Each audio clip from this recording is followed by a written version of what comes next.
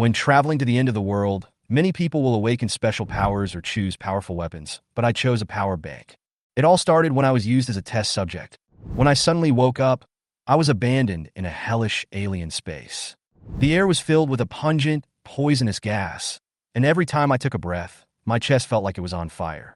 Helpless, I began to look for a way out when suddenly a cold voice rang in my ears. Are you in trouble? Sign in on the first day and make a choice. Two options appeared in front of me. One injection of gene medicine, change physique, adapt to poison gas and radiation. Supercharger, endless energy, super powerful function. I barely had time to think and instinctively grabbed the genetic potion. I choose this. As soon as I finished speaking, I could no longer control my body. The system's voice came. Oh, greedy choice, it may help you. I ignored the words as the poison invaded my lungs, and the pain almost suffocated me. Suddenly, the power bank flew in front of me and turned into a mask covering my face. I am connected to your consciousness network. You can talk to me. Its voice sounded in my mind. Let me breathe, I said almost with the instinct of survival. Okay, it responded, and I was immediately able to breathe normally, as if I were reborn. Perhaps the beginning of all this was not as grand as I expected, but I seem to have found more secrets hidden behind this power bank. In the vast hall of the fortress's military affairs office, everything was in order and surprisingly quiet. In the center of the hall, the huge instrument screen is divided into 52-meter square panels, and every detail is clearly visible. 10 staff members were standing in front of the instrument, observing and recording data attentively, including me, Shinfun. Several officers were discussing my situation. A middle-aged man with 5 gold stars on his shoulders frowned and said, "This person is very strange. Have you checked his identity? Why did you choose him?" A man in black reported, "We haven't found him. His information has been lost." 5 stars continued to ask, "The ones we sent out are elites who have been injected with drugs and can resist the external environment." The others volunteered, but he couldn't possibly bear it. He said, looking at me, and his actions were strange too. The man in black answered briefly, "We still don't know at the moment." The officer said, "Let's check it out." "Yes, we are checking it out." After a moment of silence, the middle-aged man with the 5-star shoulder badge spoke again. "Why is this so strange? It seems that the environment is getting worse and worse." He turned around and ordered coldly, "Continue to think of ways, keep a close eye on his movements, and make him the most important person to observe." They left, and I still had no idea why these people were paying attention to me. Right now, survival is the most important task. Life tells me that although the specific situation of this world is unknown, I am not alone and there are still humans. Life doesn't know much about more information, but there is one thing that comforts me a little. If I can find an abandoned computer, life will be able to repair it and give it a soul, and then I will know everything.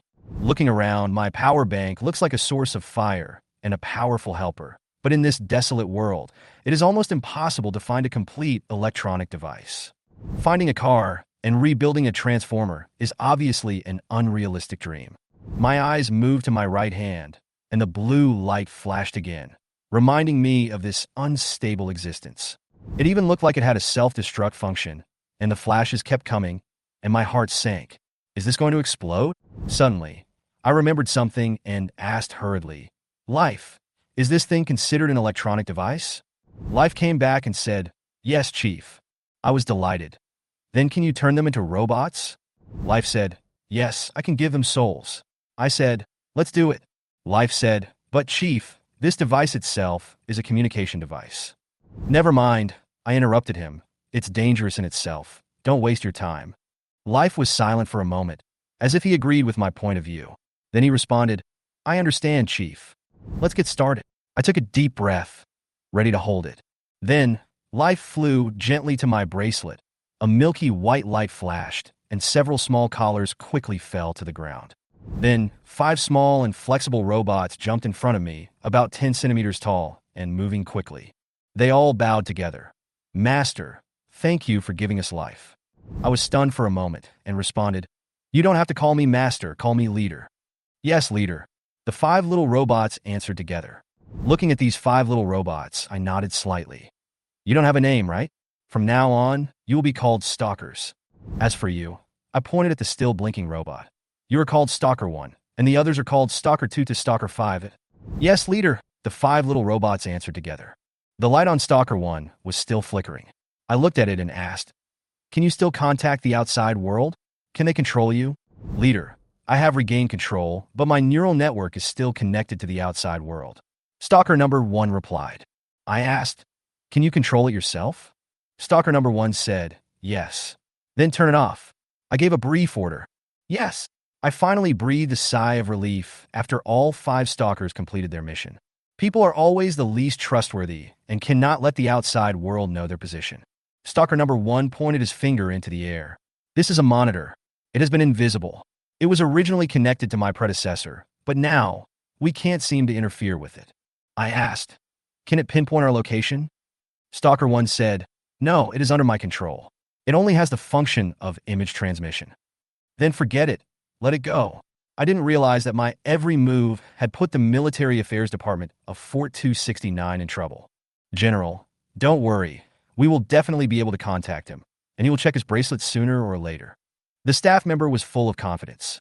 As soon as he finished speaking, the stalker transformed the bracelet into a robot. "General, the connection between the bracelet and us is still there, and we can locate it," the staff member added. "General, don't worry. The invisible surveillance has not been discovered. We will continue to monitor his movements." Then, stalker number 1 pointed at the monitor and said again. For a moment, the situation became awkward. Xinfeng ignored it and even instructed, "Let them watch it." Everyone couldn't help but breathe a sigh of relief. The situation was too tense. "General, the surveillance will not be destroyed." The staff continued to explain. The middle-aged officer with 5 gold stars frowned, obviously confused about Xinfeng's identity. This young man come from? How come he couldn't be investigated clearly? And how come the technology he mastered was so advanced? However, thinking about the future of human evolution, the middle-aged officer decided to put aside his doubts.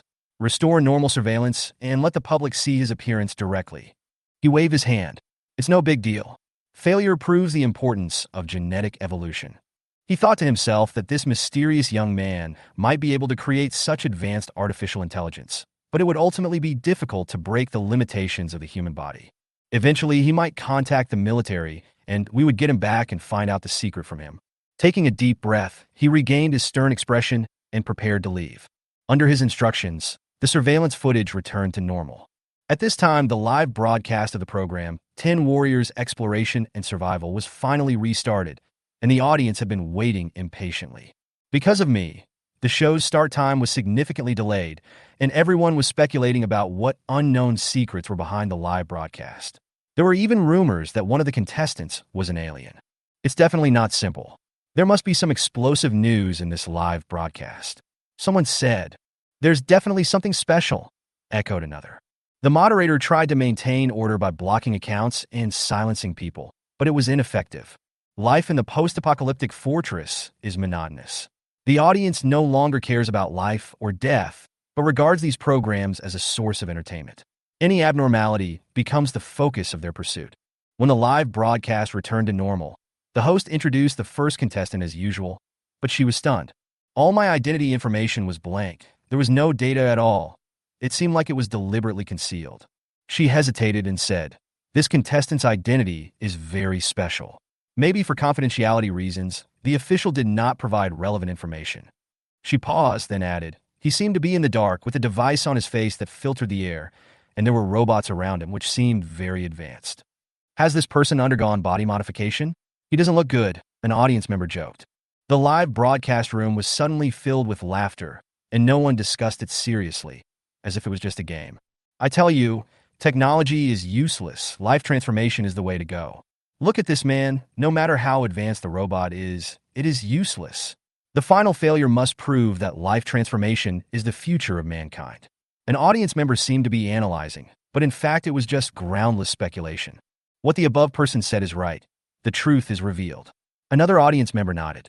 Although it was not true, a knowledgeable person actually guessed the general's intention out of thin air, and the audience thought it was an official hint. For a moment, the comments fell silent. Then, the screen was filled with dense comments. "Goodbye, good luck in the next life. You had to come out to die.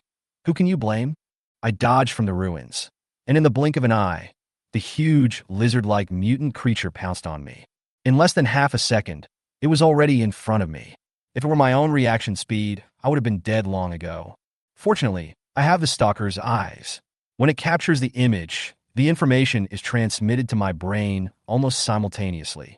The rapidity of life stimulated my nerves, causing me to subconsciously retreat and avoid the fatal claw.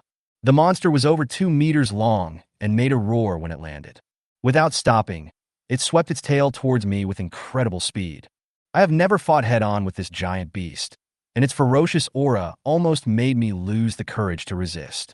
But my calm character saved me and prevented me from sitting there and waiting for death. I couldn't dodge it. I subconsciously stretched out my left arm to block it, but my muscles and bones couldn't withstand such an attack.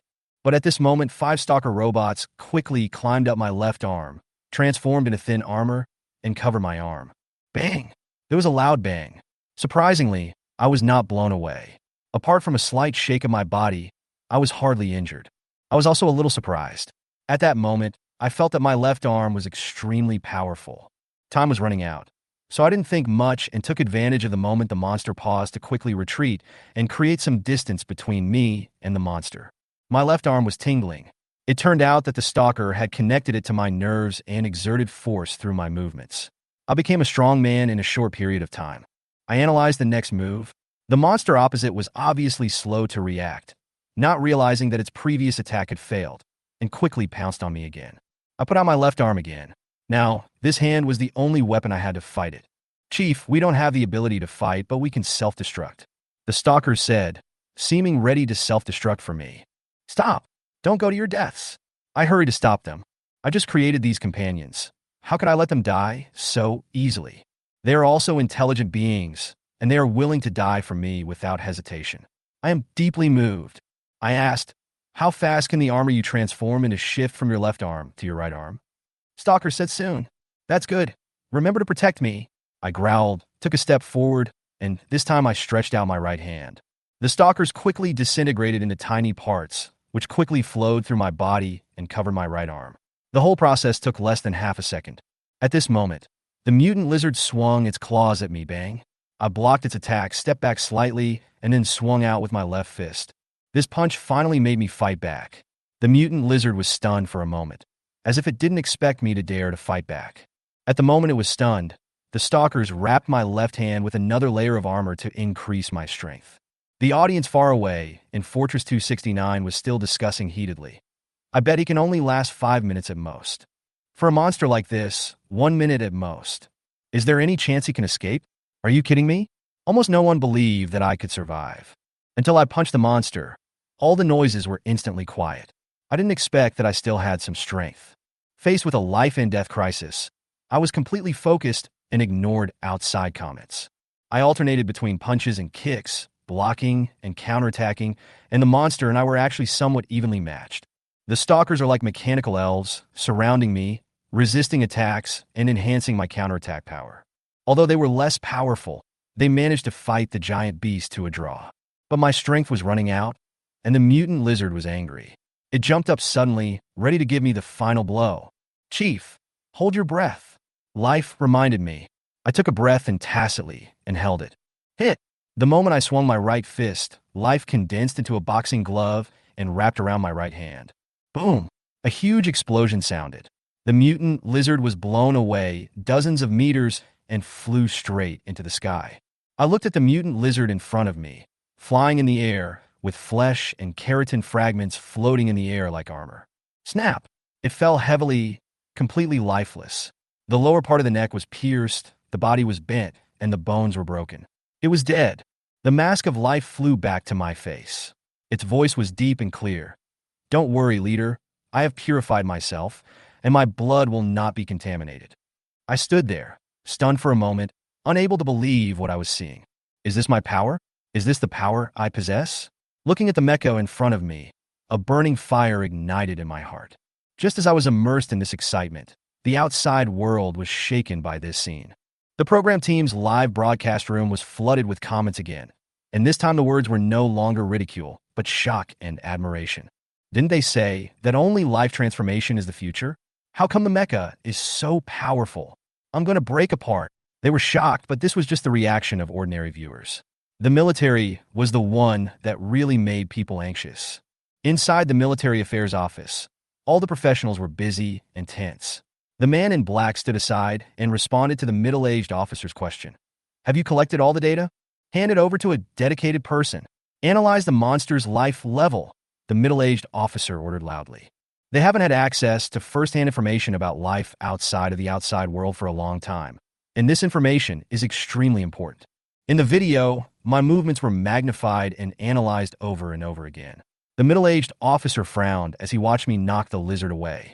He was amazed by every technology: mechanical reorganization, fluidity fit, neural connection, biological motion mimicry recognition, self-contained power system. He had never seen these technologies in any private group, and even the military could not be so flexible and intelligent. What surprised him even more was that these functions did not come from our military's technology, but were modified through the bracelet. He didn't dare to think about it any further. The more he thought about it, the more he felt something was wrong. That little metal ball, life, was the name I gave it. Looking at it, the officer's brows frowned even more tightly, and he even felt a little scared. No! He turned to his assistant. We must contact him. This person is very important. The assistant remained calm. Yes, I'm already looking for it. The middle-aged officer's emotions began to become unstable. Hurry up and find them. Bring back the people we sent out before. We've already looked for it, the man in black replied, but we found nothing. It's obvious that the route and coordinates are wrong. Is the level of technology he possesses really so much more than ours? The officer asked himself in a low voice, his tone full of helplessness. Keep trying to find a way to contact him. He finally calmed down, waved his hand, and walked out of the military affairs office. The people in the base were both amazed and terrified at my power, and the officials were even more anxious. And I seemed to care nothing about it all. The burning feeling in my chest reminded me that physical fatigue was beginning to spread. I came to a massive building. Most of it had collapsed, but the steel and iron once bore witness to its importance. Following me were 4 stalkers carrying the body of a large lizard. Although it is not certain whether its meat is edible, its blood is not corrosive, so at least it can be taken away. I didn't bother looking for the door, I just went in through the damaged part. The interior of the building was in ruins, with metal pieces scattered all over the floor. Finally, I stood in front of a heavy metal door. The complex code system on the door made it seem almost impossible to open. I looked at Life. Can this thing be infused with a soul? Life hesitated and replied, this type of equipment is not suitable unless we have special materials. I understand. I nodded and stood in front of the door, waiting for Life to violently blast it open. Dragging my tired body, I walked into the room. Behind the door was a huge space, far beyond my expectations. I thought this was a treasure trove with a lot of electronic equipment inside, but surprisingly, there was only one relatively intact instrument. Other small electronic devices were completely damaged and could not be used at all.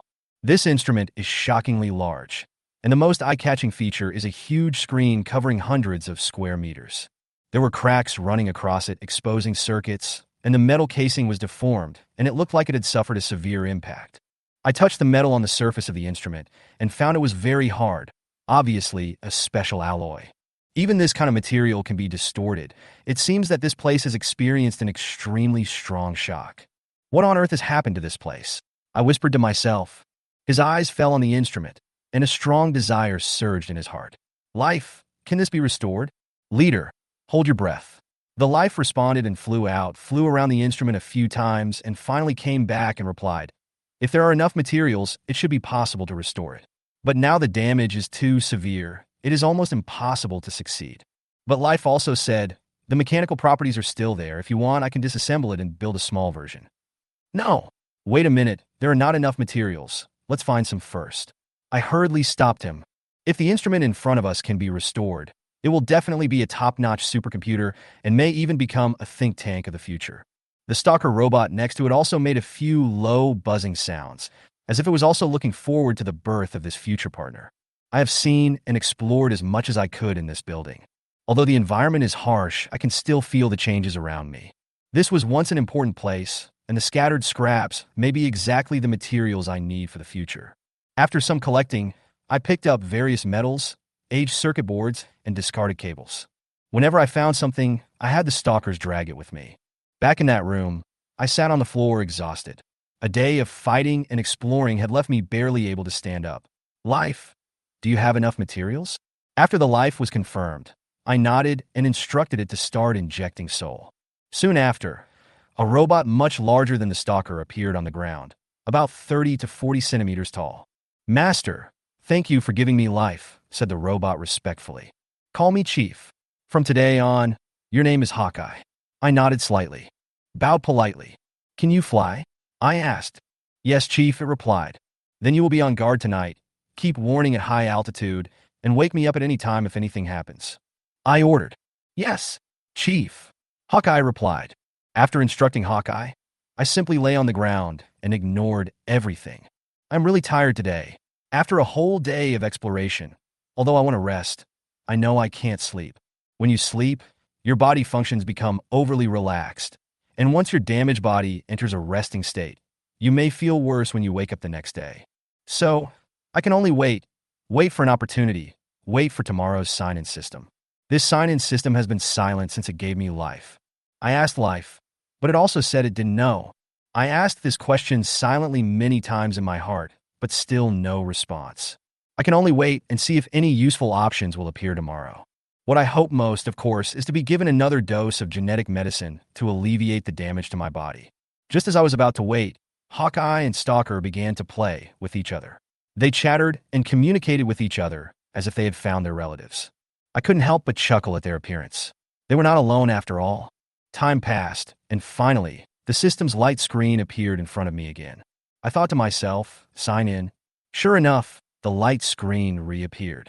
Two options appeared in front of me. A space ring, a magical ring that can store a large amount of items, absolutely leading the world's cutting-edge technology. The other is recuperation chamber, a magical recuperation chamber where you can enter and rest to eliminate negative states. I couldn't help but think about this choice. The convalescent chamber is definitely what I need most right now. After all, my physical injuries have not yet fully recovered. However, I couldn't help but think that I had chosen the wrong genetic medicine before, but instead I got a helper like life. Will there be many strange treasures in the space ring this time? But just as I was hesitating, reason quickly prevailed. Although the gene medicine is good, the sanatorium is the most useful to me now. Don't gamble your life easily. I decisively chose the sanatorium. A system prompt popped up. Recuperation chamber can clear all negative effects, but at the cost of consuming a lot of energy and recharging after each use. Now I feel relieved. Consuming energy? As long as there is life, everything can be solved with energy. I lay down in the sanatorium. White mist rose around me. The lids slowly closed, and almost instantly, I fell into a deep sleep. The sanatorium began to repair my body. Hawkeye floated in the sky, and the night watchers also took action spontaneously. The round figure of life floated above the sanatorium, looking around. However, at this moment, no one noticed that a metal ball the size of a fingernail quietly rolled in at the door. It slowly floated up into the air, then disappeared into thin air, completely invisible. I had already fallen into a deep sleep, completely unaware. Meanwhile, viewers in Fortress 269 were still staying up late to watch my live broadcast. Even though it was already early in the morning, everyone was still excited.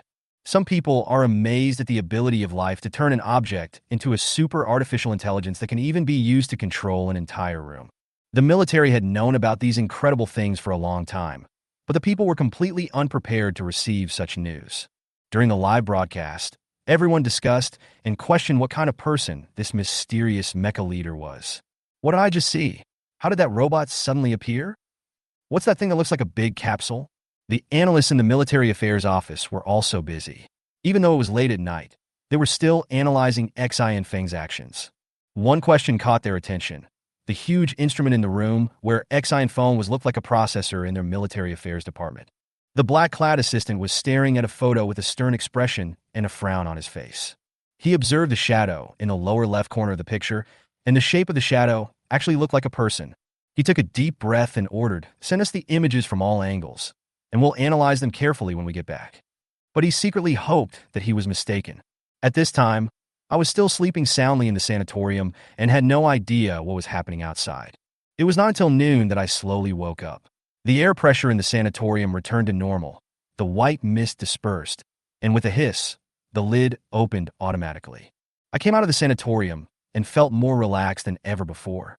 My body has completely recovered to its best condition. Even my clothes have become clean, and I feel refreshed. I sighed and finally took a deep breath. I opened my eyes and felt refreshed.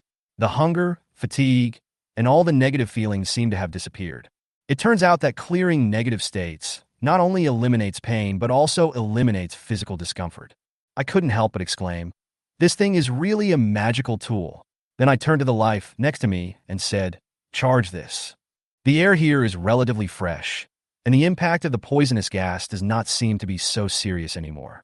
I can feel the power of my body's recovery and the help from the sanatorium, which makes me less afraid of the damage caused by radiation. After charging, life continued to filter the air around me.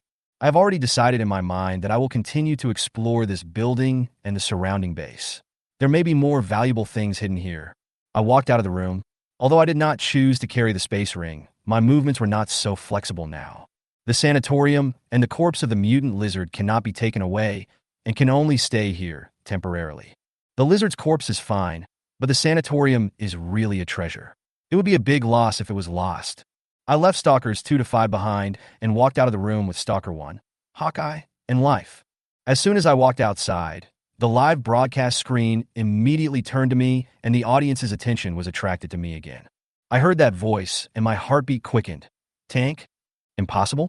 Are you sure?" My tone was much more excited than usual. If it is really a tank, it would be amazing.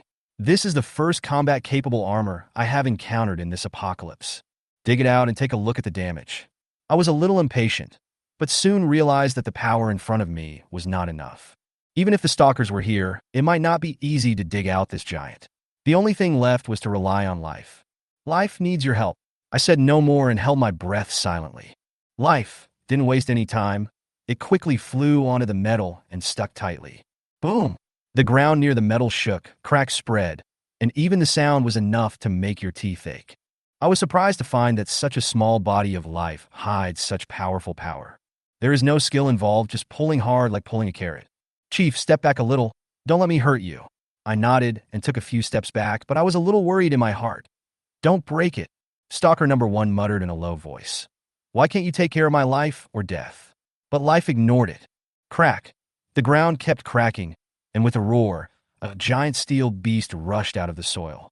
The figure of Life seems particularly inharmonious compared to the huge monster. Bang!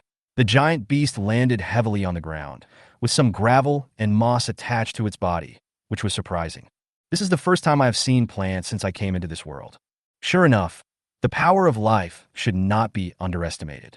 This is really a tank. However, its appearance is very strange, and its size is far beyond my imagination. There is no streamlined design, the whole body is angular, and it looks like a symbol of war.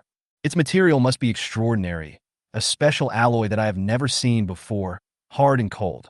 After being sealed for so many years, it still exudes a strong, murderous aura. I walked up slowly and ran my hand over its metal body.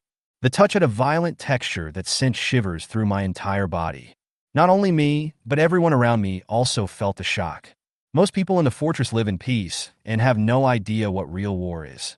In their eyes, weapons are just some ordinary firearms. To them, this tank was like a mythical existence. What is this? Is it true? There's such a thing out there? So cool. The comments in the live broadcast room were boiling with excitement.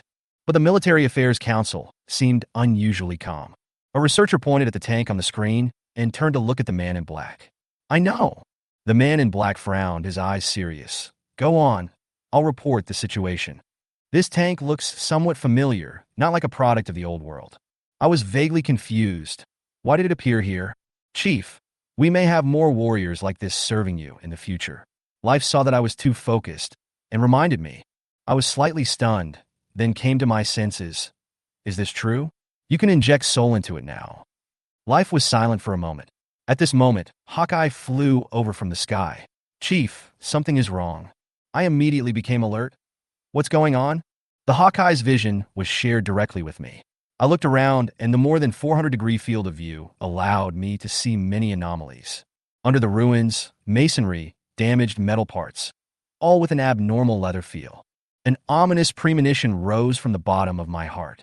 Suddenly, I saw a mutant lizard crawling out of the shadows.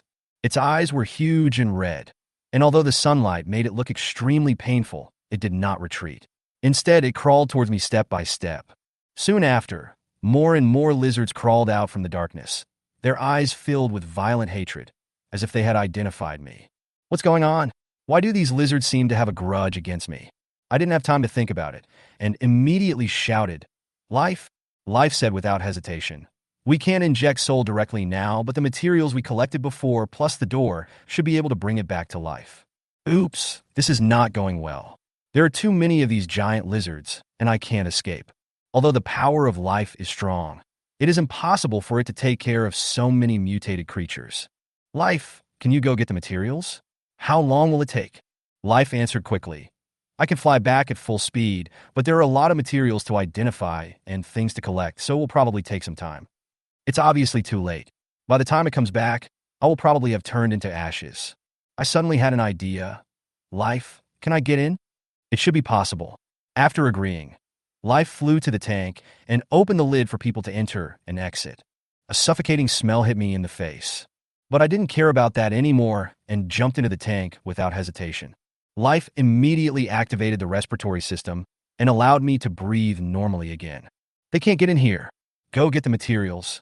But the air here. Life is obviously hesitant. The air is really poisonous, and it will be miserable for me to stay here. I can't help it. Don't worry. I can hold my breath. As long as I don't die, the sanatorium will allow me to recover. Your return soon will be the best help to me. Life was silent for a moment and finally agreed. Chief, please take a deep breath and hold it. I nodded. Don't worry, it's not that serious. I took a deep breath and my life flew away. I'll go too. Hawkeye flew over.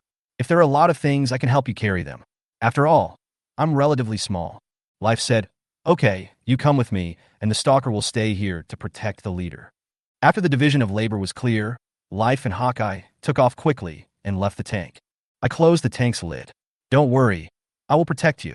Stalker One's words made me smile. Even though he was a robot, he made me feel a little warm. Really, the stalker continued. If the situation gets bad, I have a chance to self-destruct. Then I can hold them back, and you can take the opportunity to escape leader. I touched its little head and said nothing. I stayed quietly in the darkness. The tank had thick armor and excellent soundproofing, so I had no idea what was going on outside. The people outside, however, were staring at the screen and saw the mutant lizards surrounding the tank. At this moment, the lizards surrounded the tank frantically, constantly lashing with their tails, scratching with their claws, and biting with their teeth. But their attacks were simply unable to shake the tank's solid armor. They became more and more violent, and after biting for a long time, they still couldn't tear the metal apart. These lizards were undoubtedly powerless, and at least safe for me. But the biggest threat to me isn't the lizards, it's the air. Before I could hold my breath for 2 minutes, but now I don't know how long I can hold it for. The space inside the tank was very small, and I felt that time seemed to be unusually long. The stalker stared at me nervously. Although it couldn't help, it kept an eye on my condition. I don't know how long it was before I couldn't help but breathe. Not only was the air filled with poisonous gas, but I could also smell the nauseating odor while it was difficult to breathe.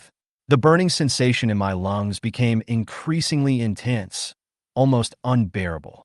I gritted my teeth, resisted the urge to vomit, and held my breath again.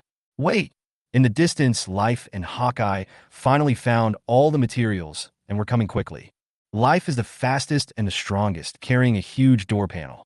There were 4 lurkers standing on the door panels, holding the other materials in place. Hawkeye was flying nearby, carrying a recovery chamber. Finally, Life and Hawkeye arrived near the tank. Life sped over and knocked a lizard away. She flew to the lid and quickly opened it. Wake up now! Wake up! I shouted.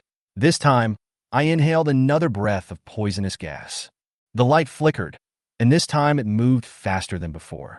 The sound of mechanical assembly was heard, and the hard metal began to deform, and the tank slowly rose. The 10-meter-tall, giant robot finally stood up. A burst of steam was released, accompanied by a deep voice. Great Master. Tank reporting. Chapter 13. The style of that shot is too beautiful. Life has returned to Xinfeng's face once again. Let Xinfeng regain the right to breathe. It took just over 5 minutes from the time the life left to the time it came back. But Xinfeng took 8 breaths. Xinfeng held his breath for 2 minutes the first time. But there is too little oxygen, and too much poisonous gas enters the body. Damage to his nervous system. The smell is too disgusting. As a result, the interval between Xinfeng's breathing became shorter than before. This is a biological instinct that is simply irresistible. That is Xin Feng. Even though he was so uncomfortable, he forced himself to breathe intermittently so as not to disrupt his rhythm. If it were someone with a weaker will, they might have gone into shock by now. Xinfeng has done his best to minimize the damage to himself. But at this time, Xinfeng's vision was also a little blurry. He turned his head and barely looked at the tank beside him. He was carried on the shoulders of a metal giant who was more than 10 meters tall. What kind of feeling is that? That is a true sense of pride. Count the great men in the world, and look at them today. The huge body of the tank contains the power to split mountains and rocks. The metal arm made him feel like he could knock down a mountain with just one punch. And behind him, he was carrying a vicious gun barrel. Frenzied, with the caliber of the gun barrel, Xinfeng could easily crawl in. Still very wealthy. It is hard to imagine what it would be like to fire a cannon. Ahem! Xian Feng looked at the general next to him. I couldn't help wanting to laugh. But my body was not feeling well anymore, and I had a coughing fit. Looking at Xinfeng's current condition, Hawkeye quickly spoke. Chief, I brought the sanatorium with me. Come in and rest for a while. You look very poor. Life also spoke in agreement. Yes, I brought this here so that I can rescue you quickly. Xian Feng waved his hand and said, Don't worry, my body is not at the point where it will fail anytime soon. Let me see how these lizards died first. Tank looked at the group of confused lizards at his feet with a stern face. I'm sorry, Master. I may be a little late. It looks like you're in trouble. Ahem! Xian Feng coughed and said, No, Life and the others are moving very fast. From now on, you can just call me Chief. As for your name, you don't need to use it anymore. Just call me Tank. Yes, Chief. Tank agreed.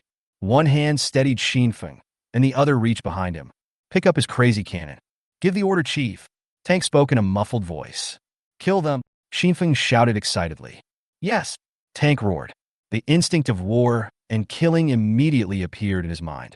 In fact, he could kill these lizards with just a few kicks. But he didn't want to do that.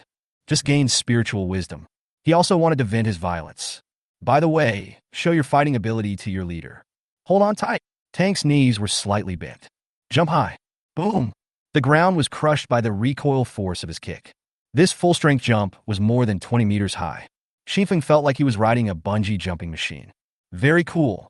The tank raised its gun barrel and pointed it at the ground below. Fire. There is no need to aim at all. A flash of red light passed by. The shells hit the ground. Boom. This is much louder than the sound of thunder. Like the roar of a dragon. At this time, Shengming covered Xinfeng's ears to prevent his eardrums from being ruptured. Great! Ha ha ha ha ha! Xian Feng couldn't help himself for a moment. He laughed excitedly. A deep pit appeared in the ground directly below, several dozen meters in diameter. No big lizard could escape. The ground within a radius of several hundred meters was completely cracked. The already ruined place became even more desolate. It can be said to be an unexpected disaster. Boom! The huge body of the tank fell down, stirring up another cloud of dust. There are hardly any lizards on the ground. There were just a few pieces of meat on the edge of the pit. These big lizards that Xinfeng had basically no way to deal with. It was vaporized directly by this shot. Look at this power. Xinfeng couldn't help but reveal a satisfied smile. So awesome. Another group. I'll hit 10. No, 100. Tank, was that your strongest attack? Yes, when I fully charge, I can only fire 3 shots with this attack. Under normal circumstances, the power of a shot is about 1/5 of this. Xinfeng nodded after hearing this. 1 out of 5 is already very strong. All 5 stalkers lay on top of the tank, feeling around. Your body is so hard. What is it made of? Are we partners from now on? Hello, my name is Stalker 1. Why are you so big? What did you eat to grow up? Tank looked at his little brothers in confusion.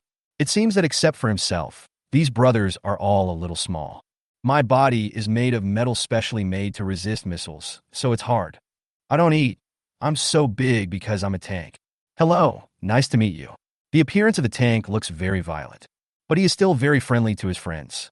Xinfeng looked at these robots and inexplicably felt a warm feeling.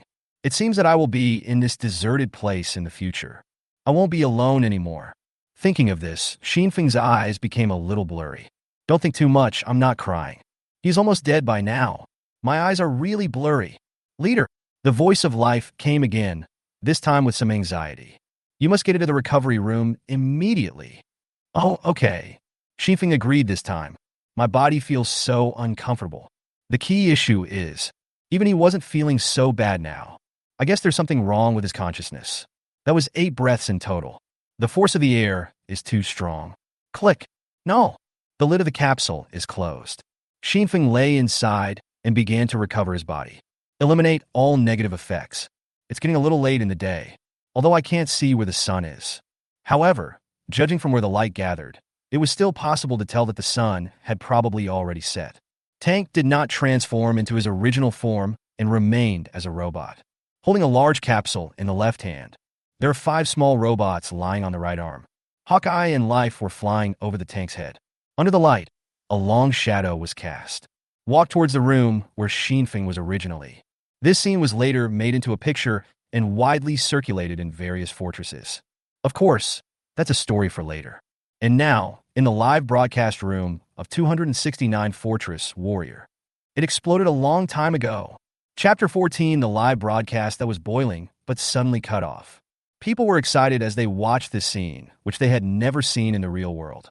Ever since the tank stood up from the ground, the screen has been refreshing almost nonstop. Oh shit, this comment went viral instantly. The background statistics instantly exceeded all previous refresh rates. Became the first entry. It successfully suppressed the terms 666 and awesome below. People seem to have awakened something that once existed in their blood. Inexplicably excited. Have we ever built a mecha like this? The host looked at the tank that jumped into the sky and fired a dragon roar at the ground. He murmured in his mouth. It seemed like he didn't react. Mecha, it's a man's romance. I don't know who said it, but this sentence quickly spread in the live broadcast room. It quickly surpassed all other comments, covering the front groove. Mecha, it's a man's romance. Mecha, it's a man's romance. This sentence kept appearing on the screen. But this statement was quickly met with resistance. Because the female viewers who watched the show felt that.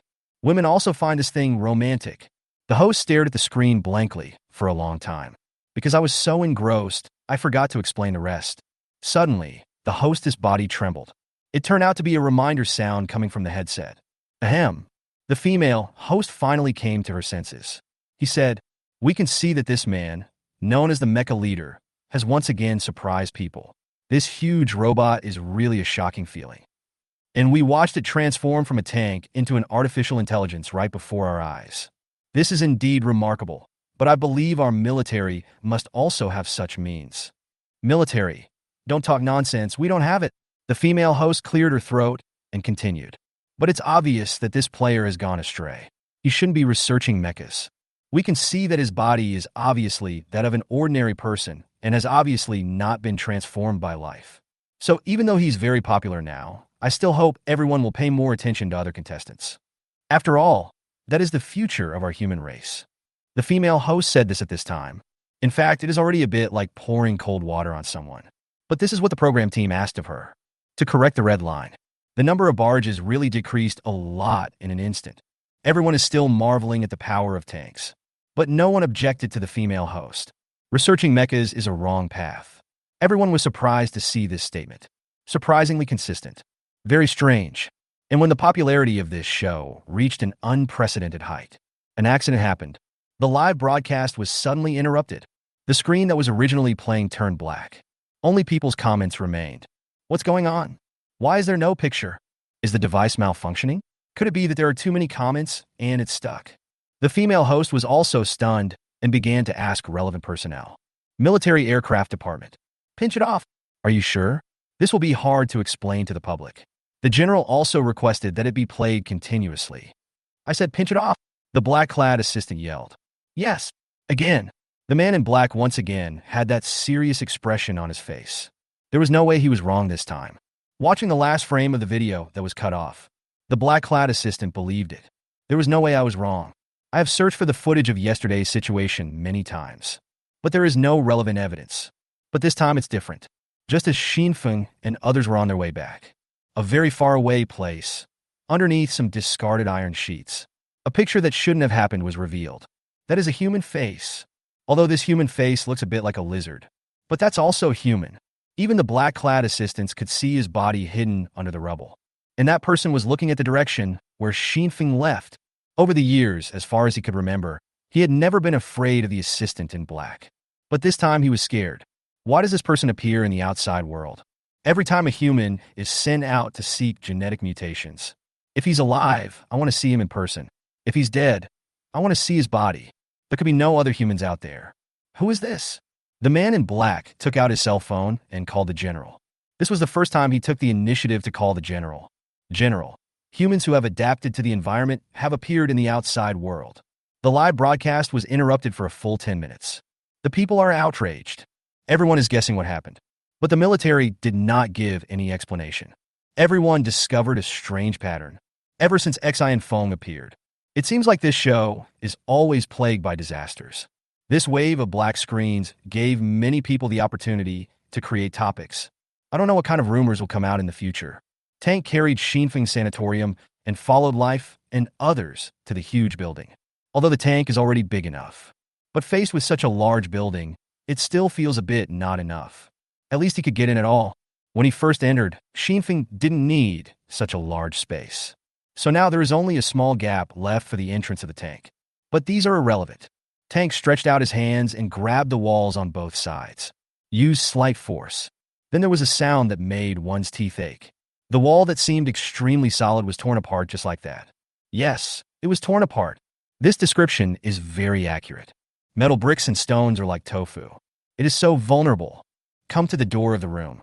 No action is required this time, because that door has been used as a spare part and installed on the tank. Everyone went in and sat down, because the backbone Xinfeng has fallen asleep. So everyone chatted for a while about everything. There is nothing to say. In fact, the ones who spoke the most were the stalkers. The tank turned back into a tank. Hawkeye also began his night watch duties. A quiet night. It was very rare for Xinfeng to maintain the same schedule as other players.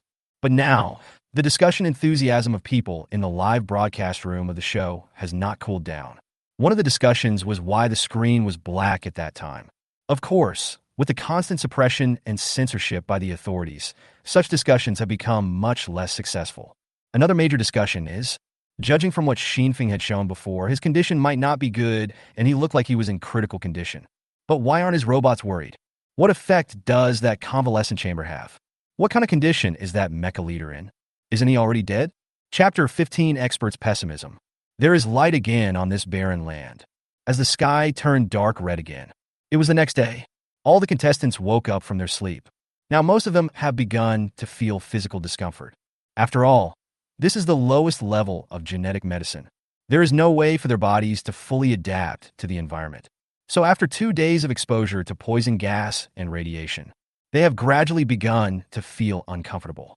This discomfort is the purpose of every action. The purpose is to produce mutations in the process of adapting to the environment. If some kind of adventure could happen, perhaps a new human being would be created. The new humans after evolution. Even if they are not so lucky, they will be recalled when they can no longer survive. Their blood and cells will become a new batch of research materials. Of course, there are many times when what comes back are corpses. The first level of genetic medicine, which is the most basic genetic medicine. At present, no reliable secondary potion has been developed in the fortress. There is still a long way to go on the evolution of new humans. The program team already knew the current first-level potion based on past experience. After 3 days, the harsh environment had basically made people start to feel uncomfortable. So today, the program team specially invited experts to give explanations. It's 9 o'clock in the morning. We have invited a professor in the field of life sciences and human genetic modification. Please welcome Professor Xia. This professor's research field is beyond the audience. Even the host had to work overtime for a long time last night before he memorized it. Following the host's introduction, a bald old man with white hair and beard appeared in front of people. Without hair, it is assumed that hair and beard are the same color. Well, hello everyone. After the host finished his introduction, the experts greeted everyone. The expert looked serious and cleared his throat. Today will be a critical moment for all the players, and I will explain the situation to those who are not clear. We are at a critical moment in the development of our second-generation gene medicine, so we hope that our contestants will not waste precious time and live up to the expectations of all the people. After finishing his opening remarks, Expert Xia stroked his white beard. It seemed as if he was waiting for applause. But unfortunately, this is an online live broadcast, so no one paid any attention to him. The female host felt something was wrong and clapped her hands twice symbolically. Very embarrassing. This rhythm suddenly seemed a little bit wrong. Cough, cough. The expert frowned, coughed twice, and his face looked a little worse. Then he quickly changed the subject and said, I've also read a lot of people's comments online before. I heard that there is a young man here who seems to be very popular.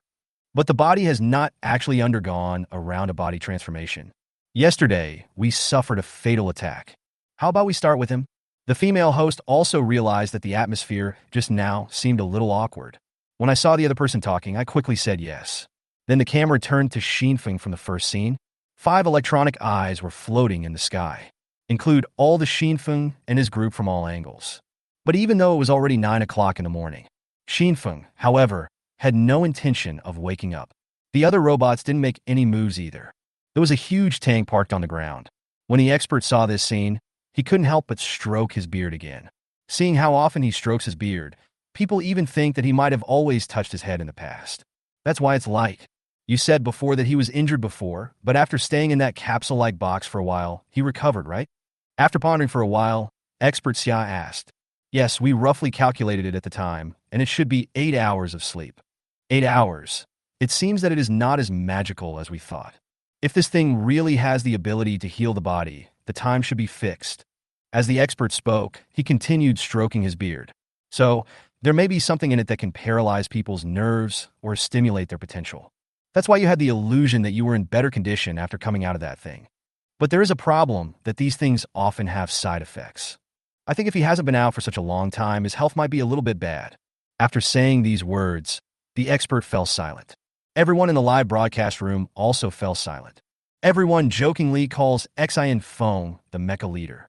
They also thought that there was actually no future for this person to study mechas. But no one wants Xinfeng to die, especially the way the Tang showed up yesterday. That feeling evokes something hidden deep in people's hearts. No way. Is the mecha leader really going to fail? Then why don't his robots react at all?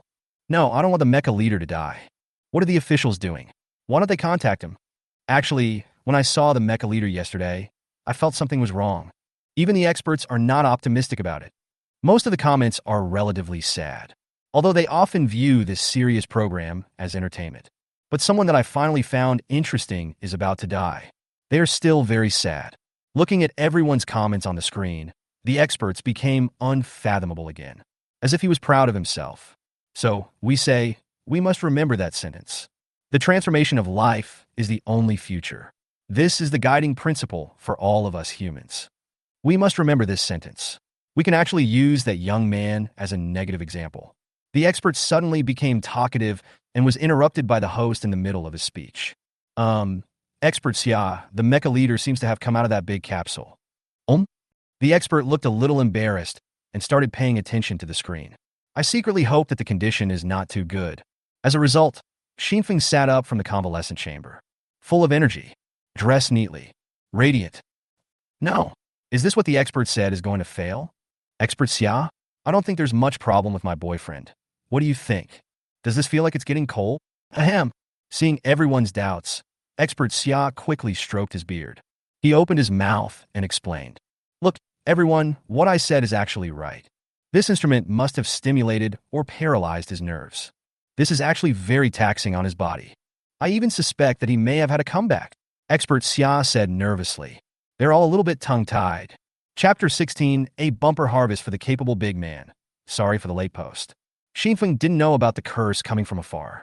Even if he knew it, he would never care. He feels good in his body. It seems that the role of the sanatorium is indeed huge. This time I slept a little longer, probably more than 10 hours. Xinfeng guessed. The recuperation time for this thing should be the default sleeping time. And based on sleeping time, the more serious the injury, the longer it will take. According to this situation, there are both good and bad sides. The downside is that this thing can't be something that can quickly relieve injuries. The good thing is that this thing may be able to heal extremely serious injuries. Xinfeng held his breath and looked at the life that flew over to recharge it. My brain suddenly became active. How about trying it to see how severe the injuries are? People, it's better not to seek death. What if it works if I try it out? Xinfeng stretched and waited for life to return to his face. Xinfeng looked at the situation around him. As Xinfeng woke up, Tank had transformed into a robot again and was sitting on the ground. The stalker robots have always been very active. Hawkeye flew down from the sky. Nothing unusual. Xinfeng nodded, looked to the side of the convalescent cabin. In his memory, there were a lot of materials they collected here at that time, but now they are almost gone. All the metal that is strong enough is now on the tank, including that door. Looking at Xinfeng's eyes, Tank spread his hands. He said in a muffled voice, "After all, I am big." Xinfeng waved his hand to indicate that everything was fine. These are all minor issues. It has the repair capability of a convalescent cabin and the combat effectiveness of a tank. At least your own safety is guaranteed. So in the next period of time, I can collect more supplies. And there is this big guy to help me move things. Xinfeng started thinking about exploiting labor again. While thinking about it, Xinfeng suddenly realized a very serious problem. It's another day that has passed. Almost forgot to sign in. Sign in. The light curtain appeared in front of Xinfeng again. Alas, I thought you would forget it today. What's very different is that this time, this thing actually made a very humane complaint. A large piece of meat. A very large piece of meat, very delicious, can also improve physical fitness and enhance muscle strength. Universal Transformation Stick. A stick with many uses that can change into various forms. Sometimes it needs to be charged before it can be used. After that, these two sentences appeared. Xinfeng didn't think much about it and chose the second one. A large piece of meat like this doesn't seem to require any choice. And since I have already chosen the mechanical school, then there is no such urgency in improving your body. In addition, generally speaking, Xinfeng believes in one truth. When playing games, items that have conditions and costs for use are often more powerful than items of the same level that do not require a cost. So, because of the existence of life, this kind of thing that requires energy to use is basically a no-brainer. Oh, it seems you like mechanical things very much, but this is also a good thing. Finally, he gave another hint, and the light curtain disappeared completely. It was a metal rod. It's a short stick. The length is about 1.5 meters, slightly thinner than the wrist. The weight is just right to pick up the moment the short stick is in hand. Xinfeng suddenly had an inexplicable feeling of mutual understanding. Is it so magical? After feeling the texture, Xinfeng imagined in his mind the feeling of the desert eagle before he traveled through time. After a while, the stick began to flow like liquid. After a while, it turned into a desert eagle. Xinfeng used to be a gun enthusiast, just never fired a gun. And this change actually has a certain intelligence. Even the details that Xinfeng had not imagined were not very detailed, but they were all changed. But there is absolutely no magazine. Xinfeng was holding a pistol. I remembered the previous tip that sometimes you need to charge it before using it. As to life, these thermal weapons, can you also charge them so they can keep firing? Life replied, Chief, due to resource and recoil limitations, ammunition has actually been different for a long time. Most of them are energy bombs and laser bombs now. And even if traditional metal bullets are needed, I can extract element-infused ones. So you don't have to worry about it. Xinfeng nodded to show that he understood. After Life filled the stick in his hand with energy, Feng decided to try out its power. He raised his hand and fired a shot at the metal wall in the distance. Bang! The sound of the gun was no different from the sound of the gun in my mind. A crater appeared on the hard metal wall in the distance. Energy bullets are indeed good, and the recoil is much smaller. Xinfeng held the gun with one hand and just shook his wrist slightly. Of course, my accuracy isn't that good either. I walked over and took a look. Judging from the hardness of this wall, this gun is quite powerful. Nice one. The Desert Eagle was transformed back into the shape of a short stick. Let's go. We need to go around and see if there's anything we can search for today. and Feng walked outside with Tank and a few others. When he went out, he told Tank to throw away the body of the lizard as well, because the treatment cabin can directly inject energy into his cells. So there is no need for Xinfeng to take the risk of eating this thing. Sitting on the shoulder of the tank, Xinfeng led a group of people on a big circle today. Came to the back of the building. That is the side that was most severely damaged. Almost all of it collapsed, so it is easy to disassemble. Tank, we need some materials. You follow Life's instructions. Take as much as you need. Yes. Tank agreed and went to work. He has a lot of fighting skills, but he doesn't need them much now. But it is such a big robot after all, so Xinfeng naturally used him as a coolie. Now, they don't need to be as careful as they were yesterday. So far, They've only encountered one relatively threatening creature. That's a big lizard. Now, it is clear that they are no longer a threat. Xinfeng was sitting on a big rock, looking very leisurely. With tanks, not only the combat effectiveness is greatly improved, even work efficiency has been improved a lot. Originally, these were some of the materials that they had carefully selected. I don't care about that at all now. As long as they looked useful, they were all taken down. The tank can lift tons of metal plates, as if it were a toy. Now there is a small hill piled up next to it. These are all things that I plan to ship back. Xinfeng guessed. The workload for the day. It may be equivalent to a normal month's work for me. Chapter 17, The Situation of Other Survivors on the third day. The tanks are working in full swing. Because there were so many things piled up, the tank even transported a batch of materials back halfway. Several tons of material were carried in tanks. Take it easy. Xinfeng originally wanted to stay where he was, but life severely stopped his behavior. Because Xinfeng's physical fighting ability is too poor. Life was very worried that without Tank by his side, Xinfeng might die when he returned. Xinfeng originally wanted to say that he should be fine, but I can't defeat the persistence of life. Xinfeng followed him back and forth. I feel very humiliated. So Xinfeng also made up his mind secretly in his heart. You must have certain combat capabilities yourself. He only relies on these mechas that are loyal to him to fight. As the boss, I feel a little embarrassed. So when the tank is doing its job, I haven't been idle either. The metal short stick kept changing in Xinfeng's hands. Desert Eagle, sniper rifle, robotic arm, alloy knife. Various weapons appeared in Xinfeng's hands. Xinfeng continued to familiarize himself with their appearance. He just had a certain impression of these weapons in his mind, but there has never been any real contact. So every time it changes form, both of these would consume a lot of Xinfeng's mental energy. Each transformation is very slow. So Xinfeng has been trying his best to adapt to the situation. Quick, quick! Xinfeng looked at the metal rod in his hand, changing its shape over and over again. Xinfeng repeated this boring process thousands of times. But Xinfeng showed no impatience. For things that you have already determined, Xinfeng has always been very focused. This training lasted for a full 3 hours. He managed to shorten the time it took him to condense some familiar objects to about 1 second. Xinfeng always has a lot to talk about for the people in Fortress 269. For example, this universal metal stick that I took out today. This sparked another wave of discussion among people. Why do you think the mecha leader always has so many strange things on his body? Who knows? And how were these things taken out? Who knows? Anyway, the mecha leader is awesome. That's all. During the live broadcast of Warriors, I have switched to other players as much as possible. After all, they are the direction of future physical evolution. Under the explanation of the host and experts in turn, the main live camera kept turning. Of course, viewers can choose who to watch on another channel of their choice. A large number of people went to see Xinfeng. The attention received by others does not seem to be very good, and their condition is not very good. I don't have to worry about Xinfeng anymore. Most of the work that needs to be done right now is basically left to lives and tanks. There are some other things that the Stalkers and Hawkeye can also help with. Xinfeng just needs to try his best to enhance his abilities. But other survivors were not so lucky. It was already the third day, and the survivors, who were once like Superman, were already feeling physically unwell. The pollution is too serious. And now the little basic food they brought with them at the beginning, it's already starting to be not enough. Finally, they were about to embark on an adventure. People at sea began to dive deep.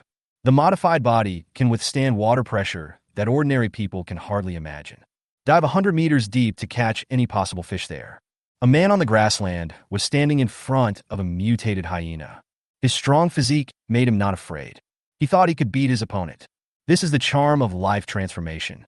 It allows people to have powerful strength without the help of external objects. This is the second animal people have seen on land during this survival mission. Many other survivors are also looking for their own food. Deadly food. Foraging is an adventure. With such a long period of radiation outside, no one knows what they have eaten. This is all part of stimulating your own mutation. Very cruel. During this process, the military was also on high alert. Once a situation arises where someone is likely to die, we'll go to the rescue as soon as possible. Of course, it would take a long time if there was an urgent threat. In fact, it is just collecting corpses. This player is in trouble, but it can also be seen as an opportunity. As for whether there is an opportunity to evolve, I can only say that both are possible.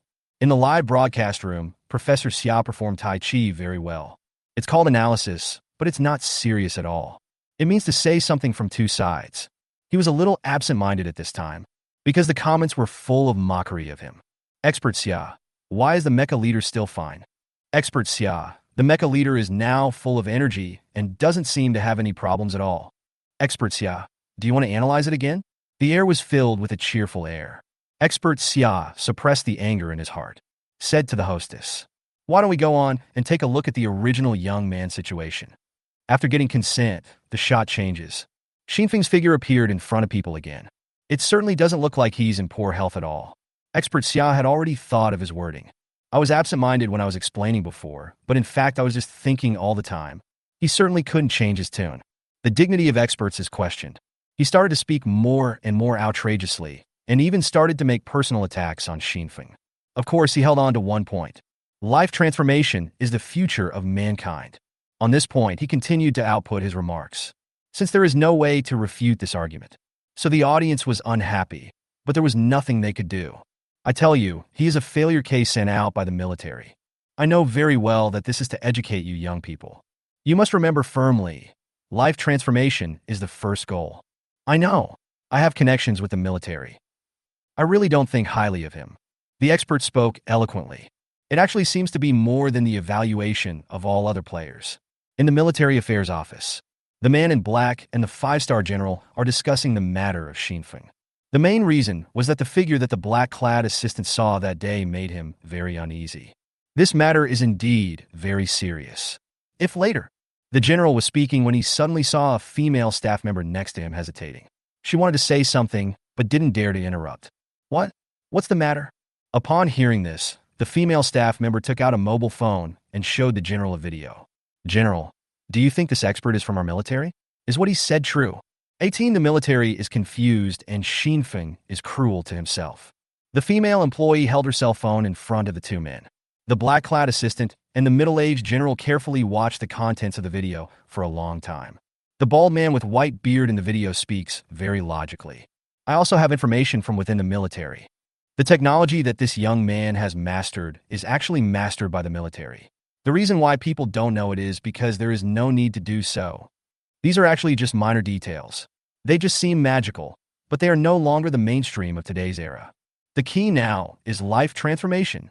This expert holds the high ground. They are all crazy. The two people who heard it were stunned. Is that the case? We haven't heard of it. How could we have this technology? I've been wanting to catch him for a long time, but I just can't find him for the time being. Of course, if you try hard, you can find it. The only thing is that the cost is a bit high, and it will be complicated. Our military affairs office doesn't have internet access? Why don't I seem to have heard of such a thing? The middle-aged general said coldly.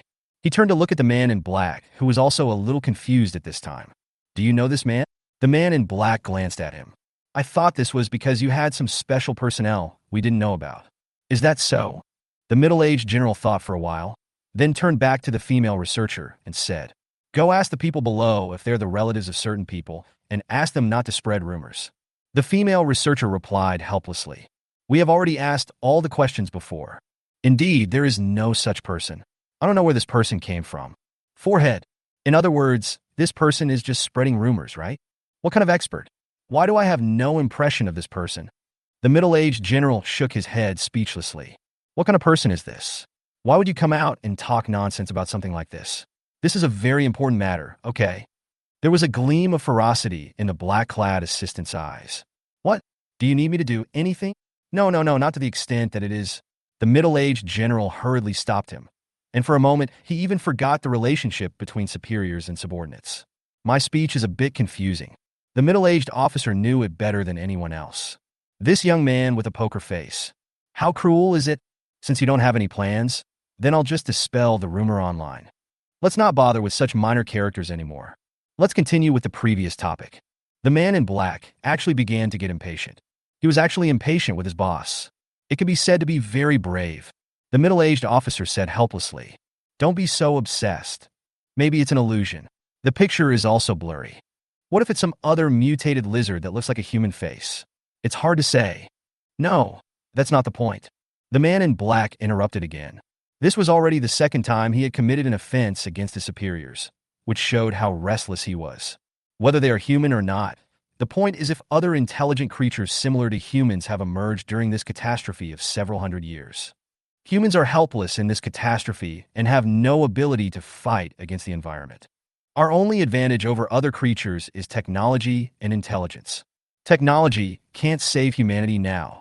All that steel can only keep people in captivity, just like raising pigs. Then if there are other creatures that can adapt to the environment, what are humans? Are humans the masters of the earth? Are you sure we won't end up on the table one day? The black-clad assistant became more and more excited as he spoke, and even started shouting at the back. The middle-aged officer sighed. He knows it all. But what can we do? What else does humanity want to change? Thousands of years of end-of-the-world experience have finally made people realize one thing. Humans can't actually change anything. Humans can only change themselves. Let's take it one step at a time. The atmosphere is very solemn. Neither of them spoke again. The middle-aged officer looked a little older. There was also a lot of debate on the internet about the experts' opinions. One group firmly believes in experts. The other faction supports Xinfeng. But support is clearly waning. The same thing. Life transformation is the only future for mankind. This sentence has influenced countless people. This statement cannot be refuted. Therefore, those who support Xinfeng are somewhat speechless. So supporters can only speak in one direction. That is, whether the capsule sanatorium really has the ability to heal the body. Although everyone really hopes that it does exist. But obviously that's not very scientific. Therefore, Xinfeng is still the most popular one for the time being. But he became the object of public ridicule. The guy who used to host a program for Unveiling is actually Unveiling's true supporter. He believed it. Xinfeng's big capsule must have some functions. So he relies on the popularity of his own videos. He also made a video about this incident and gave his own analysis. Sent it out. Xinfeng is far away in the sky. But it's like a butterfly. He flapped his wings slightly over the sea. It caused a whirlwind in a distant area. His every move attracts the attention of hundreds of thousands of people. This is something Xinfeng himself didn't know, being in the center of the vortex without knowing it. However, Xinfeng was making a very bold decision at this time. After a day of hard work, well, actually it's just the tank that has to work a little harder. Xinfeng and his team brought a bunch of materials to their usual residence at night. Xinfeng calls this place base. In the base, all the robots stared at Xian Feng in a daze. The atmosphere is a bit solemn. Tank scratched his head. Chief, I don't think it's necessary to torture myself. If you have anything you don't like, just give it to me and I'll fight it, right? Xinfeng replied. It's not a question of whether you are there or not. The main thing is that accidents always happen. I must have certain abilities in case of such an accident. Otherwise, it would be too embarrassing for me to be your leader. In order to liven up the atmosphere, Xinfeng deliberately made the last sentence more interesting. Too bad it didn't become active. Life says, but even if you know your maximum time in the environment, isn't it of little use? No, it's useful for me so I can prepare and plan ahead. Okay, don't worry. You won't really die. After saying that, Xinfeng stopped talking, lie directly on the ground, and started doing push-ups. After sitting for 50 times, I started sweating a little. Xian Feng opened the sanatorium and went in. Let's get started. After Xinfeng finished speaking, he held his breath. Life no longer persisted and slowly slipped away. It left Xinfeng's face and flew to the side. Then Xinfeng started standing in the convalescent chamber and doing squats. He wanted to experiment how long he could persist alone in the outside world while exercising. How long can you maintain your sense of autonomy? How many breaths do you need to take before you pass out? Chapter 19. Tens of thousands of people stayed up all night waiting for him to wake up. In the fortress, the audience looked at this scene in wonder. What on earth is he going to do? Xinfeng's eccentric behavior attracted everyone's attention. There are all kinds of questioning voices on the barrage. Performance art? What is he doing? Everyone was confused. Watching Xinfeng doing squats in the convalescent chamber, with occasional training in the past 2 days. Xinfeng has already achieved his first breath holding stably at around 150 seconds. Time passes slowly. First breath. The poison gas entered his body, and Xinfeng felt the uncomfortable feeling he had before again. My lungs felt like they were on fire, but I was mentally prepared before. Xinfeng can still bear it. Continue. Time passes by every second. At the 5th minute, Xinfeng took his 6th breath. Life couldn't help but speak. Can you still bear it? Xinfeng didn't say anything, just nodded. The intense discomfort strongly stimulated his nerves. My lungs felt like they were going to explode, very nauseous, and felt like vomiting. Every time you breathe, the air pressure in your body and the cells that are deprived of oxygen, they were all forcing him to breathe deeply. But he has to hold back. Damn! A surge of ruthlessness suddenly surged in Xinfeng's heart. Must persevere. Being awake while in motion is actually what he is trying to simulate. Simulate yourself in the event of an accident in such an environment. How long can you fight someone while remaining conscious? Call. 11th breath. Xin Feng was even a little unclear at this time. There was a blurry feeling in front of my eyes. But he could still think. You can also know what you were doing. Keep hanging on. In the end, Xinfeng pushed his physical condition to the limit. At this time, his consciousness finally began to lose control of his body. It swayed as if it was about to fall. This time, life didn't ask for his opinion and just went up and grabbed his head. He pushed Xin Feng down and made him lie in the recuperation chamber. Close the lid and let the sanatorium start repairing his body. Duration: 9 minutes. Number of breaths: 14. This is the data recorded by life. When Tank saw Xinfeng was about to fall, he wanted to reach out to help him. But fortunately, life took action in advance. Avoided his big mechanical hand from grabbing Xinfeng. You don't need to do this kind of thing anymore. What if you accidentally crush the leader's head with your strength? Life spoke sternly to the tank. Oh, why do you think the leader would do this? If there is anything, can't you just leave it to us? Tank asked, confused. Maybe. He has his own persistence and ambition. Life is very humane to be silent for a while. Then he dismissed everyone. Today he was assigned the task of night watch. Of course, Hawkeye was the main person to go. The people watching the live broadcast in the fortress watched the entire process in a daze. What is this? Are you torturing yourself? What is he doing? No one can figure it out. At this time, Brother Dong, who had been paying attention to Xinfeng's every move, spoke. No, he's not torturing himself. Why did he do this? In fact, it should be because of the siege by the lizards that day. He's testing himself without the help of that metal ball. How long can you fight alone in such an environment? This is the true practice of being prepared for danger in times of peace. He actually used his own body for experiments. Too cruel. I admire him very much. Brother Dong knows because he has been making videos for Xinfeng. So there was some heat to begin with. What he says is often noticed by people. When people saw that it was his speech, they all fell silent. Wow, is that so? Now that Brother Dong said that, I feel like it's true. Awesome. You're so cruel to yourself. If I had such a powerful armor, I definitely wouldn't do this. Why take the risk? It's getting late now. Expert Xia has finished his work and gone home. So no one mocked Xinfeng on the show. Everyone was discussing freely. While discussing, people also began to have an idea. The reason why this person dares to do this. Doesn't this prove that the sanatorium really has the function of repairing the human body? Once this idea came into being, it burned in people's hearts like wildfire. It can't be extinguished. And at this moment, something happened that no one expected. 6 experts in their respective fields. They actually posted a message collectively late at night. It is also the most authoritative core academic website on the entire internet. Among them are experts in structural mechanics. There are experts in life sciences. There are experts in facial recognition. There are medical experts. These people are all true professors and scholars. Each of them enjoys a high reputation in their own field. Everyone has made achievements in his or her own field. And all their research is in the service of life transformation.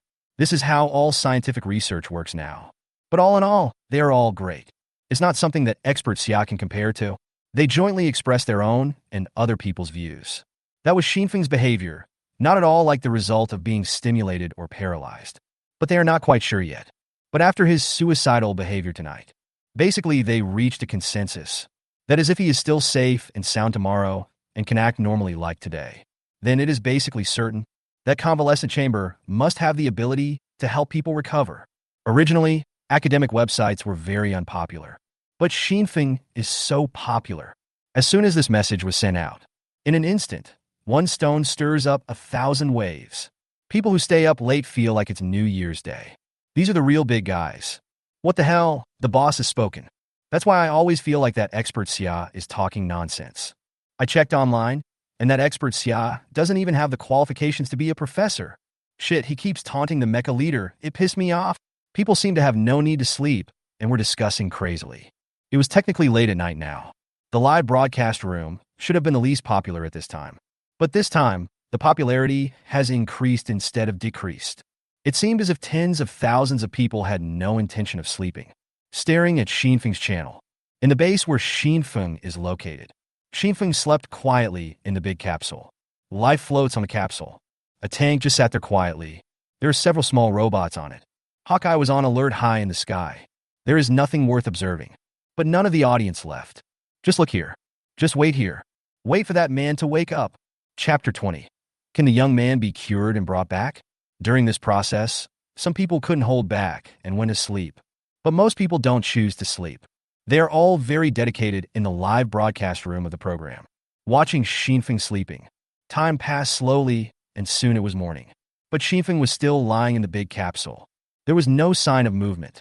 The atmosphere in the live broadcast room was silent. Suddenly someone said, "Something's wrong. Why have I been waiting here all night long? But he's been sleeping here all the time."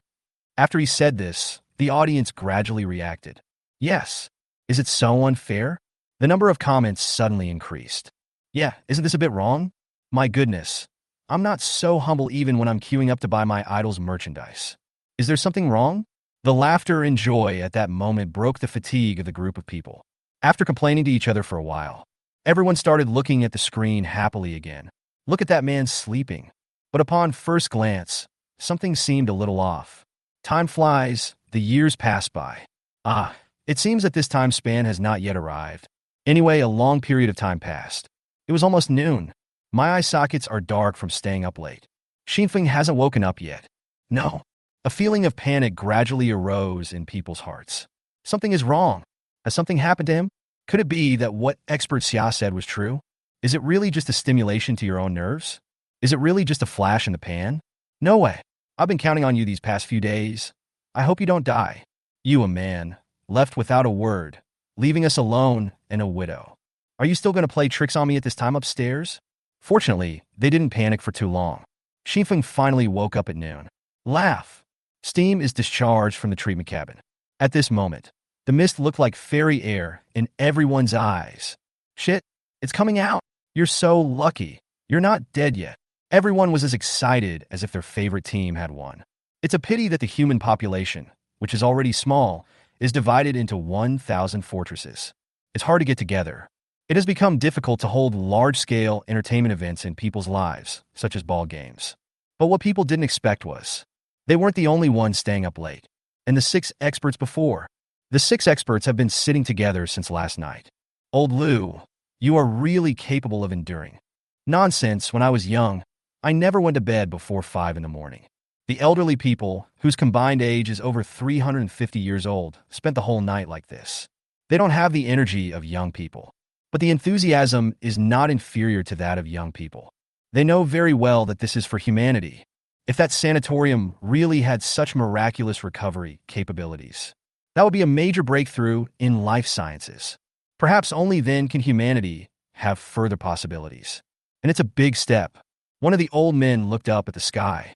Look at the artificial sun and blue sky. In fact, he knew in his heart that it was all fake. There is no sky above their heads. It is a roof made of metal and other materials. They have lived here since they were born. They lived under one roof for 60 years. They are scholars and have had experience of going abroad. But he also knew that there were too many ordinary people. I have never been out in my life. I have never really looked up and seen the sky. Truly never see the light of day. So, I dare not think about the distant future. It is just so that human beings can look up at the sky one day earlier. Even a sky that has been so polluted that it is impossible to see clearly. They are also willing to fight. Don't say it's staying up late. It means being willing to sacrifice one's life. He also hopes to contribute a little to the future of mankind. So they don't watch live broadcasts for entertainment. Watching Xinfeng walk out of the convalescent cabin, several people forced themselves to be alert and began to observe his every move. Based on gait pattern recognition, there is no problem at the muscle level. Facial recognition is at the same mental level as usual, with no stimulation or paralysis. The pupil constriction is normal and the metabolism is at a normal level. The breathing rate is exactly the same as yesterday, and the heart rate is normal. With the help of various computer simulations, the 6 veteran experts analyzed Xan foam almost from head to toe, every detail. To be blunt, These 6 people now understand Xinfeng better than he knows himself. Several people fell silent at the same time. Suddenly, tears flowed from the corners of an old man's eyes. Trembling, he said, "You know what such an instrument means to us. Why do we have to send people out every once in a while? Isn't it because we have really run out of options and can only place our hopes on humanity itself? Put your hopes on the body's own mutation and evolution. But if we have this thing, wouldn't the imagination of operation be much higher? Quick, give your conclusion. What were the people in the military thinking? Why did they throw such a person out to the outside world? Does the military know the capabilities of this thing? Who allowed them to act on their own?" Several old men spoke angrily. Soon, a group of bigwigs from the academic community were gathered. The conclusion was published in the name of the Academy of Sciences. You have to know that the scientific community's networks are interconnected. People in other fortresses also knew about this, although they don't know the details. I don't know what Xinfeng did, but there is only one thing you need to know. There was a young man who mastered an instrument. The function of this instrument is to eliminate the negative influences on people's lives in the outside world. For a moment, Fort 269 was shaken. 6 top experts jointly signed a letter, and the Academy of Sciences supported it. People were shocked, and all along, the people standing on Xinfeng's side were also in high spirits. Finally, I can feel proud of myself. Let you keep making sarcastic remarks. The mecha leader is awesome. At the same time, all sectors began to put pressure on the military. Why are there such talents outside? And he doesn't just master mechanical technology. That convalescent cabin is obviously also a part of life science. He must be recalled and not allowed to take risks in such a place. One of the experts also uploaded a video on his platform. In the video, the old man was cursing with a red face and thick neck. Demand that the military must bring this person back. Otherwise, it will be a loss for all mankind. The popularity of this video was also pushed very high. For a time, the entire 269 fortress was filled with condemnation of the military personnel. The nickname Mecha Leader has also reached a new level of popularity. Chapter 21. The 3 burrows of the cunning rabbit teleportation array. The fortress's internal network was almost paralyzed. All the voices are condemning the military.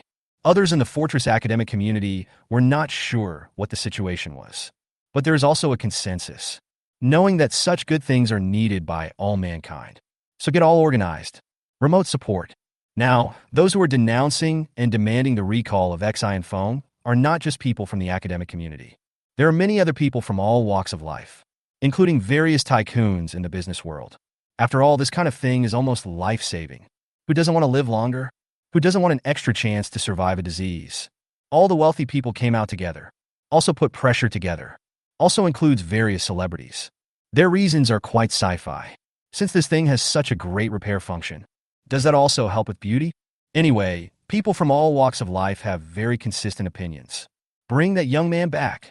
Xinfeng just stood up from the convalescent chamber. I feel that my physical condition is very good.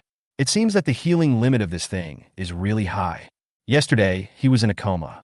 I felt like I was touching the breath of death. Fortunately, this thing is powerful. Otherwise, you might end up killing yourself.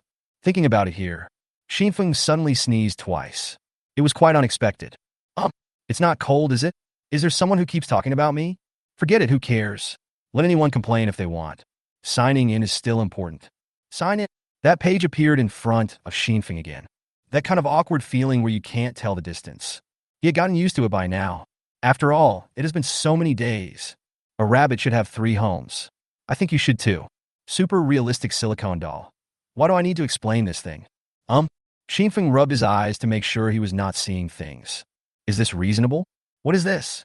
Generally speaking, products produced by the system must be high quality. So far, everything the system has given him is very good. But these 2 options today, why can't he understand? Especially the second one. He had never heard of such a thing. He really didn't lie. His strong curiosity drove him to come and take a look. This thing is so strange.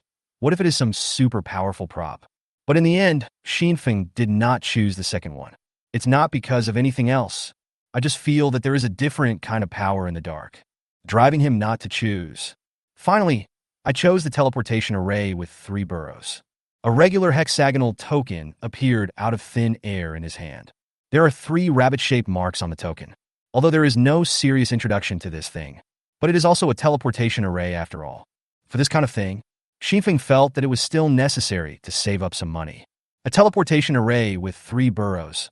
A teleportation array. There are 3 gates in the array. After placing them, you can teleport yourself and anything within a radius of 20 meters to any of the placed teleportation gates at any time. Nice one.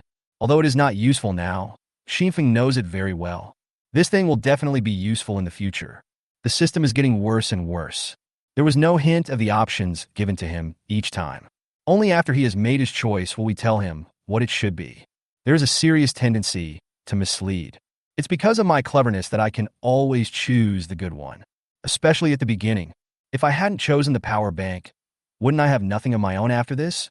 Xifeng was thinking narcissistically. At this time, someone stood up and interrupted his train of thought.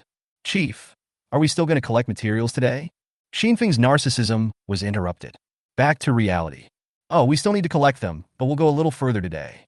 The main purpose is to explore the boundaries here. There are too many ruins here. I want to know what the situation is like here. Tank nodded to show that he understood. He was too lazy to think. He just needs to do whatever the leader tells him to do. As for why, let the leader think about it. He couldn't figure it out. Maybe the leader can figure it out. Xifeng's mind moved. A magical hexagram-shaped magic circle appeared on the ground. It appeared for a moment and then disappeared. And on the token in his hand, the first rabbit flashed. It looks like this is ready. After finishing this thing, Xifeng decided to set off immediately. But this time he made the tank return to its original form. He walked in the tank. Because we have to go a long way, so it's fast. You can also be lazy at the same time. Xifeng's shots are still very hot. There was peace in the live broadcast room of the program today. Professor Xia yesterday thought he had done a good job. Also occupy the commanding heights. But he never expected it. Xifeng actually also possesses similar life science technologies. This is so embarrassing. And it has been confirmed. Today, Professor Xia was promptly investigated and punished. There may be jail time. Everyone in the live broadcast room was very happy. Those who had followed suit and cursed also began to apologize. But the military is in a state of panic. At this time, the military of Fort 269 had been overwhelmed by various letters. Let them all give an explanation. How to explain? Let them bring the young man back. How to answer? If you could do it, go ahead. If we didn't have that ability, we would have accepted it long ago. I've been studying for 3 days with almost no rest. Nothing has been researched yet. Well, the middle-aged officer held his head helplessly. What should I do? How did this get so serious? And I'm also very curious about where this young man got these things. Turning his head to look at the black-clad assistant standing beside him, the middle-aged officer said, "Do you have any ideas?" The black-clad assistant's response was very cold. "I suggest telling the truth." "What truth?" "We admit that we are indeed not as good as him. We do not have the same level of technological capabilities as him. We also have no way to locate his position." Forehead. The middle-aged officer hesitated.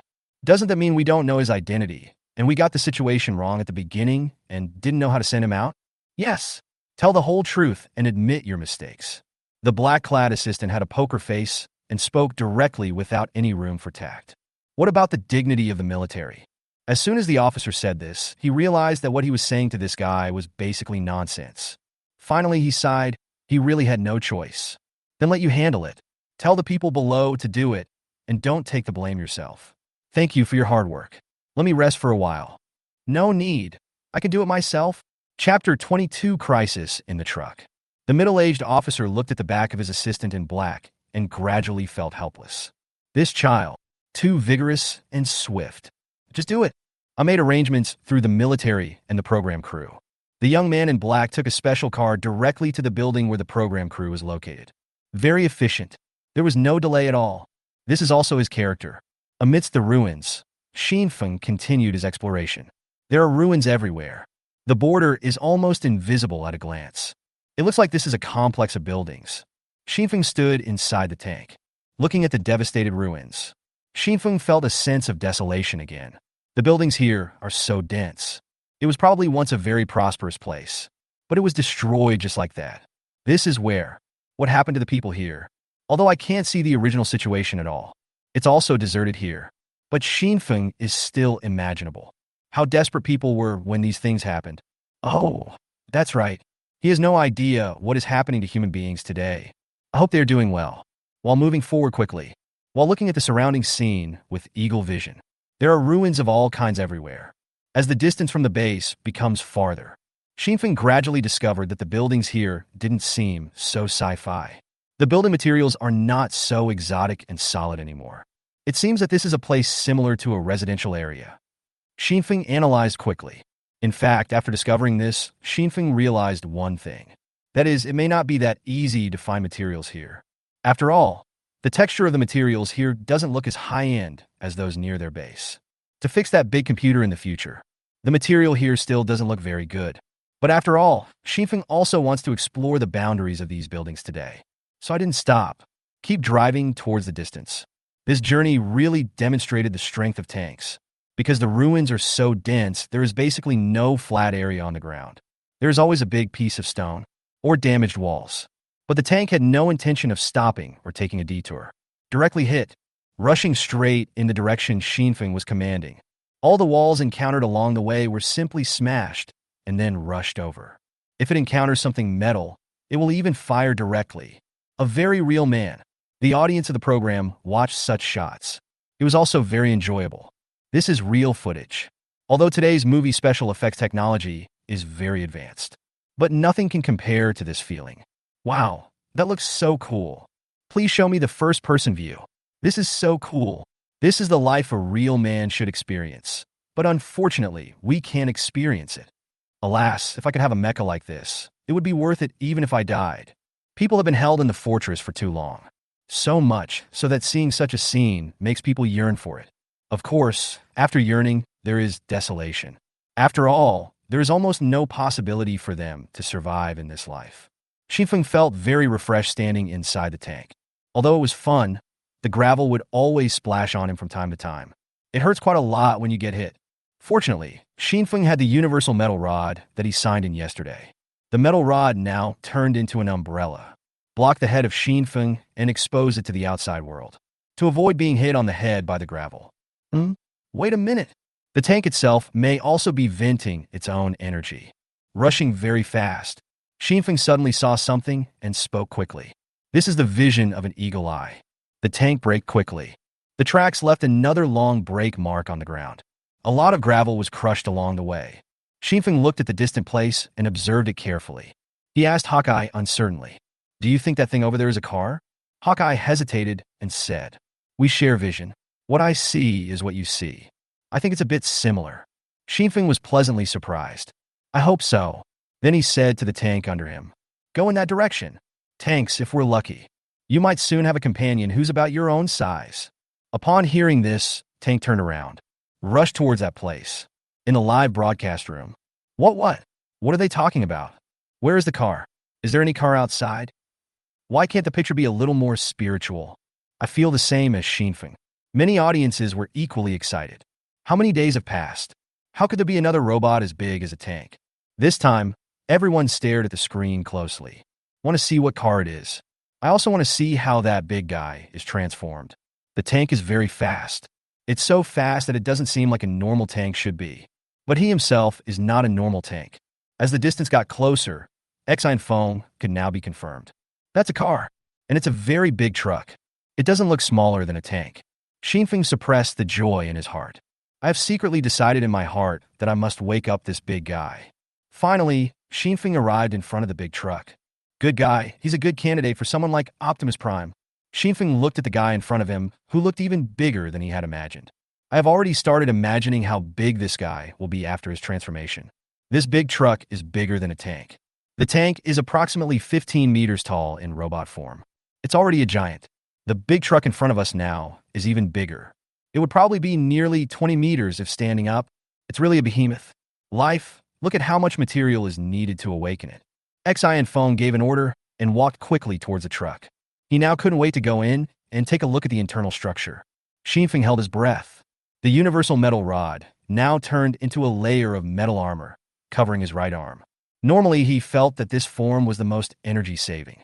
The life flew out and began to spin around the big truck. The tank turned into a robot and was looking at his future companion in front of him. Only Hawkeye was still floating above Xinfeng's head, sharing the vision of two people. But just when Xinfeng walked to the door where the truck broke down, something strange happened. A figure appeared behind Xin Feng at an extremely astonishing speed. He leaned against the body of the truck, grabbed Xinfeng's neck, and twisted Xinfeng's body over, blocked in front of himself. A dagger was then pressed against Xinfeng's neck. In this ruins, there really is someone there? Chapter 23: Humans Living Underground. The black-clad assistant happened to arrive near the program crew. I also happened to see a person whose face looked a bit like a lizard during the live broadcast. He held Xinfeng hostage from behind. His face changed drastically at that time. What should I do? Last time, I was there and forcibly interrupted the live broadcast. This time I won't be standing by. What should I do about this? Doesn't everyone know this? Just at this moment, his phone rang. The ringing sound soothed his slightly panicked heart, because he knew who was calling. There is only one person in the world who has his phone number. Pick up the phone. Before the other party could speak, he had already spoken. General, you saw it, right? Why didn't you cut off the live broadcast? The other party sighed and said, I ordered it not to be cut off. How long can we conceal this time? What's the point of hiding it? Let it blow up. There's nothing we can do about it. We have to face it sooner or later. You said that we are not as good as him in some aspects. Who knows what kind of trouble will happen in the future? It is better to let the audience see the truth directly. The black-clad assistant listened for a while. Silence fell. He had nothing to refute. After a moment of silence, the black-clad assistant spoke. General, do you think that the situation is getting increasingly wrong with the mecha leader? Why are there so many mutant creatures clustered together? I have never seen this before. I always have a bad feeling. The middle-aged officer replied with great emotion. Yeah, times are changing again. The peaceful life of being in captivity for more than 500 years may be coming to an end. I always feel like I need to do something again. A long sigh. The two fell into melancholy. They have all watched the first-hand video footage that has been passed down. All I can say is that I hope the horrific scenes of the past will not be repeated. Feeling the knife on my neck, Xinfeng's body suddenly froze. Although at the moment he had his back to the other person and couldn't see the other person's face clearly. I don't know what the other person looks like, but he had seen it out of the corner of his eye before. This is definitely one person. How can anyone survive in such an environment? Why can humans be so fast? The other person kept chattering away in an inaudible language. Xinfeng listened carefully and felt that he could actually understand a few words. It's kind of like a variation of English. But I couldn't hear it at all. The tank removed the gun barrel behind it, looking at Xinfeng nervously. When they were given souls and turned into mechanical life, it was as if they were adapting to the language of Xinfeng.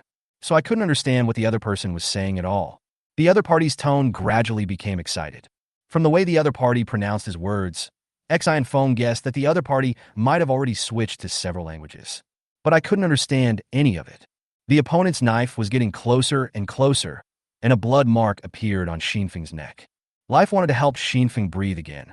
But looking at the other party's actions, he did not dare to act rashly. Depend on Xin Feng couldn't help but curse. What the hell are you talking about? Foreign languages are my worst skill. But what was unexpected was that the other party fell silent after hearing this. After a while, he actually spoke something in rather broken Chinese. I happen to know some of the language you speak. Oh shit, he's still a top student. Xin Feng said. Brother, I have trouble breathing here. Can you please let him come over? No. As the other party spoke, he pressed the knife hard against Xinfeng's neck, causing a few drops of blood to seep out. Xinfeng cursed in his heart, but still endured it. Spare him this time. At the same time, Xin Feng signaled to Xingming and others that he was fine. I just tried yesterday to see how long I can move around normally in the outside world. I didn't expect it would come in handy today. Where do people live now? Are you using those surveillance eyes to observe my every move? Who threw me out? Where do humans live now? Have they adapted to the environment like you have? Xinfeng knew that he didn't have much time left. I tried it yesterday, and it took a maximum of 8 minutes. So I asked the other party a lot of questions in a row. The other party was shocked. He actually knew that I was monitoring him with electronic eyes. That's the most powerful technology we have. I thought I moved quietly that day. In fact, there are some misunderstandings here. This person placed an electronic eye in the air after Xin Feng and others fell asleep. The shadow happened to be seen by the black-clad assistant. Electronic eyes are used to monitor Xinfeng's activities. In fact, Xin Feng didn't know about his electronic eye. Xinfeng thought he was the one who threw himself into the outside world.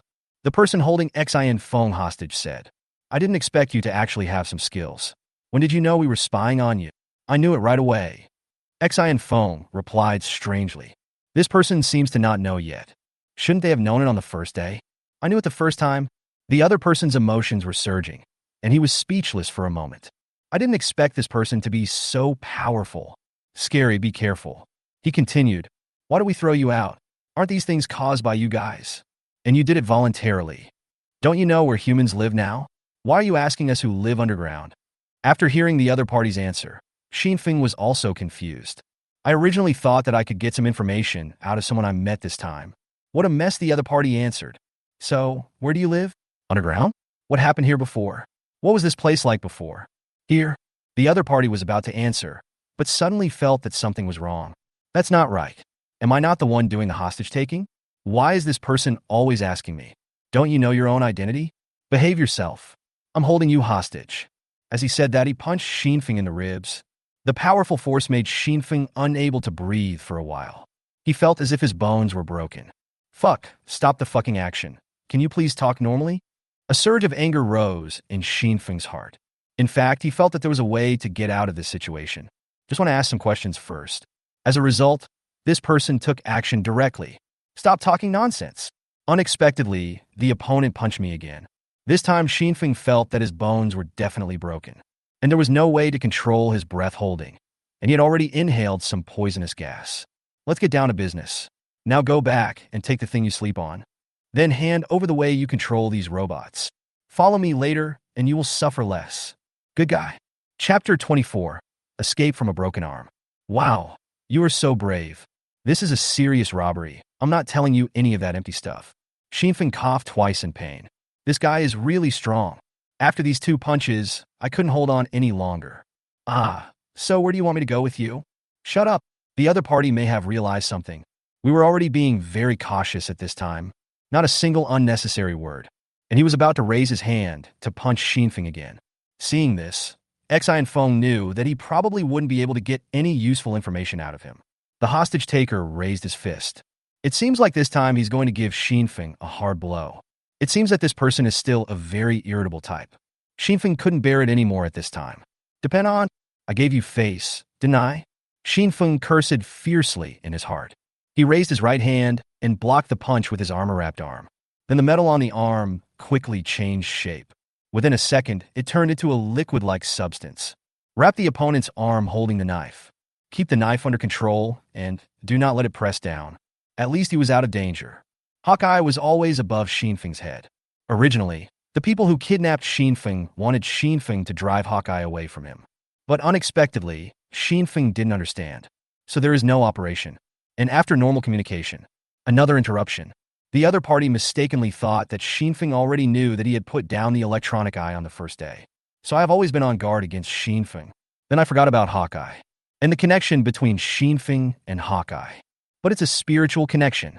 The moment before Xinfeng was about to take action, Hawkeye has already been notified. Hawkeye is not a combat robot, but the strength and speed are still great. The moment Xinfeng took action, he also took action. His way is simple. Hit hard behind you. It hit the face of this person whose face looked a bit like a lizard directly. Suddenly, a stream of blood spurted out of his nose. Xi and Feng also took advantage of the power of this sudden attack. Break free from the other party's control. Life was quick-eyed and quick-handed, and flew directly to Xinfeng's face.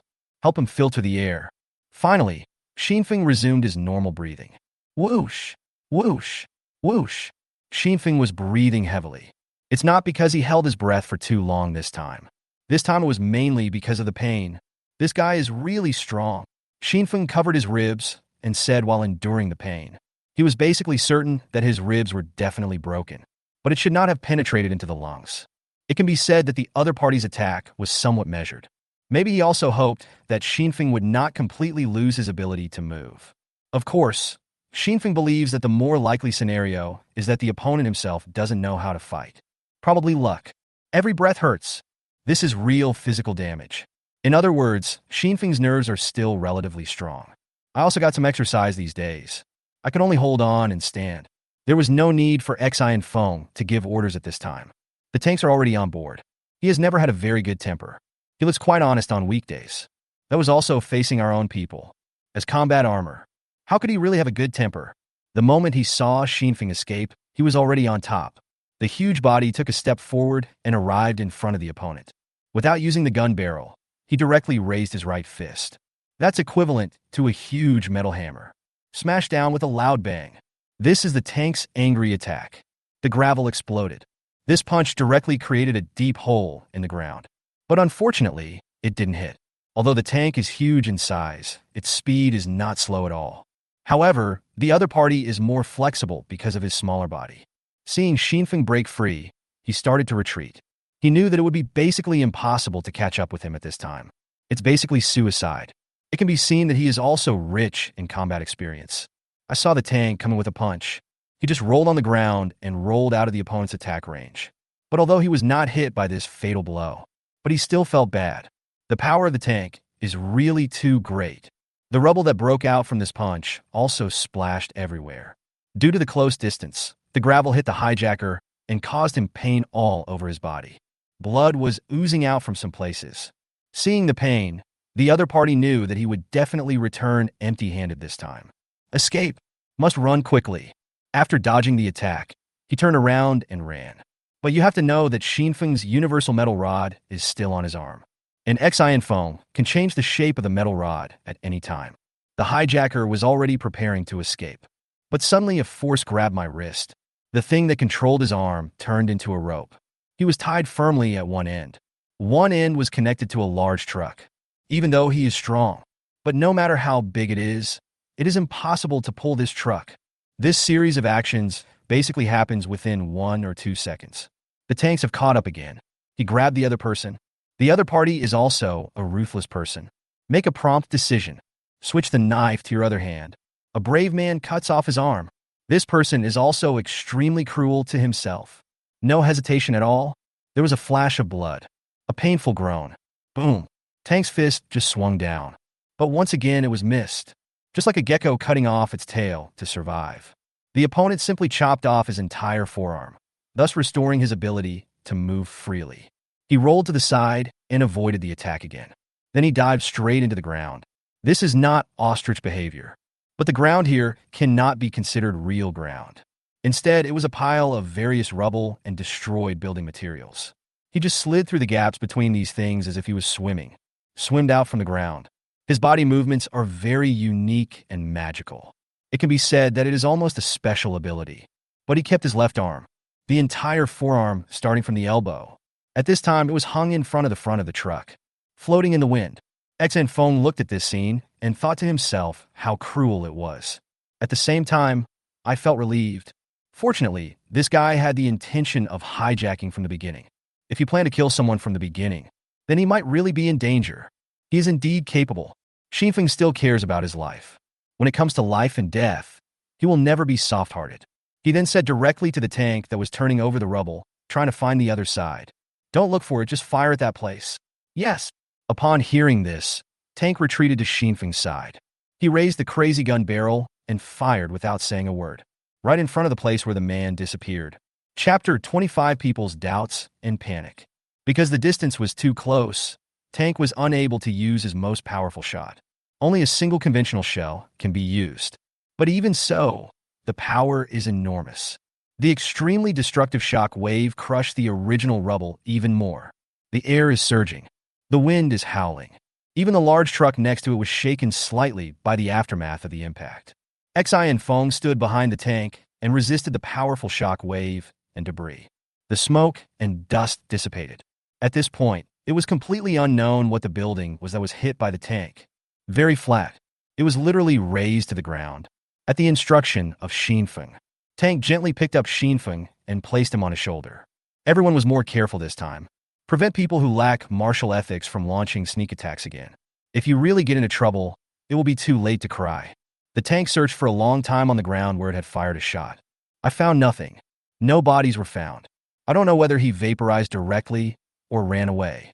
Well, Xinfeng sighed, said to Tank, "Okay, put me down. I guess I can't find it. Whether he ran away or not, that's it. Don't worry about it."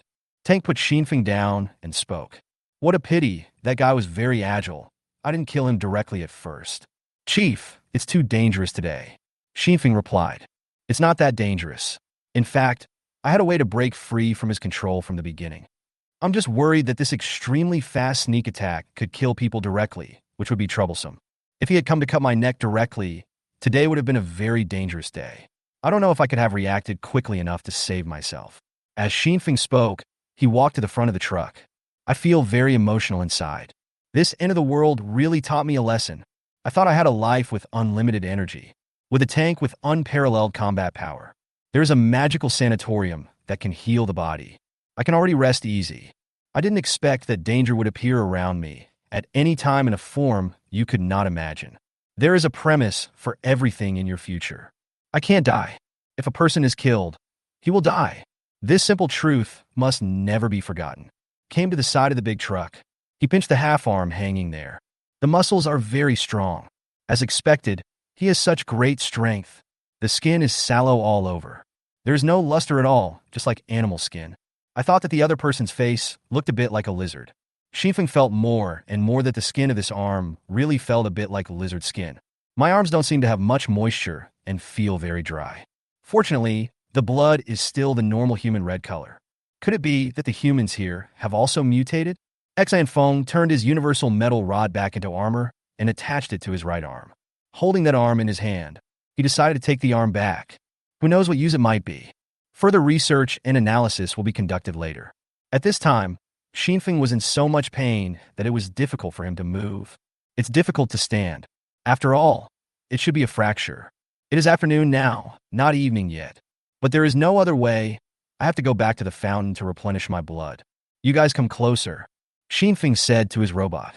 Tank and others looked at him worriedly. Just leave this truck here and come back tomorrow.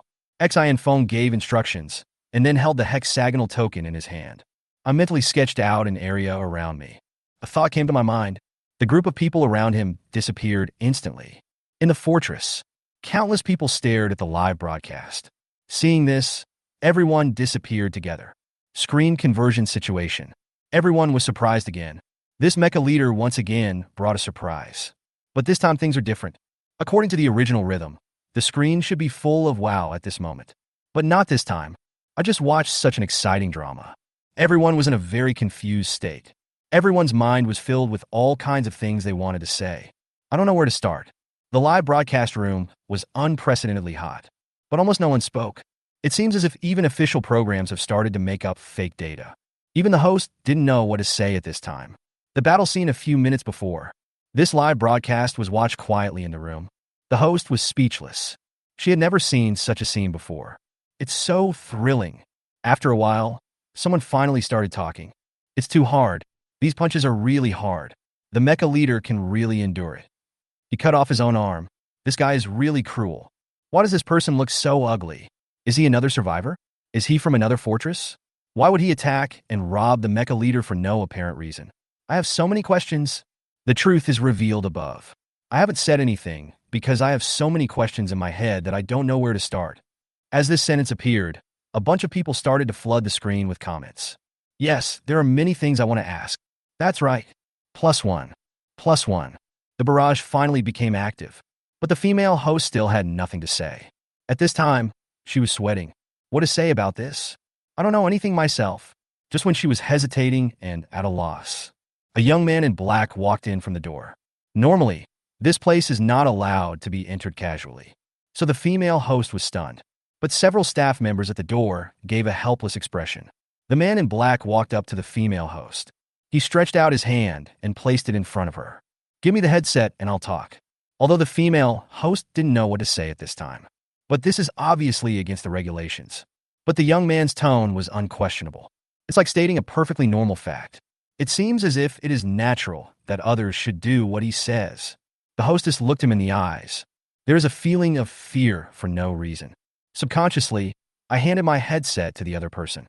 The man in black put on his headset and said, Hello everyone, my name is Luo Zhongxing. I am the assistant of Chen Yi, the 5-star general in the military, and I am also the person in charge of the 10 warriors going out to survive this time.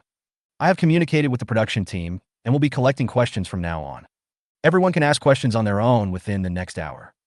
The staff here will select and review them to see what kind of problems they have. I'll be back in an hour with an answer. After saying this, the man in black directly returned the headset to the female host. Walked straight out. Chapter 26. The mysterious mecha leader revealed. Luo Zhongxing came quickly and left even faster. The host was basically still in a daze and couldn't figure out the situation. He had said all he wanted to say and walked out. Who is this person?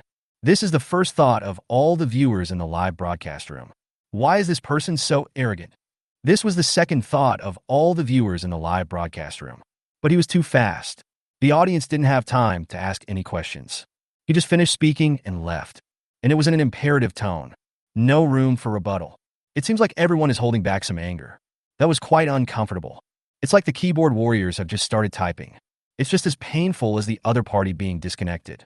Dear audience, there were some minor incidents just now. I have just received the news from the leader of the station. The one before is the person in charge of this operation. We don't know a lot of information, but the person just now knows it all.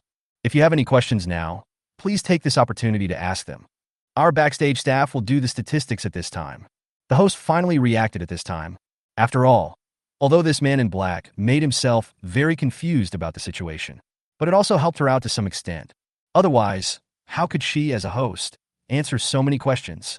Although the people in the live broadcast room were not very happy. But the curiosity generated by the mixture of many emotions. Still, it outweighs these unpleasant things. For a moment, the barrage was dense. Layer upon layer, all the lurking users came out to speak. Fortunately, it is the computer that processes the data in the background. How can a normal human being see these words clearly?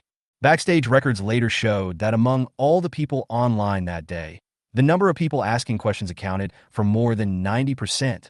This is actually a pretty scary number.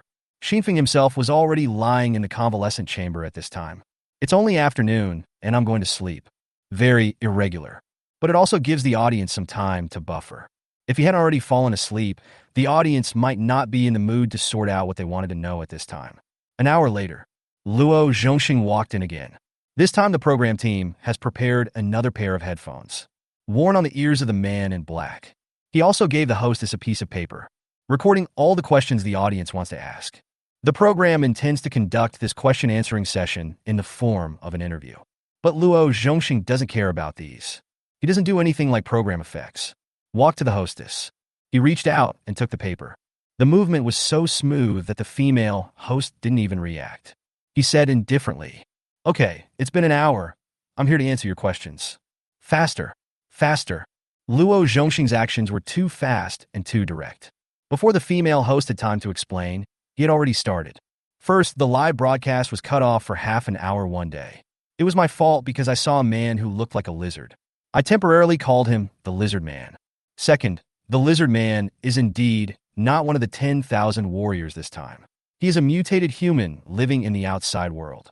Third, who am I and why am I so arrogant? You don't need to know this. After saying these 3 points, Luo Zhongxing paused. Then he took the paper and turned it over. I read through all the issues on both sides. Then he spoke again. Okay, that's basically all I can answer. As for your other questions, they're all about the mecha leader. Here, I've decided to speak the truth on behalf of the military. He coughed twice and continued.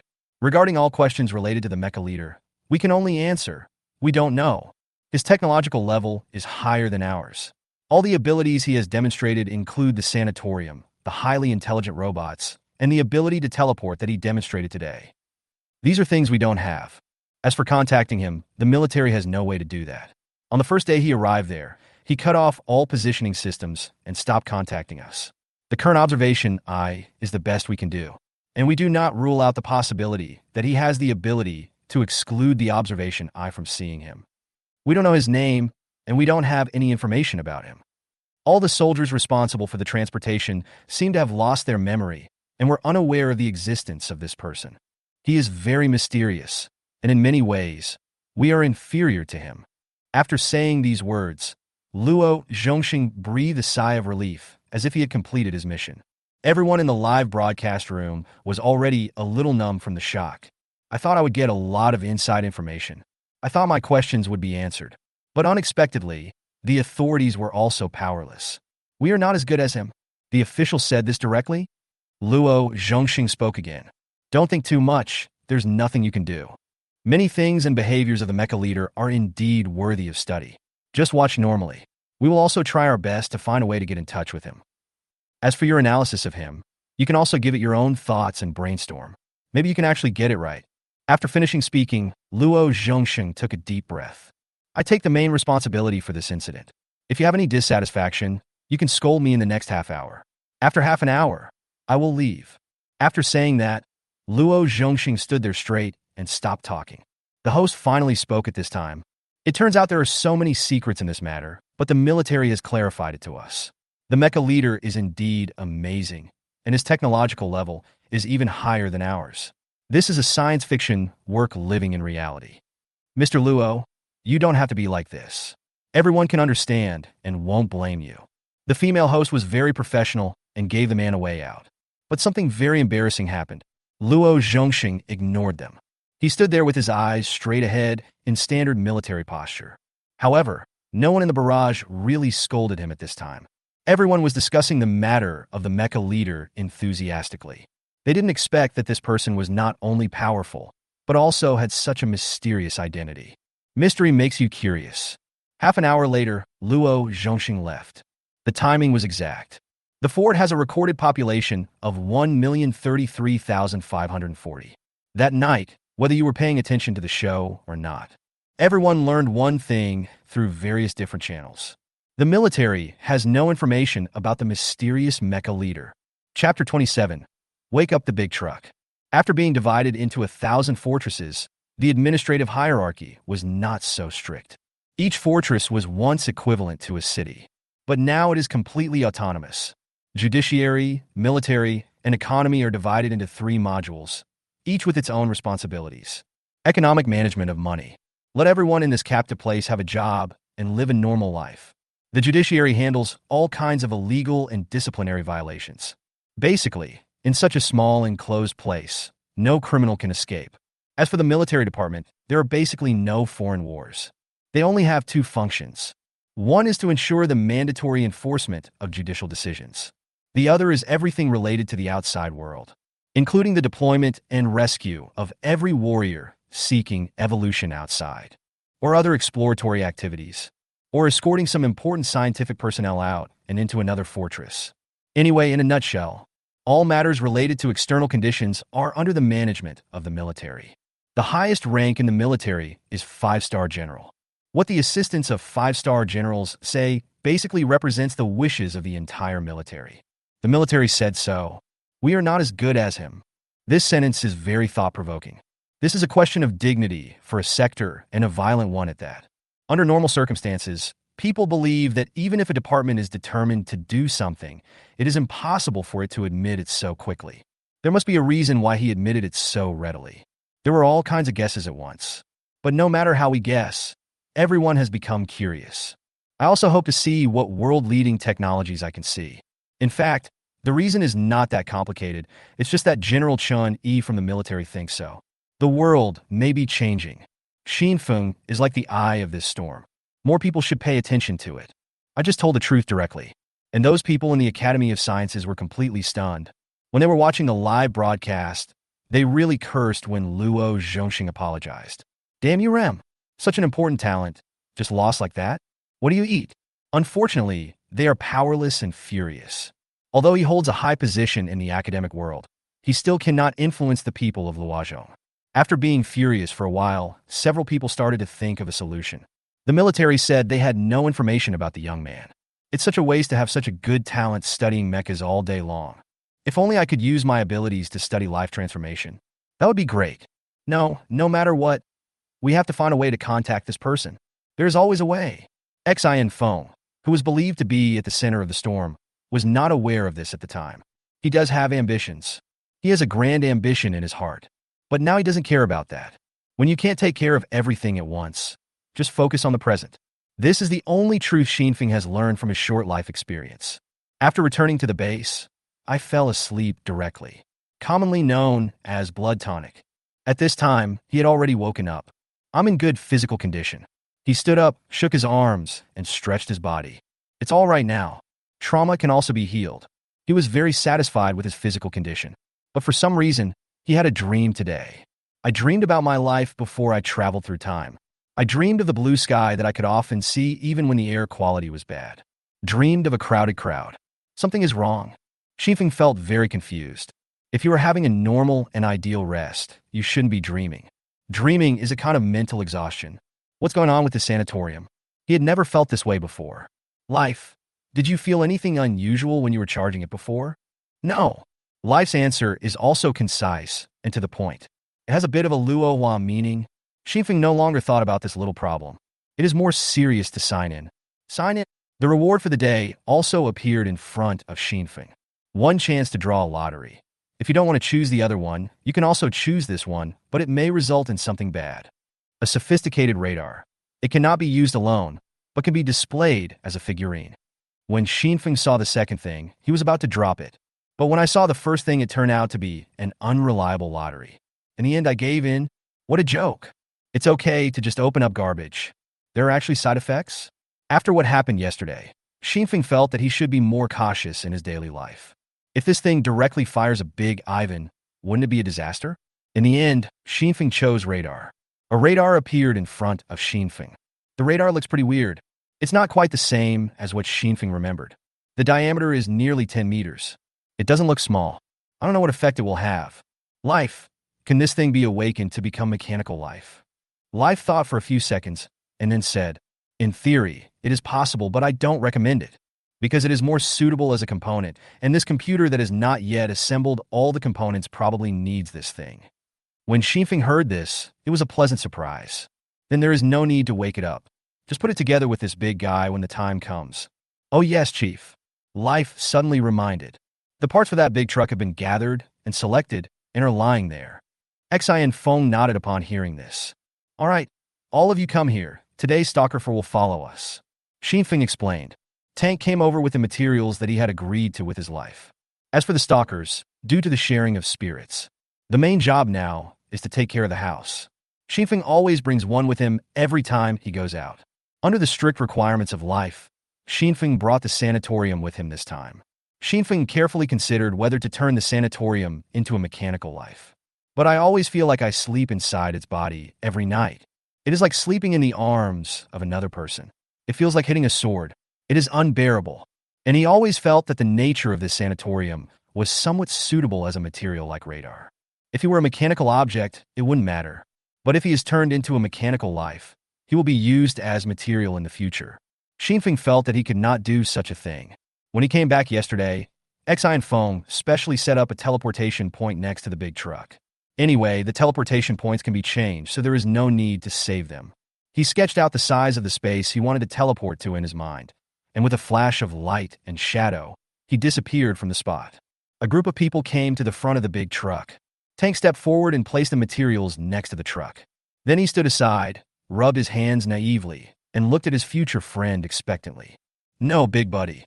Looking at Tank's cute contrast, Life seemed a little disgusted and ignored him. The white light enveloped the materials and the truck.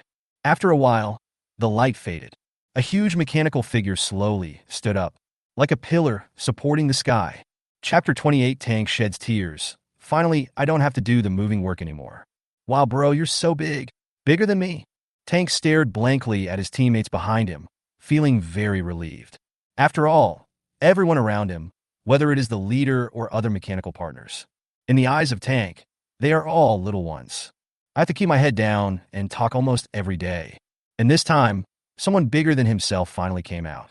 Broad shoulders and back. It's indeed a big truck. Xifeng went to bed too early yesterday, and when he woke up this morning, the sky was still dark red. The sun hasn't risen yet, and now the sun is just rising in the distance. A little bit of light was revealed. The light was coming from behind where the truck was standing. Casts a huge shadow. This shadow enveloped almost everyone in Xifeng. Really broad shoulders and back. The big truck first nodded to the Tank who was talking to him, who was also the only person of similar size to him present. Then he knelt on one knee towards Xi and Feng, and a steady and simple voice came out of his mouth. Chief, the big truck is here. You don't have to call me master. You can just call me him. Xifeng looked at the giant with satisfaction, and was about to say the words he had said several times when he suddenly felt something was wrong. Why do people call each other master when they are first given souls? And he called the leader directly. The robot transformed from a large truck, paused for a moment, then said respectfully, Then I will call you master from now on. Oh no, that's not necessary, just call me chief. Life had already seen Xinfeng's doubts at this time. Flying back to Xinfeng's face, he then said, "Because I know your habits every time, this is what I do. I set this initial mark for them when I give them souls, so that you don't have to say it every time. Also, Chief, you are relying on the fact that you have a sanatorium now, and you are not so careful now. You even spoke directly when I was not around just now. Only then did Xinfeng know what was going on. Yeah, that's fine. I was holding my breath when I spoke just now, don't worry." After saying this, Xinfeng looked up at the new giant. Xian Feng was standing in the shadow of the big truck at this time. The rising sun cast the giant's silhouette in a fiery red. It's like this guy is glowing. Xinfeng suddenly remembered that he hadn't seen the sun for several days. We can only roughly know the location of the sun based on its brightness. But the fireball emitting light and heat was never seen. Thinking of this, Xian Feng opened his mouth and said to the big truck, "From today on, your name will be Sun." "Yes." As if realizing that his name seemed to have some special meaning, Tai Yang answered solemnly. In the program team's live broadcast room, people saw the birth of the sun and cheered again. Due to the military's recognition yesterday, more people came to see Xinfeng today. Here comes another giant robot. This guy is bigger than a tank, so burly. It's too difficult to find these things in the outside world. In fact, I really want to give my car to the mecha leader and ask him to help me build a robot. The sun? What a domineering name. Still the same as before. Xinfeng always does something that surprises the people watching the show. Now the hosts are used to it. I can now deal with such scenarios skillfully. Seeing that his leader had almost finished speaking, Tank walked up. He raised his hand and patted the other person's shoulder, making a clanging sound of metal colliding, and spoke excitedly. "Brother, you are really big. You are a head bigger and taller than me. My name is Tank, and we are brothers from now on." "Well, hello, my name is Tai Yang, and you look quite big. My name is Hawkeye. My name is Stalker 4. There are 5 of us in total. Now they can see you through me. That thing attached to the leader's face is called life." Hawkeye and others also came over to say hello. The Stalker thought life was too cool, so he introduced him to someone else. Sun nodded and got acquainted with these friends. Tank looked up and down at the sun and said curiously, "Sun, I see you don't seem to have any weapons. If you fight, do you use your bare hands?" As a battle maniac, the first thing that Tank thought of was indeed something extraordinary. The sun replied, "Oh, that's not the case. I just don't have hot weapons. I use cold weapons." After saying that, he turned around and faced the Tank. Here, on the back of the sun, the carriages that were originally on top of the car body were now stacked and deformed and gathered together layer by layer, condensed into a huge shield. The shield covered the entire back of the sun. The lower part of the shield almost touched the ground. A giant shield nearly 18 meters high. Taeyong raised his hand and took down the shield behind him, holding it in front of him. The giant held up an equally huge shield, and the visual impact was extremely terrifying. And on top of the shield, there is a sword handle. Sun grasped the hilt of the sword and pulled out a heavy sword from the thick shield. A shield and a sword. There are few fancy patterns, but it looks very domineering. Huge. Heavy. Xian Feng even doubted what would happen if the sun fought with humans. Take this sword and chop it down. Then I'm afraid the other person was not hacked to death, but might have been smashed to death. Tank took a step forward and touched the opponent's shield. Praise. Domineering. This thing is cool to look at. And the sun was coming over the shield, and the Tank raised it up and down twice. Understand the amount of this thing. Even for him, it was indeed quite heavy. At this moment, Tank suddenly thought of something. What has this huge shield in my hand turned into? Son, what was your shield originally used for? Oh, this is my compartment put together. My compartment is quite large. I remember that I used to transport special supplies and items. The son replied, Great, that's a pleasant surprise. The Tank rushed forward, said while holding the son's hand. Son was confused and had no idea what Tank was talking about. But it didn't take long for him to understand. In this area of ruins, 2 cars were driving forward at high speed. Xinfeng stood on the Tank. The sun turned into a big truck and followed behind. And all other materials that all life forms find useful, as well as a sanatorium. All were loaded into the sun's carriage. Tank, great, finally someone comes to help me move my things. But what they didn't know was, on the road they passed, under those invisible ruins, several pairs of fierce eyes were staring at the direction they left. Chapter 29 continue exploring and reaching the boundary. Xian Feng and others were moving very quickly. Along the way, They did not encounter any vehicles like the sun. It can be seen that their luck was still very good yesterday. But Xinfeng was determined. There will surely be other cars and equipment here. There must still be some that are relatively well preserved. It's just like the sun, which has not been discovered. Or it could be like a tank buried deep underground because the damage here was too severe. In short, there is no rush. He can explore it slowly in the future. Xi Phone believed that as long as he was willing, he would be able to form a mecha army in the future. He also felt that there was a high possibility that the system would give him an armored vehicle when he signed in the future. So he is not very anxious about the expansion of his team now. His main goal now is to wake up the computer. He needs a brain that can help him process information quickly. This is extremely important in such a completely unfamiliar environment. Information. He wants to know as much information as possible about this world. And now, it's time for him to explore the information on his own. He needs to know the exact area of this place. The area determines the strategic level of this place.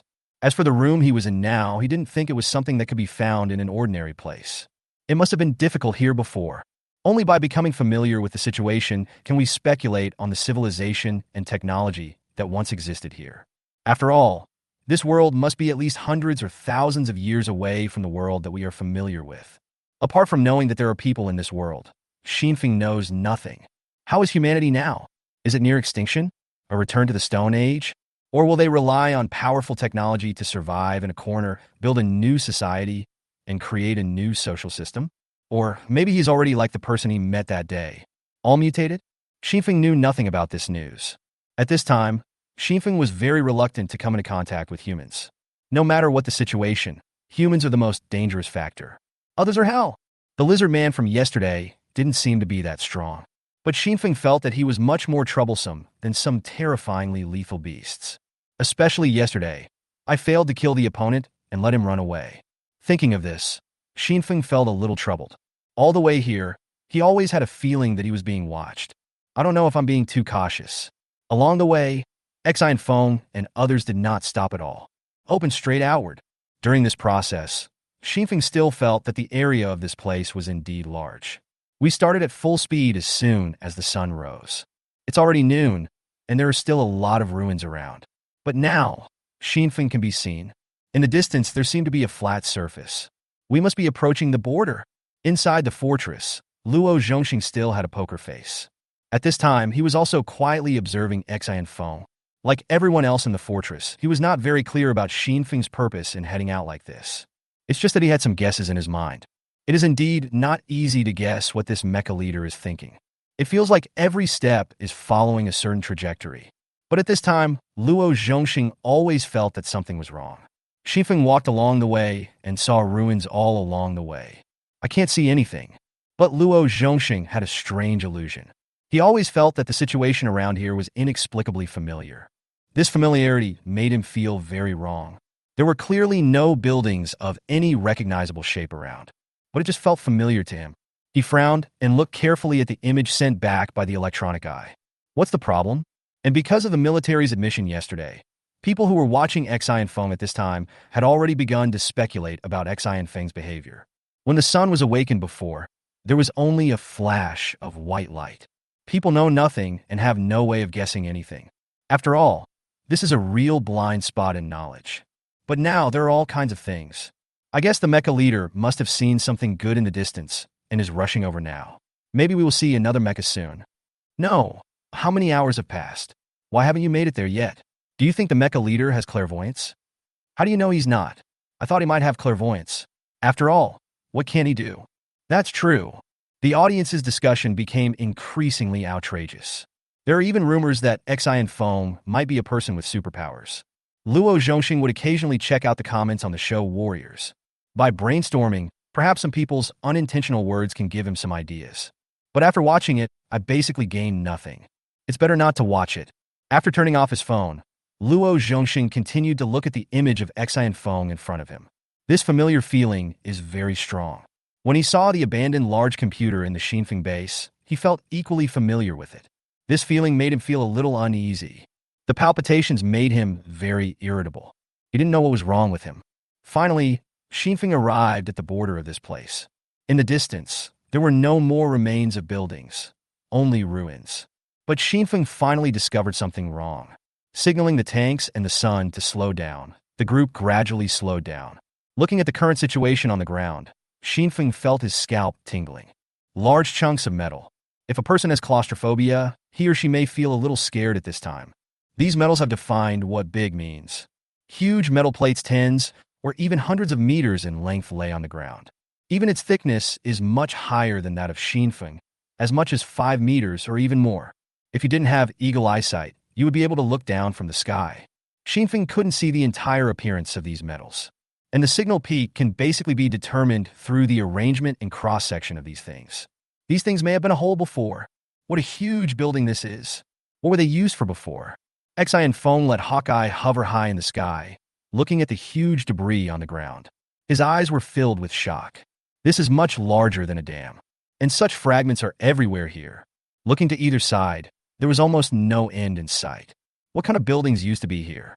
Has humankind's construction capability reached such a powerful level? Why is there such a huge wall, and what is it used for? And in the military affairs office of Fort 269, bang! Luo Zhongxing slammed the table in a very inappropriate manner. How is that possible? He finally understood what that familiar feeling was about. This place is clearly a fortress. Chapter 30, The Fallen Fortress. How is that possible? Luo Zhongxing couldn't help but blurt out. His movements were so loud that they broke the peaceful atmosphere of the Grand Council. The other staff members around also turned their heads to look at him. The staff were not very familiar with the scenes in the video. At this time, some people also feel a sense of déjà vu, but I still didn't think too much about it. More people are also surprised at what such a huge piece of metal is and where it came from. They didn't quite understand what was going on with their young commander. But they don't know, but Luo Zhongxing knows it too well. As Chunyi's assistant, I know very well what this thing is. This level of defensive capability. This strange, special metal. This material can block almost all harmful radiation. And this huge size.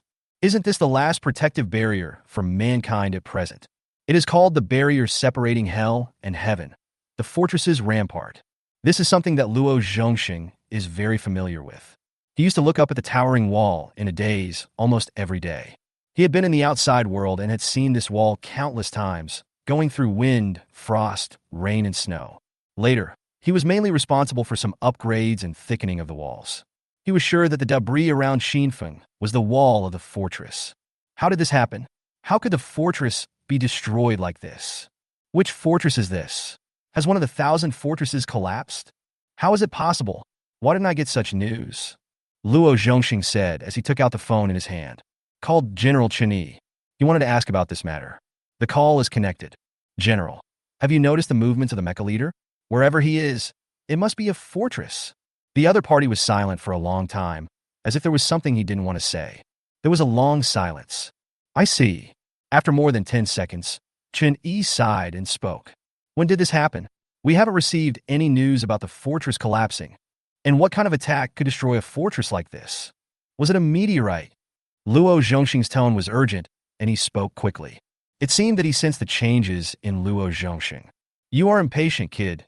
Can't you see that this place has been obviously damaged for a long time? Hearing the other party's calm words, Luo Zhongxing gradually calmed down. I turned my head and looked at the place again, and it certainly didn't look like it had been destroyed recently.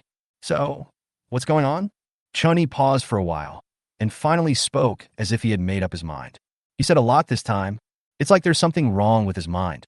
This happened a long time ago. It's not very appropriate to say it over the phone. You just need to know that, regarding this matter, there are only 2 people in the entire 269 fortress, including me, who know the details. This matter has been kept as top secret by all the military in the fortress. I have never had a child. To be honest, you will find me corny because of your personality. I have always treated you as my own child. You train yourself strictly every day, but you don't even have a smile on your face. Actually, I feel sorry for you. Sometimes I feel bad about myself. If I were a father, who would treat their own children like this? Now it seems that the world may be in trouble again. One thing after another, I feel upset and scared. Well, come to my house right now. Let's chat, and I'll tell you about that. Luo Zhongxing remained silent while the general was speaking. Listen quietly to what the elder says. The general might be in a bad mood today. Started to babble. We talked about family matters for a long time. According to Luo Zhongxing's original character, In fact, I would interrupt the other person and talk about serious matters. He can do such things, and he doesn't care whether he is a leader or not.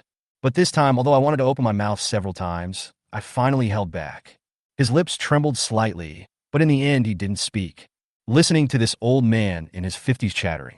Okay, I understand. Finally, after the other party finished speaking, Luo Zhongxing replied. This time, it is not a single word. With the help of Tank and Sun, Xinfeng climbed onto a huge piece of metal debris, touching the metal surface with shock and surprise. The texture is a bit rough. You can tell at first glance that it's old. But even after many years, Xinfeng can still feel it. How terrifying is the strength of this thing? With Xinfeng's current knowledge, he has never seen metal with such properties. Judging from the current number of fragments, if this thing was originally intact, its height would be very astonishing. It is not easy to keep a wall strong at such a height. What exactly happened here? With such terrifying protection, could it be destroyed like this? Why is this happening? Xinfeng gradually began to admire this world. As expected of a world 1,000 years later, even though the world has become like this, the technological level of mankind is still very strong. I don't know how advanced they are now, and whether they're stronger than what I have now. No, it's very likely to be even stronger. Maybe a lot of technologies that I can't imagine have also been developed. Humanity is still strong. Xinfeng talked to himself and looked at Tai Yang and others beside him with a little worry. I hope they don't cause trouble. He was talking to himself, and everyone in the fortress was frowning. This is just a huge misunderstanding. This is too self-deprecating. Brother, please don't. We don't have your skills. What? We are stronger than you. Why didn't I know this? The boss is being modest, being humble. Am I the only one who noticed that he mentioned the world 1,000 years later? This. Look at the properties of this metal. Tank and Sun also nodded in agreement. They also realized that their power was not as strong as they thought. Tank chopped hard on the metal twice to feel its hardness. He said, Chief, this alloy is too strong. I currently feel that this alloy has an extremely high level of defense. It's very likely that even if I use all my strength, I won't be able to break the defense of this thing. Xinfeng listened to Tank's words and nodded to show that he understood. He actually has this psychological expectation. While he was shocked, his eyes gradually became hot. If this thing can be used as material, then it should be published. Chapter 31, The Real Big Guy. Carefully stroking the metal in front of him, Xinfeng carefully speculated about its performance. At the same time, I'm also seriously speculating on the current level of technology that humans have achieved, and the level of disasters experienced. According to the calculation formula of information volume, take the logarithm of the probability of an event happening and then invert it. The resulting number is the amount of information contained in the event. So we can draw a simple conclusion.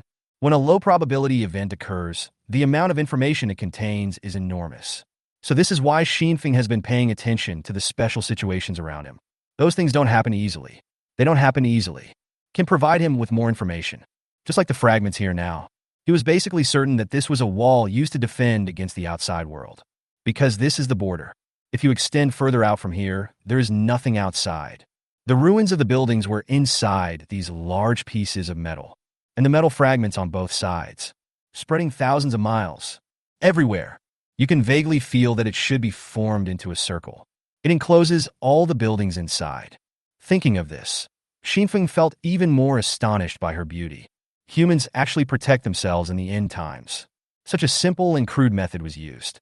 Completely isolate the environment in which humans live from the outside world. What a great power this is. Xinfeng admired this very much. The simpler, the harder it is. This method of survival in the apocalypse, which anyone can imagine, is indeed extremely difficult. So awesome, but something feels wrong. Isn't this the equivalent of keeping humans in captivity? Didn't you try to change it afterwards? Xinfeng sat there, talking to himself. The tank next to him squatted down, still stroking the metal plate with a reluctant look on his face. It can basically believe that the strength of this thing is stronger than the armor on its body. It would be nice if I had this kind of material. He squatted on the ground and carefully analyzed the surrounding situation. I have a guess about the current situation here. Get the information you want. Xinfeng then stood up. In order to intuitively feel the strength of this metal, Xinfeng decided to let the tank test it. He turned and said to Tank, Tank, fire at this place with your most powerful firepower. Let's get a feel for the defense level of this thing. Okay, Chief, I've had this idea for a long time. The tank removed the gun barrel at the back. At this moment, Luo Zhongxing was sitting in the car, driving to General Chen Yi's home. When he heard what Xian Feng said, he sat up straighter, started to observe the screen carefully. Xinfeng wanted to know the strength of this metal wall. But he is different. He wanted to get a specific and quantifiable understanding of how powerful the tank's gun was. After all, he now knew that it was actually the wall of the fortress. If the tank's skill causes damage to the wall, thinking of this, Luo Zhongxing's eyes gradually became cold. The sun turned into a big truck again. Put Xian Feng in it to prevent the overly strong shock wave from causing damage to him. Hawkeye flew high into the sky, serving as Xinfeng's eyes. Let's watch this shot. Just like the first time it fired, the tank jumped high into the air. A dragon roar came towards the huge piece of metal on the ground. A bolt from the blue. This was also the first time that the sun felt the power of the tank's shot. I was also very surprised at the moment. This level of destructive power? The shock wave was almost visible to the naked eye, carrying with it the air waves. It violently shook everything around. The air wave dissipated and Xinfeng walked out of the truck. Start observing that huge piece of metal. A large hole appeared in the metal, but it didn't go through. It was almost halfway sunken. You have to know that this is an attack that has left cracks all over the ground within 100 meters. When I hit this, it was just a pit. It is enough to reflect the strength of this metal. Xinfeng was sitting in the car, also amazed at the powerful power of the tank. He knew the defense level of this alloy, but at the same time, it was a relief. At least it proves that tanks are still unable to break through defenses. However, there are not many weapons they currently possess that can exceed this power. It's really scary. Just as Xinfeng was shocked by the powerful ability of this metal, something even more shocking to him happened. The big sunken hole actually recovered slowly. It took less than 5 minutes to get it smooth again. This is actually memory metal. This is simply an invincible, defensive material. No, we have to find a way to get it back. Thinking of this, Xinfeng sat on the ground, feeling a little worried. These things are so big that I can't take them back with me. My own teleportation array does not have such a large teleportation range. It might be too difficult to force the tank and the sun to go back. It seems that I can only try to find smaller pieces. The rest will come later. As he was thinking with his head down, Tank suddenly took a step back. The sun stood up very quickly, transformed from a big truck into a huge robot, took a step forward and stood next to the tank. Both of them raised their weapons and acted as if they were facing a powerful enemy. Xinfeng raised his head in confusion. Then he saw a scene that made him feel like a dream. Several lizard men, who looked somewhat similar to the ones that day, were standing next to a block of iron, not far away from him. Xinfeng finally realized what was going on with the feeling of being watched throughout the journey. But none of this is shocking. What is shocking is that there is a huge lizard next to them. It was the same type of lizard that Xinfeng encountered some time ago. But this one is huge. His size is not relative to Xinfeng, but relative to Tank and Sun. They're also very big. Is this a science fiction world? How can there be such a big lizard? Xinfeng racked his brains, but couldn't figure it out. The current oxygen content on Earth is simply not enough to support such a huge body. Moreover, in such a ruined jungle, there are no large plants or other living things. What does it eat? This guy is several meters long just by sticking his head out from the ground. How did you survive? Xian Feng wasn't the only one who was shocked. The eyes of everyone in the fortress were almost popping out of their heads. They just felt that they were dazzled. Everyone who saw this scene didn't feel that shocked. I'm afraid it's only General Chen Yi. Chapter 32, Confrontation at the Rear. Are you serious? There are actually such creatures in the outside world. What happened? And why are there several people standing next to him? That big lizard doesn't seem to have any intention of attacking anyone near it. Why do those people's faces look a bit like lizards? Could it be that lizards have evolved into humans in the outside world? The live broadcast room of the competition program suddenly became noisy. People will obviously become fearful when they encounter something beyond their understanding. This is how the people watching the live broadcast felt at that moment. No matter how magical and incredible the various mechanical equipment Xinfeng brought out, at least there is a certain basis for mental preparation. People know in their hearts that this is just a technological means. Even if this technology is in a field that people don't understand, people know what it is. But it's different now. The appearance of this monster is really too unimaginable. There is a magical feeling in everyone's heart. It's like you are watching a movie and suddenly someone comes up to you and talks to you. No, this is the reality. The big lizard lay there lazily, with only its head sticking out from the ground. There is no telling how much of the body is left buried underground, as if to block the sunlight from outside. Not really willing to come out, he did not behave as aggressively as the other giant lizards Shinfeng encountered at that time. Instead, the whole lizard lay there quietly, as if it was asleep. The leader of the three lizard-like men standing beside him spoke up. Didn't they say there was only one large robot beside him? Why is there another one today? We don't know exactly. The person being questioned spread his hands to indicate that he didn't know. Never mind that. Anyway, I finally got to see him today. Shinfeng didn't stand up. I kept listening to them talking and even sat cross-legged on the ground at the end. He comes with bad intentions. He was very clear about this in his mind, but he was not in a hurry. He is still confident in his own strength. At present, Shinfeng does not think that these people can really pose any threat to him. Even if you add that big lizard, Shinfeng felt very emotional at this moment. In this unfamiliar environment, where a life and death battle could occur at any time. He hated dealing with humans. At present, Shinfeng feels that he is not ready yet, although the equipment and strength he has now acquired seem very powerful to outsiders. But he felt it was not enough. He is not ready to deal with people yet. But the world always pushes him forward. He didn't go looking for others, so these strange people came to him. As he thought about it, a smile appeared on Shinfeng's face. A smile that seemed a little strange to everyone watching the live broadcast. Unveiling has always given everyone the impression of being calm, intelligent, ruthless to himself, having strong analytical skills, and sometimes a little funny. Therefore, in Fortress 269, people not only envy the mechas and technological capabilities he possesses. There are also many people who like his personal charm. Of course, there are also some people who only look at the appearance. I won't mention it here, but there is one thing that people tend to overlook.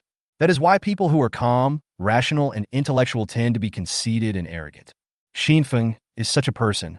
I try not to have any contact with you guys so early, but I didn't expect you to be like this, coming to my door every day. It's really like seeking death. Thinking of this, Shinfeng's eyes gradually became fierce. Seeing Shinfeng just sit down on the ground, he didn't even feel like saying a word to them. The corners of the leading lizardman's mouth trembled slightly. It seemed that he did not expect this person to be so arrogant. However, what Ling Shinfeng did not expect was that the other party seemed to have a better temper and spoke first, and his tone was also very gentle. I hope you don't misunderstand me. There may be some conflicts between us. I have also heard from my people. I think it would be better for us to have a good chat today and resolve these misunderstandings. After hearing this, Shinfeng did not respond. Sitting cross-legged on the ground, he showed no intention of standing up. Without even raising his head, he spoke with his head down. Didn't you say you had placed something to monitor me? Why did you just say there was a big guy I didn't recognize next to me?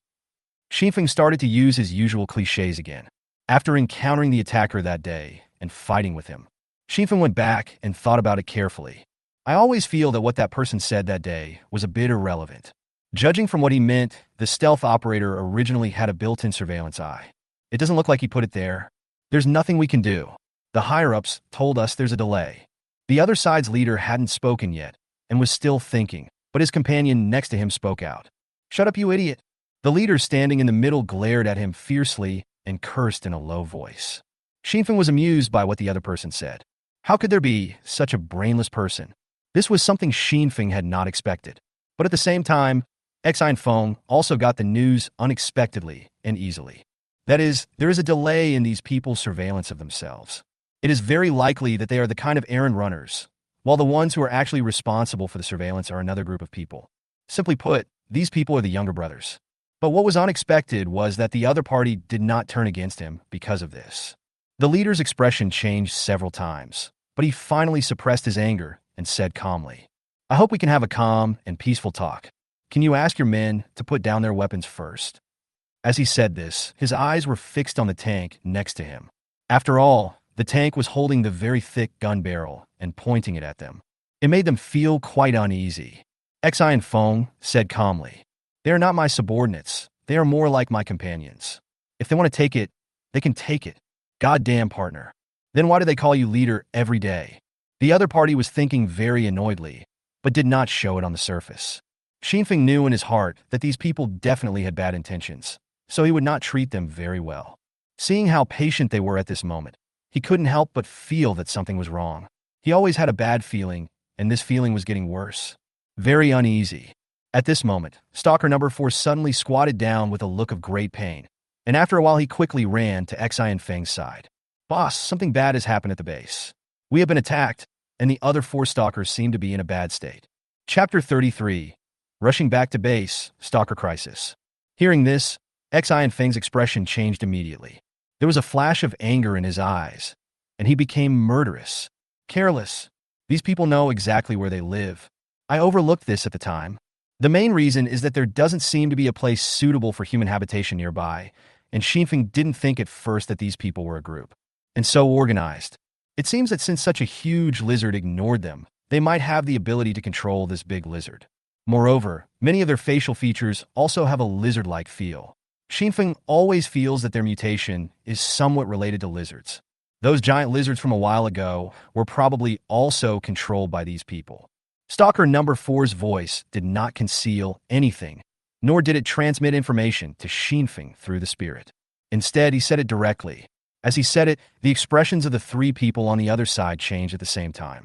Exposed.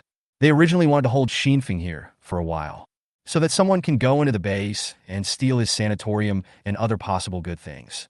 But first of all, they didn't expect that there would be another fighter beside this person, which made the lizard lord they brought with them seem not so impressive. Another point is that he didn't see any communication equipment on Xinfeng, but he could actually know what was happening over there.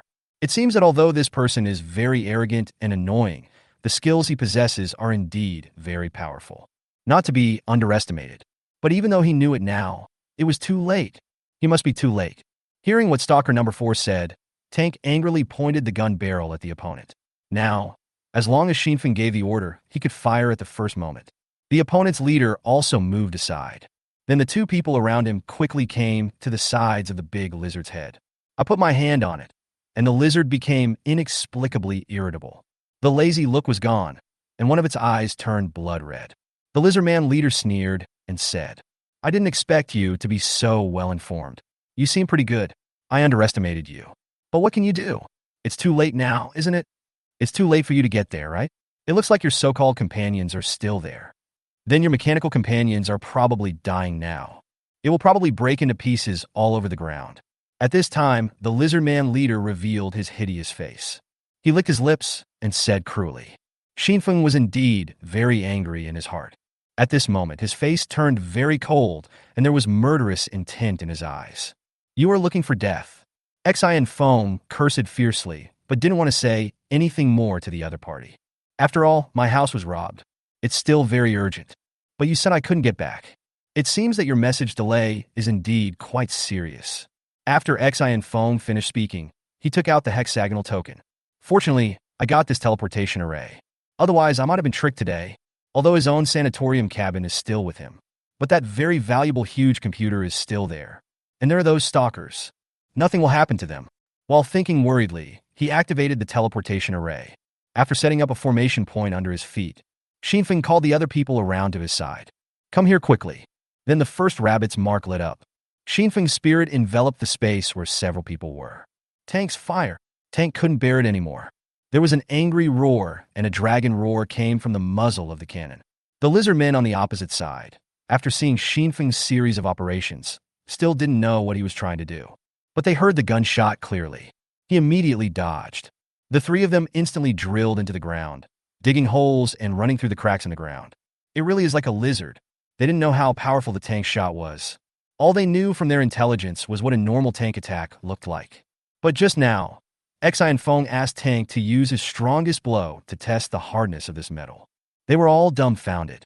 The intelligence was good, but it's not that powerful. What is this?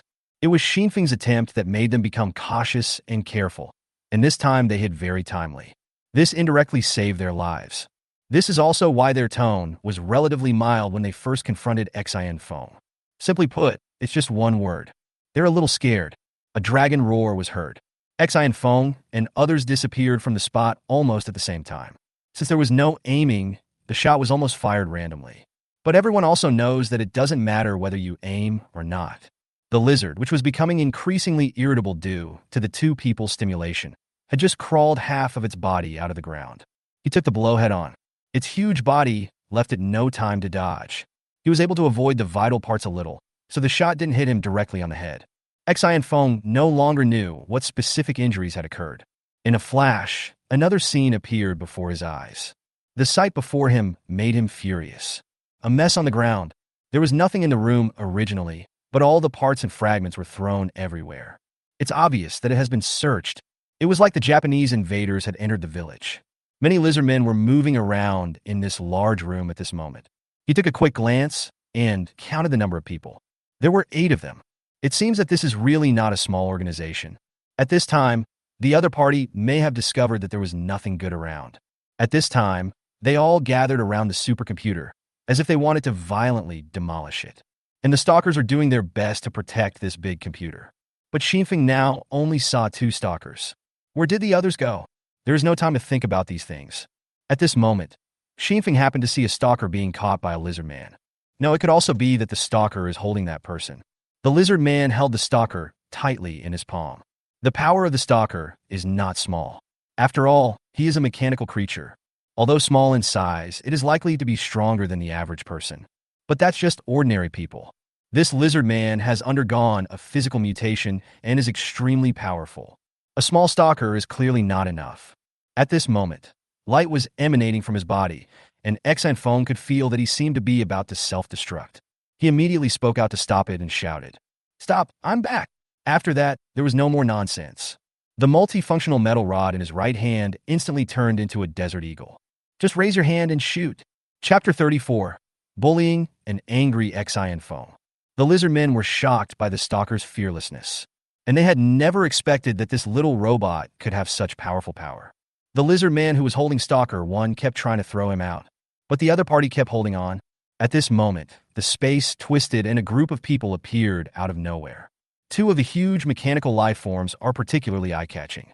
Several lizard men were all stunned.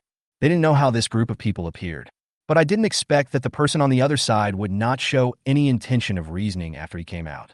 None of them responded to speak. The other party raised his hand and shot. Bang! Gunshot. The man just lay down. Although they are mutated bodies, their physical strength is much higher than that of ordinary people. But after all, there is no way to block bullets with the body, especially since Xian Feng was no more than 10 meters away from him at this time. It's basically impossible to miss. A splash of blood appeared between the lizard man's eyebrows, and he fell to the ground with his head raised. The light on Stalker number 1 dimmed, and seeing that his leader had returned, there was no need for him to self-destruct. When the other stealth warriors saw Xinfeng coming back, he quickly ran to Xinfeng's body. The 3 stalkers transformed into a metal glove and wrapped around Xinfeng's right hand. The remaining 7 lizard men on the other side did not expect that the man who came would be so decisive and fierce. Come in and kill people. And how did they appear here out of nowhere? These are things they can't understand. But even if they couldn't figure it out, they knew very well what they should do now. No one cared about the life or death of the teammates lying on the ground. But this was a very calm behavior, because the man must have been dead. The 7 people quickly separated and spread out in 7 different directions, vaguely surrounding Xian Feng and the others. It's obvious at first glance that he has a lot of experience in fighting and is not indecisive on the battlefield. But unfortunately, their behavior now seems a bit ridiculous. The 7 people seem to have surrounded Xian Feng and others. But the tank and the sun are too big. They were like a group of puppies surrounding 2 elephants. It doesn't seem very intimidating. Xian Feng did not immediately deal with them, but lowered his head and asked the stalker, "Where did they go, and what happened to those 2?" Stalker number 1 replied slightly weakly, "Leader, when we were fighting them, the 2 stalkers blew themselves up. There were 10 of them in total. There were actually 2 bodies behind the big computer. They were killed in the explosion. Dead." This was a situation that Xinfeng had not expected. The first batch of mechanical life awakened by myself. 2 of the stalkers who had accompanied me through the most difficult day at the beginning died inexplicably. Xinfeng suddenly thought of the time when he was hiding in the tank to avoid a group of lizards outside. This is what the stalker said to himself at that time. "Don't worry, Chief. I will do my best to protect you. I still have 1 chance to self-destruct. If this tank really doesn't work, I'll delay it for a while and then self-destruct. Leader, you should take this opportunity to run away. I've thought about it, and it should be able to delay for some time." The words from the past appeared in Xinfeng's mind one by one. Xianfeng was really like this. He never expected that he would have mastered such power. Even our own people would suffer casualties, and it's such an unclear situation. For a moment, I couldn't help but feel angry and didn't want to waste time talking to the people around me. He raised his hands and started shooting wildly. But this time the other party had already reacted in advance, and their eyes seemed to have some special abilities. The movement trajectory of Xinfeng's arm could be predicted, and he was no longer killed with one blow. But they were also in a very miserable state. Xianfeng frowned, and the metal in his hand liquefied directly and changed towards the direction of the submachine gun. At this time, Taiyang stretched out his hand and slapped away a lizard man who wanted to rush over while Xinfeng was not paying attention. He lowered his head and said to Xianfeng, "Chief, don't bother. Leave these people to me." As he spoke, he placed a giant shield on the ground and drew out his giant sword. "Remember not to kill them all. Leave one behind." He gave the order coldly. Then it was the sun's one-sided bullying. The tank's artillery was in this place and could not be used in order to avoid damaging the surrounding objects. So he stood at the door in a tacit understanding. Once you get there, you basically block the door completely. Xinfeng stood at the feet of the sun, watching the battle. He believed that the sun would not step on him. The sun's fighting mode is the swordsmanship of the cold weapon era, not just random slashing. Area suppresses speed. The sun wasn't shining on any of them at all, but it's like sweeping away bugs on the floor. With one sweep, a large area is swept away. The area covered is very large. First of all, the opponent has no way to resist and can only keep dodging. But it is very difficult to hide every time because the area covered is too vast. Moreover, the ground here is made of metal, so there is no way to run underground. Soon 2 people were beheaded. Xinfeng was ambushed that day and was caught off guard. In fact, no matter how strong these people are, they are not really that strong. In front of the giant mecha, it is still not good enough. Xinfeng looked a little solemn. He lowered his head and asked the stalker, "Who blew himself up? Take me over to see." Then, under the guidance of the stalker, Xinfeng came to the back of the big computer. 2 corpses with bloody chests lay quietly on the ground. Small blue fragments were embedded in the exposed skin on their bodies. Xianfeng squatted down, picked out a blue fragment, and looked at it carefully. "That's really part of Stalker. He blew himself up like this. Wait for me to come back. Why are you doing this?" Xinfeng muttered to himself. Then he asked Life expectantly, "Is there any way to revive them?" "Some." What Xinfeng didn't expect was that he actually got a positive answer. "Gather all the damaged materials, and with some extra repairing substances and adhesives, I can repair it. But it's difficult, and we don't have the ability to do that right now." Xinfeng felt much better. At least knowing all this, there is still hope. That's fine. Then he began to carefully pick up the fragments of the body. Seeing this scene, the other stalkers were also very moved. After all, his leader was willing to pay a high price to save him instead of giving up directly. Several stalkers fell off Xinfeng's hands and began to pick up the fragments of their companions. At this time, the sun came over. In his hand, he held a person who was struggling to no avail. At this point, 10 lizard men attacked from the Xinfeng base. Completely annihilated. Chapter 35, Undercurrents Behind the Scenes, a collective meeting of 1,000 fortresses. In the fortress, people who watched a blockbuster movie for free were also very excited. You have to know that the electronic eye is a full-field lens, so they watched the entire massacre of the sun. Even Xinfeng was not seen. In front of the 18-meter-high sun, these mutated humans are too small. Although Taiyang wields a heavy sword, he gives people the feeling that his swordsmanship is very exquisite. Whether it is a large-scale sweep at the beginning to draw out the battle circle, or the picking, stabbing, and chopping during the final harvest, every stroke was extremely precise. It achieves precision without losing the sense of power. From the very beginning, the audience has already been led to believe that these people are not good people. After all, they have been launching inexplicable sneak attacks all along. Coupled with this shady trick, people are very dissatisfied. So there is no sympathy at all. It was just when Xinfeng finally tortured and beat the person who stayed behind. The program team still put a mosaic on it. It's still a bit bloody after all. Now, the people watching have developed a blind faith in Xinfeng. Except for the first day, people generally were pessimistic about him. Every day after that, Xinfeng's strength increased rapidly. Thanks to the convalescent cabin, even the feeling of hunger and thirst disappeared. After all, It directly eliminates toxic substances and replenishes cellular energy. So from now on, whether it is a lizard or a lizard man, they no longer pose any threat. Every time people watch Unveiling, they're actually looking forward to seeing how he shows off his skills. I didn't think about whether he would lose.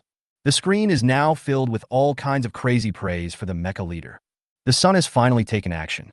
It doesn't feel bulky at all despite its size. The mecha leader is awesome. This combat power feels like it can rival an army. Indeed, I just don't know where that big lizard came from. It feels so mysterious. I wonder how much damage the tank's shot did to the giant lizard.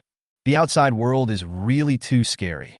Without the strength of a mecha leader, it's best not to go out and seek death. The other contestants are all in such a miserable state. Where on earth did these people come from? Why do they seem so organized? I don't know. The military won't tell me. The official mosaic was put on the video for a long time. It seems that Xinfeng is really angry. Been fighting for so long. Since there was nothing to watch, people just chatted in a barrage. So, people change gradually and admire the strong. It's only been a few days. The way Xinfeng was addressed changed from that guy to the leader of Mechas. The evaluation of Xinfeng changed from this guy is looking for death to it feels like he can rival an army. It smells so damn good. These people are just here to watch the fun and treat it as a form of entertainment. But the military people and the military high-ranking officials don't think so. In their opinion, these videos related to Xinfeng are basically at the level of military information. They watch this kind of battle extremely seriously. If it weren't for the fact that General Chun Yi felt that the world was about to change and people needed a period of subtle adaptation. The existence of Xinfeng is a strict military secret. How can we show it to the public? At this time, in General Chun Yi's villa, two people were sitting on the huge sofa. Luo Zhongxing crossed his legs, trying to appear as natural as possible. But he was obviously not used to this relatively family-like atmosphere. General Chun Yi also found it very funny, although he himself is not very used to it. Fortunately, the two people were talking about serious matters. It's not too embarrassing. So, there were actually such things back then. With a sigh, Luo Zhongxing spoke. Then he looked at the smart TV placed in the middle of the living room, which contained a first-hand video about Xinfeng that they had control of.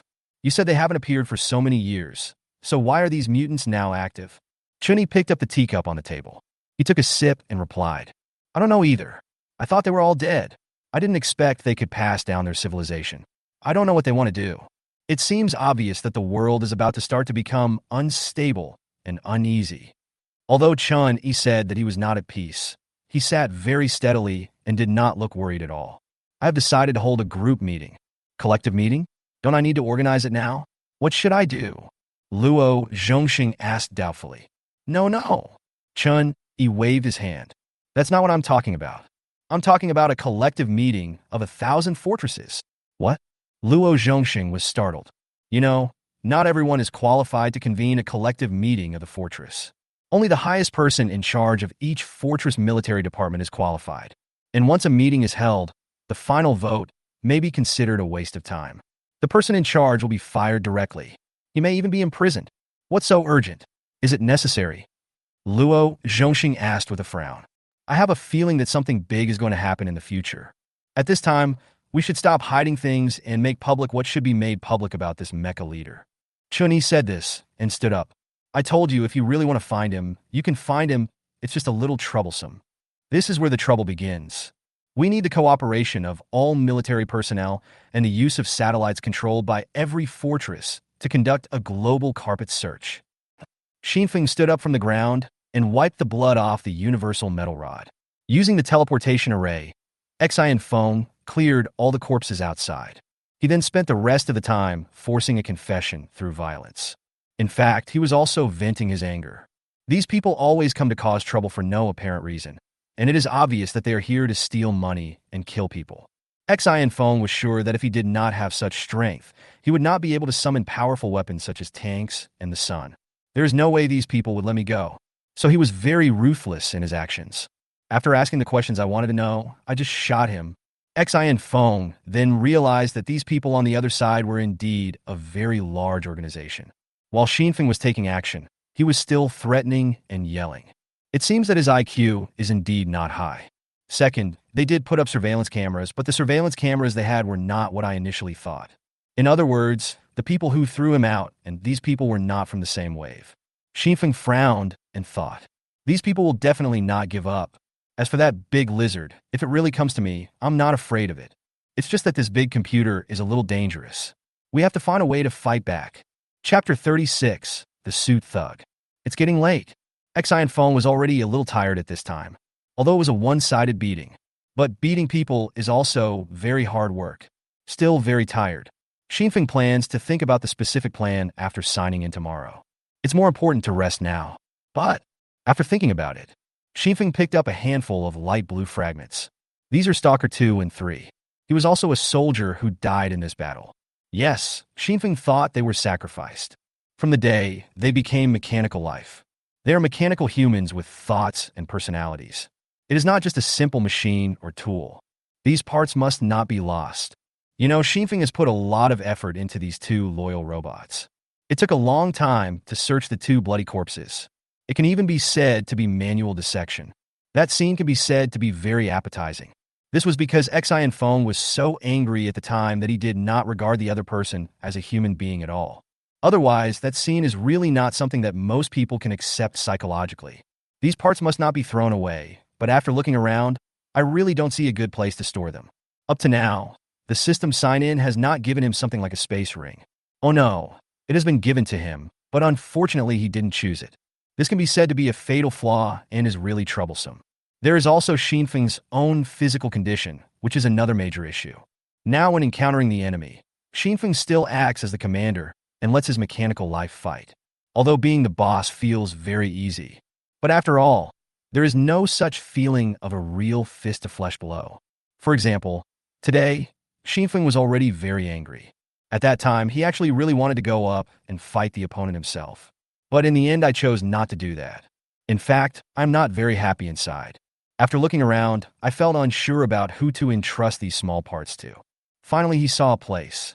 Convalescent cabin. That night, Xinfeng slept in the sanatorium with the fragments in his hand. Place it next to your body, close to it.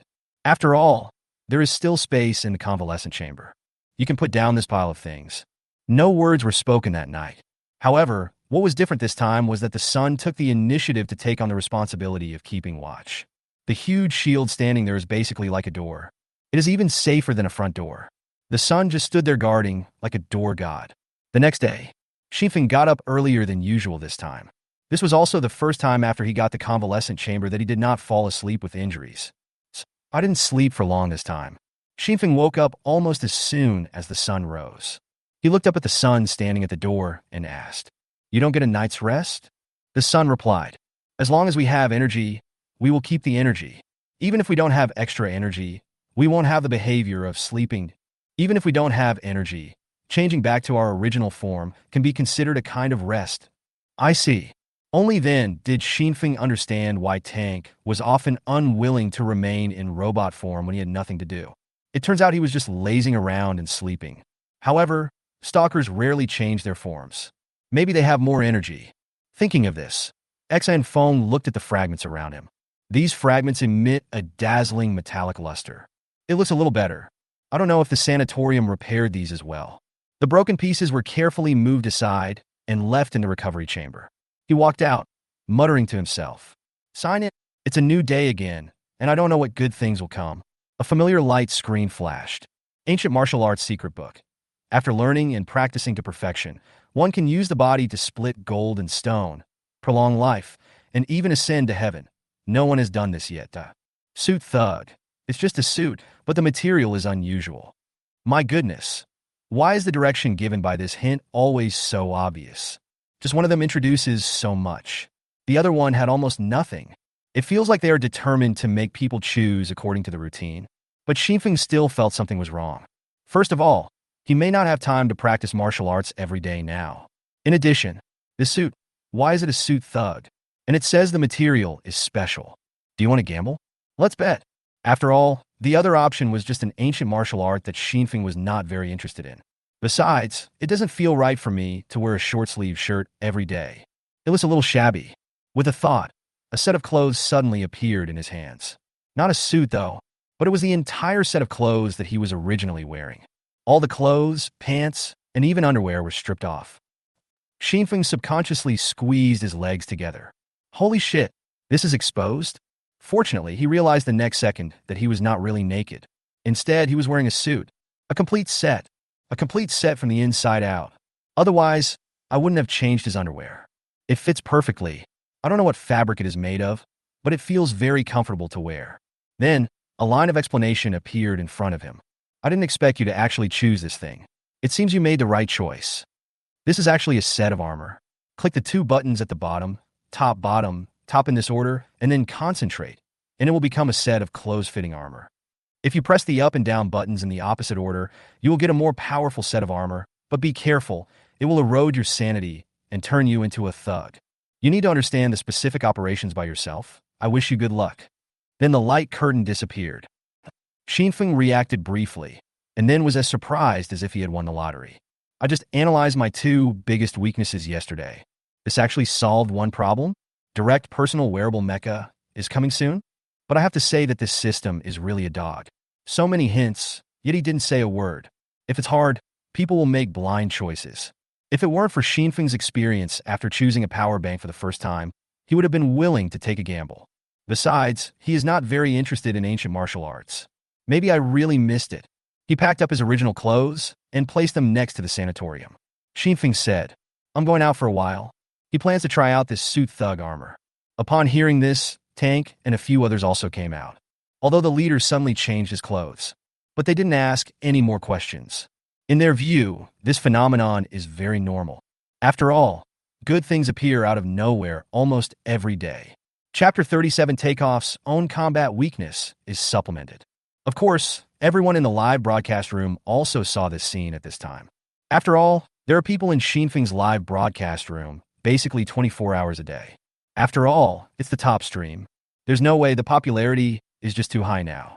Even now, there are still some people who keep saying that he has gone astray in his research on mechas. And constantly occupying the commanding heights of life transformation is the future of mankind. But now they can no longer cause any trouble. People still like strong people. Even if they always think that his research direction is wrong, they're still willing to keep visiting him. And ever since people discovered the existence of the sanatorium, people believe that Xinfeng also has life science technology. Therefore, there is not so much criticism against Xinfeng. Since it was morning, many people had just entered Xinfeng's live broadcast room. People immediately noticed that he had changed his clothes.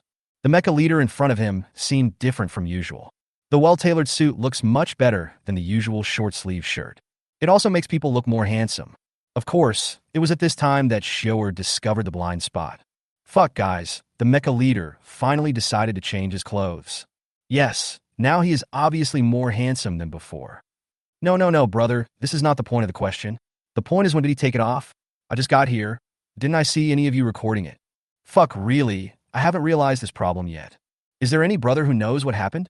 After the first person asked that soul-searching question, it was like opening Pandora's box with all kinds of comments asking for nude photos of the mecha leader flying around. But the host knew it clearly. Seeing that the comments were all off track, he corrected them with a smile. Please stop imagining things. This is the suit that the mecha leader has conjured up out of thin air, just like the other times he took out goodies out of thin air. So everyone should stop daydreaming. After hearing this sad news, I learned that the mecha leader's clothes did not explode. There was a sudden chorus of cries of grief in the barrage. Xinfeng walked to the open space outside. Concentrate and look at the suit you are wearing. According to the previous tutorial, click the two buttons at the bottom in order. In an instant, the cloth, which originally felt to be made of a very special material, rolled and deformed, covering Xinfeng's entire body. The collar extended upwards to cover the head as well. There was a slight crackling sound when it changed, as if a piece of tinfoil was being rubbed hard. The suit that was originally very close-fitting turned into a suit of armor. It seems to be nanotechnology. It's just not clear what the material is. The jet black armor is streamlined throughout, but there are many protrusions like bone spurs at the joints. It is hard to tell whether the shape is soft or sharp. And after transforming into armor, it can be seen that he has changed not only visually. The physical touch still doesn't feel the same as wearing a suit. It doesn't feel heavy and is still very comfortable to wear.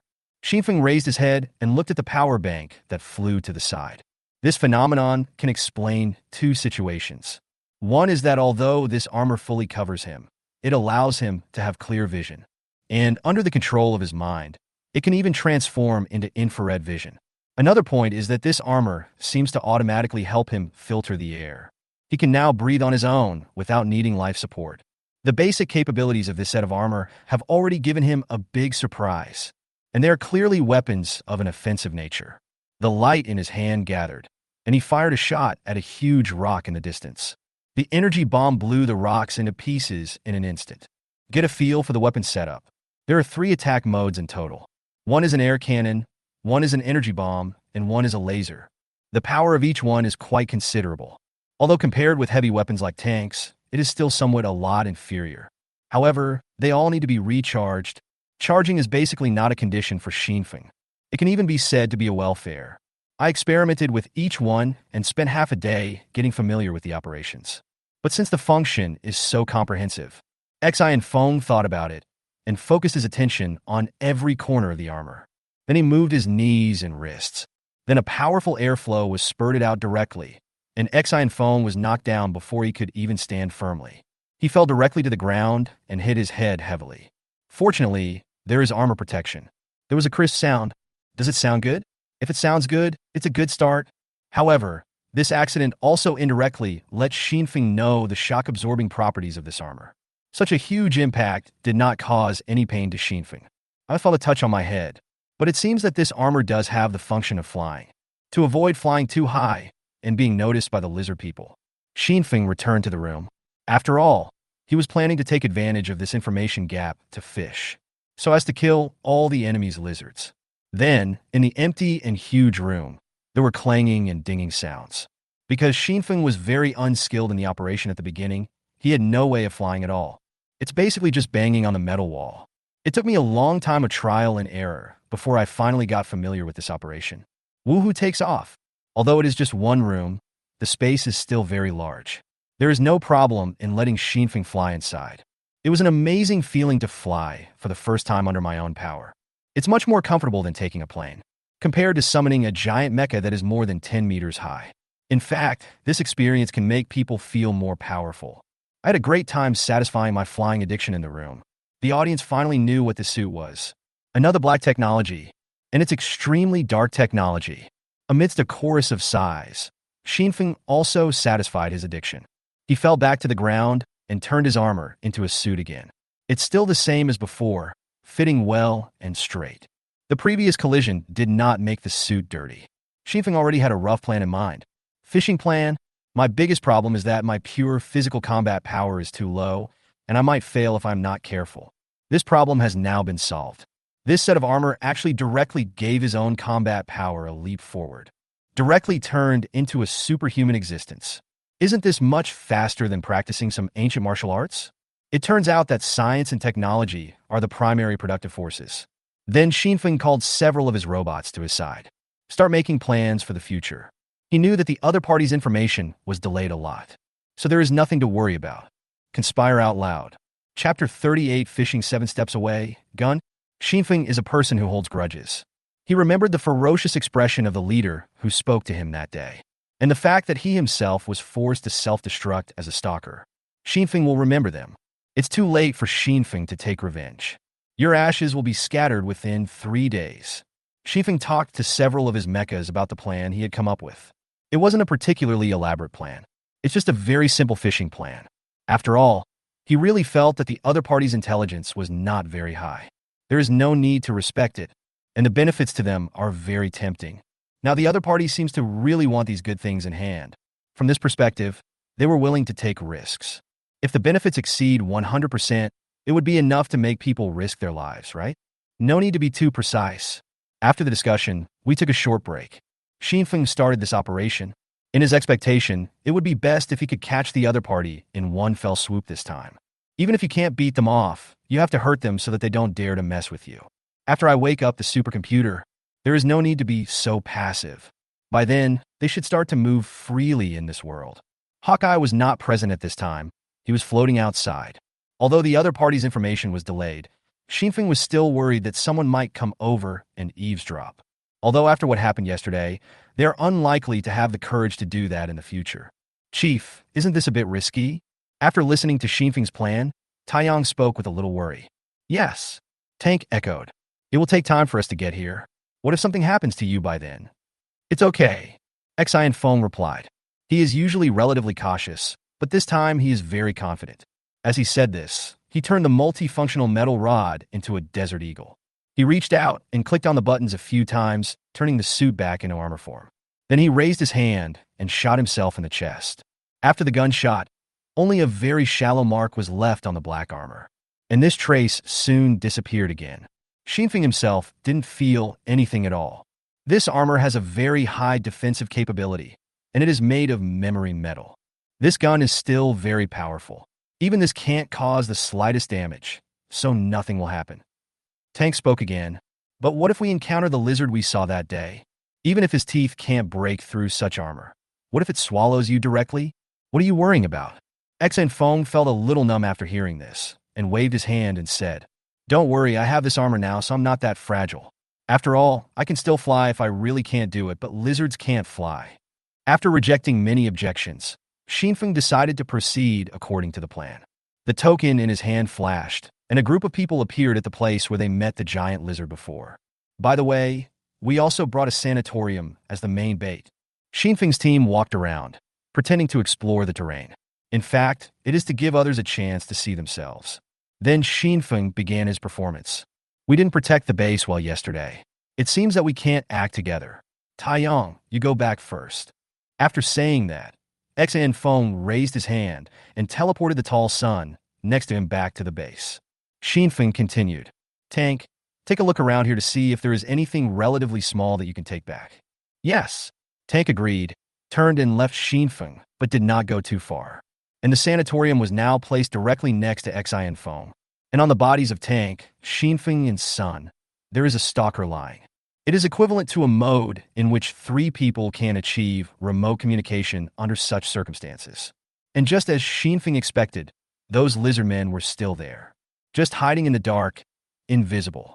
In a tiny crack not far from Xinfeng Mountain, several lizard men gathered together with there, but sticking up, discussing something. Still the same 3 from yesterday. Boss, he's here again. That shot yesterday almost killed me. This time, he just took the magical thing with him. Opportunity? What do you mean? The lizardman's leader didn't say anything. He frowned and looked at it for a while, then said, Something's not right. And why did this guy change his clothes?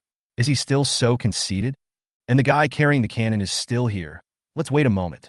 I'm also waiting for news from there. As he spoke, the lizard man leader touched a 2-meter-long lizard next to him. As if comforting something, Xinfeng sat there alone, the metal rod in his hand constantly changing shape and size. It seems these people can still endure it. Thinking silently in his heart, Xinfeng's mouth curled up. Then let's add some more excitement.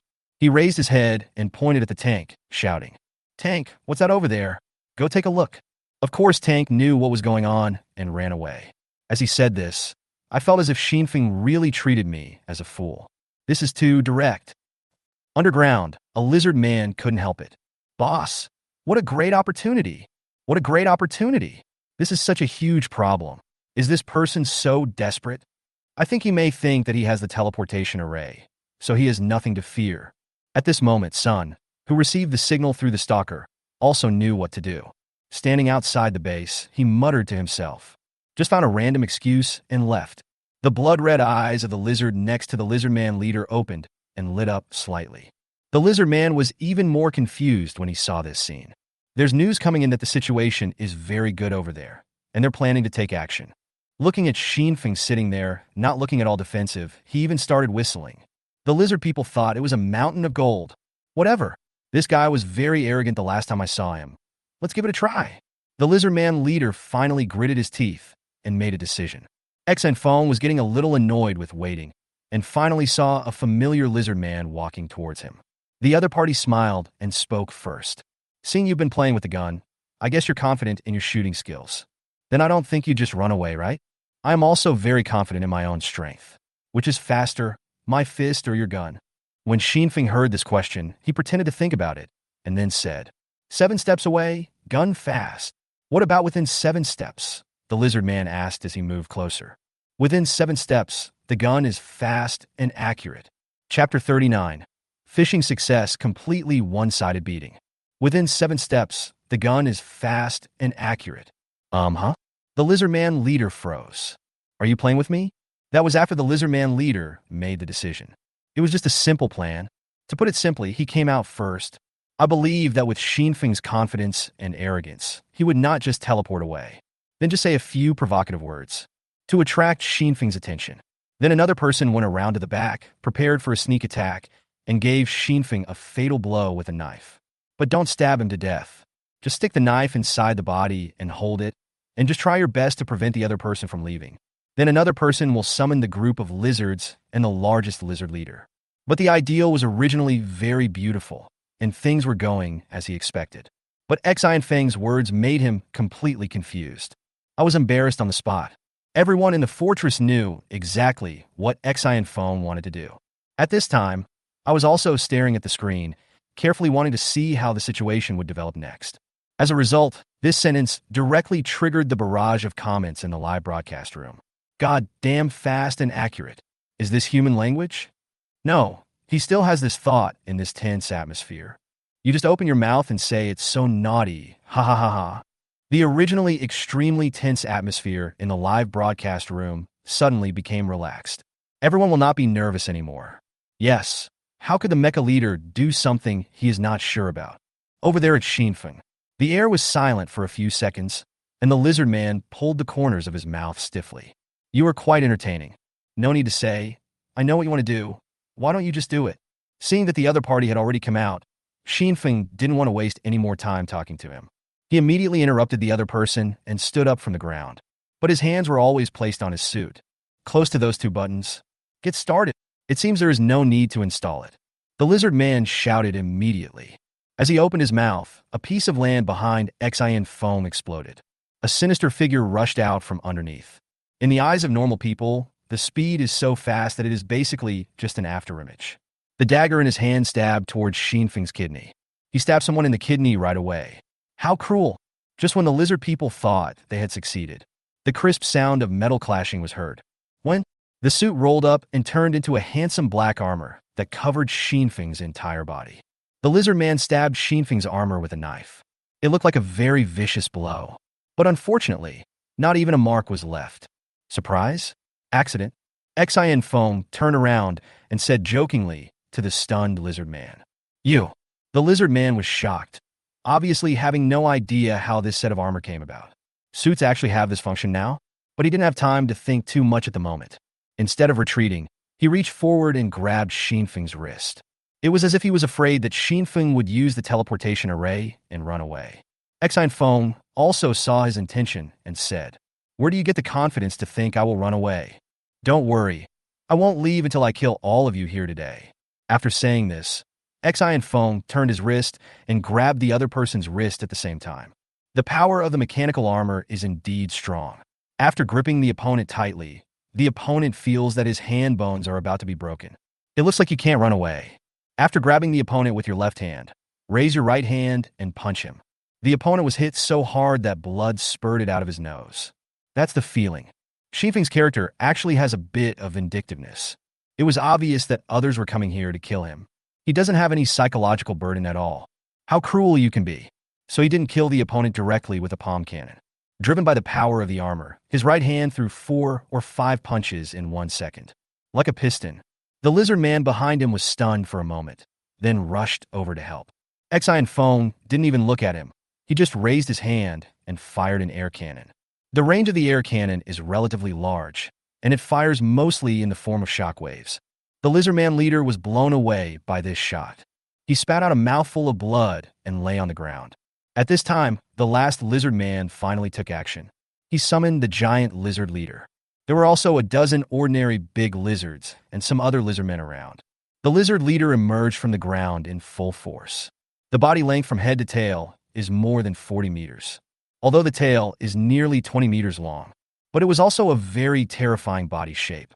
The lizard man who was caught by Xinfeng and punched in the face. At this time, it had been beaten beyond recognition.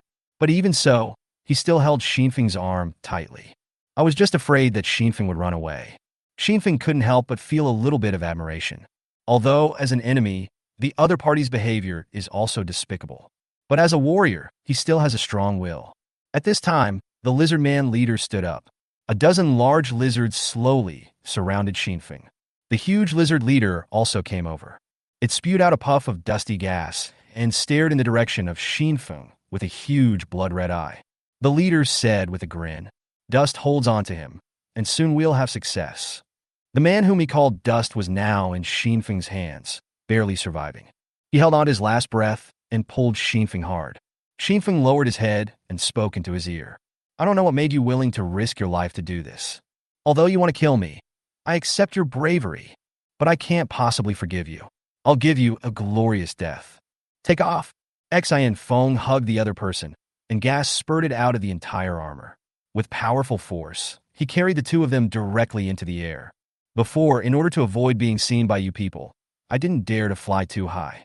The lizard man, who originally thought that he could capture Xinfeng this time, was dumbfounded. "You still have this ability. So why are you here to tease us? How about flying through this life?" Xian Feng said with a smile. You will die in the future. You can't." Because he was beaten so badly that his face was unrecognizable. The sound was quite unclear. "Okay, you don't need to say anything." Xian Feng's eyes turned fierce. Holding him, he flipped in the air. The two of them were facing each other head first, under the dual effects of gravity and the thrust of the Xinfeng armor, rushing to the ground rapidly, like a cannonball. Boom! The dust is flying. Chapter 40. A great victory, killing 2 mutant giant lizards. The smoke and dust dissipated. Xinfeng walked out from the dust. The dust he held in his arms was barely recognizable as a human being at this point. The specific situation is hard to describe.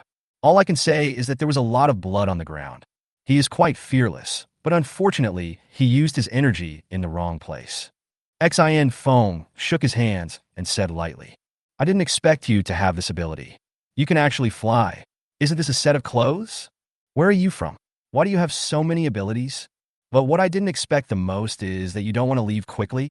The lizard man leader's words were basically squeezed out from between his teeth. It really didn't expect this, and it thought it had made all the preparations. Such a change actually occurred. It is said that when a man has been away for 3 days, he should be looked at with new eyes. But how could this person become so outrageous after just 1 day of not seeing him? Although he was pretty outrageous before, and all these things around him are very evil-hearted. After Xinfeng flew into the sky with dust, the lizard man leader's first reaction was to rush to grab the sanatorium that had been placed aside, and no one had taken care of it. But a round object flew past. He also flew up carrying the sanatorium cabin. "Gone? What's this? Run." Xian Feng glanced at the other person with a hint of contempt. "I don't know why I have provoked your hatred for no reason. Maybe it's because I am innocent but guilty of possessing a treasure. But if you want to kill someone, you must be prepared to be killed. I don't know if you have this awareness. But no matter what you think, no matter what force you are, I told you that I won't leave until I kill all of you here. I'm not kidding you." Xinfeng said more abnormal things this time. This was the first time he faced this strange world, and the possible dangers and enemies in the future. Showed his fangs. "Then prepare to die here. Superior. No more nonsense." The lizard man who awakened the giant lizard had already called over other teammates who were nearby. Now surrounding Xinfeng are 7 or 8 lizard men and a dozen big lizards. But just having a large number of people obviously means nothing to Xinfeng. He raised his hand and fired an air cannon, and several people fell to the ground. These were things that he used to think were very powerful. Now he doesn't need to rely on his mecha to win. Of course, he just needs the help of the armor. Various energy bombs and air cannons switched back and forth to attack, knocking back the lizards and lizard men that rushed up one by one. The other side, relying on their large numbers, can always reach Xinfeng. But their attacks were of no avail. There is absolutely no way to break through the defense. The armor doesn't look thick, but it has very high defensive power. Currently, the only one that can cause harm to Xinfeng is the big lizard. And the big lizard is now in an injured state. There was a huge wound on his front limb near his back. It seems to be the tank shot yesterday. The big lizard was naturally left to tank to deal with. As Xian Feng was flying into the sky with a cloud of dust, he had already seen a huge black tank in the distance, rushing towards this direction with a very brutal momentum. The sound could be heard now. It should be here soon. Xian Feng was fighting alone here, and was also familiarizing himself with all the performance and attack attributes of his armor. On the other side, there are a dozen lizard men who have mutated and look a bit like lizards. We have arrived next to the base where Xinfeng is located. They didn't expect that they could get in so easily. The huge robot just swayed at the door and then just left. Did we get in too easily? One of them said a little doubtfully. Without any hindrance, a group of people came in. It feels so unreal. Never mind, just come in and search. There's no news from those people yesterday. It seems they're probably dead. Hurry up. But the people from yesterday did not send them any news. In addition, Unveiling deliberately misled people during his previous performance. They really feel like there's something else hiding here. Unfortunately, there is nothing. What's going on? Is there some secret door or something like that here? There's nothing. I don't know. What should I do? A group of people searched for a long time, but found nothing. Get together and start discussing. It's been a while since we came in, right? What should we do if that big guy comes back soon? Don't worry, we have another giant lizard outside. If a fight breaks out, at least we'll hear it. The man who seemed to be the leader among this group of lizard men said indifferently. There are actually only 2 giant lizards in this area. However, since both are male, they cannot coexist. So this one was defeated and was not made the leader. But now they're all under their control. Besides, this robot uses cold weapons and does not have such powerful heavy firepower support. Even if he really comes back, I doubt whether that robot could be a match for our lizards. Another lizard man said arrogantly, "Oh, are you talking about me?" At this time, a low and heavy voice sounded from outside the door.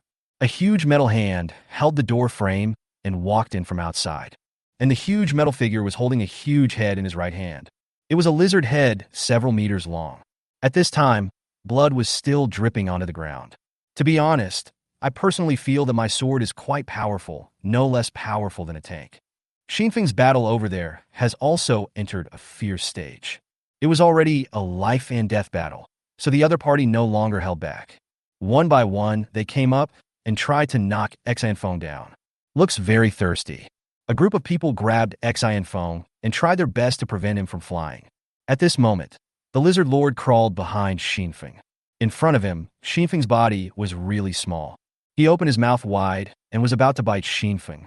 With its bite force, I'm afraid it could really hurt Xinfeng.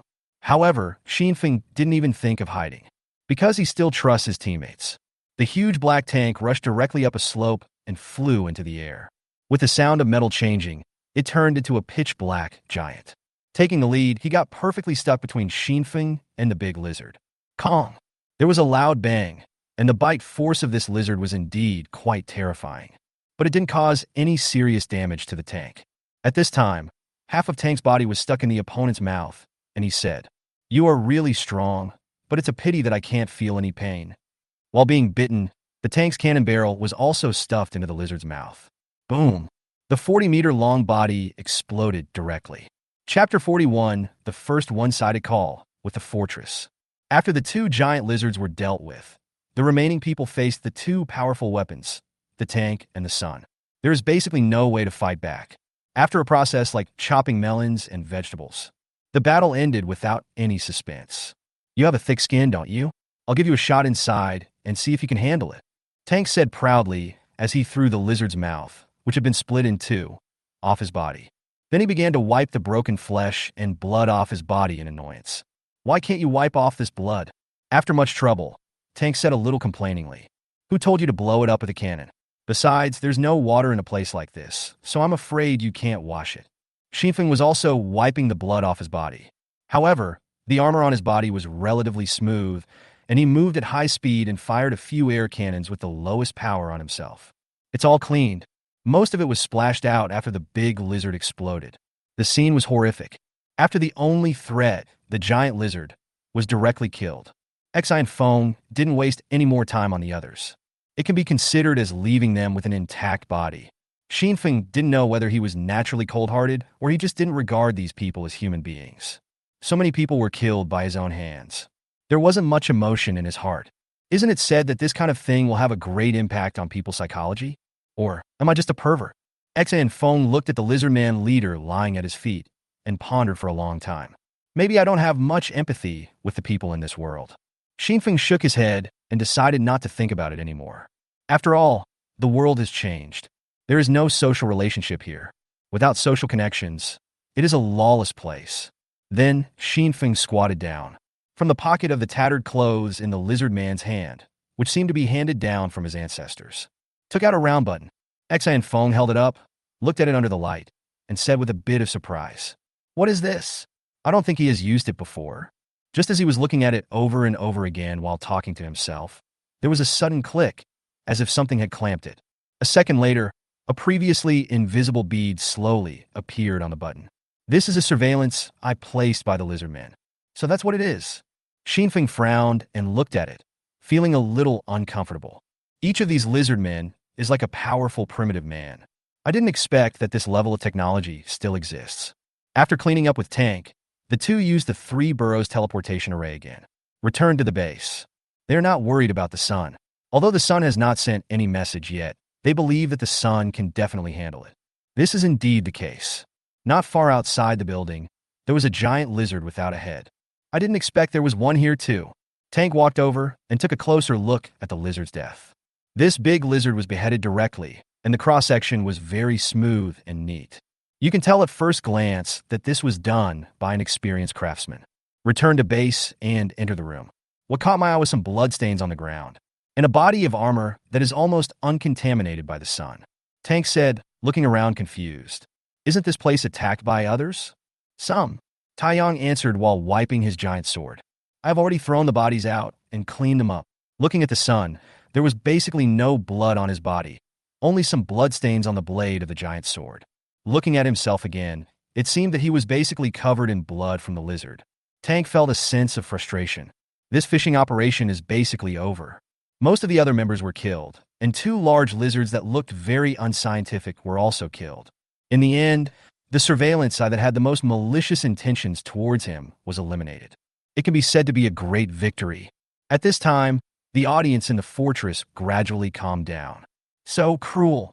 This is the thought that comes to everyone's mind. While watching the film, everyone was treating it as a game or a movie. But after everything was over and people gradually calmed down, people finally realized one thing. This is what is happening on this planet. What is really happening? This inexplicable organization, which seemed to have appeared out of nowhere, is coveting the abilities of the mecha leader. And now, dozens of them are lying forever in that lawless place. I always thought that the mecha leader was too cruel to me, but now I think he is really cruel to others as well. It really was like watching a movie. It was so decisive and unconditional. General Chun Yi and Luo Zhongxing from the military were also standing together at this time, watching Xian Feng's picture. This person's personality is indeed suitable for surviving in the outside world. He is very decisive, and he doesn't drag his feet. He also has a plan for doing things. General Chun Yi said with emotion. Luo Zhongxing said, lightly, and didn't respond. General Chun Yi continued indifferently.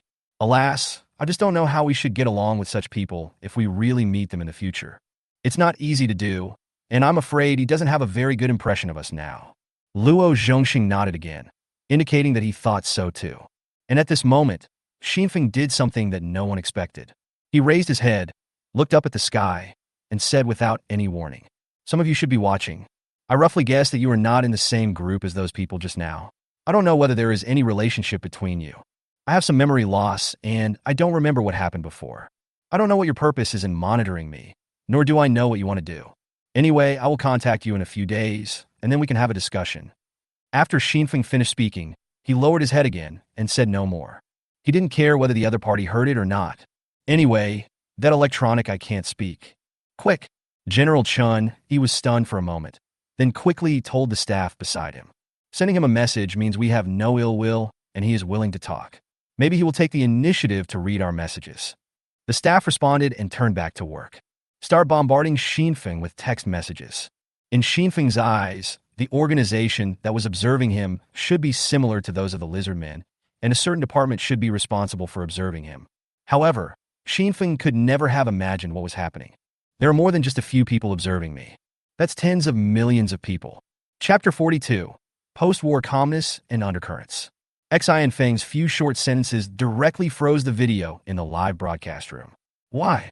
Of course, there are too many comments. The programmers who already have very little hair now have to start scratching their heads and working hard to repair it. If Xinfeng knew about this, he would probably feel a little guilty. The audience was originally in a state of post-war calm, which was equivalent to a sage mode. Now the climax has come again. He looked at us. Really? Was he just talking to us? So he lost his memory. Is this such a ridiculous plot? I was wondering why he seemed different from the other contestants.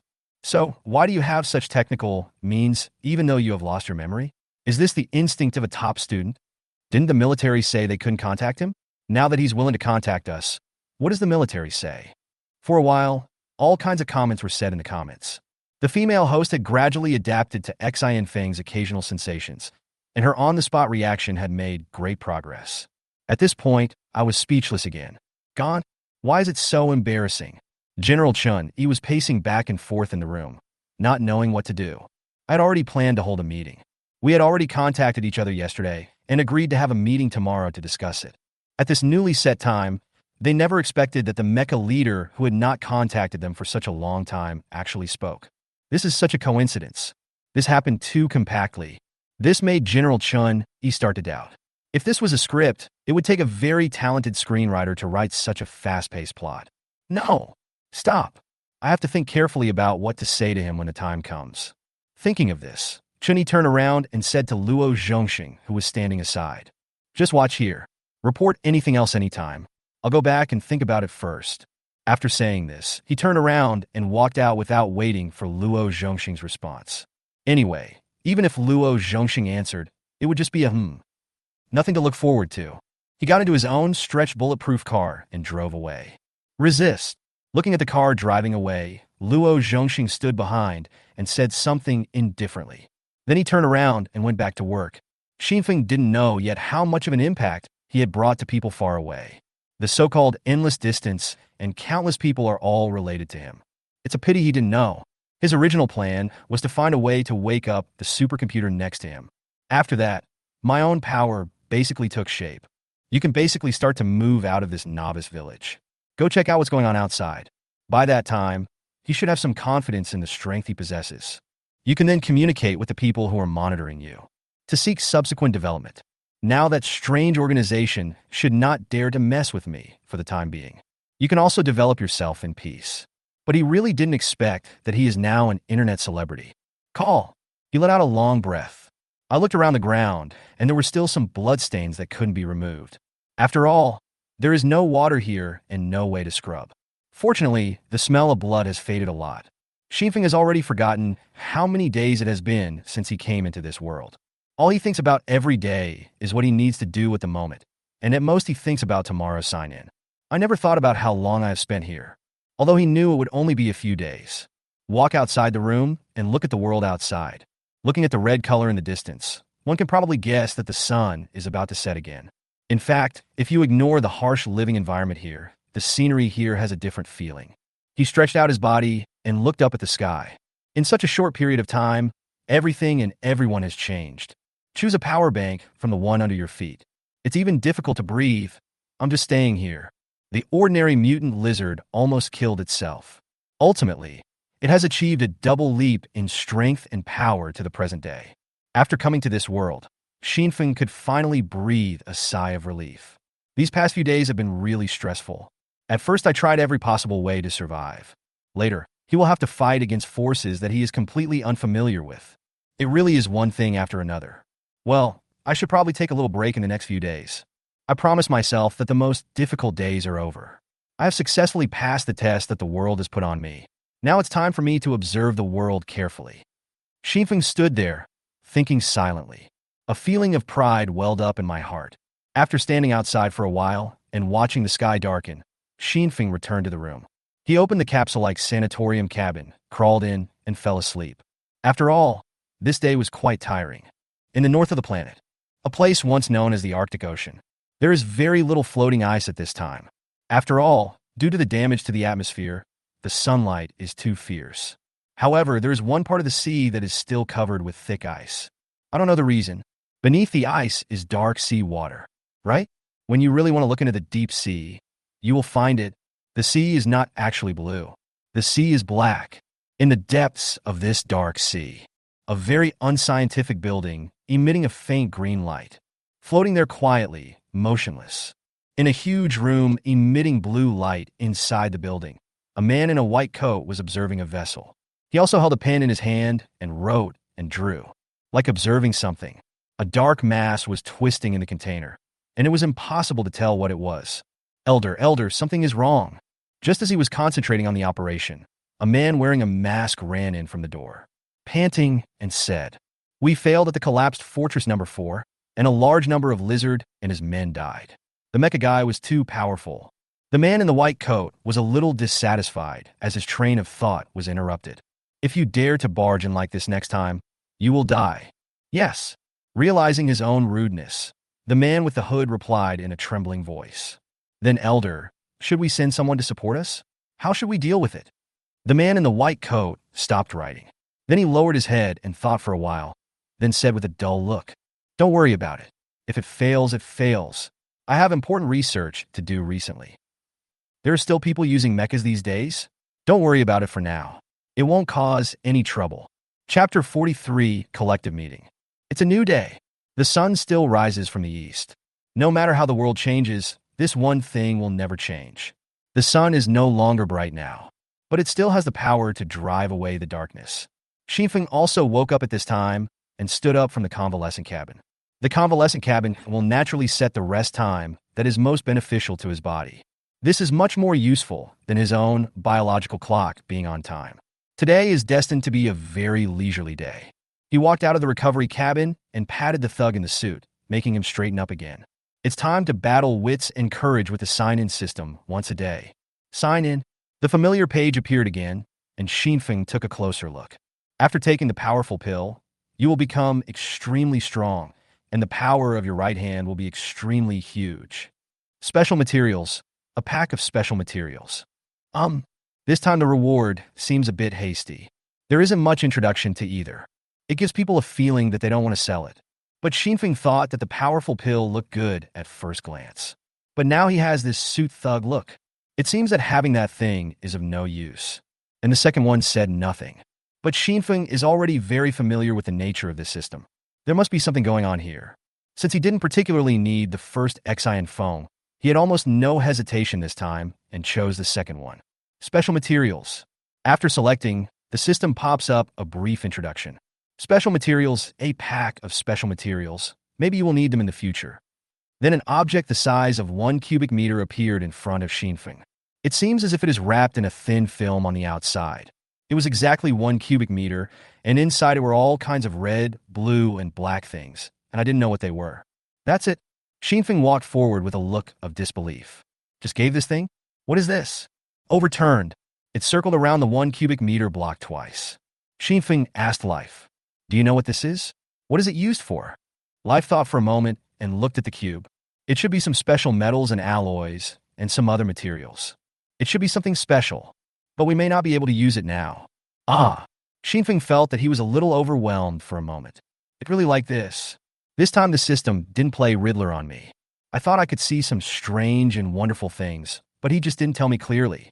But think about it carefully. This thing is also good. It's just that the things the system has given me recently are really good. It subconsciously made his expectations too high. Forget it, this one is not bad either. He moved the 1 cubic meter cube of material aside and turned around to give instructions. Tank, you stay at home today. Son, and I will go out to find some materials. Stalker 1, come with me. Although he had a feeling that there wouldn't be anyone looking for trouble now. But a very powerful force was still left behind to ensure that the supercomputer was foolproof. It just so happens that the sun's body is a big truck that can load a lot of materials back. And just like that, Xinfeng set off. A day of searching began, under the horrific vision of the eagle eye. When Xinfeng and others specifically want to find some good things, it is still very easy. So this day was indeed very relaxing. The audience also watched it in a daily manner. It was like watching a treasure hunt. After a while, a half-broken car was found here. After a while, fragments were found there again. Eventually, an abandoned manufacturing plant was found. Xinfeng and Taiyang began to move things frantically. Everything showed the calm after the battle. The audience doesn't need to be too nervous. Although the audience was not nervous, the military was very nervous. In the meeting room of the Military Affairs Office, General Chun Yi sat at the head of the huge conference table. Then there was no one else at the conference table. He was sitting alone. A blue light curtain was floating in front of me. There are 1,000 people in the blue light curtain. Everyone was like General Chun Yi, sitting alone in a huge conference room. No one spoke. Because there are 1,000 people, Anyone who wants to speak needs to press the hand-raising device in advance. Then line up and speak in turn. The speaker's portion of the screen will be zoomed in to the center. At this time, the bigwigs from various military departments were watching quietly, waiting for Chun-Yi to speak. They're all military, no nonsense. Chun-Yi went straight to the point. Everyone, it's very simple to find you this time. I suggest that we unite and observe the challenger. It seems that the situation in this world is beginning to change, and I hope we can jointly mobilize all the satellites controlled by the fortress to conduct a global search. I want to search for someone. When they heard Chun-Yi's words, many people's faces changed. Being able to say something like mobilizing all satellites to search the world. They must be really important people and things. But still no one spoke. We are all people doing serious work. Everyone understands each other. There is no need for supporting roles. Now that he has said so, he will definitely provide some proof. Just wait. Chun-Yi himself was also very clear about it, and then turned on the screen behind him. Show the picture to everyone. Those are all the edited footage of Xinfeng, including humans who look like lizards, including that giant lizard. After the video ended, General Chun-Yi continued speaking. This is the person I want to find using the satellite. This person is very strange. We had clearly released him, but suddenly we found that there was no information related to him. At this point, we can only consider it as a mistake on our part, and we apologize to everyone here. But you've all seen his abilities. They're very strange. He also has something that can heal physical injuries. Besides, you all know what happened back then. Those people have actually started to move around on this earth again. Afterwards, General Chun-Yi talked a lot about Xinfeng's various information and abilities, and his nickname, the Mecha Leader. Also, up to now, no one even knows what his real name is. And there are all the anomalies they have discovered since they observed this person. What do you think? After saying this, Chun-Yi stopped talking. Wait for others to reply. All the military leaders were silent for a while. Finally, someone turned on the speaking sign. What Lao Chen said is indeed very meaningful. It seems that he does not need to be dismissed. The phenomenon you encountered may indeed be the most special one, but in fact, our observations here in recent times have also found that there are indeed some things that are not right. I was originally thinking about when to tell you about it, but Lao Chen spoke first. Chapter 44, Abnormal Situations in Various Places. We have also spotted the shadow of mutants here, but the ones we have here have faces that look a bit like tigers. The first military leader who decided to speak was from Fort 742. The fortress is thousands of miles away from Fort 269. Generally speaking, the fortress will not deploy personnel too far away from the fortress. Even over there, we found a shadow of mutants. It can be seen that the distribution is very wide. But thinking about where Xinfeng is now, Chun-Yi himself is not very clear. Maybe it is also very far from Fortress 269. It's hard to say. After this general finished his speech, several other generals lit up their speaking signs. One of our challengers showed physical changes. He started to have a high fever the next day, but his physical fitness improved significantly afterwards, and he was getting closer to becoming a level 2 evolver. Humans who successfully withstand the first-level genetic drug are called first-level evolvers. However, no secondary genetic medicine has been successfully developed yet. Therefore, the second-level evolvers can only rely on their own mutations.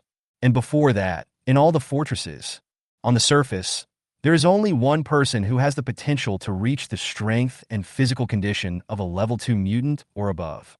That person's name was Luo Zhongxing. So when the general said that someone had the tendency to evolve into a second-level evolver, General Chun-Yi was also surprised. And at this moment, the person who had previously lit up the speak button, surprisingly, each of them mentioned some special situations.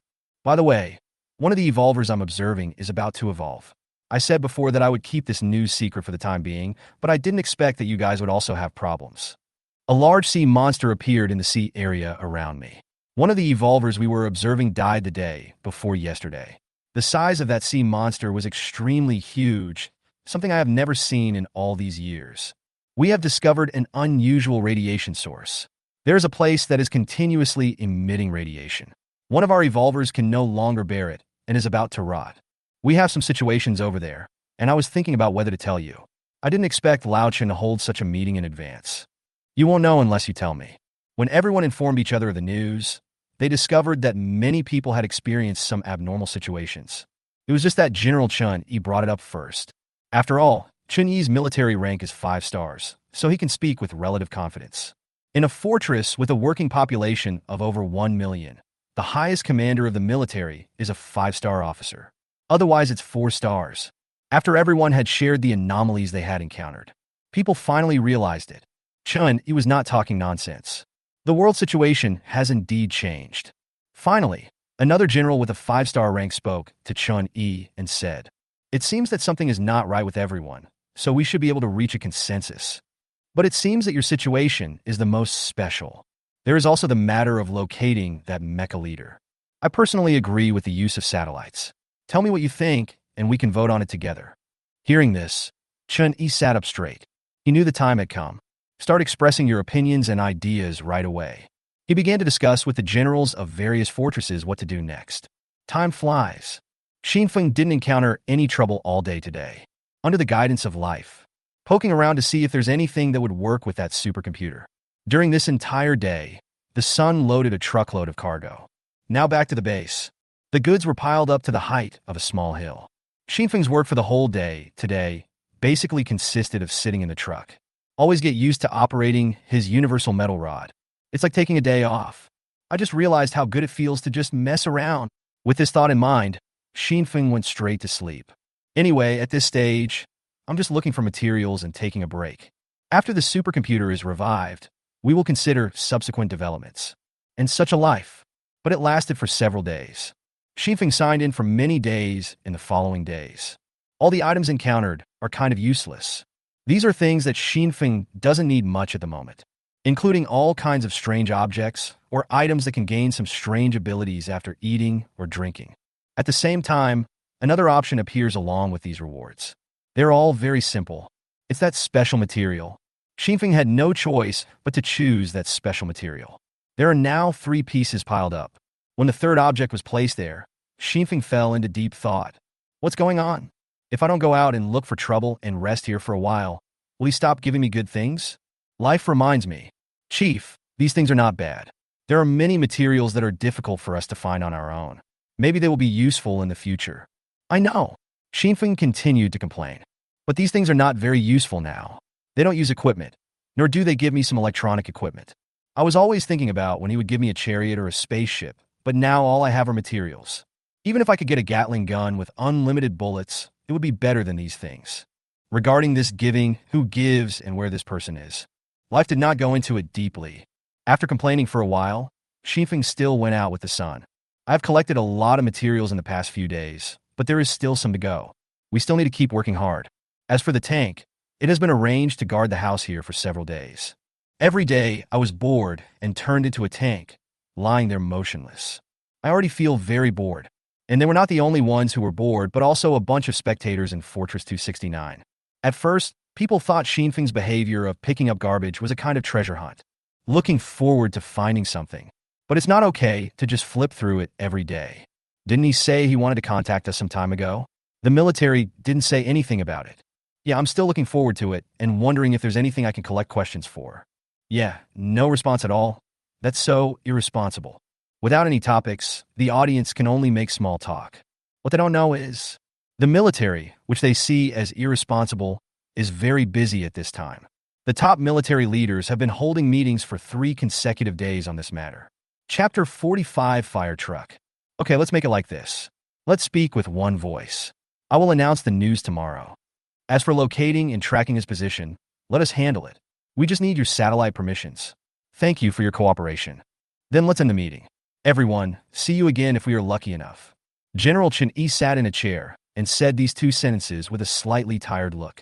After the meeting was over, a man lay down on a large chair and let out a long sigh. It's finally over. Meetings are really tiring. I didn't expect that even though I had become the highest-ranking military officer, I still had to go through the pain of attending meetings. What a hassle. Tada! The sound of military boots hitting the ground could be heard. Luo Zhongxing walked in from outside the door. He never meant to knock. Fortunately, General Chun-Yi has gotten used to it. Just let him do it. Moreover, Chun-Yi's lifestyle is still very regular, and he would not do anything shameful in his office. Not worried about any embarrassment. Besides, there are very few women in the military. Is it over? After all, we've been talking for so long. Luo Zhongxing asked. Oh, it's over. Chun-Yi sat on the chair and said tiredly, when it comes to specific operations, there are also economic implications. Although most fortresses have agreed to use satellites, there are still some economic disputes involved, and some have even put forward some conditions. When Luo Zhongxing heard this, his eyes turned cold. They're still doing this at this time, and they mean that there are fortresses, but they don't agree to use satellites, right? Chun-Yi waved his hand and said, don't get excited, you are still too young, this kind of thing is normal. And even if some disagree, most agree that global satellites can be used together. After all, the video will be shared by then, so they will have to pay something. It's enough if it can be accomplished. It can be regarded as a relief. Luo Zhongxing's complexion still wasn't very good. Looking at General Chun-Yi's mental state, he knew it during the meeting. There must be some open and covert struggles involving interests. Snort. He snorted with disdain. People are still fighting among themselves at times like this, and sometimes it feels like they deserve it. Don't get hung up on it. General Chun-Yi said comfortingly helplessly. Luo Zhongxing did not comment on this. Turn around and walked out. Then you should take more rest and call me if you need anything.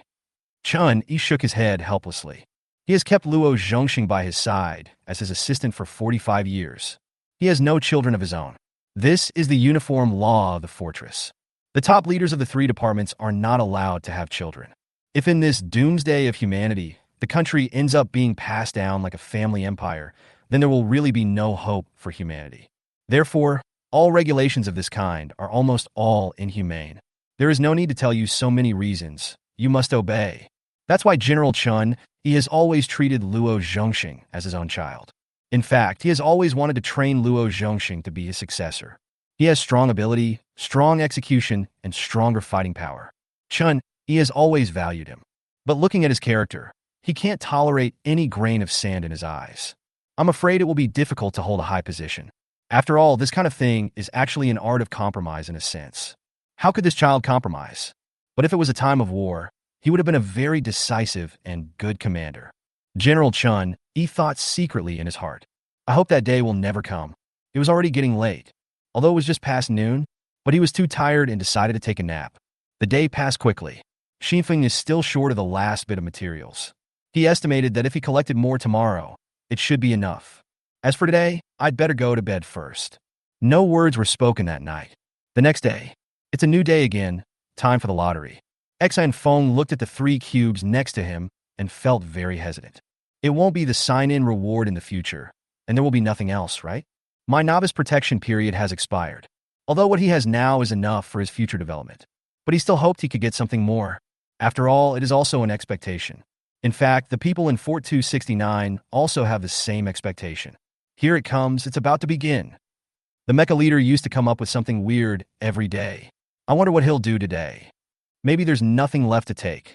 Now, every day, I take out a cube of unknown origin. Speaking of that block, guess what it is? I silently prayed for blessings in my heart, hoping to get something good when I open the package. Xinfeng has begun today's sign-in. Sign-in, and this time there's finally something different. A mask, a human skin mask, can change your appearance at will, and even turn you into a beautiful woman. You can then entertain yourself. Fire truck, a fire truck. Again, 2 introductions with very different treatments. But this time, Xinfeng doesn't need any specific introduction at all. Select fire truck in seconds, even if it is not a powerful weapon like a tank or a battleship.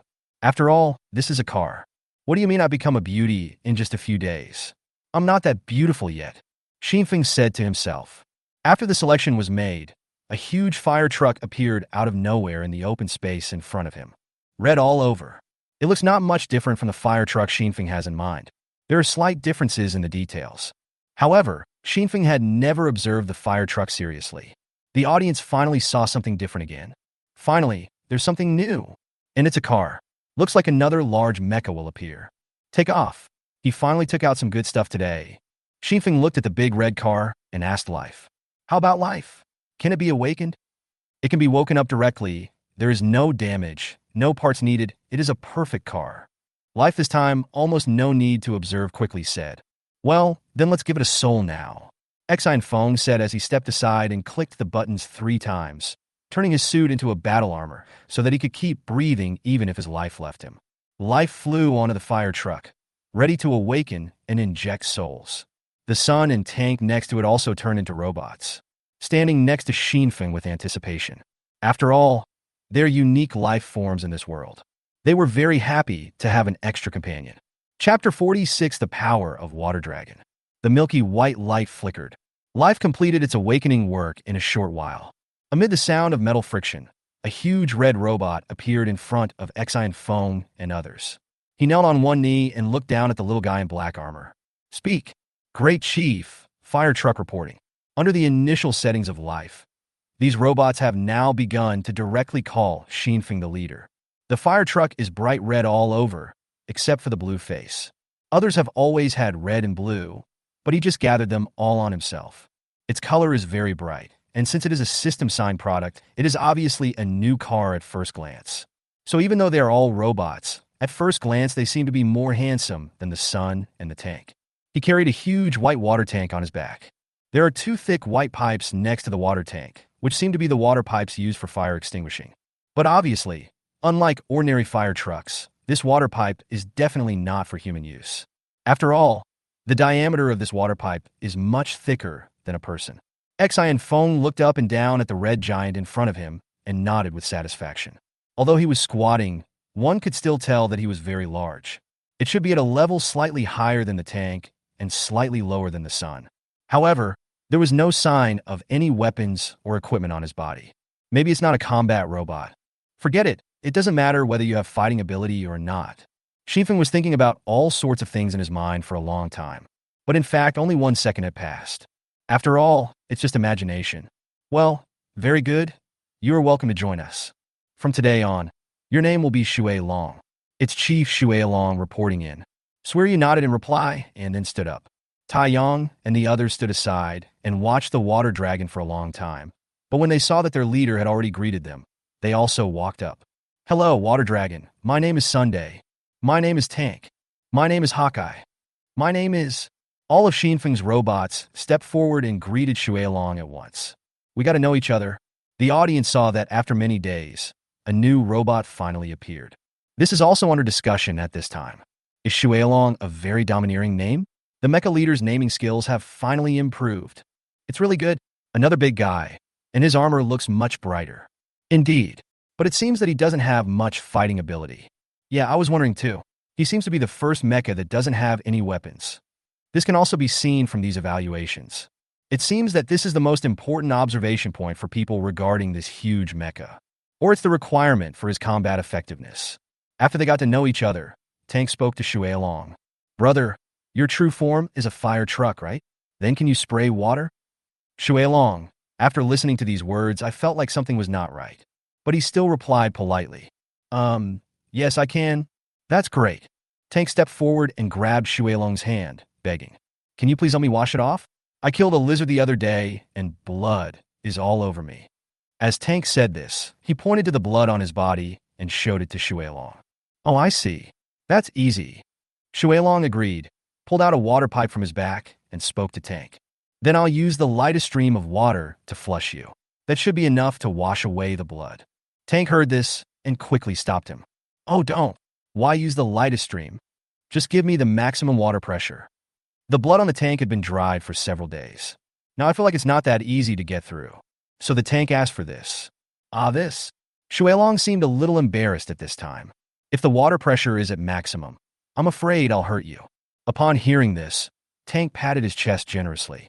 Don't worry, I'm still in great shape and can't be broken. Come on.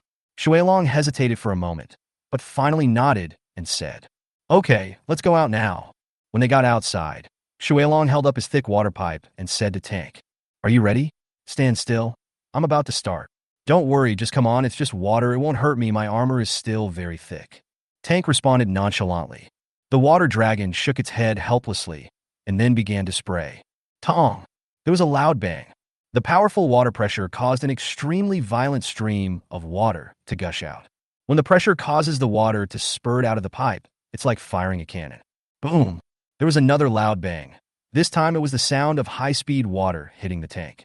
The impact of the water flow was too great, and the large tank had no serious defense at all. He was directly rushed into the air. He flew backwards dozens of meters before falling heavily to the ground. After the water dragon discovered that the tank was blown away, it quickly stopped spraying. I'm sorry, are you okay? The red figure ran towards the flying tank to observe his injuries. Xinfeng, Taiyang, and others stood behind him, looking at his back, their jaws almost dropping in shock. At the same time, a group of people in the fortress were also shocked. They originally thought that the water dragon was not a combat mecha. I just thought of this. I was immediately slapped in the face. Is this reasonable? Is this a fire truck? Isn't the damage caused by this thing much greater than that of a fire? A group of people walked up to the tank. With the help of the water dragon, Tank slowly stood up. It's okay. I'm fine. I'm not hurt. Brother, was that your maximum level of water flow just now? This is too powerful. Water dragon said. It's not the water flow I used, which is equivalent to medium strength. I'm worried that using the strongest water flow would be too lethal and easily hurt you. Okay. Thank you so much then, Tank said speechlessly. He really never expected that his new brother would be so powerful. Xinfeng was also very satisfied. It is worthy of being a system product. It must be a masterpiece. At this time, everyone in the fortress was enthusiastically discussing the combat effectiveness of the newly joined water dragon. And just at this moment, they received a more interesting news. The host was temporarily stuffed with a note, and then she said something in the live broadcast room. Attention everyone, there will be something very important this afternoon. General Chen Yi, a 5-star general from the military, will come to our show in person this afternoon. I have something very important to announce then, and everyone is welcome to come and watch. Chapter 47, Global Challenger Video Sharing. Ranking System. The audience's attention was immediately drawn to the host's announcement. Poor Water Dragon was left out. It seems that he is not as famous as Chen Yi. Really? It's finally coming. There's been no response for so many days. I thought the military would definitely take some action after the mecha leader said those words. I guess it's about something related to the mecha leader. But I didn't expect that General Chen Yi would come in person. Finally, there's some movement. Why is it so slow? In the military affairs office, Luo Zhongxing was standing next to Chen Yi at this time. Are you going there in person this afternoon? General Chen Yi nodded.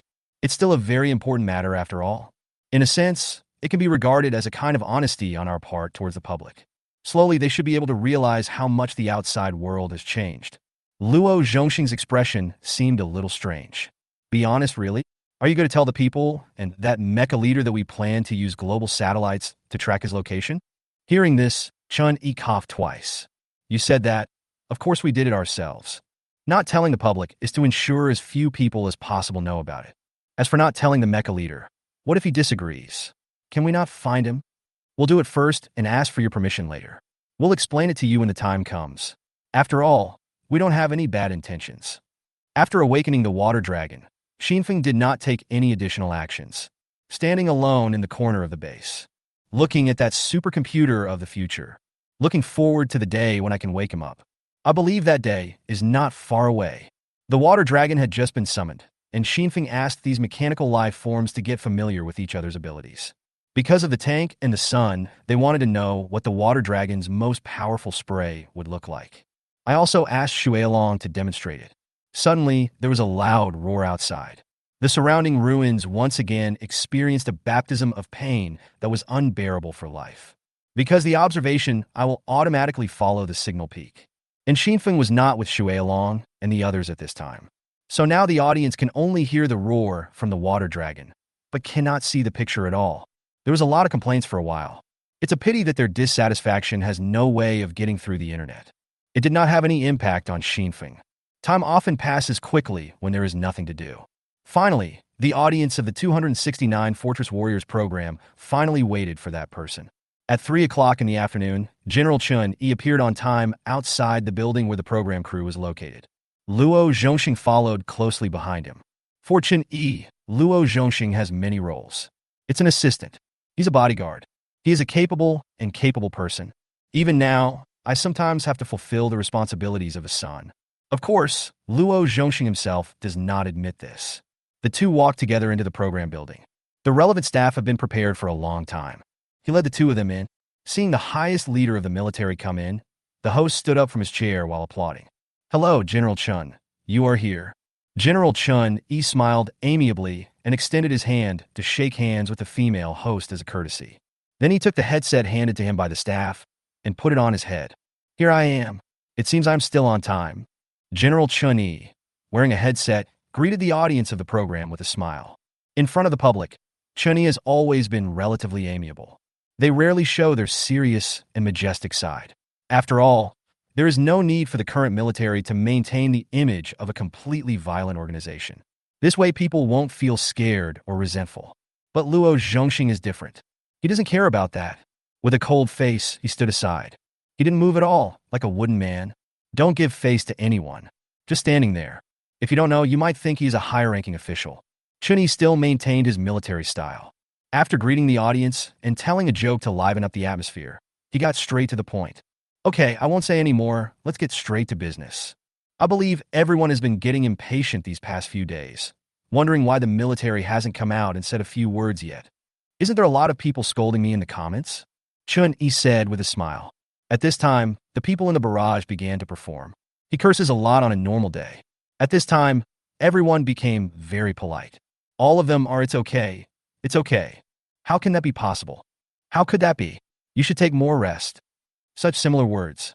They're all old chameleons. Chun-Yi didn't care, smiled, and continued.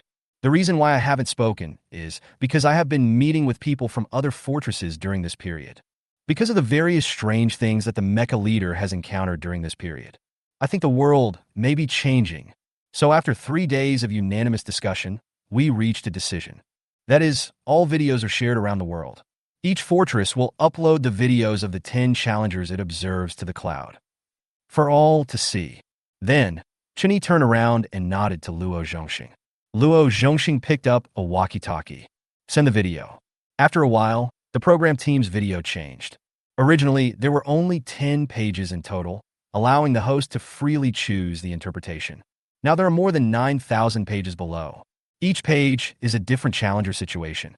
Chun-Yi continued. Each fortress production team only focuses on explaining their own 10 players. But in the future, viewers can choose to watch anyone's live broadcast room. There are still more than 9,000 contestants.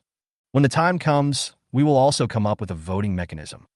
Based on the analysis of our professionals and the public's voting analysis response, we will rank these 9,000 warriors, and then you can see who has the strongest overall strength. After saying this, General Chun-Yi stopped talking. Wait quietly for the audience's reaction and let them digest it all slowly. This is what they finally negotiated. Since all satellites need to be mobilized and some changes have indeed occurred on the Earth, it's impossible that after discussing for a long time, they would finally let Chun-Yi borrow the satellite and then track the whereabouts of a mecha leader alone. So they do nothing? It would be better to just unite and let the military of each fortress know how people in other fortresses survive. It's also information sharing. Moreover, the military forces of many other fortresses also showed interest in the mecha leader. Then use the ranking model to attract audiences, so that they can pay more attention to each different challenger. After all, challengers often encounter unusual things. This will also allow the public to better accept possible changes in the future. Chapter 48. Experts scattered around the world. The audience was looking forward to this conversation. I hope General Chun-Yi can talk to us about the issue concerning the mecha head. What do you think about his previous remote call? And how to deal with this matter afterwards? Unexpectedly, General Chun-Yi almost didn't mention it, but directly dropped such a bombshell. Is this a joke? 10 challengers are thrown into the outside world and allowed to try to mutate their bodies on their own. This history has been going on for hundreds of years and open to the public. It has been more than 100 years. This is a period of history which is not that long, but is still some years old. Each fortress has always had its own function. Split, subdivided into a small enough group with a population of only 1 million. In this way, the infighting among human beings will temporarily stop. Only in this way can we survive in this end times. Let human internal friction be smaller than human self-productivity. General Chun-Yi's move is equivalent to directly participating in the program group. Announced a rule that overturned the rules that had been set for 100 years. Such an abnormal incident naturally caused heated discussion among everyone. Chun-Yi had already anticipated the occurrence of this phenomenon. So at this moment, he squinted his eyes, smiled, and waited for the discussion in the live broadcast room to subside. He was not in a hurry to urge her. After people finally accepted this earth-shaking change, soon, the audience's reaction fell back on the rankings. Compare. Ranked. Seating. This is an eternal theme in people's minds. No matter what happens, no matter what the specific situation is there any need to compare? People are always accustomed to comparison and are happy to make a distinction between 1234. People enjoy being ranked even if they don't like it. Just like in the beginning of 2691, people would still evaluate how each challenger survived. From then on, everyone's attention was focused on Xinfeng, and they regarded him as the absolute strongest. So I lost interest in ranking other people. And this time, it was actually a collective selection of 1,000 fortresses, ranking of 10,000 challengers, although some of the challengers were already dead at this time. But this did not dampen the audience's enthusiasm. With each fortress performing its own duties, people quickly developed a sense of collective honor. No need for anyone else to remind you. And their sense of honor at this time is also very simple. That is in their hearts, no matter how these 10,000 people are ranked. In terms of comprehensive strength, the omnipotent mecha leader must be the undisputed number one. The mecha leader belongs to his own fortress. So everyone in Fortress 269 inexplicably began to become proud. The strength of the mecha leader doesn't necessarily mean he's number one.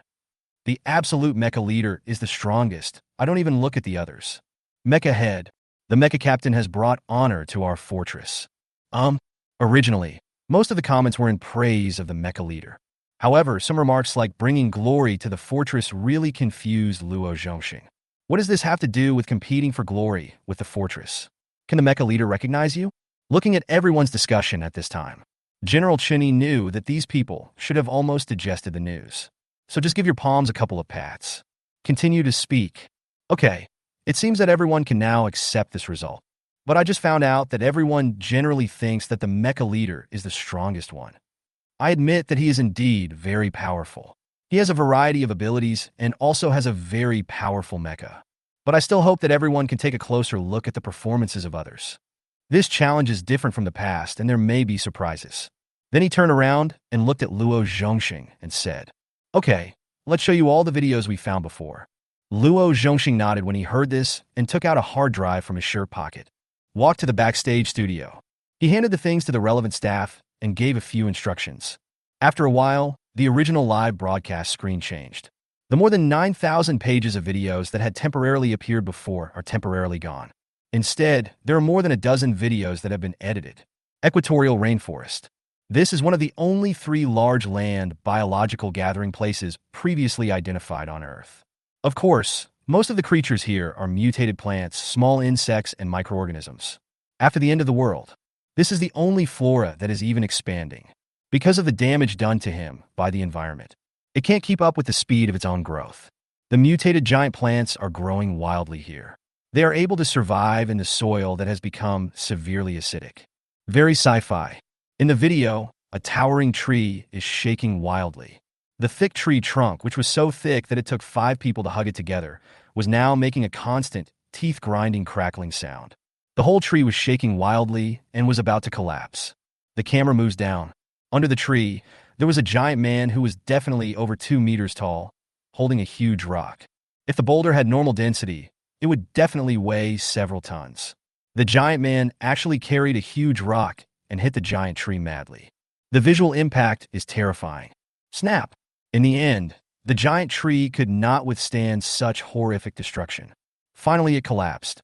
Above the endless sea, a log was drifting without any support, under the impact of huge waves as high as 10 meters.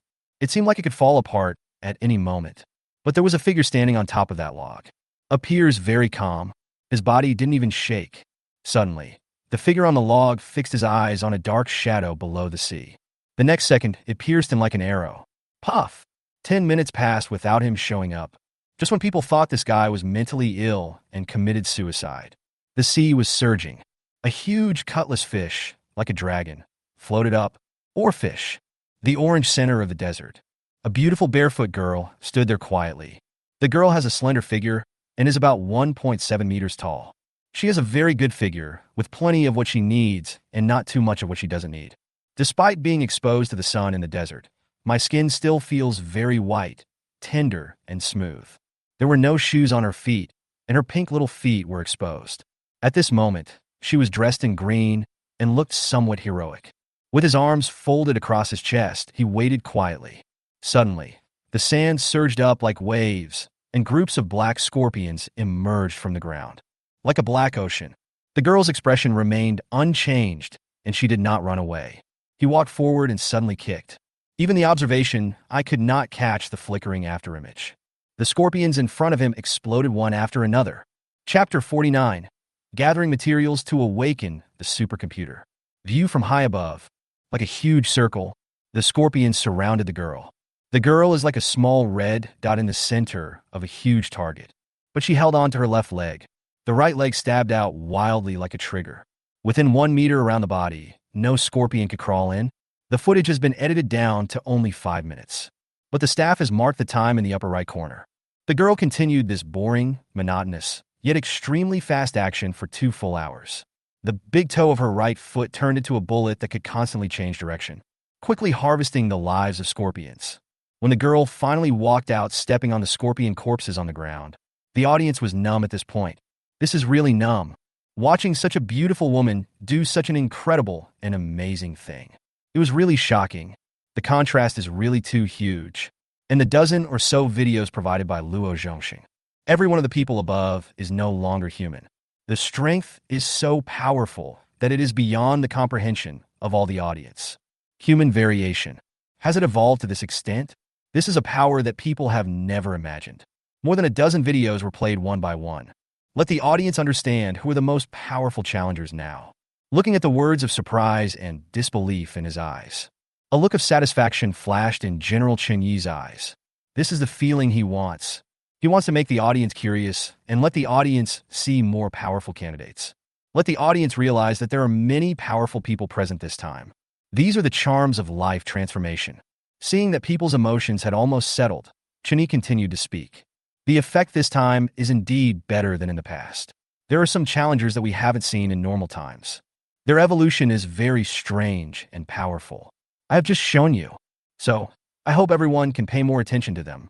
After explaining all this, Chen Yi had achieved his goal. Finally, let's talk about another thing. As for the issue of the mecha leader contacting us, we are ready. We can talk to him anytime, and we'll know what he wants to know then. Also, we are collecting questions online right now. If you have anything you want to say to the mecha leader, everyone can post it on a website. The military can also help you speak for you based on the situation at that time. By the way, the first round of rankings will be released in a few days. After saying this, General Chun, he had completed everything he needed to do today. After saying goodbye to the audience, General Chen Yi and the Luo people left quietly. The people who stayed in the live broadcast room continued to discuss. Just at this moment, the mecha leader in the video started collecting materials again. It must be another boring day. The audience began to compare and discuss the previous dozen or so strongmen. These videos deliberately edited by the military would be ranked in the end. Every single person in the video is at least in the top 100. It is still worth discussing. And in the process of past challenges, the probability of encountering animals is very low. When they encounter an enemy, they fight with it and even kill it. It is extremely rare. But today is good. A whole collection of them are directly placed on my face. Every occurrence that was previously unheard of deserves to be discussed extensively. Now throw it all up. Naturally, it will be of high discussion value.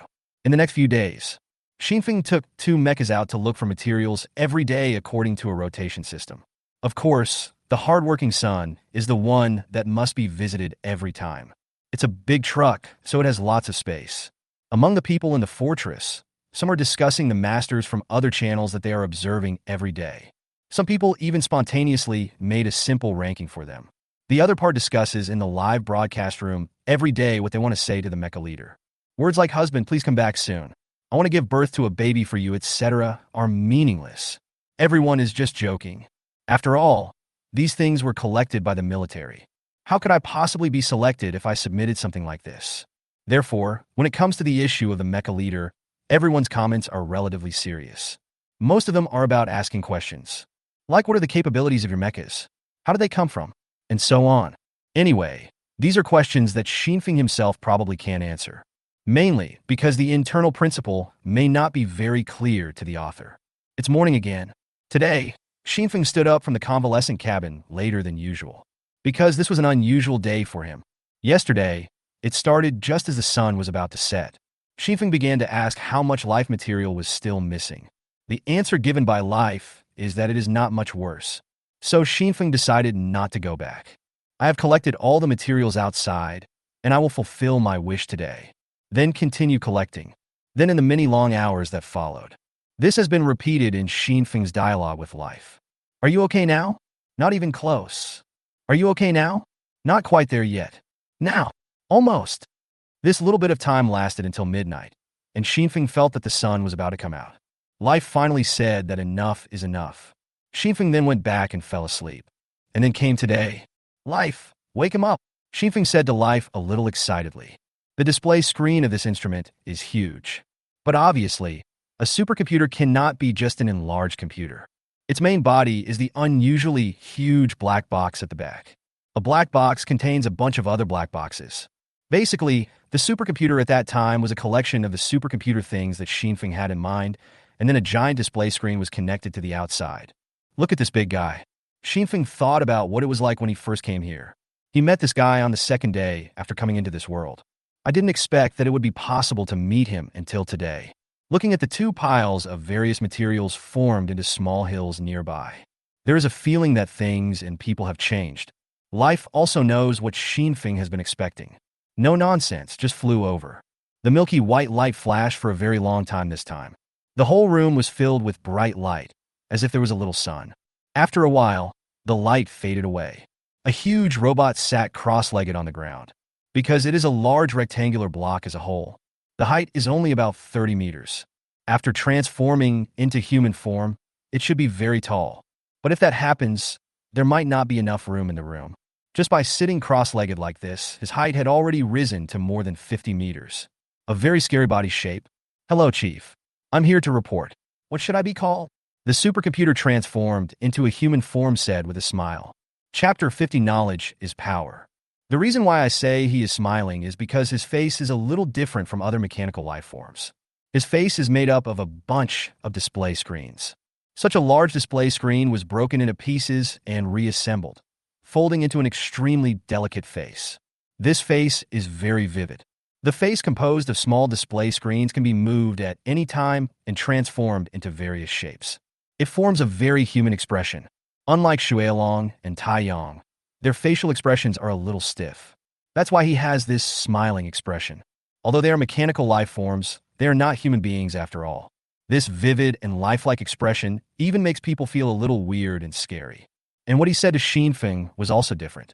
He actually asked for my name directly. It seems very weird. Xian Feng, who had already transformed the suit thug into a battle armor, glanced at Life in confusion. I want to ask if this is by design. Life seemed to understand what Xinfeng meant. Speak. These are not things I said. So why is it different from other robots? Hearing Life's answer, Xinfeng felt even more confused. Don't be confused, Chief. Even though Xinfeng didn't say anything, this huge robot seemed to completely understand what Xinfeng was thinking and spoke. Of course, this is because my intelligence is slightly higher than theirs. As he spoke, he pointed his giant hand at the guys standing around. That is Tank and Sun. He was standing quietly aside, looking at this guy who was much bigger than himself with curiosity. I didn't expect that I would be the one being blamed for not even saying a word. What hatred or grudge? Before Xinfeng could react, the big guy continued to speak. Chief, if you don't have a name prepared in advance, then call me military advisor. After all, this matter is very compatible with my abilities. Military advisor. This name seems to be quite good. So after hearing this, Xian Feng nodded unconsciously to show his agreement. Xinfeng was then shocked. Suddenly I discovered a very serious problem. From the time I summoned this big guy to now, surprisingly, all communication is dominated by the other party. Obviously, I am the leader. Isn't this a bit wrong? What did I summon? This consciousness is not right, right? Is this really one of his own? You wouldn't want to work alone, right? Thinking of this, Xian Feng was also stunned.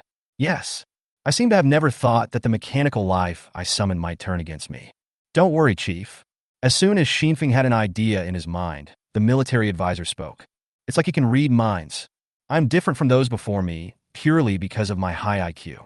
My IQ is really high, but based on my extremely high IQ and the vast amount of information I have stored, if I analyze it, I know very well that this little guy is much stronger than me despite his small size.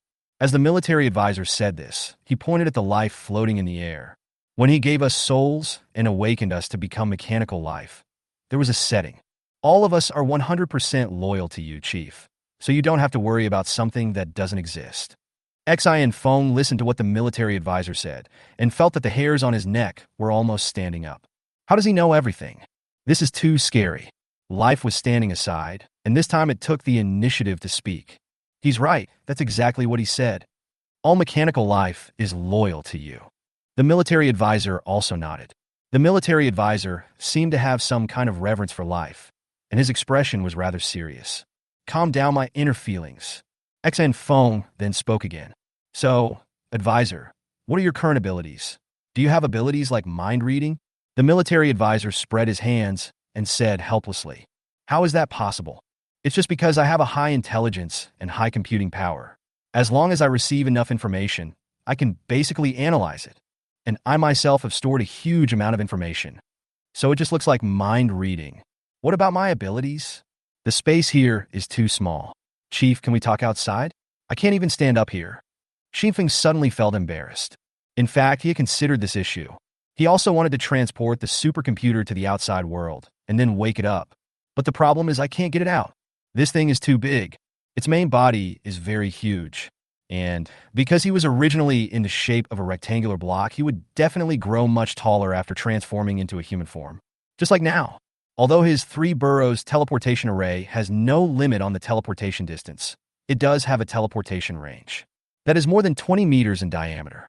This thing is too big, and I can't get it out. Chief, I guess you may not know how to use that thing of yours. As long as you concentrate, you can teleport me out even if only a part of me is within the range. Once again, it was a case of foresight. He looked at his leader, who turned his head and was stunned. The military advisor quickly added, I just know these things. They're the information I collected when you were always by my side. Don't be surprised. Xinfeng felt a little speechless at this moment. It is said that it is easier to talk to smart people. But talking to someone who is too smart like this makes me feel like a waste. How come he knows everything? Isn't it said that big people are stupider? He is still doing well at this time. Standing next to the tanks, they really felt like fools. Under the guidance of the military advisor, Xan Feng finally teleported this person to the outside world. I need others' guidance to use my own things correctly. Really? Under the shining light, 100-meter-tall giant stood up straight, slowly opened his arms, and stretched. What does it mean to cover the sky and the sun? This is called covering the sky. Although Xinfeng had already seen the 3 giants, Water Dragon, Sun, and Tank. I've gotten used to this big guy, but this scene is still too shocking. It's basically like seeing a building come alive. After stretching, the military advisor finally sat down cross-legged.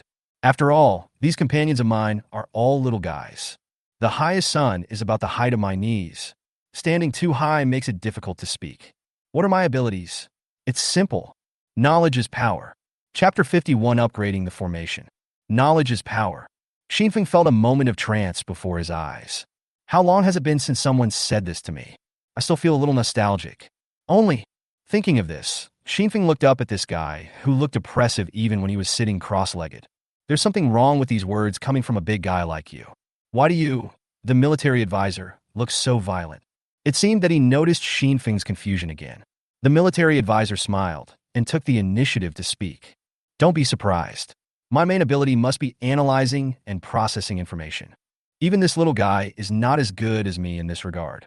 As for the size, to be honest, I wouldn't be surprised if you summon a mechanical life form bigger than me in the future. That's normal. The second sentence was spoken to Life.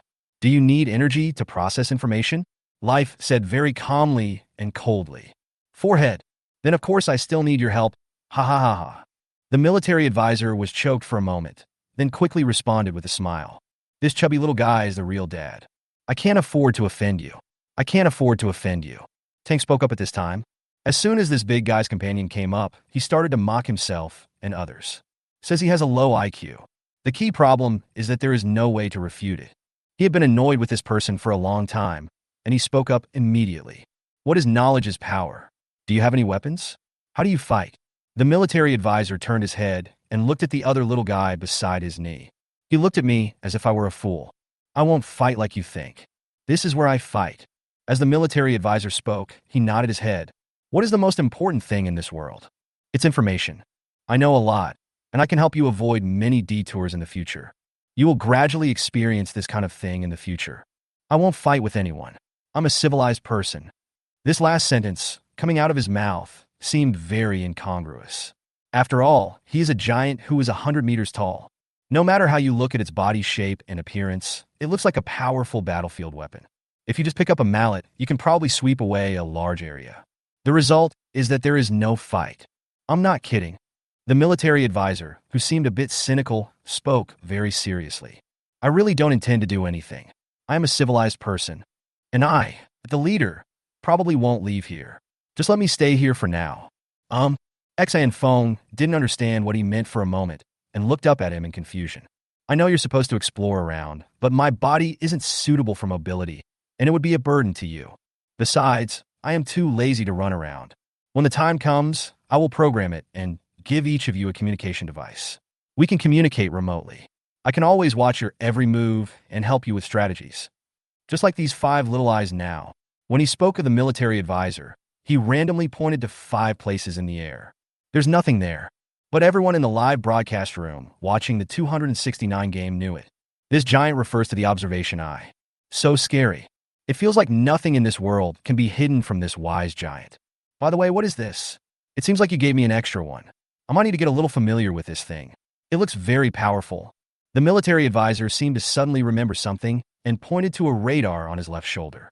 He explained to Xinfeng, "The function of this thing should be of great help to me. I'll tell you when I figure it out." Xinfeng nodded and didn't care. As long as these things are useful to him, leave them to him. At this time, it was time for the classic mechanical life forms to introduce themselves to each other. But this time, it's a little different. The military advisor knew their names directly. After calling out their names one by one, I introduced myself again. "This matter is over. Tai Yang, and swear you don't care much." But Tank was obviously unhappy with this guy. I always feel like this person is overbearing. Xinfeng walked aside. Anyway, he is very happy today. The long-awaited supercomputer has finally been awakened. And the ability it possesses is the one that Xinfeng needs most so far. Information. In this strange world, knowing what you don't know is often more useful than gaining powerful power. So he was very satisfied. Because I am too impatient today. He had not yet done his daily sign-in at this time. The main reason is that he doesn't have much confidence in signing in now. During the previous days of searching, there were several consecutive days of special materials. Every day, he looked at those 1 cubic meter cubes and felt like vomiting. What a mess. It's like the system suddenly froze. Give me something good every day. Sign in. The voice in my head just died. The picture emerges. After taking the exotic beast pill, one can transform into any animal of one's imagination. Upgrade a formation. Again, 2 options that are treated very differently. Xinfeng has become accustomed to the nature of the system. The first one looks like a good one. Even if we get a Godzilla, it should still be powerful. But I still want to be a human being. Xian Feng thought about it and chose the second option without hesitation. Fewer words must be a good thing. Really, a formation can upgrade any mechanical item. Enter the upgrade capability you want for the item, and the formation will automatically prompt what you need. The system description and the introduction at sign-in are basically the same thing. The light curtain fell, and a small disc appeared in Xinfeng's hand. It's just a piece of gossip the size of a palm. There are 6 holes around it. After picking it up, Xinfeng felt that he knew how to use it. It's a magical feeling. With a thought, the universal metal rod at hand shrank directly and was located in the center of the disc. It seems that the 6 holes around are where the materials needed for upgrading are placed. A light curtain will appear at the center of the bagua. It seems to be the place where requirements are entered. With another change of mind, the stick was back in his hand. Nice one. Xinfeng was very satisfied with the sign-in items this time. I plan to take a closer look at how to use this thing later. Anyway, I have no way to use it now. After all the materials he had collected these days had been used on the big guy next to him. Directly bankrupt. During the 269th competition, people were originally surprised at the huge size of the summon mecha. Another piece of news that everyone is very concerned about has reached everyone's ears. Chapter 52. The first ranking is out, and he is not the first. The bagua formation plate in Xinfeng's hand is also a special item that appeared out of thin air. But after all, it has not been used seriously, so it didn't attract much attention. Everyone in the fortress still focused their attention on that huge body. I originally thought it was a solar tank more than 10 meters high. He is already a true giant. But the mecha leader is worthy of being the mecha leader. You can always do something that is beyond everyone's expectations. Although that supercomputer is indeed huge. Although people have been expecting Xinfeng to turn it into a robot. Although people have imagined what a tall sight it would be if this thing turned into a robot. But when the facts are laid out before us, it is still hard to accept. Many people suffer from gigantic fear. But now there is another new piece of news that is shaking everyone's mind. The first Fortress Challenger rankings are out. For a moment, no one in the live broadcast room spoke. Everyone goes to the military's designated website to check. Each of the top 100 challengers has a related clip video, as well as their respective personal data with some analysis and explanation. The first page. The people on the website made it very clear. The first ranking was based on a vote and analysis by all relevant Fortress military staff, taking into account the comprehensive strength of each person. This ranking will be updated every 10 days. In subsequent updates, the preferences and opinions of each viewer will also be taken into consideration. Every audience member is welcome to speak. Contributions are encouraged. It is worth mentioning that all the people on the list are real name registered. After all, the authorities don't have the energy to give each of the 9,000 plus people a name. But there was one exception. Xinfeng's information is all opaque. At this time, no one knew what his real name was. So only his nickname is written in the column next to his name, Mecha Head. From this point of view, he is also very impressive. But there is another very embarrassing thing. This is also a problem that all the audience in Fortress 269 discovered and shocked them. The mecha leader is not the first. This man owns 3 giant battle mechas, extremely powerful battle suits, and a convalescent cabin that can repair his body like an external plugin. It's only ranked second. This result was unacceptable to everyone in Fortress 269. How is it possible? Everyone immediately returned to the live broadcast room and began to express their shock.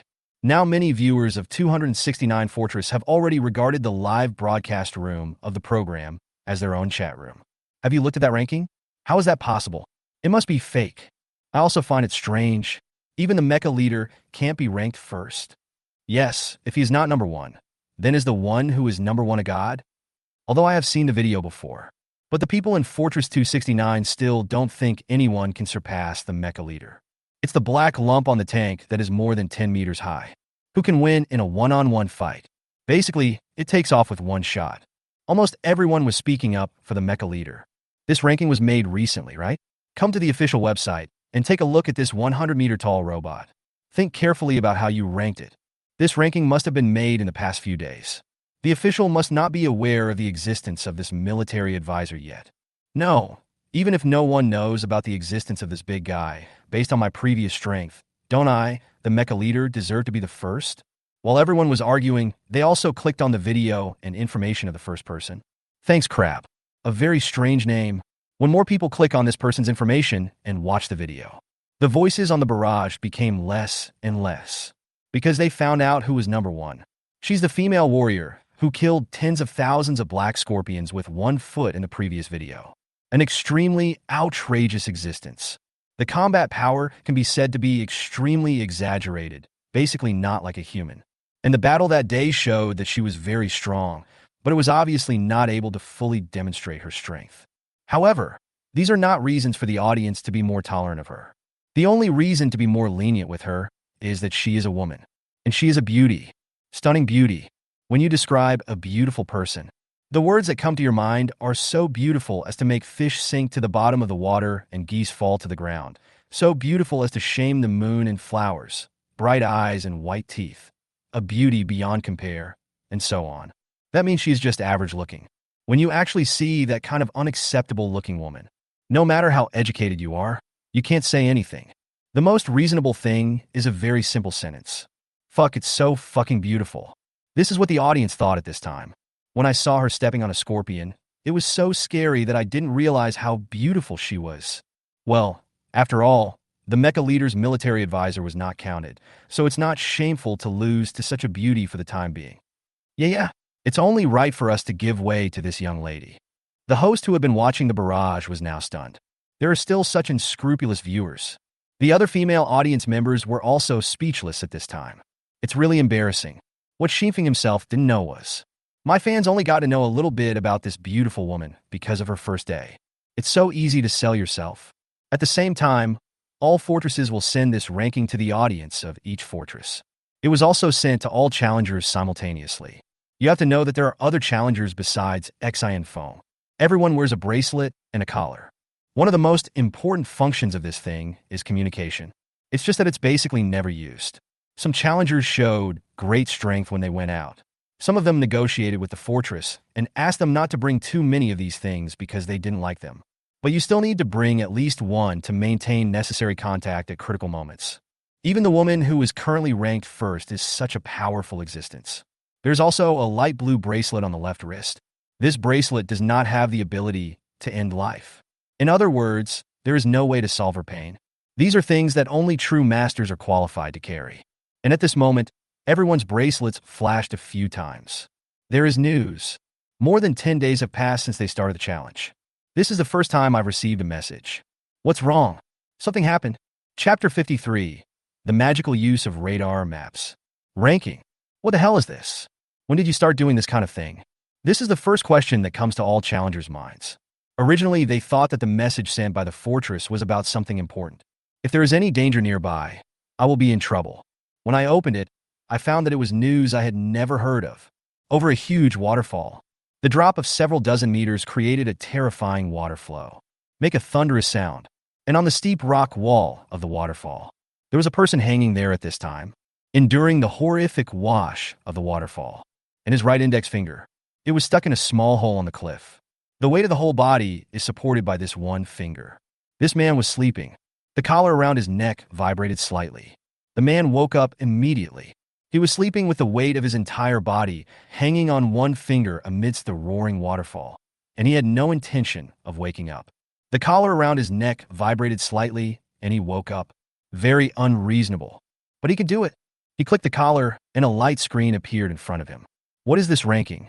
The 7th. In a fallen giant tree in the rainforest. The middle of the tree trunk was violently hollowed out. Now a small room is formed. A sturdy man was lying in the middle of the room, looking at the light screen in front of him. 3rd is okay.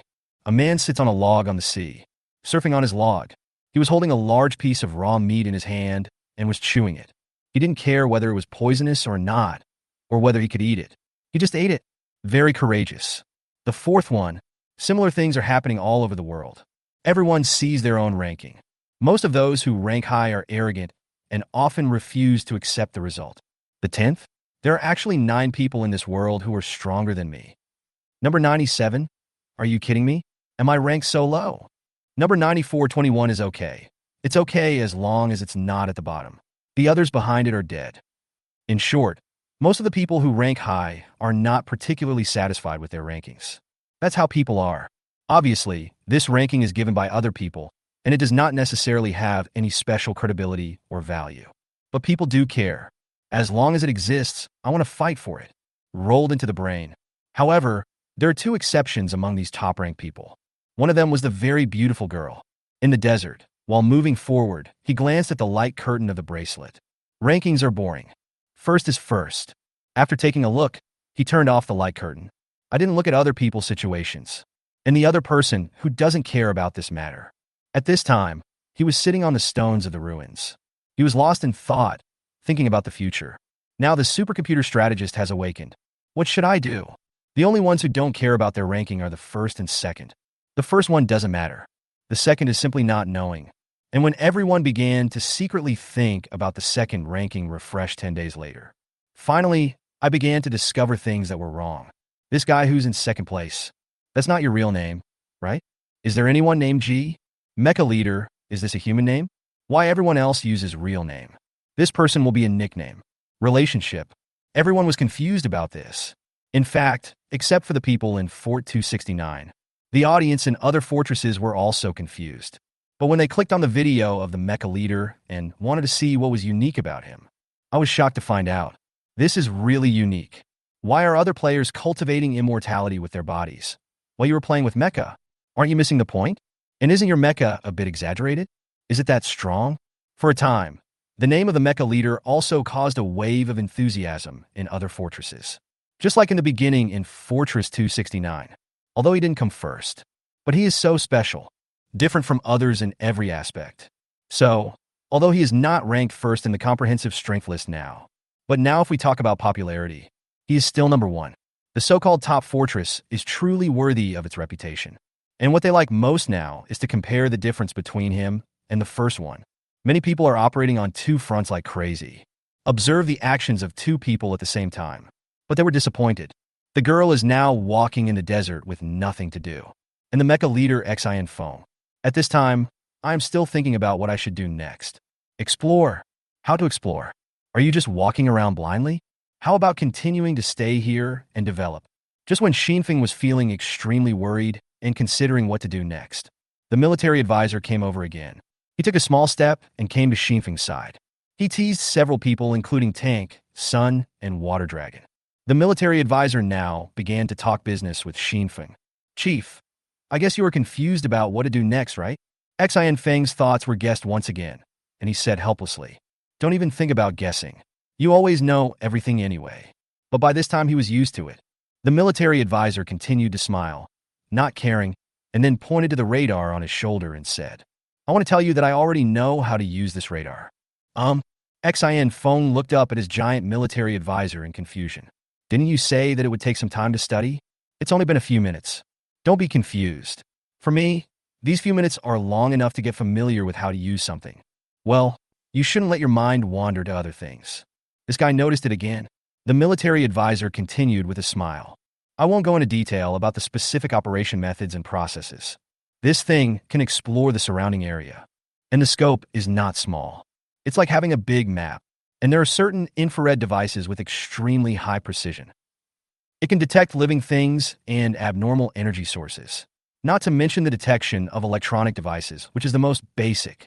It's just that the electronic equipment around here may have been abandoned. Even if the little creature can be repaired, this radar may not be able to detect it." After saying a lot, the military advisor didn't expect Xinfeng to understand much. He continued directly, "Okay, I won't say any more. I guess you guys don't understand, so just come and see those little guys over there. Come and see them too." The last sentence was said to Tank and the others. Tank was very unhappy that this guy called him little guy. But there is nothing we can do. After all, what he said seems to be correct. After everyone gathered together, the military advisor sat down cross-legged. A very small piece was scratched off from the display screen on my face. This small piece is for him. In fact, it is almost 2 square meters after unfolding. Place it on the ground, and it becomes a screen. Chapter 54. The Distant Energy Source. Listening to the military advisor's story. Place the screen in the center. Xin Feng and others gathered together and looked at the screen in the center, waiting for the military advisor to speak. There is a circle in the middle of the screen, which is shining. There are various red and blue markings in many places within this circle. The outside of the circle is a grayish color. It's totally unclear. That's the range we can detect. The military advisor pointed at the screen and spoke to Xin Feng and others. Because his fingers are too large, he can only operate remotely. Slightly stretch out your index finger and thumb, just like enlarging the screen of a mobile phone. The circle in the picture expands, and things gradually become clearer and more concrete. This map currently has 3 modes. One is the biological mode, one is the terrain mode, and one is the energy mode. Right now I'm in energy mode. The military advisor's hands were gesturing in the air, although it was unclear what he was gesturing. But it was obvious that he looked very serious. When he was talking about serious matters, he didn't mean to joke at all. The previous cynicism has completely disappeared. Listen to me carefully. It's too detailed. You won't understand it if I tell you. I'll just tell you directly how they are useful. The bio mode can detect the presence of organisms with body temperature and can also check the approximate size of an object. The terrain mode gives you a rough idea of the terrain within the range. It's very easy to understand.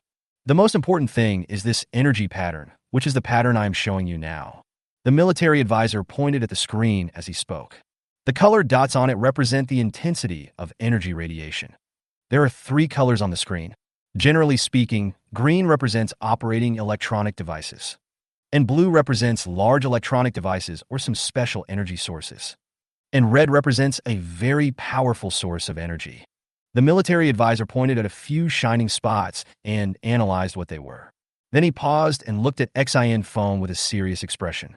And then, Chief, here is the most important thing I want to say. According to terrain detection, we should be in a place similar to a desert. and the place where we are now should be on the edge of the desert. This place is very problematic and unusual. The military advisor pointed with his hand. The fingers are too big. I have no idea where he is referring to. The scene was very embarrassing for a while. Ahem, that was sloppy. A hint of human embarrassment appeared on the military advisor's face. But even so, I think you should have seen what I want to say, right? The military advisor said, with a slightly serious expression. Xinfeng nodded. He actually knew very well what the military advisor was talking about. That place is too obvious. In the heart of the desert, an unusually bright red that is flashing. It emits a heart-pounding light. In fact, I hesitated for a long time before telling you this situation. Because I know that if I tell the leader about this situation, he will definitely go there. Xian Feng was stunned when he heard this. It seems that I haven't decided whether to go or not. This time the military advisor ignored his thoughts and continued talking to himself. But this place is dangerous, so be sure to think twice before you go. Afterwards, the military advisor explained to everyone in a very systematic and detailed manner what capabilities different energy sources have or what kind of damage they produce. From the perspective of various radiations, the perspective of heat. He said a lot of things in a rapid succession. These words were basically meant for Xinfeng. The tanks and other people nearby have now left. After all, I really don't understand it at all. The military advisor seemed to be talking about an area he was familiar with, and he got a little carried away. Just like a teacher who keeps the class late. There's no end to it. Not to mention that Xinfeng seemed a little reluctant and confused at this moment. Even Xinfeng's most loyal viewers in the 269 fortress. I'm tired of listening to it now. The number of people has dropped sharply. There are even fewer people than when Xinfeng was collecting materials every day and had nothing to do. It seems that no one likes listening to lectures very much. Okay, this is the specific situation. Anyway, that very strong energy source is basically very likely also a very strong radiation source. So you have to be careful when it comes to that. The military advisor finally finished explaining all the knowledge. Xinfeng closed his eyes slightly and rubbed his temples. I see. I haven't decided whether to go there or not. But you will definitely go there eventually, right? You can't suppress your curiosity. Xian Feng had no way to refute the military advisor's firm statement. I really want to know what is there. Oh, wait a little longer. Xinfeng planned to wait a little longer. After all, there may be new good things coming out every time you sign in. Maybe that will give him more protection. And now he has one more thing to do, which is to talk to the person on the other side as he promised before. Let's talk about other things after I get more information from the people over there. What news? Hearing what Xinfeng said, the military advisor asked curiously. This was the first time that the military advisor had not guessed something. For a while, Xinfeng was quite uncomfortable with it. How should I put it? I don't know much about the history and current situation of this world. Hearing this, the military advisor's eyes brightened slightly. Do you need to ask others about these things? Isn't it certain that I know all these things? Xian Feng was stunned for a moment. Then I remembered that I was just a little dark under the lamp. This military advisor seems to be a supercomputer. Do you still have all the data you saved before? Certainly. In this regard, the military advisor is simply a living fossil of history. All the major events that have ever happened and the changes in the world over the past thousands of years are all stored in his mind. After receiving this news, Xinfeng and the military advisor sat opposite each other. Two people with very different body sizes began to teach each other in this way. From the great changes on the earth thousands of years ago, the wars among countries, to natural disasters and man-made disasters. Human beings have attempted to use technology to transform the earth and protect the ecology, but have failed. By 520 years ago, human society had completely fallen apart, and humanity entered a new era, the new century. With the ecology completely destroyed, humans used the last of the Earth's resources to build 1,000 steel paradises. Finally, all other schools of thought in the scientific field are eliminated. Only life sciences are respected, and people look forward to the emergence of new humans. The military advisor has a very clear mind. Tell all the things one by one according to the timeline of human development. There is just one very strange problem. That is after building 1,000 fortresses. After a period of time, the military advisor forgot. Chapter 55, Disappearing 50 Years. Something's wrong. The military advisor was sitting on the ground with his head in his hands, looking very confused. How is that possible? My memory storage is different from yours. Memories won't disappear over time. Why is there a piece of memory missing here? What went wrong? The military advisor was already beginning to doubt himself at this point. A look of disbelief. He covered his head and looked a little painful.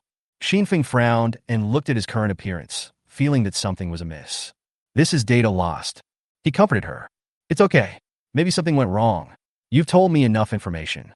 The military advisor looked serious at this time, shook his head, and said, No, Chief, you don't understand. It's as if these countless years have disappeared into thin air. My body is a computer, but I'm not exactly the same as a computer. After all, I'm a mechanical life form now. Everything that passes by leaves traces. My brain is clear about it. To put it simply, if you have ever downloaded something and stored something on a computer, even if you delete those, delete them completely. But the computer itself knows that you have used these things. If he were alive, he would be able to speak, and he would know everything. Computers know everything. But now there is a history that I have forgotten. This is impossible, unless he never existed. How could it be possible? The military advisor showed unprecedented panic at this time. The feeling of being in control of everything disappeared in an instant, and the words that came out of his mouth really made people feel terrified when they thought about it carefully. How many years is that? Foam tried his best to suppress the uneasiness in his heart and asked, I'm not sure. It's probably a span of about 50 years. I feel it's very vague and it's hard to know exactly how many years it took. Xinfeng frowned and nodded to show that he understood. The military advisor still seemed very flustered at this time. A person who is extremely conceited and controlling. Once something happens that is beyond your knowledge and understanding, it will probably be like this. Xinfeng looked at the military advisor, wanting to comfort him a little. As a result, he just raised his hand. I found that the other person was too tall, and it was impossible to take a picture of his shoulder. His right hand was suspended in the air, and he tapped twice, awkwardly. Put it down. Little guy, was there any problem when you woke me up? Are you sure that all the materials are complete, and I have nothing to lose? The military advisor, who had always been very respectful of life, turned around and asked Life very directly. Nothing will go wrong. I'm sure of that. This is not my confidence. This is the truth. Life still looks a bit frigid. He opened his mouth and answered.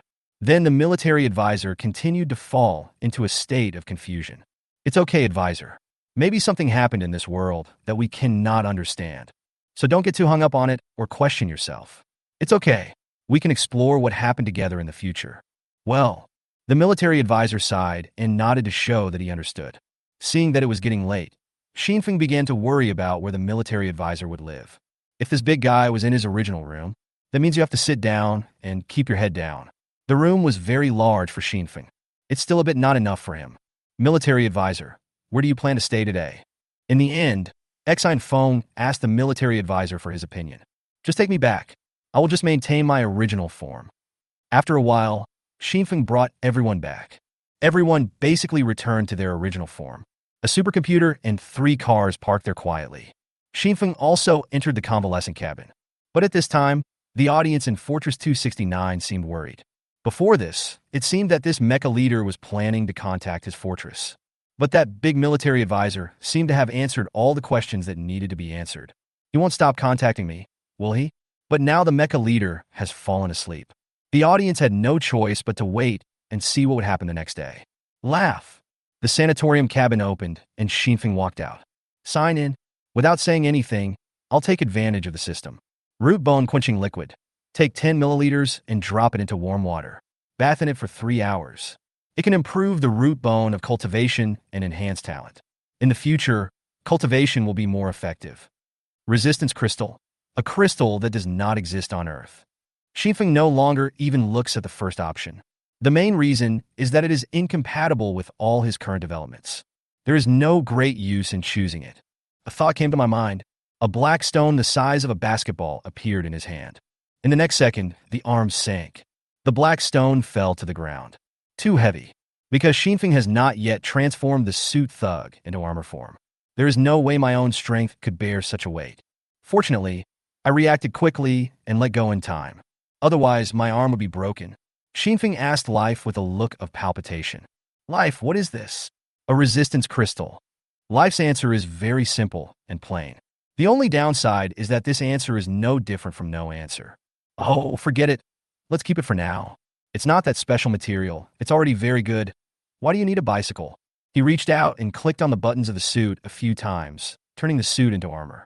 He picked up the crystal on the ground and threw it into the sun's carriage. Now most of these goods are taken by the sun.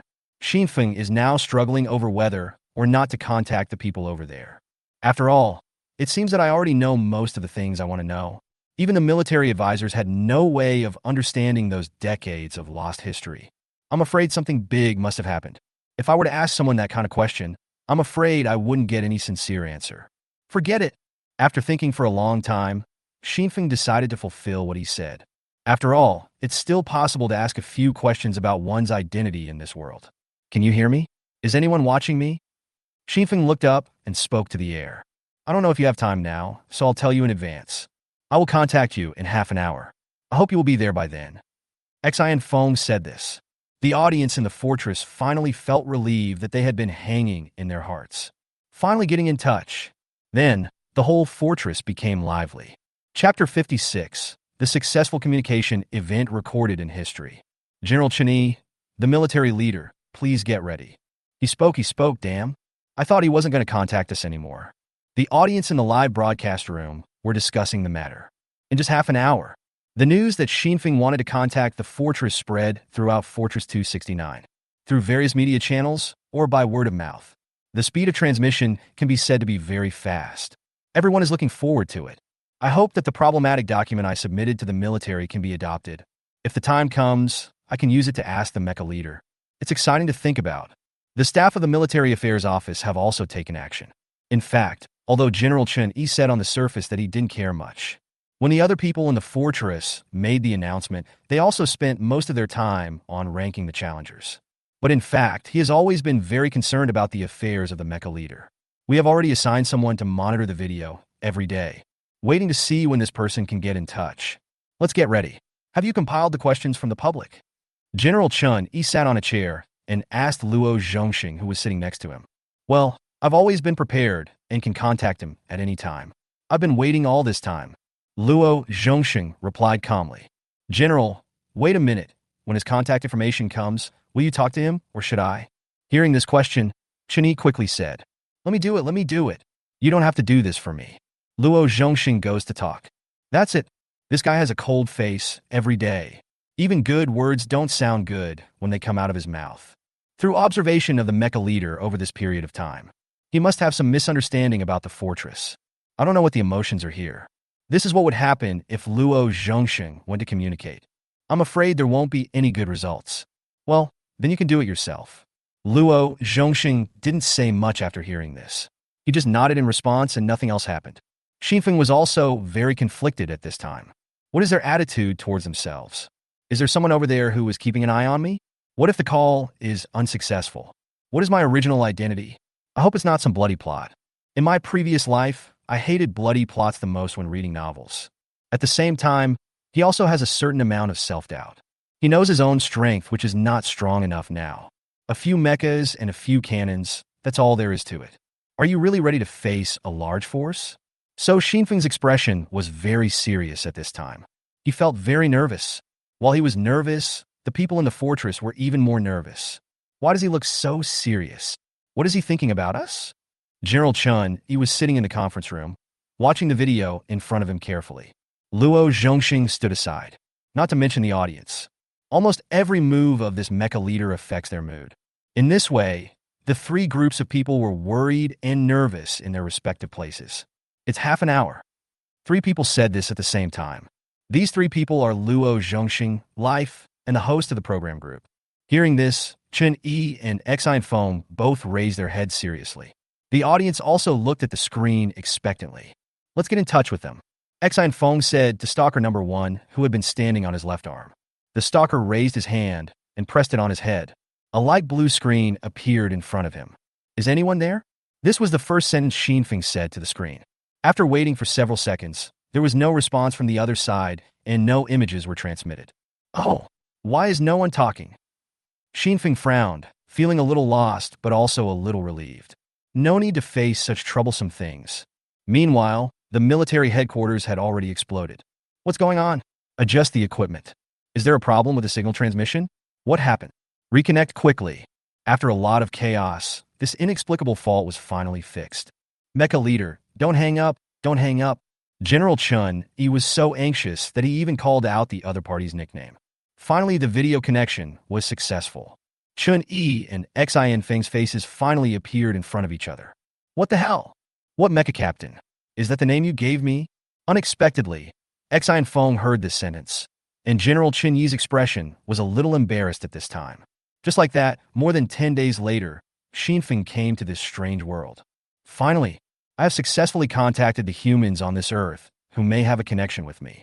This is a scene that will go down in the history of the earth.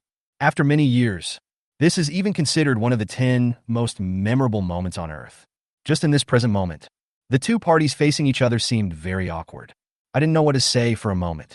General Chun-Yi's reaction was faster. Ha ha ha.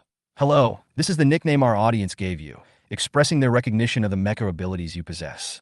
Ha, hello. Looking at the kind middle-aged man in front of him, Xinfeng felt a little surprised. He still looked very friendly. But obviously we can't be careless. This kind of people look even more difficult to deal with. But you said the audience was always watching me. Xinfeng was a little confused about this. Yeah, that's right. That big guy yesterday was really impressive, but there's something he didn't tell you. That is the process we adopted to place humans in the outside world to try to mutate their own bodies. It was announced to all the people 100 years ago. So, actually you should have tens of thousands of fans now. Synchronize the current bullet screen over there to the screen for 10 seconds, and let the mecha leader take a look. He said the last sentence to Luo Zhongxing. After a while, Xin Feng saw the dense barrage of comments floating across the other party's screen. There are all kinds of opinions. General Chun-Yi's face could hardly be seen clearly. After a while, the barrage faded. Xinfeng was completely dumbfounded. My mind went blank. Is this considered an infringement of citizens' privacy rights? Xinfeng's brain was working rapidly, and he began to recall whether he had done anything out of the ordinary during this period. After thinking about it, it seems that there is really nothing that cannot be shown to others. Otherwise, it would be social death. Thanks to the existence of the sanatorium, he didn't have to eat or drink water for such a long time. Didn't go to the toilet either. Otherwise, mecha leader, everyone in the fortress likes you very much. Chun, he is very smart. He wanted to get closer to Xinfeng, so he didn't talk about business right away, but instead talked about other relaxing topics. Excuse me, what's your name? My name is Xinfeng, so please don't call me by that embarrassing nickname. Chapter 57, An Irrelevant Exchange. Why is it shameful? This nickname is so domineering. This is also why we got up early and went to bed late at that time. Xinfeng, so this is your name. Xin Feng, yes, yeah. Why do the names of these masters sound a bit strange? After all these days, I just realized that I still don't know what the mecha leader's name is.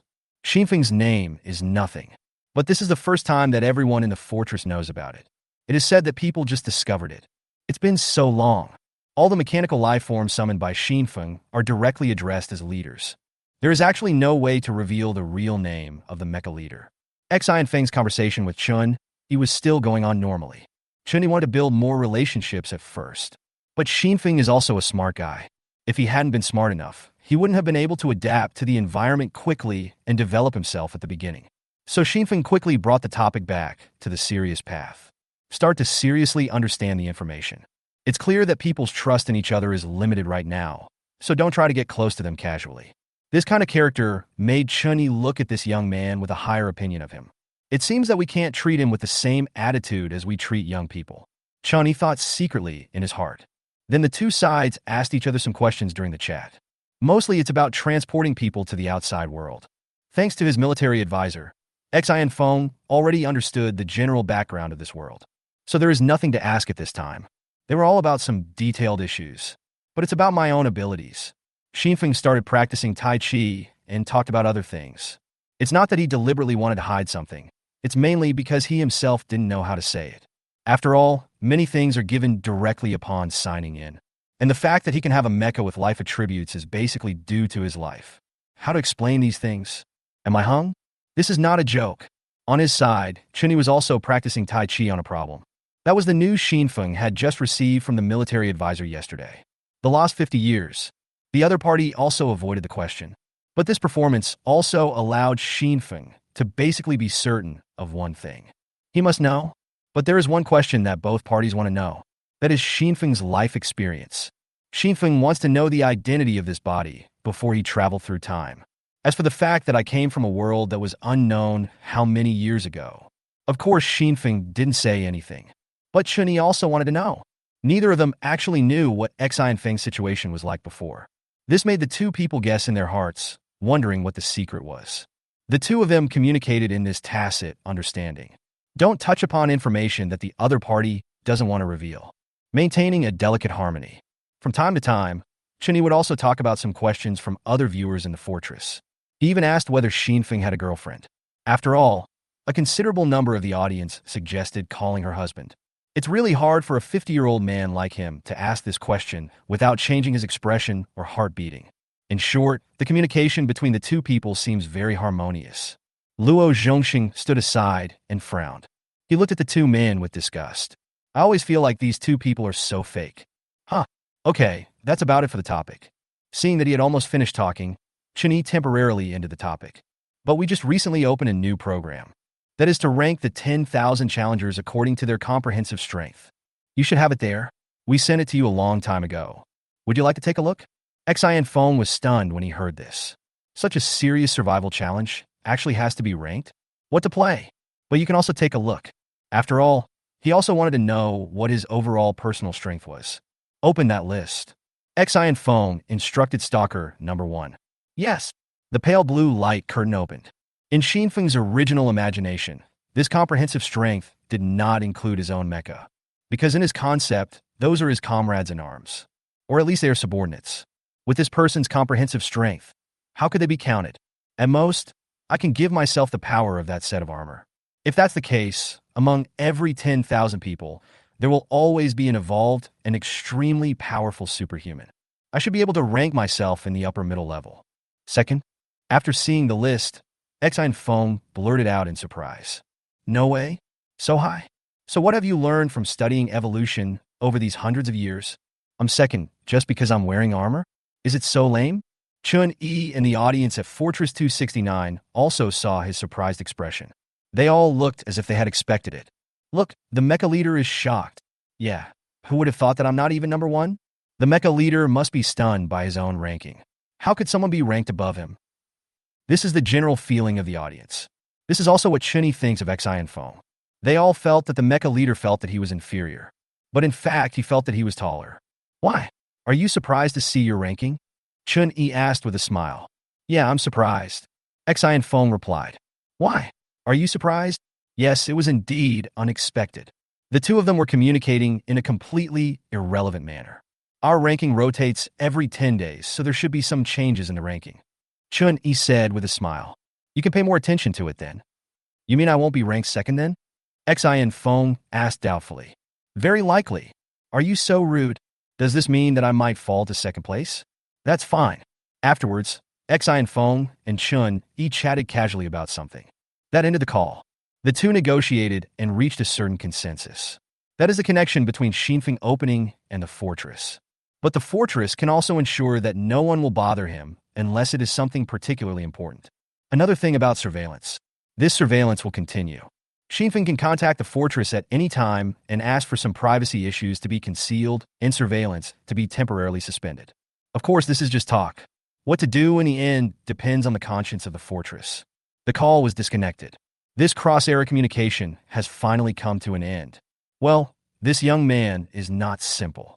Then Chunyi turned to Luo Zhongxing and said, the satellite's usage rights should have been mobilized by now, right? Luo Zhongxing nodded in response. Then let's get ready and locate his position globally. Pay special attention to the collapsed fortress in the desert. Chapter 58. Set off. Energy source. Alas, communicating with an old fox is troublesome. Can't everyone be like a lizard man? After ending the call, Xinfeng began to feel a little tired. When talking to smart people, I always feel like I have to be on guard against something. How's it going? Are you done talking? The military advisor sat up, his huge body almost filling half of the room. He lowered his head and said to Xinfeng, now he has adjusted his mood. I don't feel like I did yesterday. We're done talking. Xian Feng nodded, and then said apologetically, they don't know much about the things you didn't know in the past 50 years. The military advisor waved his hand to indicate that he didn't mind. It doesn't matter. This incident, which I don't even know very well, must have had a huge impact on the world. It's normal for them not to know, or to know but not to tell. What he said was very arrogant, but it is true. The military advisor went straight to the point and said, "Chief, I already got everything I needed to get done yesterday. First, transform this suit into armor." Upon hearing this, Fong did not ask the reason, but raised his hand and buttoned the buttons in order. The metal rolled, and black armor covered the entire body. Seeing that Fong had completed the transformation, the military advisor stretched out his hand, carefully captured Xinfeng, slowly raised Xinfeng to his eyes. Then, a stream of light shot out from the military advisor's eyes. It spread all over Xinfeng's body. There seemed to be all kinds of symbols and codes in the flowing light, forcibly teleported into Xinfeng's armor. Watching this scene, if it weren't for the fact that I knew the military advisor was absolutely loyal. The tanks are about to fire. How do you feel? Such a voice rang in Xinfeng's ears. What do you feel? I feel like nothing has changed. As soon as Xinfeng finished speaking, he discovered something was wrong. It seemed like the military advisor didn't say a word just now. I have added an internal mode to your current armor. Before, your voice was transmitted externally, and others could hear it. Now that I'm connected to this armor, you can decide at any time whether your voice can be heard. And when I speak now, it is my brain that speaks, and it appears directly in this armor for you to hear. There is no sound coming out. Fong immediately understood the power of this system, asked excitedly, "Then this thing, can we add it to the sun and the others as well?" "Clever," the military advisor praised. "That's what I mean. I'll pass the program to them all later. You can use it after that. And the control of this thing is in your hands. As long as you turn on the internal mode, it is equivalent to everyone setting up a private chat channel together, and outsiders cannot hear it." After explaining the function, the military advisor grabbed a few people from the sun tank and passed this set of things over to them. After finishing, Xinfeng turned on the internal mode to try it out. Really, this kind of artifact-like thing is basically equivalent to a sign-in reward. As a result, the military advisor finished it in one night. It is indeed a supercomputer. Sharp. It took so much effort to wake him up, and I really got a huge helper. In addition, I have also connected the nerves of all other people and the facial orientation of your armor. I can see everything you see and give you advice when necessary. And the channel also has a private mode. When there are a lot of people, you can just contact one of them. You don't have to start a group chat to talk about anything. Xinfeng nodded to show that he understood. So perfect. After explaining this function, the military advisor seemed to be in a hurry and continued. "I did another thing for you. Looking at what you've been doing for a while, maybe you're planning to make this a long-term base. So I used my electromagnetic interference ability to block out the entire area where the collapsed fortress is located. The outside world probably can't find this place using satellites now. Although I don't know if it's necessary, I still did it." Xinfeng nodded to show that he understood. He didn't see anything wrong with it, but the previous function still attracted him more. But this time, Xinfeng did not open the internal channel. After trying it before, it got disconnected. What the military advisor said at this time was heard clearly by the people at Fortress 269. Xinfeng thinks there is no problem, and the audience thinks there is no problem. But some people think there is a problem. He was sitting on a chair and drinking tea. I almost burst out laughing when I heard this. In order to use global satellites, he and those old guys were scheming against each other. How much profit must be given up before it can be successfully passed? This is all in vain? At that moment, I felt a little panicked. What's going on? How come this happened to me just as I started to detect this guy? My luck is too bad. After trying his best to calm himself down, the general turned around and said to Luo Zhongxing, "There's nothing else to do. Let's see if what he said is true. If that doesn't work, then let's look for a desert. Which desert might be more suspicious?" Luo Zhongxing poured cold water on him and said, "General, the current environment on Earth has too much desert. It's not very realistic, to be honest." Of course, he also knew about this situation, but he had no choice. Just do this for now. Pay more attention to the desert. After He gave the instructions, he slumped in his chair, looking very weak. So many days. This kid's casual and unintentional action could actually have such a big impact on me. It's really disgusting. Then we're leaving now, and you're staying here alone? Xinfeng is not a person who procrastinates. After so many days of rest, it's almost done. It's time to go and see what that energy source is. The military advisor was right. I couldn't resist my curiosity after all. The military advisor nodded and said, Give me those two little guys. I promise I won't lose them. Just as Xian Feng was about to ask who it was, the military advisor continued. Those two little guys who died for me. Xin Feng was silent. Finally, he nodded and took out a handful of fragments from the sanatorium. The military advisor took it, placed it on his finger, and looked very heavy-hearted. After a long silence, he spoke. There's a huge difference in our sizes, and I look a lot stronger. But you really protected me. I am very grateful to you. Don't worry, there will be no problem staying here with me. I am waiting for the day when you are resurrected. Then we can have a good chat. Xian Feng set off, leading 3 vehicles towards the direction of the energy source. And after they left those huge metal walls and truly left the fortress, several pairs of vicious eyes poked out from underground, staring fiercely in the direction they left. Prepare to report to headquarters. That guy has left, and he is heading towards the direction of radiation point number 4. Chapter 59. The Power of the Military Advisor. The Land Like a Boundary. Have number 1 over there ready. The radiation source is the most important thing. How did he find it? Did the resistance magnetic field disappear? Normal people would unconsciously stay away from that place. Allow number 1 to use that thing in advance, and make sure to protect the radiation source there. As for the mecha guy, kill him if you can. Beneath the surface of the Arctic Ocean, a cold voice came from a gloomy building. The difference from last time was that this time his voice was very angry. It's like a cat having its tail stepped on. After a while, as if he suddenly went crazy, the original voice immediately became very violent and roared. Kill him. Don't let him come into contact with the radiation source. In the desert, in a huge sand pit, a man who was dressed in black and whose appearance could not be identified at all slowly put down the yellow ball in his hand. New. Waking up to another day, Xinfeng walked out of the convalescent chamber. Stretched. I drove straight towards the energy source the entire afternoon yesterday. But the desert is too big. Even though several cars were moving at full speed, they did not reach their destination. So after setting up a teleportation point there, we came back. Sign in. Life Restoration Pill. A life-saving drug that can quickly restore a dying person and may further enhance their physical fitness. Note: the physical fitness must be excellent, otherwise the body may explode and die. Moving Castle. A huge moving castle, very powerful. The options provided by the system this time are all explained very clearly. Nice one. After many days, I finally got something good. Moving Castle. It has the ability to adapt to one's own needs, but without the side effects of the first option. Remind you, if you don't choose the first one, you will probably regret it.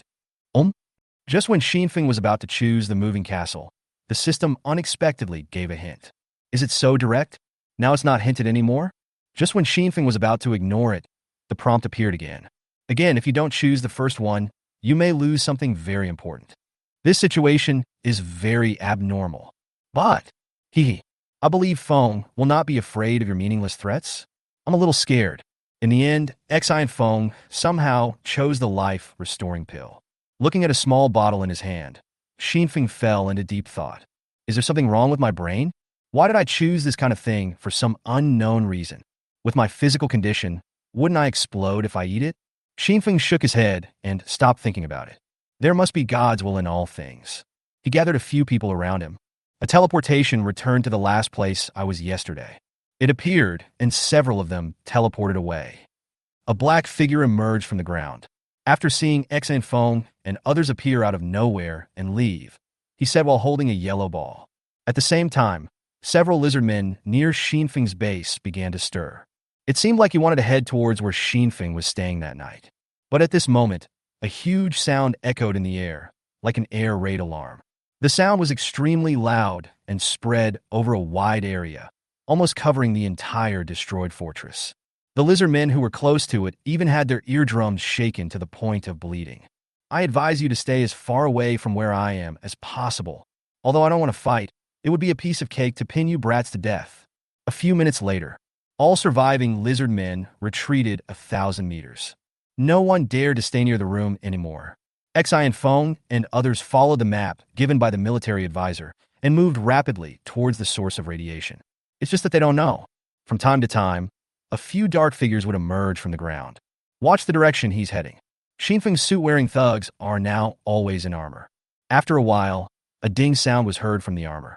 Hearing this voice, Feng knew that it was a reminder from the military advisor. Xinfeng turned on the internal mode. Then he gave orders to all the mechas. Stop first. Shuilong and others stopped when they heard this. Military advisor, what's the matter? A serious voice came from the military advisor. Yes, the biological map here shows that every once in a while, a humanoid creature will appear around you. Moreover, the temperature of these humanoid creatures is extremely low, so it is very difficult to detect them. This is a very strange thing. It's probably the enemy. Be careful. Okay, Feng replied. It is probably another organization similar to the Lizardmen. What a nuisance, like a swarm of flies. I'm not afraid of thieves stealing. I'm afraid of thieves thinking about it. I thought I hurt them last time, but it came out again after just a few days. Feng asked a little worriedly. Nothing wrong with you, right? The military advisor replied arrogantly. Some of the brats here were ready to make trouble, so I chased them away. Don't worry, you don't have to worry about me here. Also, from now on, you can't change back to your suit. You can only appear in armor form. You're already approaching that place. The radiation is quite severe. Your body may not be able to withstand it. Xinfeng said he knew. Then we continued to move forward. As he walked, he suddenly discovered a wonder. The sand where I am now is golden. And after a certain thin line in front, the color of the sand turns into ordinary yellow. The color has faded a lot. Clearly distinguished. Something is wrong. Xinfeng's heart was filled with alarm. Everyone stopped in front of the invisible line. Let me go in and take a look. After a moment's silence, Tank spoke. He is a practical man. I don't want to just stand here. Before Xinfeng could stop him, he walked in with the barrel of the gun. Stand on the yellow sand and stay for a few seconds. It seems nothing happened. Tank turned and said to Xinfeng, Military advisor? Feng asked in the channel. Keep going. There's nothing much to worry about right now. Then the group stepped into this place that seemed like a barrier. Similarly, another black figure emerged from the ground shortly after they left. Reported the situation to the distant leader. In a huge sand pit, the black man had a slightly raised corner of his mouth and was holding a yellow ball in his hand. He really came in. He doesn't know whether to live or die. You play mecha? Humph. You seem very confident in yourself. Then I'll bury you all here. Chapter 60. Two-way rush to Xie's action. Number 1. The guy who plays the mecha seems to be quite good. It seems that the lizard men were severely damaged by him at that time. The mechas around him were very powerful and even eliminated the mutant lizard leader. In the huge sand pit, the sand nearby twisted and a figure emerged. Said to the black man who was lying on the ground with his legs crossed. The order from headquarters is to kill him, and we are allowed to use it in advance. Are you really not going to summon me? The disdain in the dark-skinned people's eyes became even stronger. That's because the lizards are too useless. This is deep in the desert. It's our home turf. No matter how powerful that person is, he is still a headless fly. They are in the open, we are in the dark. It's okay. There will definitely be no problems. The higher-ups are just too nervous. We know every move he makes, and he doesn't even know we exist. They are left to die. Besides, that thing cannot be fully controlled right now. It's not a good choice. The shiny black man had a face full of violence and arrogance, and he didn't take Feng and the others seriously at all. Mecha? Once they get deeper into the back, those things won't work anymore. Looking at the conceited face of number 1, the assistant next to him wanted to remind him, but he didn't dare to speak. In the end, I held back. By the way, on the other side, we also found someone coming out of the fortress. Oh, is it so strange? It seems that there is indeed something wrong with the magnetic field. People don't even hide here anymore. They just kill them and feed the bodies to the scorpions. Number 1 waved his hand, looking nonchalant.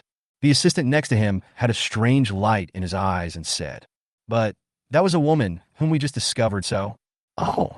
Number 1, who was originally lying on the ground with an indifferent look on his face, suddenly had a different light flashing in his eyes. Take me over there to have a look. Is it nice? The assistant quickly stopped him and said, You don't have to. Let's go and bring her over. As for whether it looks good or not, I can only say that it looks very smooth. An obscene smile appeared on number 1's face. Licked his lips slightly. Is it very moist? It's been many years since I last enjoyed the women in the fortress. Although the people in their pigsty are all weak, this woman is still attractive. Okay, go ahead. After fantasizing for a while, number 1 stopped talking and closed his eyes again, looking lazy. The assistant agreed and burrowed into the sand again. disappeared. On the other side of the desert, a very beautiful barefoot girl was slowly moving forward. Thank you, Crab. The woman who topped the list. She had a mysterious feeling. That means I shouldn't have come here. There seemed to be a sense of fear that something was wrong, telling her that she should stay away from here. So, here she comes. Following the feeling of fear, I walked all the way here. Because she didn't believe it. She didn't believe that there was anything in the world that could scare her. Something that made her feel afraid since she was a child. She beat them all to death. She has always believed in one thing. Between yourself and fear, only one can survive. Look down at your feet. This is the second time the color has changed. The sand in front has turned light yellow. The feeling of uneasiness is growing stronger. A burning fighting spirit flashed in his eyes. One foot stepped in. Xinfeng stopped again at this time. The sand in front of me turned lighter in color again. Light yellow. This abnormal situation made Xinfeng feel that something was very wrong. Military advisor? Is there something wrong here? Of course there is a problem. The military advisor said affirmatively. Let the tank go in again, and the others should not move yet. Why did you ask me to come in? In the channel, Tank said unhappily. Because you have thick skin and flesh, you can withstand more attacks. Stop talking nonsense and go in quickly. You won't die. Tank didn't refute anything. He muttered a few words and walked in. Xi and Feng asked worriedly. What do you feel? Tank's expression changed slightly at this point. I do feel it, although the degree is not very deep, but I do feel a little uncomfortable. Tank stood for a while and then spoke again. But it's okay, I can bear it, it's not a big deal. Xi and Feng asked. What does it feel like? Pain? I don't know.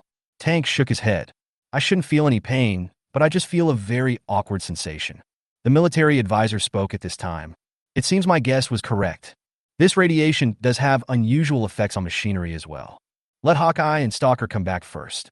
They can't hold on the road ahead. Xi and Feng nodded, raised his hand, and used the 3 burrows teleportation array to teleport Hawkeye and his smaller mechas back. There were only himself, Tank, Sun, and Water Dragon left around. In a life without having to worry about anyone. After confirming that the few people were not seriously injured, Xinfeng continued to move forward. Xie was walking alone in the desert. She was feeling a little uncomfortable at this moment. Physically, the feeling is fine. I'm just feeling a little irritable mentally right now. There is obviously a problem with the control of this emotion. There's something weird about this place. Xie was already feeling a little irritated at this point. In this desert, although her physique is different from that of ordinary people, but you still need to replenish water. At this moment, the sand in front of him began to twist. Several men in black came out, standing in front of Xie. He looked at her with a joking expression, but soon they were disappointed. The horror and fear they thought would appear on this woman's face were not there at all. Xie looked calm. He continued walking forward as if he didn't see those people. Very embarrassing. One of the black men spoke. You seem quite calm. Come with us. You may have to suffer a little, but at least you won't die before number 1 gets tired of you. Besides, he still has us when he gets bored. Ha ha ha ha. Xie still ignored him and continued walking forward. It's like they didn't see each other. The man in black became angry and grabbed Xie's shoulder. A flash of light passed by. No one saw clearly what happened. A black arm fell to the ground. Xie finally stopped moving forward. You made me stop. Do you know what I will do if I stop? Are you ready to bear the consequences? Her voice was cold. It sounds nice too. Chapter 61. Encounter Beyond Fate. Xie's voice is very nice. It's a pity that no one appreciates it. In all the fortresses. After all, Xie is the first place, and she is also a great beauty. Therefore, the attention it receives is second only to Xinfeng. And, just after those people dressed in black crawled out from the ground, no one was worried about Xie. Instead, they were secretly mourning for each other. Some people even covered their eyes silently. I hope it doesn't get too bloody. The palm was broken at the root. After a whole palm fell to the ground, the other party finally realized what had happened. The pupils gradually dilate. But the pain has not yet reached the brain, and the fear that has not yet been fully magnified. But it will never appear again. Xie acted very quickly. The next move was to slash the opponent's neck with the knife again. A black head rose into the sky. The other few black people reacted. The skin all over the body was twisted, become keratinized, like a layer of armor. It emits a shiny black luster, just like the shell of a scorpion. Obviously, entered combat mode. But unfortunately, it's of little use. These skin shells appear to have some defensive capabilities. In Xiexia's eyes, it was basically made of paper. Basically no protection at all. Several hand knives cut out at the same time, leaving behind a series of afterimages like the flashes of swords and sabers. The black figures were all terrified. What kind of woman is this? Is this a woman? Run! If they thought of escaping at the first moment. Perhaps there is still a certain possibility of escape. But it's too late now. Xiexia's hands and feet turned into the sharpest swords. Some attacks even produced sonic boom sounds. The man who had half of his body buried in the sand was kicked by Xiesia, and the outer half of his body was broken off. In total, only about 10 seconds had passed. 8 people came to surround Xiesia. They all died miserably, but Xiesia's move was very clean. The other party's death was not painful. It can be considered as a kind-hearted person. He glanced coldly at the corpse on the ground. Humanoid creatures, what a pity they can't be eaten. He muttered to himself. Xiesia didn't look at the guys on the ground anymore. Keep moving forward. Thank you, Queen. You are still strong. It's too cruel. This move is really too clean and neat. Don't mess with her. I'm afraid it's impossible to marry a woman like her. The audience who had been watching Xiesia only now recovered from the tense battle. In fact, the nervousness is mainly because of the other person. I used to think it was incredible that Xiesia could suppress the mecha leader, but now I realize that she is really strong. In the fortress, Xiesia finally had a follower. It is indeed very strong, but I think it is still obvious that the mecha leader is stronger. I think the damage caused by those large mechas to Xiesia is a bit small. They are still suitable for fighting large beasts. In this way, the comparison of strength between Xinfeng and Xiesia was brought up for discussion again. As I said before, what experts focus on is often different from those of laymen. In the Grand Council, Chun Yi and Luo Zhongxing both discovered that something was wrong, although they spent most of their time observing Xinfeng. But occasionally I would check on the other players. Does this dessert look familiar? Chun Yi turned and asked Luo Zhongxing. Obviously, I think this is a very high possibility. Xinfeng and others had stopped at this time. He frowned as he looked at the line in front of him. It appeared again, that feeling of clear distinction. And now, it can be seen that it may be a circle. Further in, the sand turns white. White sand. Stop for now. The military advisor reminded on the internal channel. Do you need me to go in and try again? Tank volunteered. You won't have to do that this time. I have all your physical data here. This place has a huge impact on the mecha. If we go any further, maybe the leader will be fine, but you guys probably won't be able to make it. This place is very strange. There has never been anything in my database that can have such a huge impact on machinery.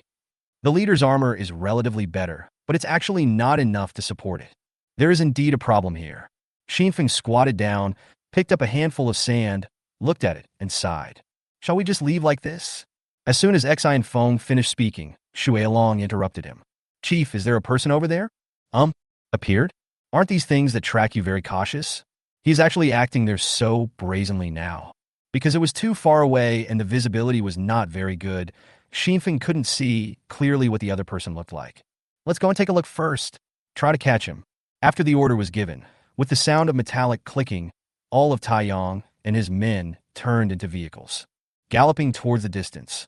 Judging from the images transmitted back from the observation eye, I don't know what Xinfeng saw, but Chun Yi sat up straight. He always felt that something surprising might happen next.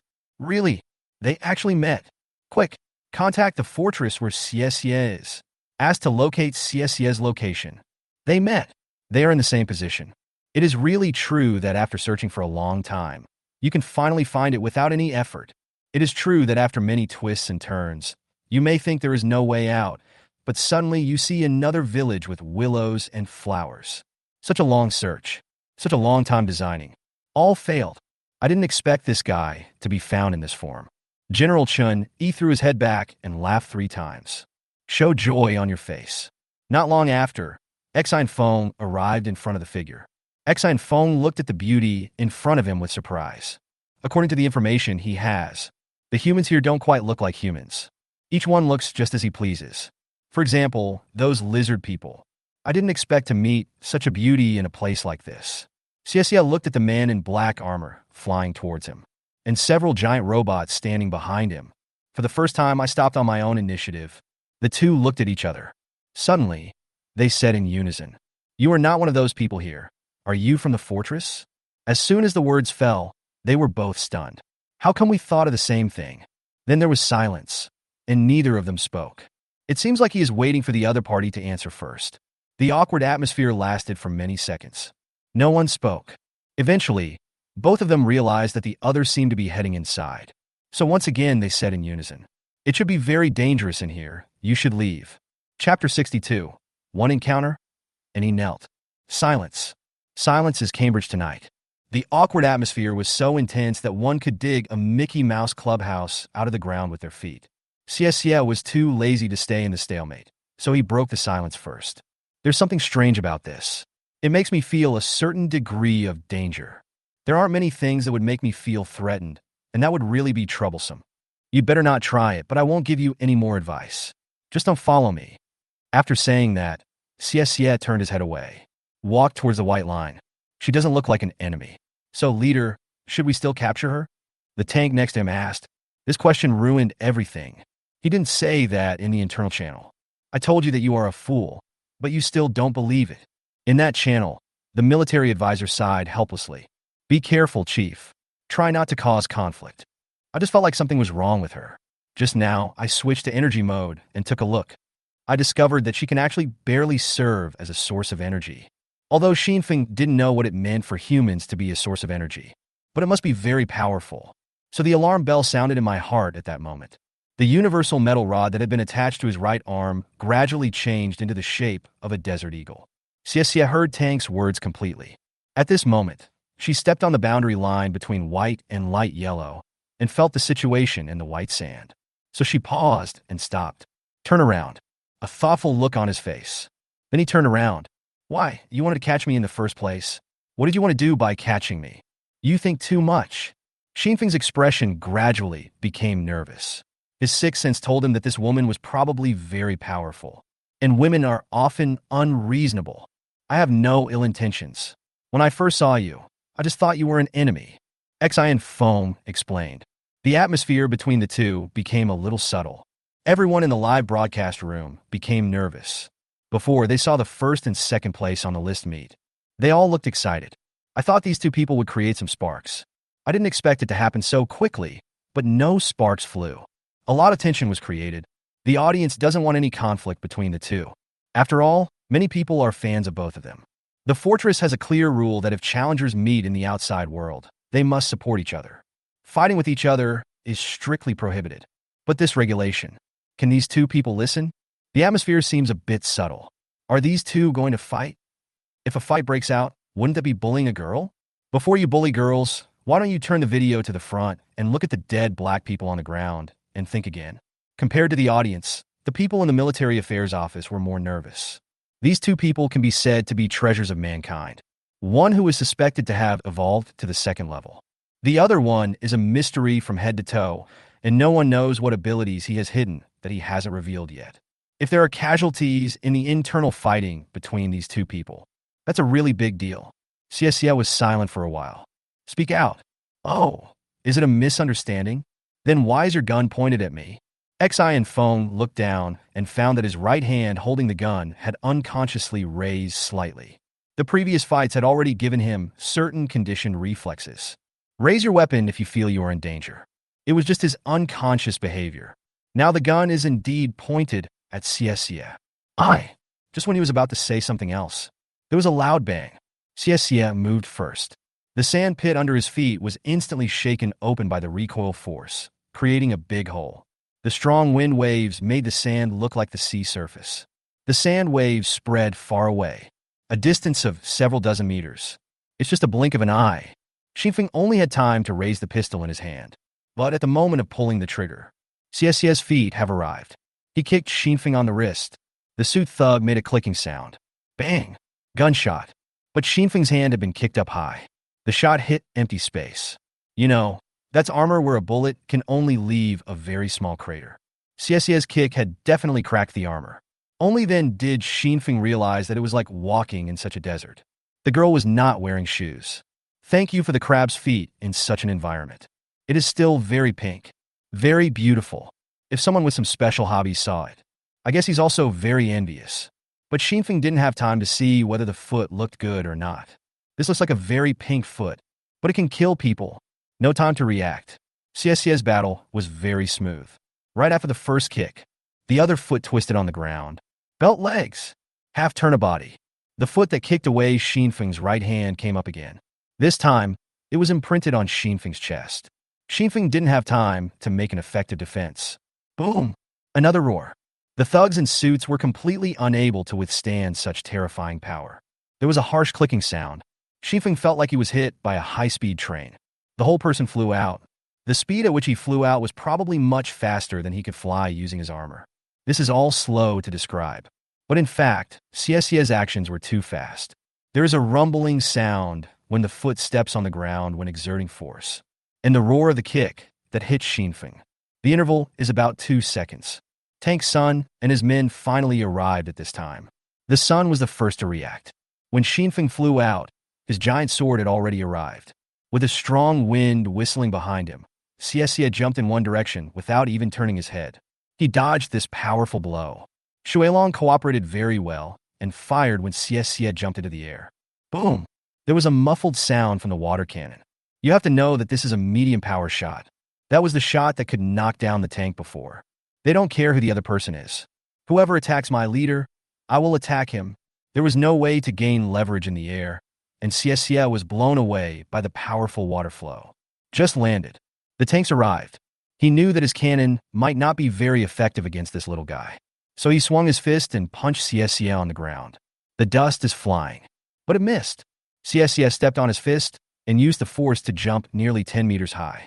He brought his legs together and kicked Tank hard in the chest. Boom! Another roar. The body shape is so disproportionate that it looks funny. But it was this one blow that caused Tank to lean back and retreat 3 or 4 steps. Only then did he manage to stand firmly and not fall to the ground. The Sun was about to charge forward with the giant sword in hand. The military advisor's voice roared in the internal channel. What the hell are you doing? You have no brains. Go check on the leader. Only then did the Sun stop. He quickly ran towards the direction where Unveiling flew. Chapter 63. If I die now, it means I am nothing but this. 3 large mechas were running towards the place where Unveiling flew out. I ran a long way before I saw Xinfeng in a hole in the sand. He looked extremely miserable at this moment. There was a footprint printed on the armor on the chest.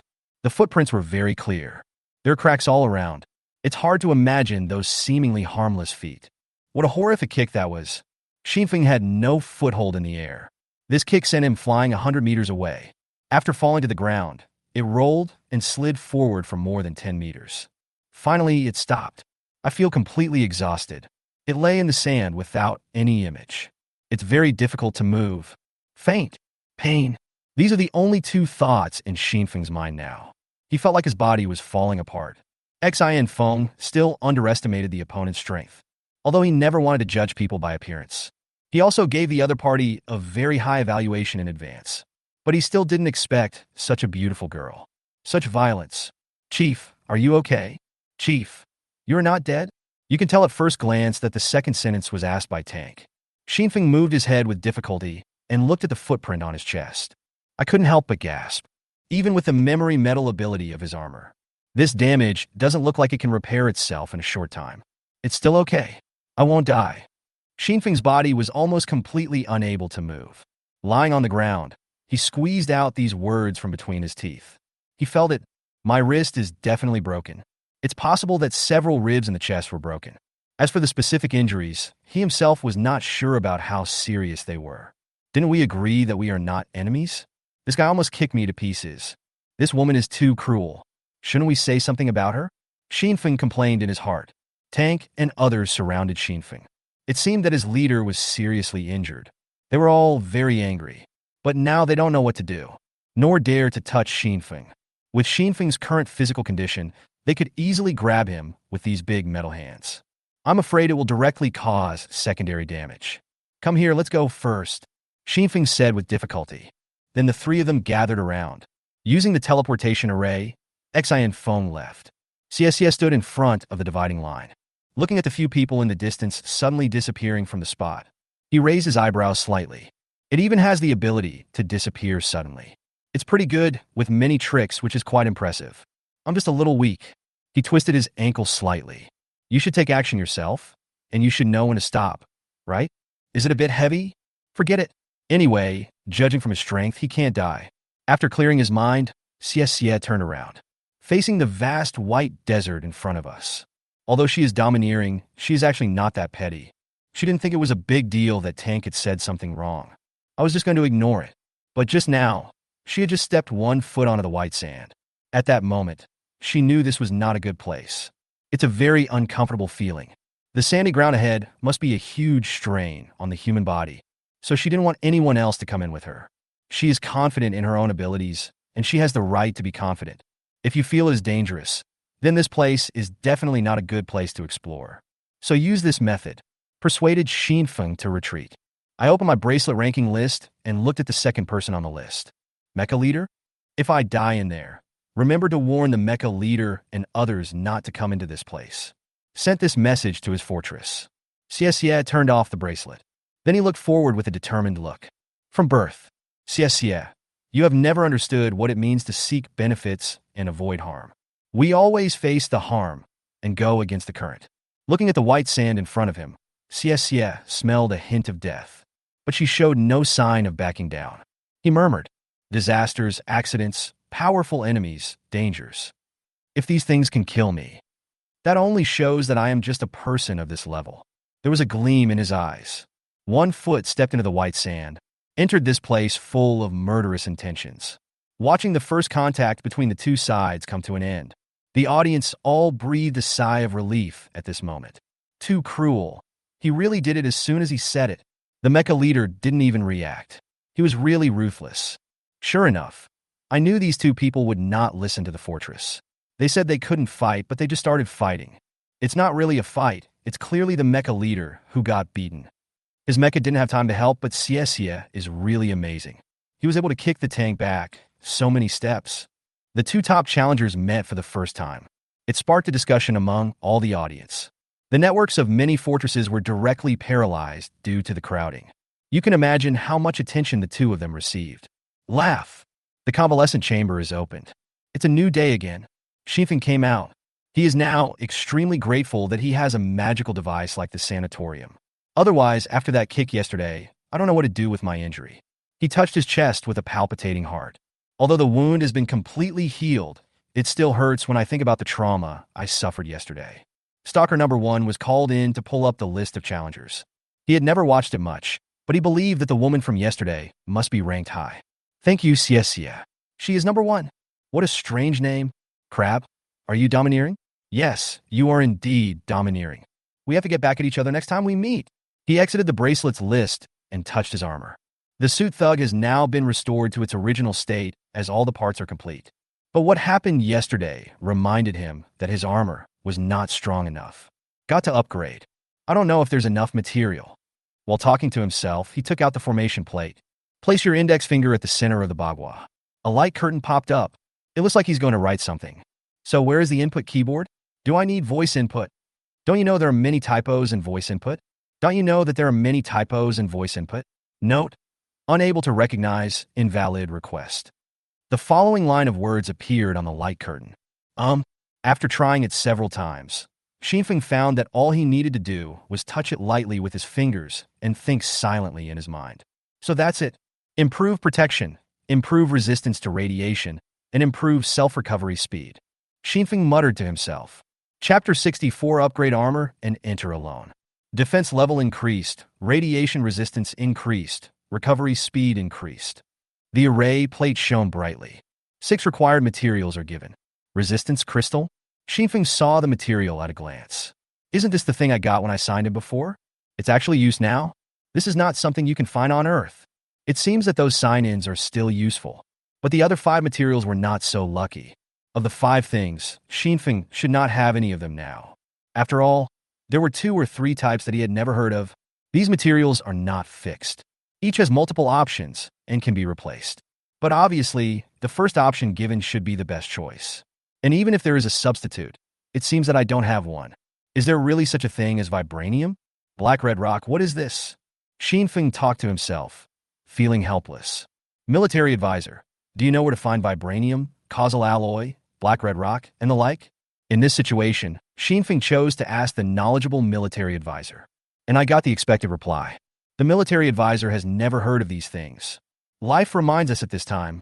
I don't think I've heard of these things you mentioned. But there's a bunch of special materials you had piled there before. It seems like it might work. Xinfeng's heart moved when he heard this. Yes. Otherwise, what are those so-called special materials used for? I really thought those things were garbage. He immediately brought over a colorful block. Light one of the material holes and put it in silently. Bite. There was a crisp sound, and it actually worked. The 1 cubic meter block suddenly lost a part of the same color. The gap is very irregular. One of the 6 holes next to the bagua also turned green. A piece of green metal shrunk to the size of a fingertip, floating quietly. It seems to work. Use the same method to fill in the other materials. For some of the things needed, there is not a single special material available, so we have to try using other special materials. Fortunately, I finally pieced it together and completed it. Place the last resistance crystal into the last hole. The materials needed for upgrading are now complete. Xinfeng suddenly remembered that he was wearing a full set of thug suit. If you upgrade it, wouldn't that mean I'm completely naked? Thinking of this, Xinfeng broke out in a cold sweat. Fortunately, I used my brain a little. I walked to the computer and changed my clothes under the cover of the sun. This behavior naturally made the audience extremely disappointed. Brother, why bother? We are all one family, what's wrong? Are you still hiding from us? Oh, I also want to see what the mecha leader looks like. It is worth mentioning, although after the phone call that day, everyone already knew that his real name was Xinfeng. But people still habitually call him the mecha leader. Maybe it's because it sounds good. He changed back into his original clothes and placed the thug in the suit on the formation plate. Gather all materials and upgrade items. The bagua diagram starts to work. After the light flashed, a basically identical suit appeared on the array plate. Xinfeng put it back on. Try it. There isn't really any difference. The weight, size, and comfort are basically the same as before. After it turned into armor, it was almost the same as before, except that it was a little thicker in some places. I guess I can only experience the specific situation during the battle. There was no specific feeling, so Xinfeng didn't conduct any special experiments. After all, I still have things to do later. Now that my radiation resistance has been improved, I must go in and take a look at that white desert. At that time, we can test the effect of this upgrade. Now it was time for his daily check-in. Sign in, dragon egg. After hatching, you can get a dinosaur pet. Machine tool. Assembly line equipment used for processing and production. Without much hesitation, Xinfeng chose the second one. After all, I don't need to replenish energy by eating at the moment. But if it is a dinosaur, that is not necessarily the case. Maybe it's still a burden. Processing machine tool. This machine tool is a production machine tool that can grind metal into specific parts. There isn't much explanation for the system this time. But Xinfeng also knew about this thing, but he couldn't use it at the moment. It's a big guy though. But this type is obviously not suitable for becoming a robot and can only be assembled as parts of larger ones in the future. A whole set of assembly lines was piled up next to the military advisor. Xinfeng set off again. In fact, according to the military advisor, he didn't want him to go again. But Xinfeng always felt that he should give it a try. When we arrived at the boundary of the desert, we looked at the vast expanse of white sand in front of us. The military advisor said in the internal channel, "Are you sure you want to do this? The energy reaction ahead looks unusual. The road ahead is very damaging to their tanks, so they can't go in. If you go in by yourself, even with the performance of your upgraded armor, you may not be safe." In short, I have been trying to persuade Xinfeng to come back. But Xinfeng didn't listen. Xinfeng nodded silently. Then he comforted, "It's okay. I always have my teleportation array with me. If there's any danger I can't handle, I can just teleport back at any time." According to Xinfeng's idea, the universal metal rod was transformed into an arm guard and attached to the armor.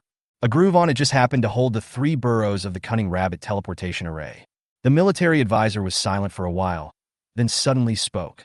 "There is something I don't know whether I should say or not." "What's wrong?" Xinfeng asked curiously. "I also have some research on human psychology." "Chief, you don't think that the girl dared to go in alone yesterday, and you feel embarrassed if you don't go in, right?" "What? You supercomputer, what kind of indecent things are you thinking about every day?" "I just think this place is very strange, and I want to take a look." After saying that, Xi Feng stopped talking and stepped into the white desert. He walked forward without looking back. The remaining 3 giant robots were sitting cross-legged on the borderline. They looked at each other. The leader's behavior just now. Could it be that someone has exposed his secrets and he is angry out of shame? Who knows? In the military affairs office, Chunyi sat alone at the table, watching the video, drinking tea with a comfortable look on his face. Ever since I found out that Xian Feng met Xie, the first place winner, his mood improved a lot. After all, we finally know his location. His location information was blocked, but Xie's was not.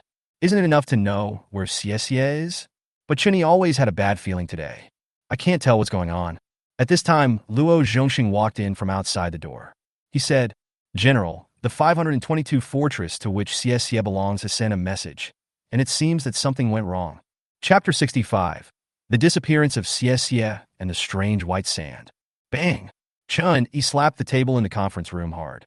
A loud noise came from the conference room. Chun-Yi himself has a good physical fitness. He comes from a military background and has been trained since childhood.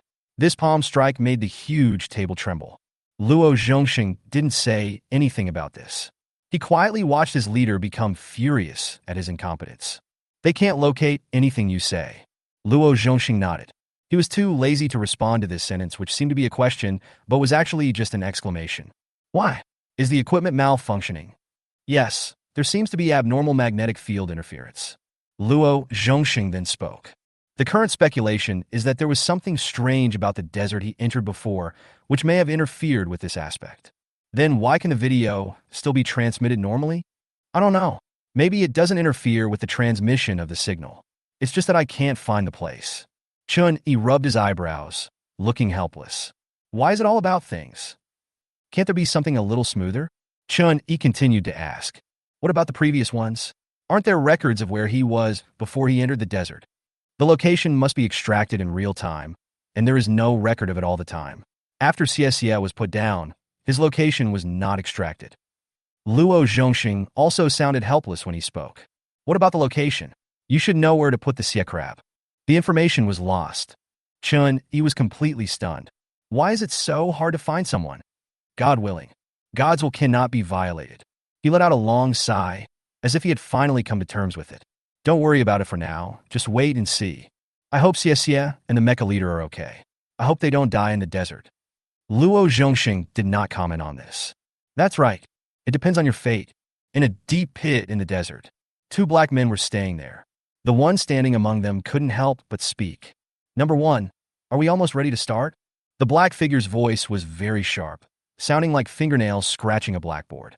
Don't worry. Let him wander around on his own first. Number 1 said calmly as he lay there. A sofa was condensed out of sand under his body, and no one knew how it was made. They already knew it last night when Xie took a step into the white sand area. It's just that they don't know who came in. In Number 1's concept, he thought it was Xian Feng who walked in. But it says above. Okay, I get it. Stop doing that every day. Are you all ready?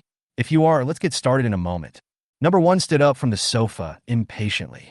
As soon as he stood up, the sofa collapsed. The sand turned into sand and soon merged with the ground. He stretched himself lazily. As if he suddenly remembered something, Number 1 paused and turned to speak. Number 2, why hasn't Number 3 come out recently? Didn't he say he was going to find a woman for me? Why haven't you come back yet? Number 2 replied. I'm also surprised by this. The people who were sent out haven't come back yet. Logically, they shouldn't dare to do anything before you've finished enjoying it. Number 1 frowned when he heard this, feeling something was wrong. Did something happen? So many people want to deal with a woman, and it took them a long time to come back. What the hell? Forget it, let's go and deal with that mecha leader first, and then we can talk about women later. After saying this, the 2 of them disappeared from where they were. To be precise, the sand on the ground twisted like quicksand, quickly wrapping up the 2 of them. There is something strange. There's definitely something weird about this sand. Xie realized this problem quickly after he walked in last night. After walking forward for about half an hour, you can no longer see the yellow sand. There is white sand everywhere. It was a vast expanse of white. This piece of sand shouldn't be this big. No matter how fast you walk, you shouldn't be so fast that you can't see any other colors of sand after half an hour. This white sand is as abundant as the sea. Impossible. This piece of sand is definitely not that big. After figuring this out, Xie started to walk back the same way he came. It turned out to be just as she expected. She walked in the direction she came from for more than an hour. Still no sight of the border. There is no other color of sand. The white sand stretches endlessly. There is no edge in sight. Looking down, there is nothing but white. Looking up, the sky is red. This environment also makes people feel uncomfortable and puts a certain strain on Xiexie's body. There were only two words that came to Xiexie's mind. Anxiety. Where is the enemy? No enemies. In other words, this world is her enemy. A noun emerged in Xiexie's mind. Snow blindness. If you walk in the snow, with white snow everywhere and no other buildings to refer to, it will cause eye burns. Because snow can enhance the reflection of ultraviolet rays to a certain extent. In today's external environment, ultraviolet rays are much more serious than normal. And now this desert. Xiexie felt that the situation was even more serious than the snow. The vast expanse of white sand makes people feel annoyed just by looking at it. There's even a feeling that makes people want to go crazy. Xiexie's own anxiety comes from this. He squatted down and looked carefully at the sand on the ground. No problem, just like normal sand. Lying there quietly. I took a few deep breaths and calmed myself down. Xiexie made a decision. Close your eyes. If you can't see clearly, don't look at it. It was almost evening. When you close your eyes, your other senses will increase to a certain extent. Vision can sometimes mislead people, causing them to take detours without realizing it. So she decided to close her eyes. She had no problem moving around in the dark with her eyes closed. This walk lasted the entire night. Death March? Nearly 10 hours of walking. The number of people in all the fortresses on this planet combined. Being able to do this kind of extravagant waste of one's own physical strength. Definitely one of the best. Daytime. After opening your eyes, it's still a vast expanse of white sand. Endless. There is no change. Of course, she opened her eyes because his feet felt a different vibration. Her sense of touch is highly developed. Very sensitive. That's why I'm always barefoot. Just because she is barefoot, she can get more information. The shaking of the earth and the various sensations at my feet. It's all information. Low-level warriors rely on vision and hearing, which are the most intuitive information. But in fact, everything feels equal. They can bring the same message. The sand ahead twisted. Two people came out who looked very familiar to Xiexie. A person who was black and transparent. After seeing Xiexie, number one looked surprised. Why is it a woman? Chapter 66. The dragnet is broken with one force. The girl in front of him made number one feel very surprised, even though he himself has grown into this. But fortunately, the aesthetic taste has not deviated. Know what beauty is. But then he thought of a problem. This definitely can't be the mecha leader. This is most likely the beauty that number three had told me about before. Number one said coldly, "Why is it you? I thought it was the mecha guy who came." Xiexie looked at the two black men in front of him and had no intention of speaking. She even felt a little familiar. 10 hours of time. There are no enemies. There is nothing to fight against. The only thing you need to fight against is the boundless loneliness and the anxiety in your heart. There were no living creatures and no way to eat. To be honest, Xiexie felt that the other party came out at a very inappropriate time. As enemies, the appearance of these people is no different from helping him. The desert has a lot of problems. Maybe there is some kind of barrier, or maybe it is a trick, or maybe it's some supernatural power that I don't know about. In short, I didn't think of any effective way to fight back that night. If you keep wasting yourself in that kind of environment, I'm afraid I really can't hold on for much longer. Fortunately, these sandbags came out. Number one looked at Xiexie with a calm face, and an unknown anger flashed through his heart. If this woman were standing here now, what about number three? Although he already knew the answer, he still asked, "Did you encounter anyone intercepting you before? How are they?" Xiexie said coldly, "Not very good. It's not quite complete anymore." Number one's expression turned extremely ugly. Dead. Number three is definitely dead. He gritted his teeth and said, "Originally, this set of gifts was prepared for that guy, but I didn't expect you to barge in. That might be a bit of a waste." When Xiexie heard that guy, a figure in black armor appeared in his mind. It seems that I was right to kick him out. It's like saving his life. But, waste. Was it wasted? You can come and try it. The fire in Xiexie's eyes burned fiercely. As soon as the words fell, the surrounding sand began to twist and surge. More than 20 people who looked almost black crawled out from the ground and surrounded Xiexie from all sides. Xiexie still had a calm expression on his face. Looking at the many black people surrounding him, he basically acted as if he didn't see them. "Are you all here?" Listening to such disdainful and provocative words. Number one smiled slightly and whistled. The sand waves are surging. Swarms of scorpions emerged from the ground. It's hard to imagine how this desert could support such a large number of scorpions. It's like a sea of scorpions. CSCS still didn't say anything. Are you all here? Number 1 whistled again. The sea of scorpions began to surge. The scorpions actually began to devour each other. Soon, the number of scorpions was reduced by half. A faint red light gradually appeared on the body of the scorpion that ate its companion.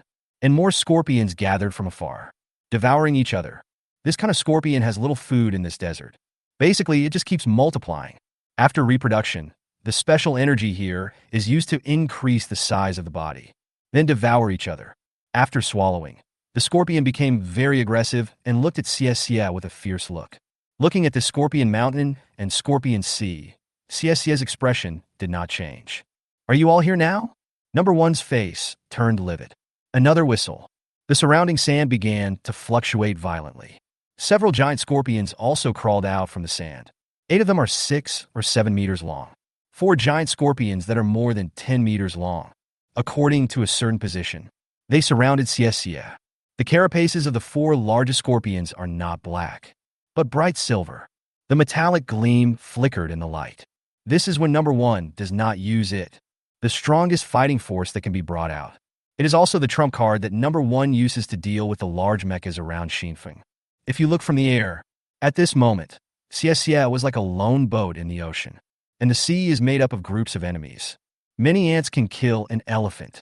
What's more, CSCA is more like the ant. 1,000 live broadcast rooms. The number of visitors is constantly increasing, almost breaking 100 million. Everyone was sweating for CSCA. What to do? Is this a dead end? I have trypophobia. I can't bear it anymore. I can't watch it. Sorry, I'm going offline now. My head is numb just looking at this. Can CSCA really handle this? Run. You can't beat me.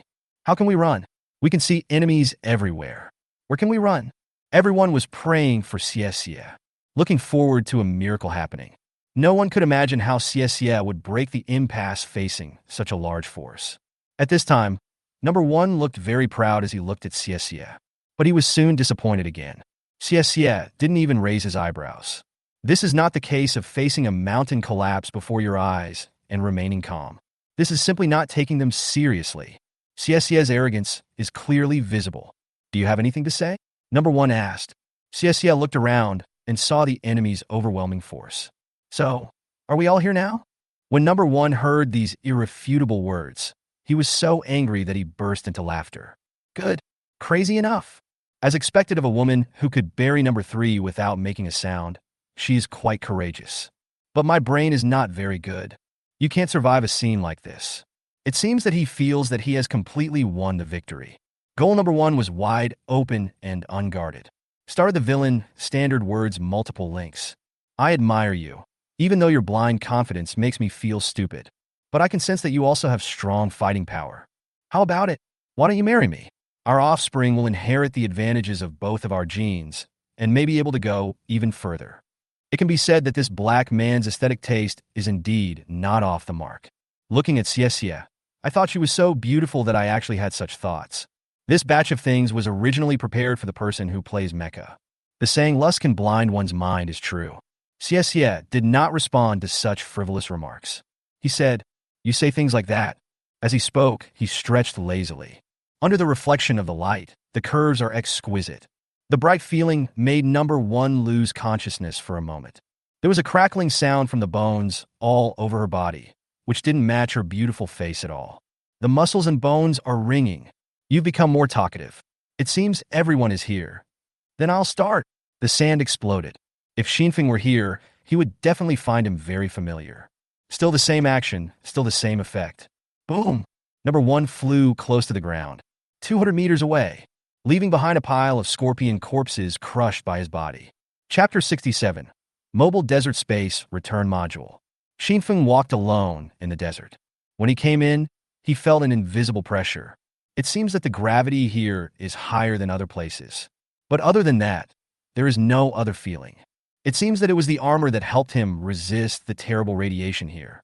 According to the military advisor, the radiation here is particularly serious for mechanical and electronic items.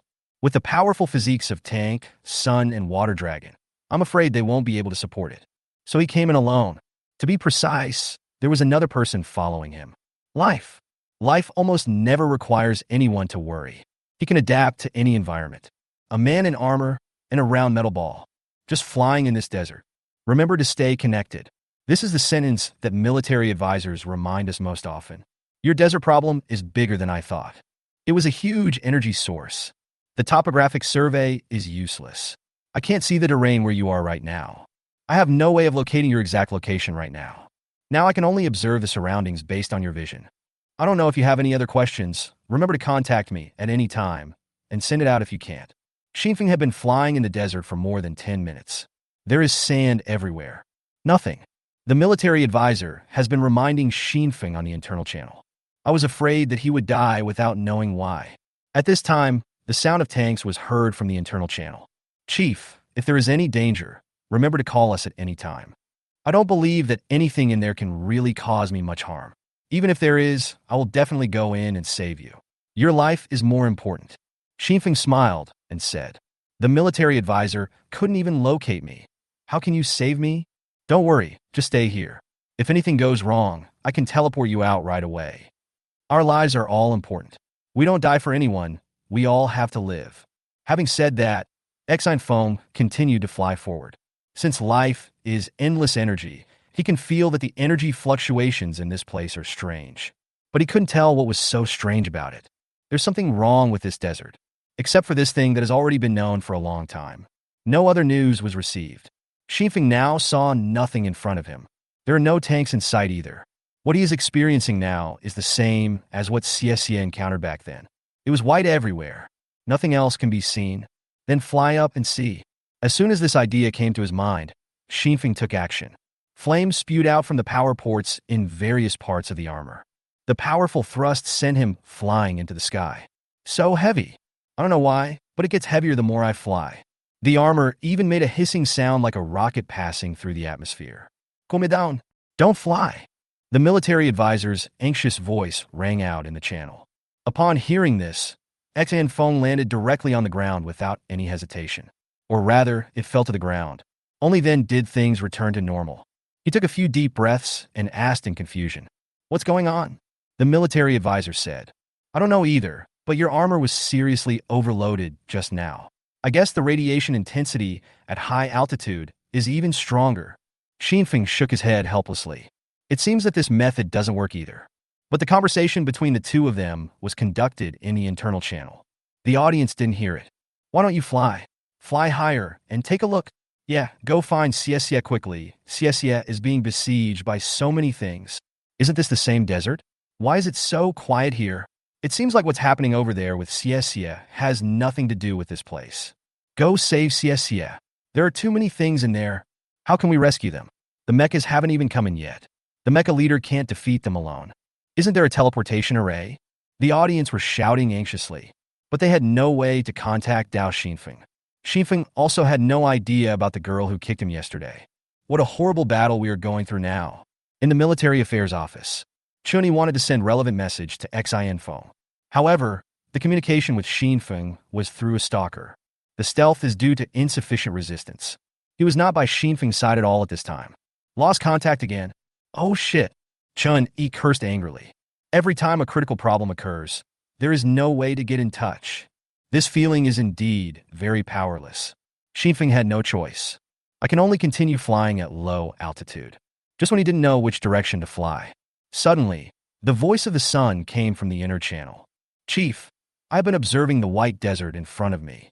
If my calculations are correct, it seems to have moved a little. What? Xinfeng was surprised. Are you sure? Are you sure it was the desert that moved and not you? The sun nodded. He said with certainty. I sat there, not moving a muscle. Let the military advisor measure it. In fact, the military advisor has already been doing it without the sun's request. Compare before and after video images and scale analysis.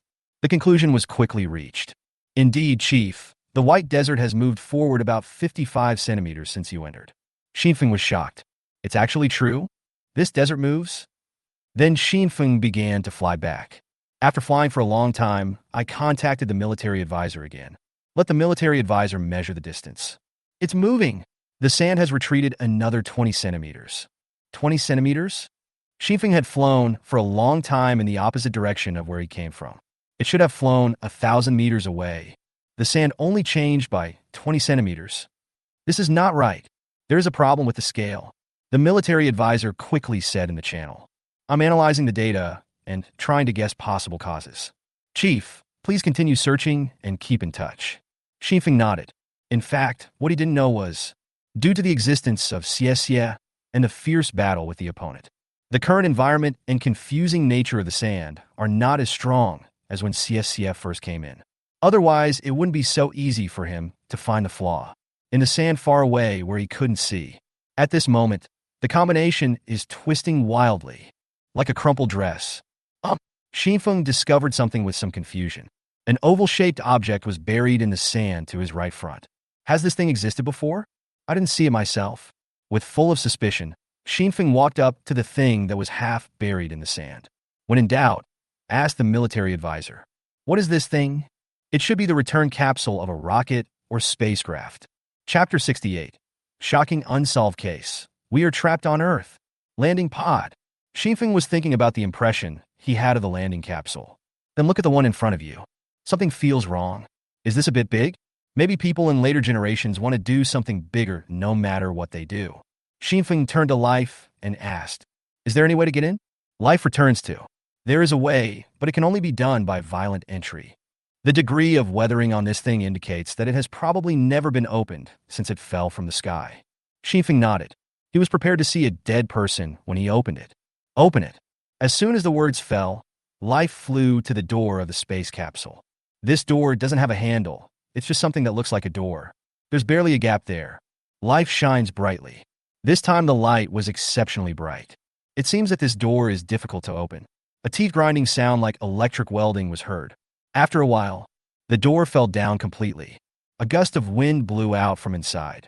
Although Xifeng is protected by armor, but he could imagine what a sour smell it was. A product of dealing with space. Life said lightly, "This is the strongest metal we have ever encountered. It is harder than all other metals.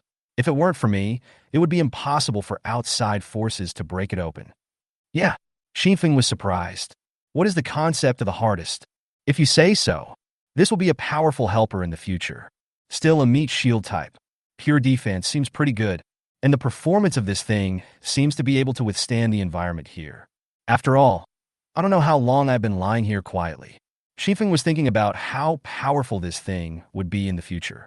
While walking inside, the lighting is very bad. He could only rely on the Xifeng armor palm cannon to observe the surroundings. The energy bullet in the palm of the hand remains in a state ready to be launched. This creates an effect similar to a flashlight. Barely exploring. The space inside is not very large, but it can also be used for people to walk. 2 spacesuits were seen in front of the operating table. Xifeng took a deep breath and prepared himself mentally. Walked over. The bodies of the 2 astronauts were still lying quietly inside. Feng bowed his head silently and mourned for the 2 astronauts in his own way. I don't know what's going on, but the exploration of the universe is the business of all mankind. They didn't die for themselves. It deserves people's respect. The quality of the 2 space suits seems to be very good. The body of the astronaut inside was already festering, but it has not yet weathered into a pile of bones. It's just that you can no longer tell what they looked like when they were alive. At this moment, they still look a little scary at first glance. Apart from that, everything else is well preserved. Although Xifeng didn't know what should be in a return capsule, but it seems that nothing here has been damaged. What did they go through? Why don't you go out? Why trap yourself to death in a place like this? The space suits were intact. Did they starve to death? All kinds of questions lingered in Xifeng's mind. These 2 corpses could not provide him with an answer. Looking around, Feng suddenly discovered that there was an iron box on the operating table in front of the 2 people. I picked it up and observed it. The words above are in both Chinese and English. Has Chinese finally become a universal language? It's convenient for myself. Record. Xifeng was delighted. It seems that many of my questions can be answered. I looked around again, and there was nothing else. He walked out carrying the metal box. Put it under the light. The box looked like it had a code, but for some reason, Xifeng reached out and opened the box easily. Don't! The military advisor seemed to want to remind someone of something, but Xifeng had already opened the box. Xifeng just took a look at the book inside. A blue flame burned on the book. Soon, the book disappeared completely. Xifeng only had time to see the top line of words. We are trapped. We are trapped on Earth. We can't get out. We can't get out. The military advisor then had time to explain. I remember now, this kind of thing is usually used as a storage box for confidential documents. Because we are worried that the safety measures will fail after a long time, there will be a certain self-destruct procedure. But fortunately, I should have glanced at the contents of the first page. There is an automatic backup, and I can call it up later. Xifeng nodded mechanically, listening to the military advisor's words numbly. A chill rushed straight to the top of his head. What's the meaning? Trapped on Earth? What does that mean? He had actually thought about this problem a long time ago. If the technology on Earth has developed to the point where it can build fortresses, create its own ecological environment, and forcibly create an environment where no one can survive, then why not try to survive on an alien planet? Why not explore the universe? The current return capsule and the short line of words he saw gave him the answer. Humans have tried it before. Just failed. Trapped on Earth? Can't fly out? Why? What happened? All kinds of questions echoed in Xifeng's mind, and his brain was about to explode. Xifeng suddenly connected many things together. Why that day, when communicating with Chun-Yi, he said more than once not to study mechanical mechas and other things, but to focus on life transformation. Why is there such a huge magnetic field in this place that specifically affects mechanical objects? Why do you say, trapped on Earth? Why? In this place, the higher he flew, the stronger the resistance he encountered. Even the upgraded armor was still unable to withstand it. These problems were suddenly connected together by him. People must have studied mechas at one time or another. People certainly want to find other living spaces outside. But for some reason, it failed. On Earth, and even outside of Earth, there exist things that have extremely high levels of suppression on electronic mechanical equipment. Where did that come from? When did it appear? There is also what the military advisor mentioned before. 50 years of history disappeared. The more Xifeng thought about it, the more frightened he became. He always felt as if he knew the tip of the iceberg of a huge conspiracy. Leader, military advisor and life have been calling Xifeng. Finally pulled him out of his thoughts. Return to the real world. The military advisor said worriedly. Are you okay? Your heart rate was very strange just now. Xifeng took a few deep breaths and calmed his turbulent emotions. He replied, Nothing, I'm fine. I was just thinking about something. At this time, life spoke.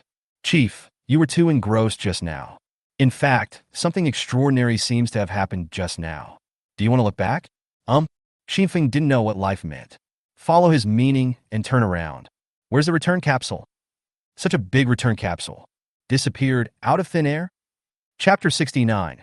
The Mystery of Relative Motion Sand Movement. Looked around. Xifeng thought he had looked in the wrong direction. Who knows if it's true? It really disappeared for no reason. There is endless sand all around. It was all white, as if everything that had just happened was just an illusion. But the box in his hand told Xifeng that everything before was real. So Xifeng asked the question of life. What happened? Did you see it? Life returns to. Yes. The sand on the ground twisted like quicksand, and the thing quickly sank in. The twisted arrangement of the sand is very unique. If you don't observe carefully, you might even think that there is no movement of sand, but just that an object suddenly fell into a strange space. Life told Xifeng his understanding. After all, before the arrival of the military advisor, it was the lives that temporarily served as the military advisor. His information reserves and analytical abilities are still very high. Xifeng walked to the patch of sand where the return capsule had been. It looks no different from other places. There is no trace of anything. It's like it's always been like this here. The atmosphere in the desert was very quiet, without even the sound of wind. But it gives people the feeling of being in a haunted house. This piece of sand seems to be able to swallow up all traces of existence. It's like a giant beast with its mouth wide open, waiting for ignorant people to enter. Xifeng squatted down. Pick up a handful of sand. There doesn't seem to be anything unusual. But there seemed to be something unusual, but I couldn't tell what it was. At this time, the military advisor spoke. Chief, based on the visual images you sent me, I used the technology of specific positioning and frame extraction to try to analyze the reason why the desert moved. First, look carefully at the sand in your hand. Upon hearing this, Xinfeng looked at it carefully and didn't find any problems. The feeling that something was wrong before became more and more serious the more I looked at it. The military advisor continued. I magnified the grain size of the sand 15 times. The size and shape of each sand is completely the same, as if they were all pressed out of the same mold. That is, if two grains of sand quickly swapped places, it would be virtually impossible to tell.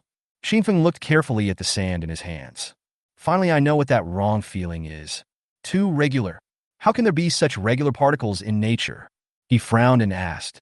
So, you're saying? Relative motion.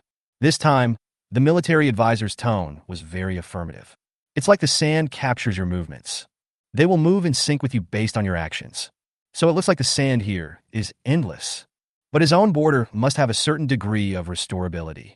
When other sand moves forward, other sand will fill in. Plus, there are diminishing marginal returns, so even if you move a lot further, the border won't move much. Xin Feng listened to the military advisor's explanation with a vague understanding. In other words, this desert seems to be alive.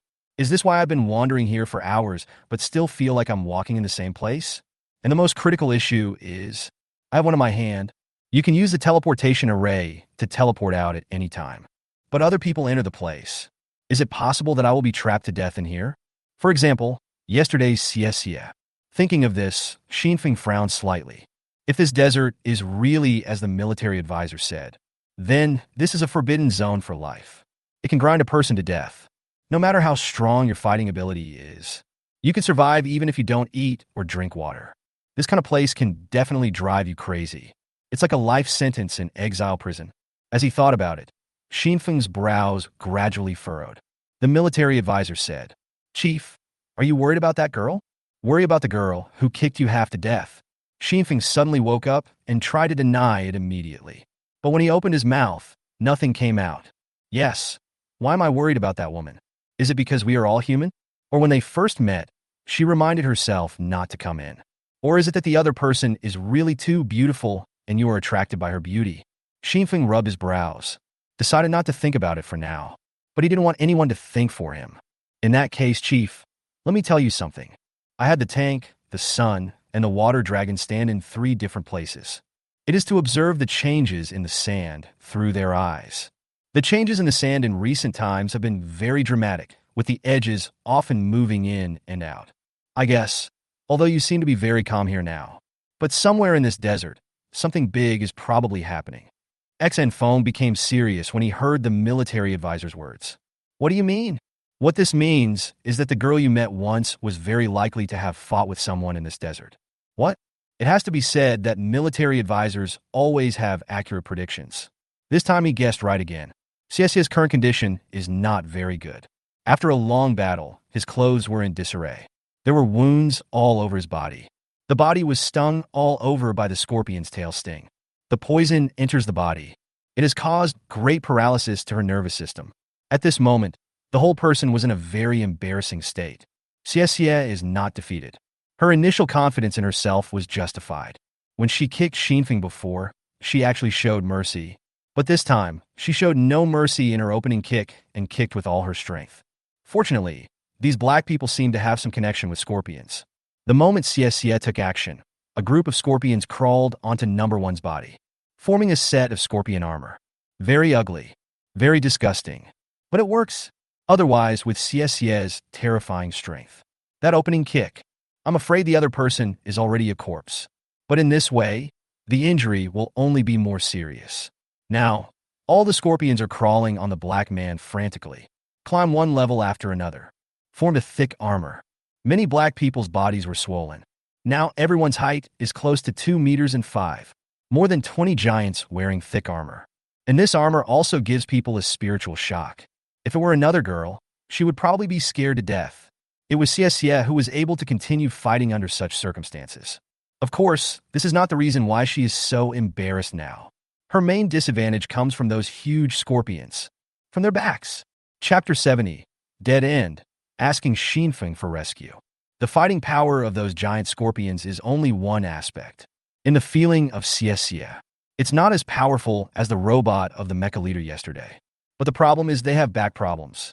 A group of scorpions surrounded the enemy and emitted invisible electric waves from the silver shells on their backs. It cannot be seen with the naked eye. One can only feel the air slightly distorted. However, this kind of electric wave had a great impact on Xiaxia's strength. A huge roar began to sound in my ears, and I couldn't hear any other sound. My whole body felt like it was put into a washing machine, and it was difficult to even stand. There was no way my hands and feet could muster up all the strength. This was a situation that Xie had not expected. Under such terrifying suppression, it was extremely difficult for her to exert 30% of her strength. If not, how could she have been beaten like this? The battlefield was littered with scorpions and the broken limbs of black people. It was under such an unfavorable situation that Xie fought hard and killed countless enemy troops. There were 4 giant scorpions, and she fought desperately to kill one at the very beginning. The broken pincers and scorpion tail lay quietly on the side. But this achievement came at a price. It was the huge wound on Xie's back that almost spanned his entire back and was so deep that the bone could be seen. For scorpions 5 or 6 meters long died. The rest of the ordinary scorpions are everywhere. Thousands of deaths. These scorpions acted more as cannon fodder, consuming Xie's energy and stinging her from time to time, injecting some toxins. The sand swallowed up their dead bodies, but couldn't even swallow them all. Too many people died. Several of those black people also died. However, due to the armor made of scorpions on their bodies, the casualties were not great. As for number 1 and number 2, they just kept hiding and didn't take any action. Number 1's ribs must have been broken. It is his unique physical condition that allows him to still stand. Number 2 is more concerned about his life. If Xie fights back desperately, he is really afraid that he will be killed. The scorpions formed a tall tower, and number 1 and number 2 were standing on it. Looking down at Xie below, number 1 covered his chest and looked at the woman who was struggling below with a resentful look on his face. At this moment, Xie's eyes were still shining with undying fighting spirit. But my body really can't keep up. Body aches and numbness. Every movement was extremely difficult. Those punches and kicks were once almost supersonic. It was already a bit difficult at this point, although in the eyes of others, it is still very fast. But Xie himself knew that he was probably at the end of his strength. Number 1 looked at Xie below, and now he had already assumed the posture of a winner. He laughed and said, "How about this gift? Are you satisfied with it? I have to say that I really underestimated you. I didn't expect you to be able to do this." Number 1 said this while looking at the corpses scattered on the battlefield. He recalled the kick that almost took his life. "I still feel a little scared at this time, but fortunately I won. This set of our stuff was originally prepared for the guy who plays with Mechas. This disruptive energy wave is specifically designed to deal with his mecha, but it does have an effect on the human body. I didn't expect it to be used on you, and it helped him get rid of one." As he spoke, he looked at the dead giant scorpion in the distance. Originally, if all these scorpions were there, theoretically speaking, that person's mecha probably can't move at all. But this shouldn't be a big problem. Xie didn't say anything. The enemies around her would not give her any breathing time. At this point, she was completely trapped in a dead end. The audience felt very psychedelic at this time. The Queen Xie, who was omnipotent and invincible in their eyes. Am I really going to die here in obscurity? Why do I suddenly feel so pitiful with all these injuries on my body? Is there no one who can help her? Didn't the military say they would come to rescue her in this situation? The military just issued a notice saying that there is a problem with the magnetic field there, and there is no way to locate it. And even if we can locate it, it will probably be too late if we go there. Where's the Mecha Führer? Isn't it the same desert? There's nothing we can do if we go there. Didn't the black guy say that this set was specially prepared for the Mecha leader? Chun-Yi from the Grand Council was very anxious at this time. Most people know that Mecha leader Exine Feng and Xie are in the same desert. At this time, more than one general from the fortress had come to ask me to contact Xinfeng for help. The general of the fortress almost knelt down to him. But there is nothing I can do. Chun-Yi looked at Xie, who was being besieged. My teeth are about to break. He was also very sad. Such an excellent evolver is almost unprecedented. Am I going to die like this? At this time, Luo Zhongxing spoke from the side. In fact, I think that with Xinfeng's strength, saving one person should not be a problem. Chun-Yi said weakly. There's something strange about that place. He might not be able to find it at all. And the main problem is that he didn't bring the contact robot with him. Luo Zhongxing thought for a while and said, I think, after such a long time, we should have some confidence in Xinfeng. Maybe they have a special way to communicate with each other. Send the message to the robot and leave the rest to Xinfeng. The title of Mecha Leader is not given for nothing. The key to this problem is that Chun-Yi and his team did not know at this time that the military advisor had helped Exine Feng establish an internal channel. In this case, it was actually Luo Zhongxing who guessed it by accident. And Chun Yi finally accepted this statement. Okay, I'll send him a message now.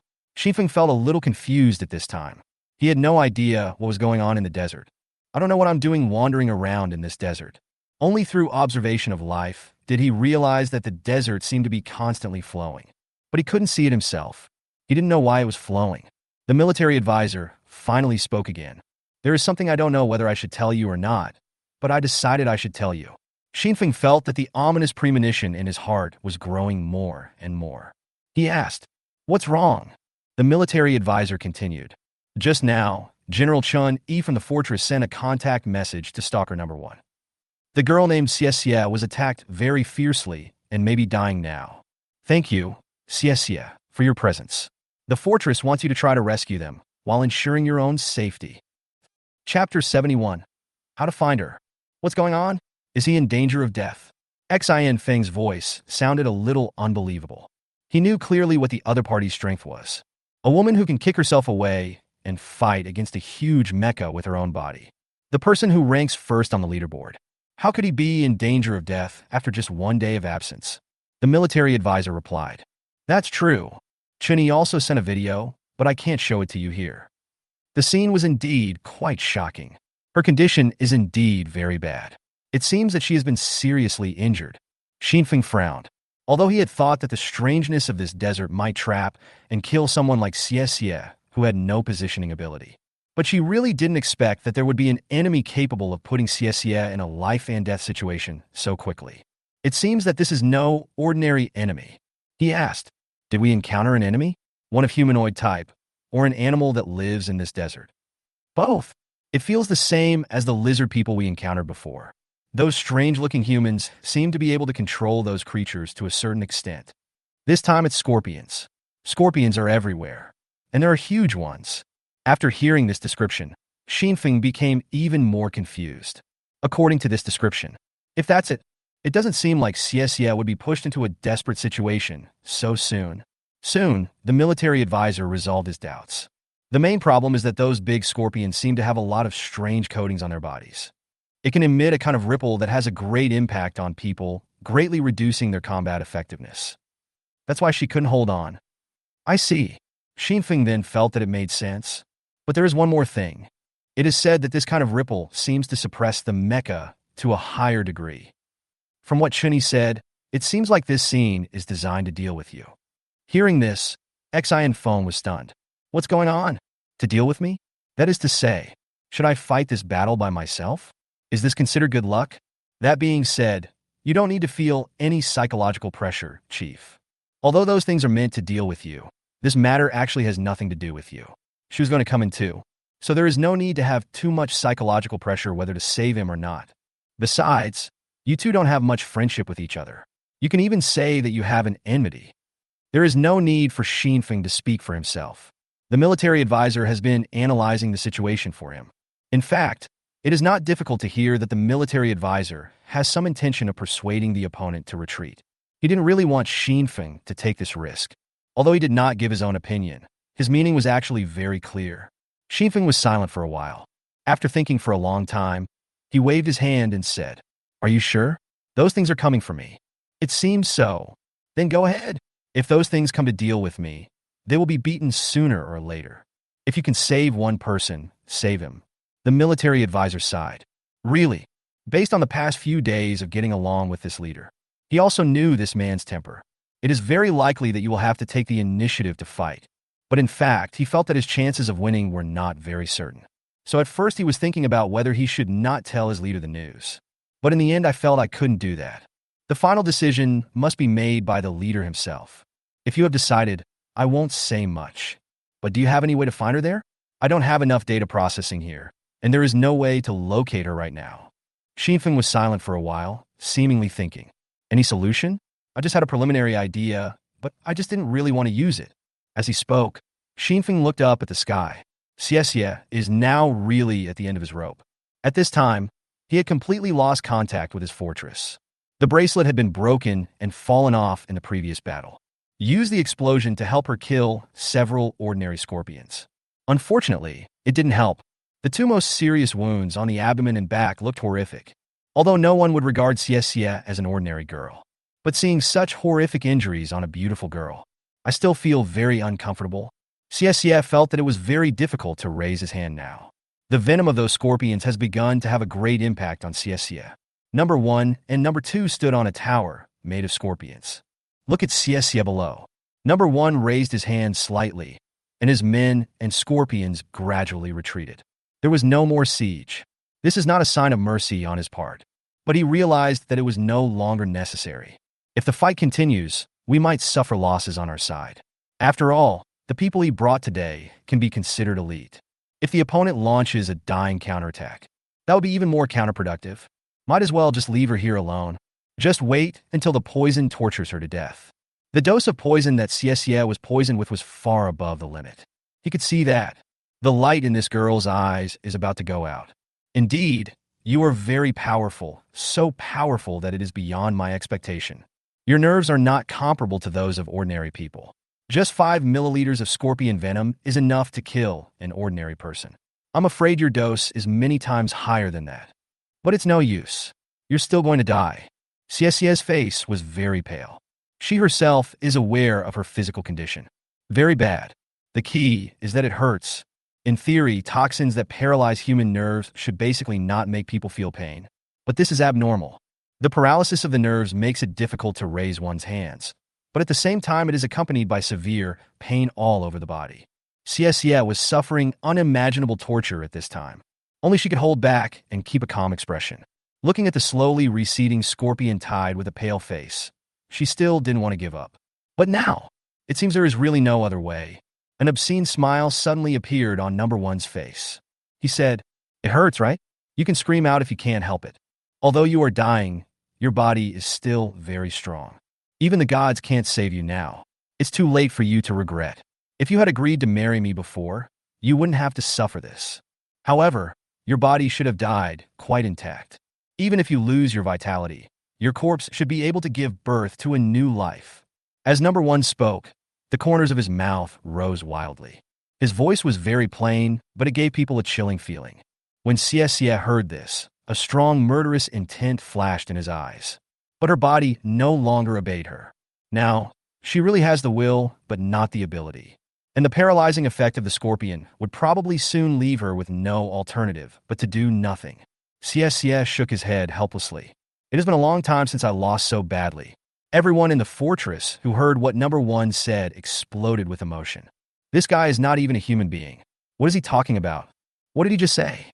Disgusting. Is Xie going to be humiliated by something like this? He won't even let me rest in peace after death. This black thing will definitely die without a burial place in the future. I can't bear to watch it anymore, so I'm leaving now. I hope that if something really happens, the fortress can shut down the live broadcast and give this powerful girl some respect. The audience was all outraged, but there is still no way to deal with this disgusting Number 1. Chief, please forgive me for being blunt. Regardless of whether this method is useful or not, your behavior itself is dangerous. The military advisor's voice was very serious, warning Xian Feng. But that's the only way so far, isn't it? Xinfeng's voice was very calm at this time. We have to give it a try. Today is a good opportunity. If we meet again in the future, the other party may be fully prepared. Xinfeng has made up his mind. The double-foot spray device is directly filled up. Vertical takeoff. The military advisor quickly reminded him of the last sentence. If it doesn't work, teleport back anytime. 200 meters. A height that is not very high. The familiar feeling of oppression came over me again.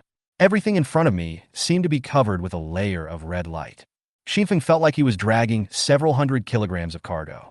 300 meters. It wasn't a very fast speed. However, it produced flames that are only produced when an object rubs against the air at high speed. 500 meters. Electric arcs began to appear on Xinfeng's armor, as if the circuit was short-circuited, crackling high in the sky.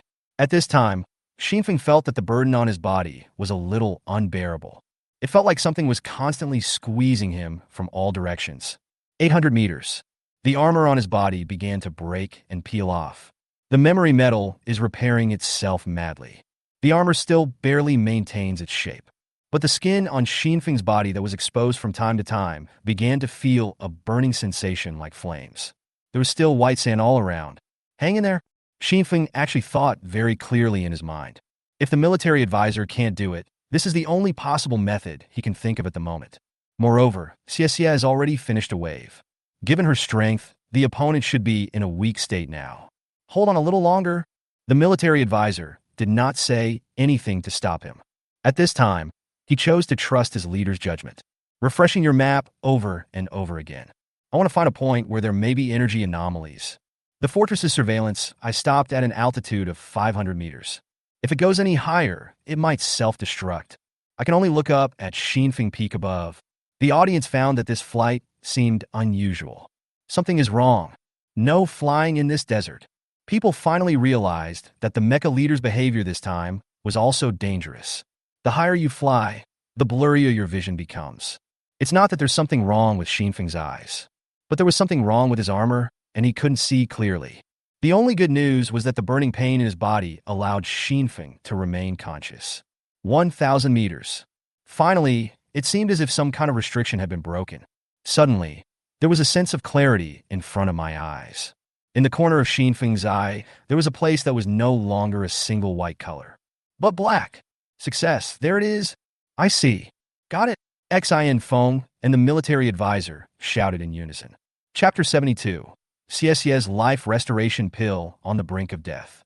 These two sentences were said by Xinfeng and the military advisor at the same time. When Xinfeng said he saw it, he meant he saw the enemy's location. And when the military advisor said captured, it meant that the location of Xinfeng was captured.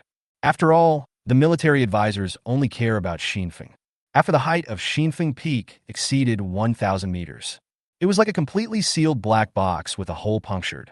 Let the secret inside leak out. The speed at which a military advisor captures information is basically a matter of a split second. You will know what is inside the black box instantly. Xinfeng's body began to fall rapidly. His mecha has basically reached its limit. There are white spots all over it caused by high-temperature roasting. Now it is fading rapidly. Xinfeng himself also suffered burns. The key is that the tinnitus feels very severe and my head feels dizzy. How am I feeling? It's okay. Judging from the heartbeat and body temperature, it should be a minor injury. Xinfeng could only feel the pain in his body. I felt relieved when I heard the military advisor say that it was only a minor injury. Otherwise, I would have no time to use the convalescent chamber now. Where? The voice of the son was heard in the inner channel. The military advisor said, "What are you going to do?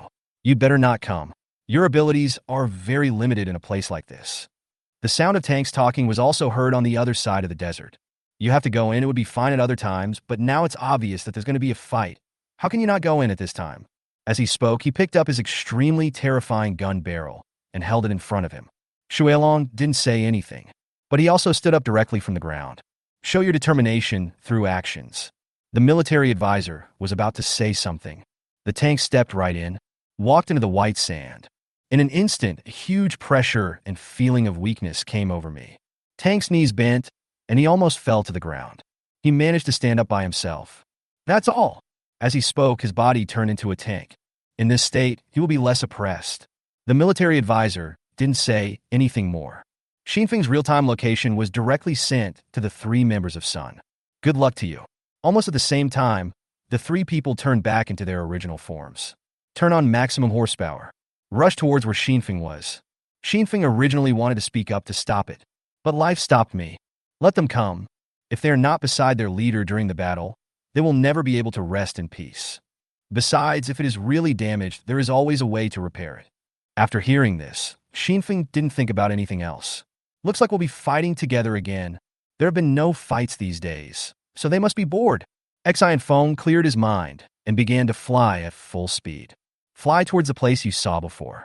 This world also sensed something was wrong, and the sand began to twist wildly, as if he wanted to stop Xin Feng. But when Xinfeng's flying height reached 1,000 meters, something in this world seemed to be destroyed. There is no way to fix it. This barrier-like place could no longer stop him. Number 1, who was far away, suddenly felt a pain in his ear. I quickly looked up at the sky. A very bad premonition arose in his heart.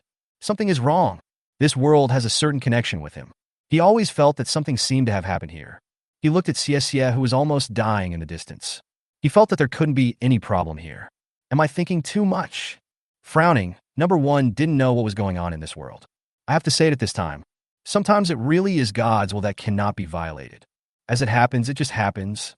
When Xinfeng stepped into this world, it was at that moment that Xie kicked number one, sending him flying backwards 100 meters. From that moment on, he no longer focused all his attention on this desert. Otherwise, he should have noticed it the first time Xinfeng came in. Never mind for now. Let's wait for this woman to die before we talk about other things.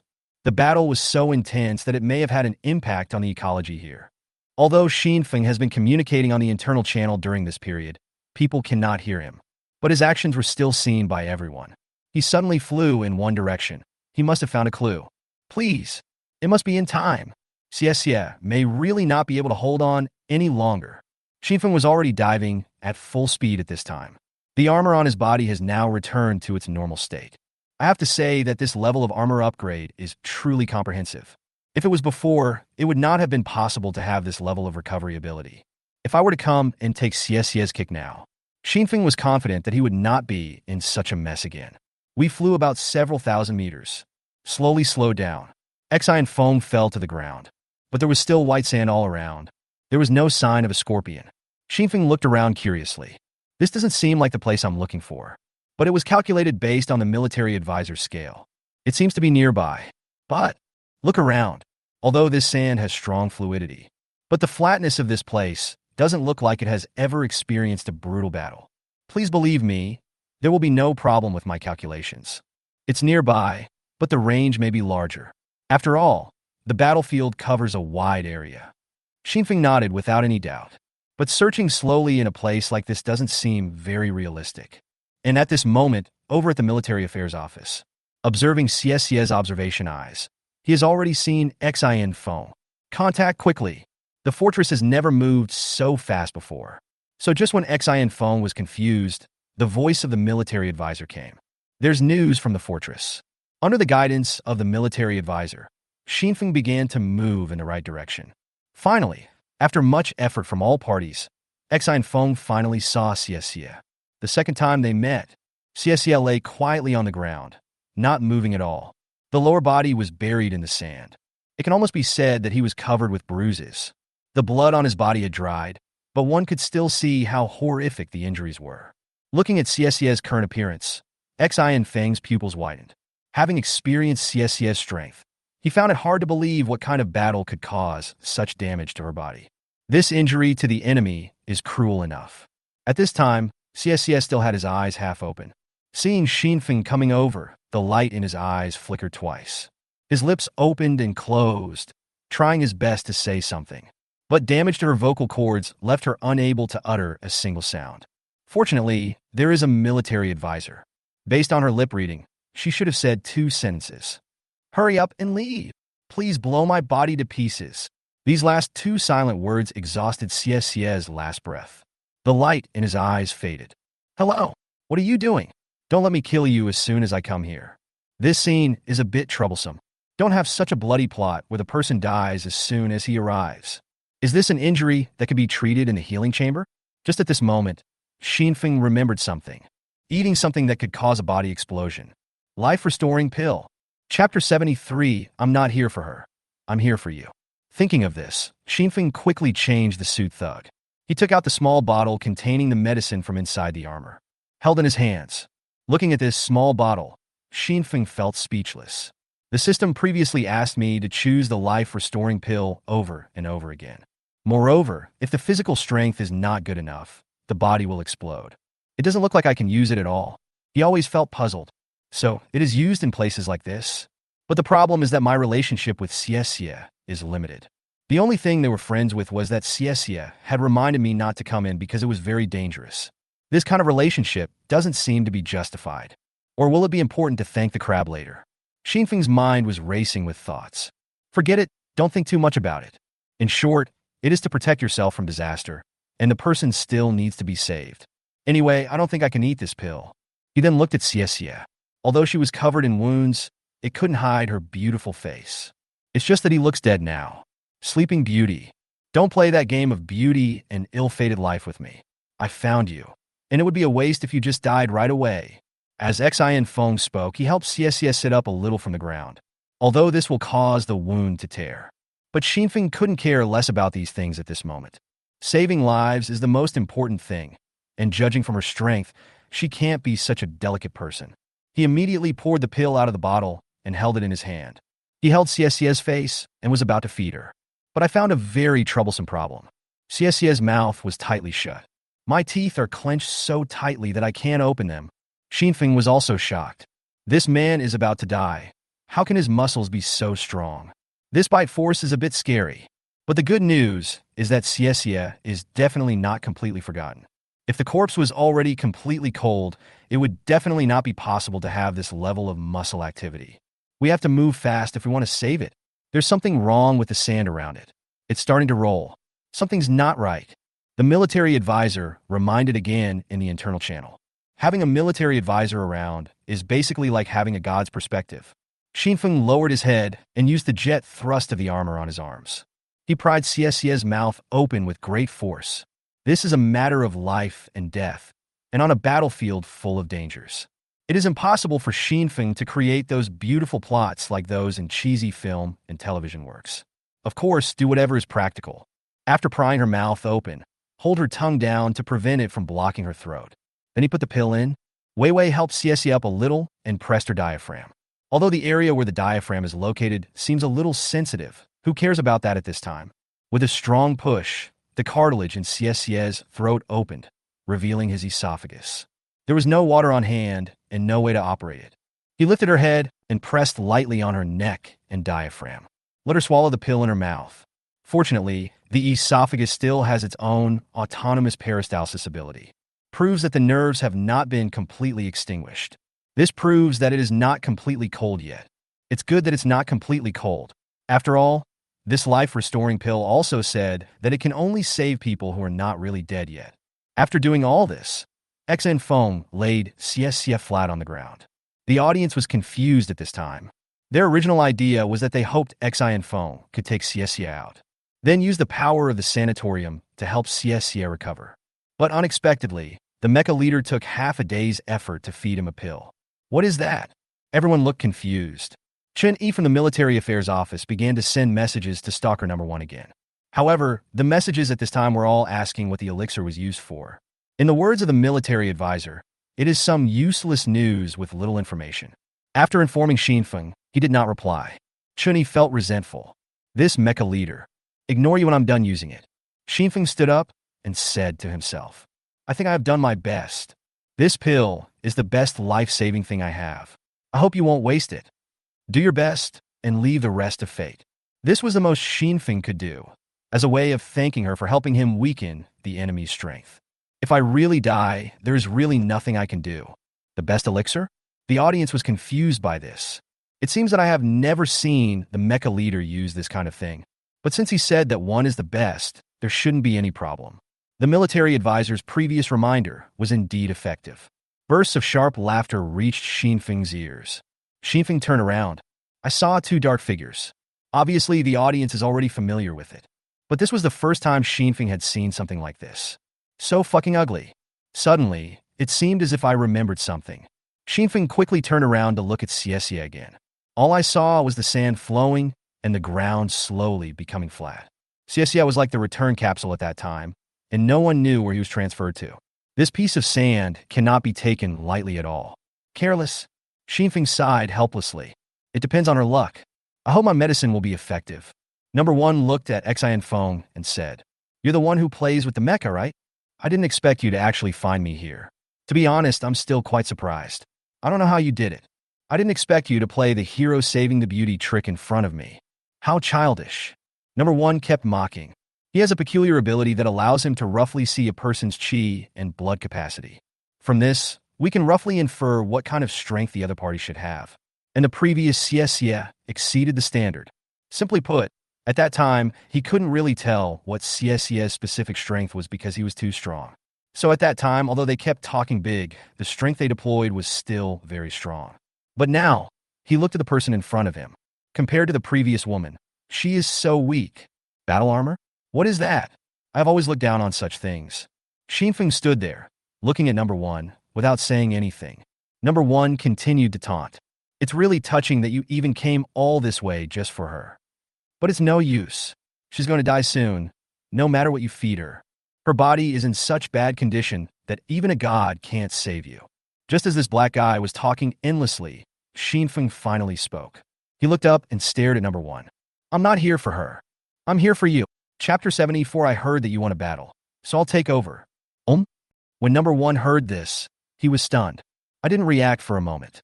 What's the meaning? What is coming for me? Is it that I can't understand their language now? Why do I feel like I don't quite understand? Xinfeng didn't care what the other person was thinking. He continued indifferently. Saving people is only one aspect. I don't have the habit of letting others protect me from disasters. If I don't save her, I will feel uneasy. After all, I heard that the things you used against her were originally prepared for me. Besides, that medicine is very demanding on the body, and I couldn't take it in the first place. But what kind of confidence makes you think that I will run if I know you have something for me? I am coming. Where is your so-called army? Xinfeng's voice was cold, but you can hear the anger in his voice. When, after knowing the existence of the enemy, the first option is to avoid it. Shouldn't it be to find the enemies and kill them all? I am being underestimated? Number one listened to what Xianfeng said, and it took him a long time to understand what he meant. He burst into laughter immediately. Then he said sarcastically, Are you making me laugh? You're quite humorous. Perhaps in your eyes, your large mechas and the armors on your body can give you strong confidence and make you feel that you are very powerful. But I tell you, you can't do it in this situation. Everything you are most proud of is useless here. Maybe I laughed too hard. The wound on his body was affected, and he started coughing because of the pain. Too empty. Ahem. Anyway, I thought you were going to say something. No matter how powerful your mecha is, it is just a product of the old times. The concept of your fortress is that it is a product that needs to be eliminated. And you brought me a mecha? You are really going backwards. After hearing this second sentence, other viewers may still be confused. I don't know what he is talking about. But Chun Yi and everyone else are the top military personnel in the fortress. I know what he said. Snort. Sitting in the conference room, Chun Yi, who had been looking at Xianfeng, snorted angrily. He looked at the screen with a sullen face and said, You guys are still alive from the ideological struggle back then. I didn't expect that after I kicked you out, you guys are still so persistent now. It looks like it's going to be revived. Then Chun Yi turned around, looked at Luo Zhongxing next to him, and said, Please work hard and pay more attention to all the challengers recently to see if there are any mutant human activities there. Report to me when the time comes. Luo Zhongxing glanced at Chun Yi from the side. I've already been doing this. Chun Yirong choked a little, but was not angry. You did a great job. On Xinfeng's side, number one, as a qualified villain, was still chattering away. It's like a machine. Your mechas that are truly capable of combat are not here now. Laugh.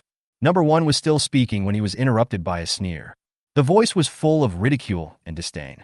Although I can't see Xinfeng's expression clearly, but based on the voice, number one can fully imagine what state the other person is in now.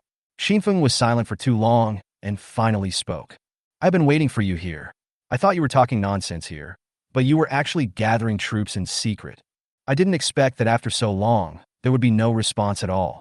You, a patient with brain atrophy, are really talking nonsense here for a long time. Number one originally wanted to influence Xinfeng's mind through his words, but he didn't expect it to be of any use at all, and he became angry and embarrassed for a moment. You. But at this time, Xinfeng didn't intend to give him the chance to interrupt. Continuing, looking at the injuries on your body, I can guess what happened. I must have been careless at the beginning and let Xie attack me. If I'm not mistaken, did he kick you away? And then you just stood far away from me, not daring to hit me. Number one's heart trembled. Is he spying on me? How did he know? Xinfeng continued. Now, he said, twisting his neck and arms. Relieved the physical discomfort caused by forcibly breaking through the restrictions and wanting to fly high into the sky. At the same time, he began to move forward gradually, approaching number one and number two. It seems I guessed right. Then I really want to know why you stood far away from her and didn't even dare to take a step forward. When facing me, you dare to drag your injured body and stand so close to me and talk endlessly. If I understand correctly, I seem to be underestimated. As Xianfeng spoke, his voice gradually became angry. Number one listened to Xianfeng's words and suddenly felt that they sounded familiar. When the woman before heard me say that these things were wasted on me, she seemed to be looked down upon and got angry. So what's next? Boom! Enough of that nonsense. Xinfeng finished saying what he wanted to say, which was a way of venting his emotions a little. Then I was too lazy to wait. With a loud bang, a wave of air spurted out from the soles of his feet. The powerful driving force allowed Xinfeng to accelerate in a short period of time, surpassing almost any sports car in the world. Same recipe, same taste. Number one was completely unprepared this time. He had expected this person's strength to be so strong. He was so strong that when he rushed over, his speed was almost the same as CSCS. I don't know what Xinfeng was thinking, but this time he also used his feet. Almost the same posture as CSCS. Number one was kicked in the chest, and number two next to him didn't react at all, and his expression didn't even have time to change. Of course, Xinfeng's leg strength is not as strong as CSCS, but he has weapons on his feet. Air cannon. What does it feel like to have an air cannon pressed against your chest? Maybe only number one in this world knows clearly. A terrifying shock wave spread out from the point where Xinfeng's feet touched number one's chest. The powerful gust of wind directly knocked number two next to him to the ground. As for number one, this time he might have flown even farther than CSC's kick. The key point is that this time he is not protected by the armor made of scorpions. Life or death unknown. Xinfeng pulled up number two, who was lying next to him. I heard you just won a great victory. Come on, I'll take over the second shift. Chapter 75. Clearing the minions? Too easy. So domineering. The audience who had been discussing in the channel that Xinfeng should leave quickly were also aroused by what Xinfeng said. Yes, why run? Just hit him. The mecha leader did a good job, so he should fight. Why should he run? I was too timid before. The mecha leader is a real man. That's right. I just said that something was wrong. Do they think they're very strong? The mecha leader is not weak either. Weren't those lizard men all very awesome before? Some died. Some ran away. Why are they pretending? All the audience quickly stood on the united front. The crowd was outraged and condemned these black people from a distance. Luo Zhongxing looked at XN Feng in the video and for the first time ever took the initiative to praise him. Yes, that's the way it should be. Chunyi sat aside and nodded. Among those who have been trained and grown up in the army, how many of them might be peace advocates? Before, I was just too worried about CSCS Xinfeng's life safety. It seems too conservative. Chunyi said, anyway, if the mecha leader can't win, he can always teleport. However, isn't the combat power of his armor a bit too strong? This upgrade is indeed much more powerful. Luo Zhongxing nodded on the side to show his agreement. In terms of attack power, it's probably not lower than CSCS, and it also has other additional abilities such as flying. Even without counting those large mechas, the current mecha leader's strength is probably equally terrifying. It seems that the next ranking will definitely require a change of people. There were no enemies around Xinfeng at this time. Number one had been kicked so hard that he was almost dead. So at this time, I can only pick up number two and beat him up. All actions are completely controlled by the armor's own power system. Boom, boom, boom. When Xian Feng attacked, he intended to kill him directly. Directly use the power of the air cannon. Every punch is an air cannon. Number two is also very powerful. If he had his own abilities, plus the blessing of this desert, I'm afraid my personal strength can rank among the top 10 among all challengers. But at this time, he had no ability to fight back at all. Let Xinfeng hold it in his hand and shake it back and forth like a puppet. At this time, number two was cursing madly in his heart. Fuck, are you sick?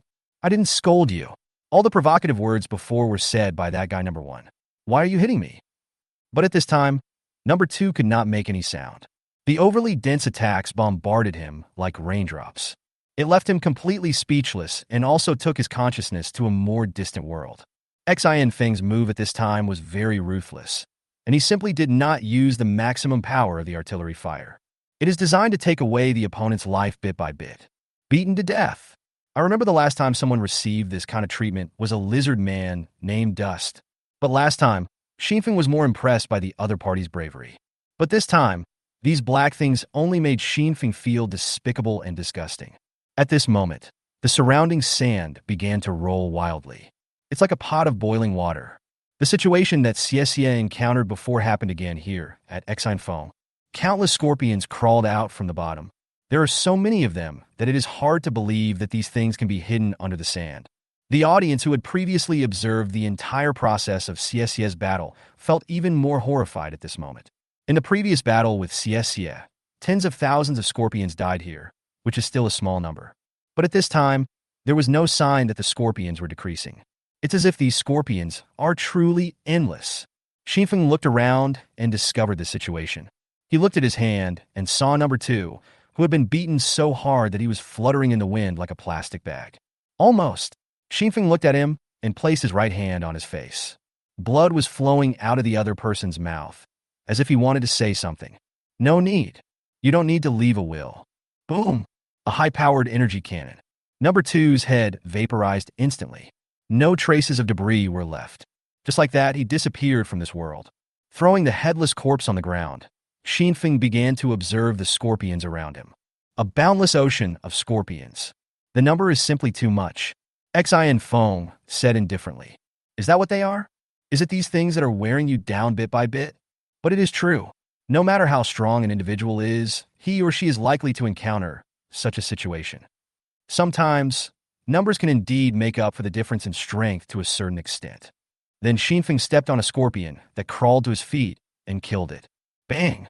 The juice burst out. It looks very fresh and juicy. But this kind of thing doesn't seem to be of any use to me. As you said, I play with mechas. Xian Feng turned his head and looked at the metal ball that had been floating quietly in the air. Life, start preparing to recharge me. Let them feel what heavy firepower is. Life did not answer, but it also flew directly to the back of Xinfeng's armor. Begin to infuse energy. Xian Peak reaches straight into the sky. Then he turned around and rushed back to the ground. He clasped his hands in front of him. He slammed heavily to the ground. The highest power energy cannon. Boom! The dust was flying wildly in the air. A deep pit with a radius of 20 meters, with Xinfeng as the center, suddenly appeared in the desert. The space around Xinfeng was empty. With just this one strike, the number of scorpions killed was probably close to half of CSCS. The sand pit, which had a relatively strong recovery ability, was blown into a deep pit. Of course, the worst one was number 2. Since the head was hit off, there is no complete body left. As a result, this time, my whole body evaporated. Really, not even a trace of the dead was left. Isn't the biggest function of a weapon to kill minions? Are these things really that troublesome? Xinfeng stood in the pit and looked outside. It was just right. The height was such that when I raised my hand, I was at the same level as the scorpions. Laser mode! Xian Feng shot out 2 long laser beams from his hands. The body turned in a circle. The laser followed Xian Feng's body as it turned, sweeping a large area. It looked like an endless sea of scorpions surrounding them. Almost wiped out. Even a few black people who had just rushed over and were trying to get out of the sand had their heads cut off by the laser. A giant scorpion of 5 or 6 meters in length had just stretched its 2 pincers out of the sand when it was cut off by the laser. Chapter 76.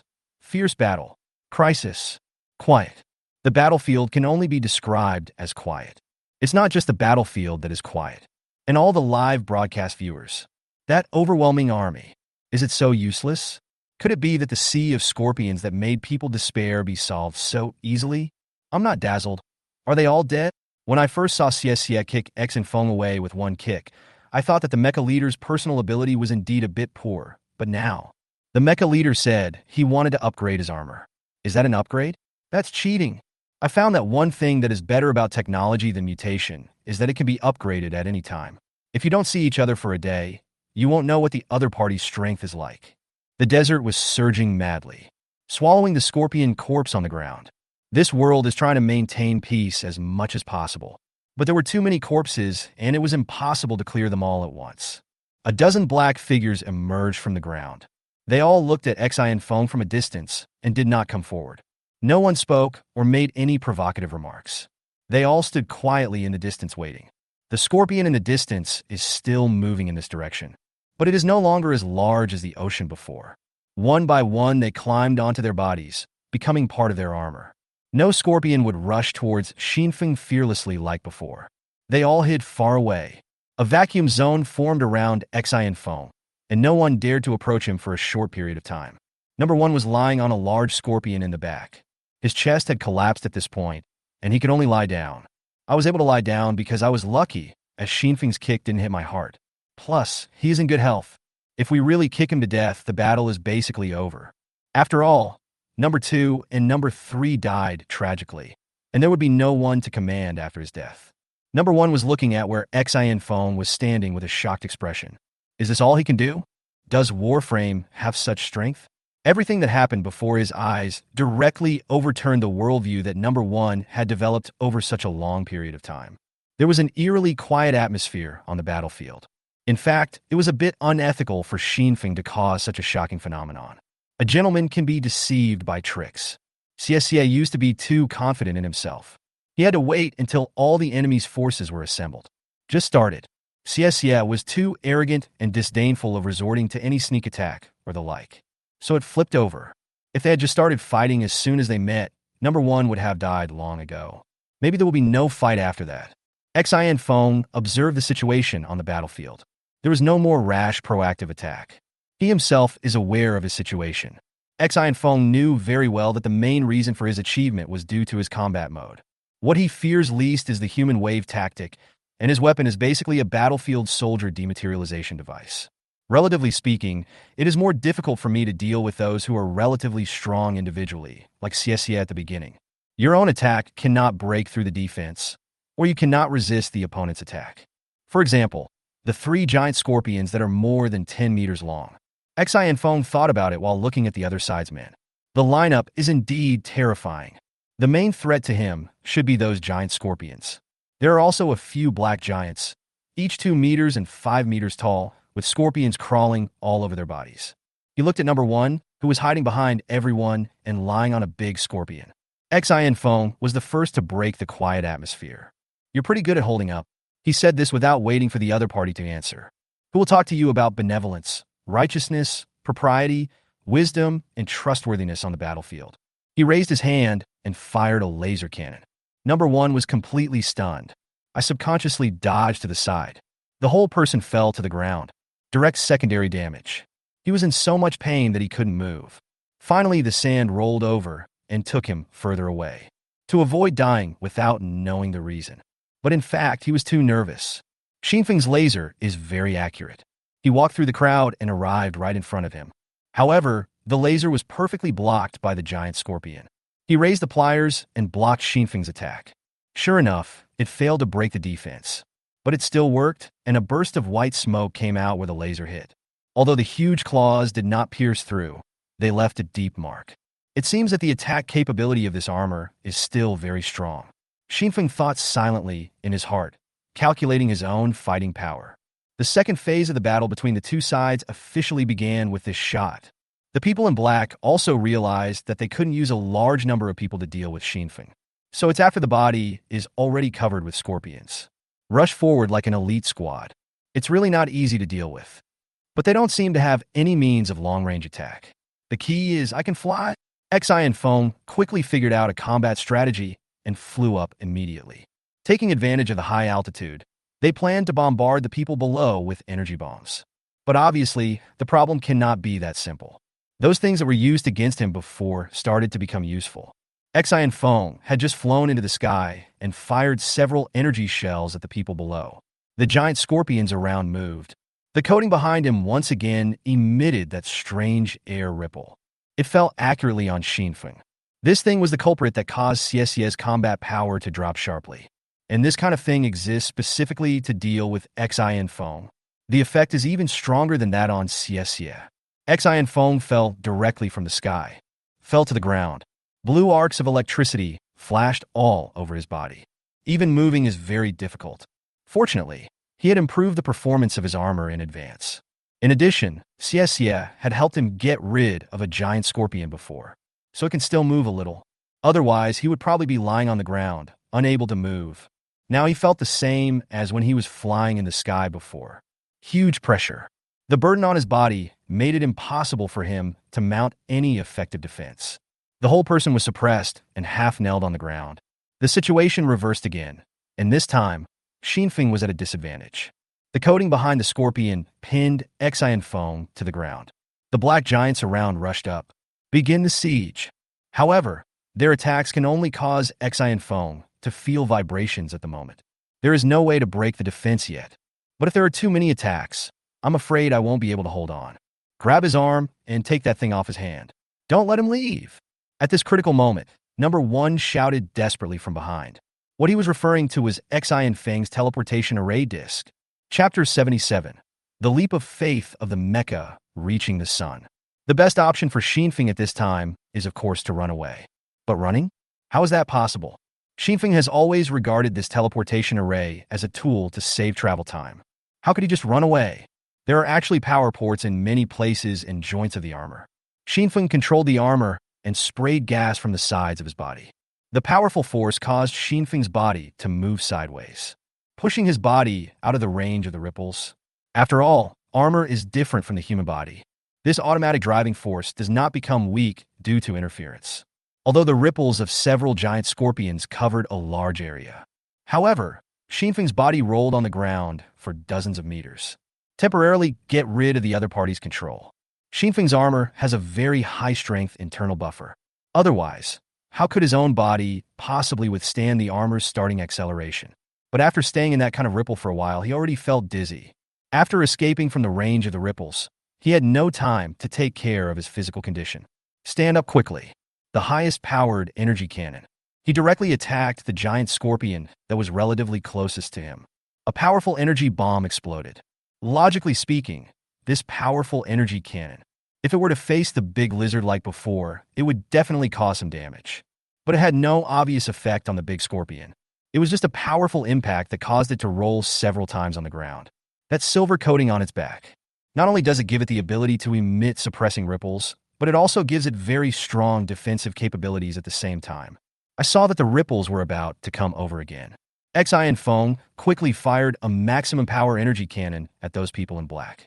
Now he no longer conserves energy. All attacks are at the highest power.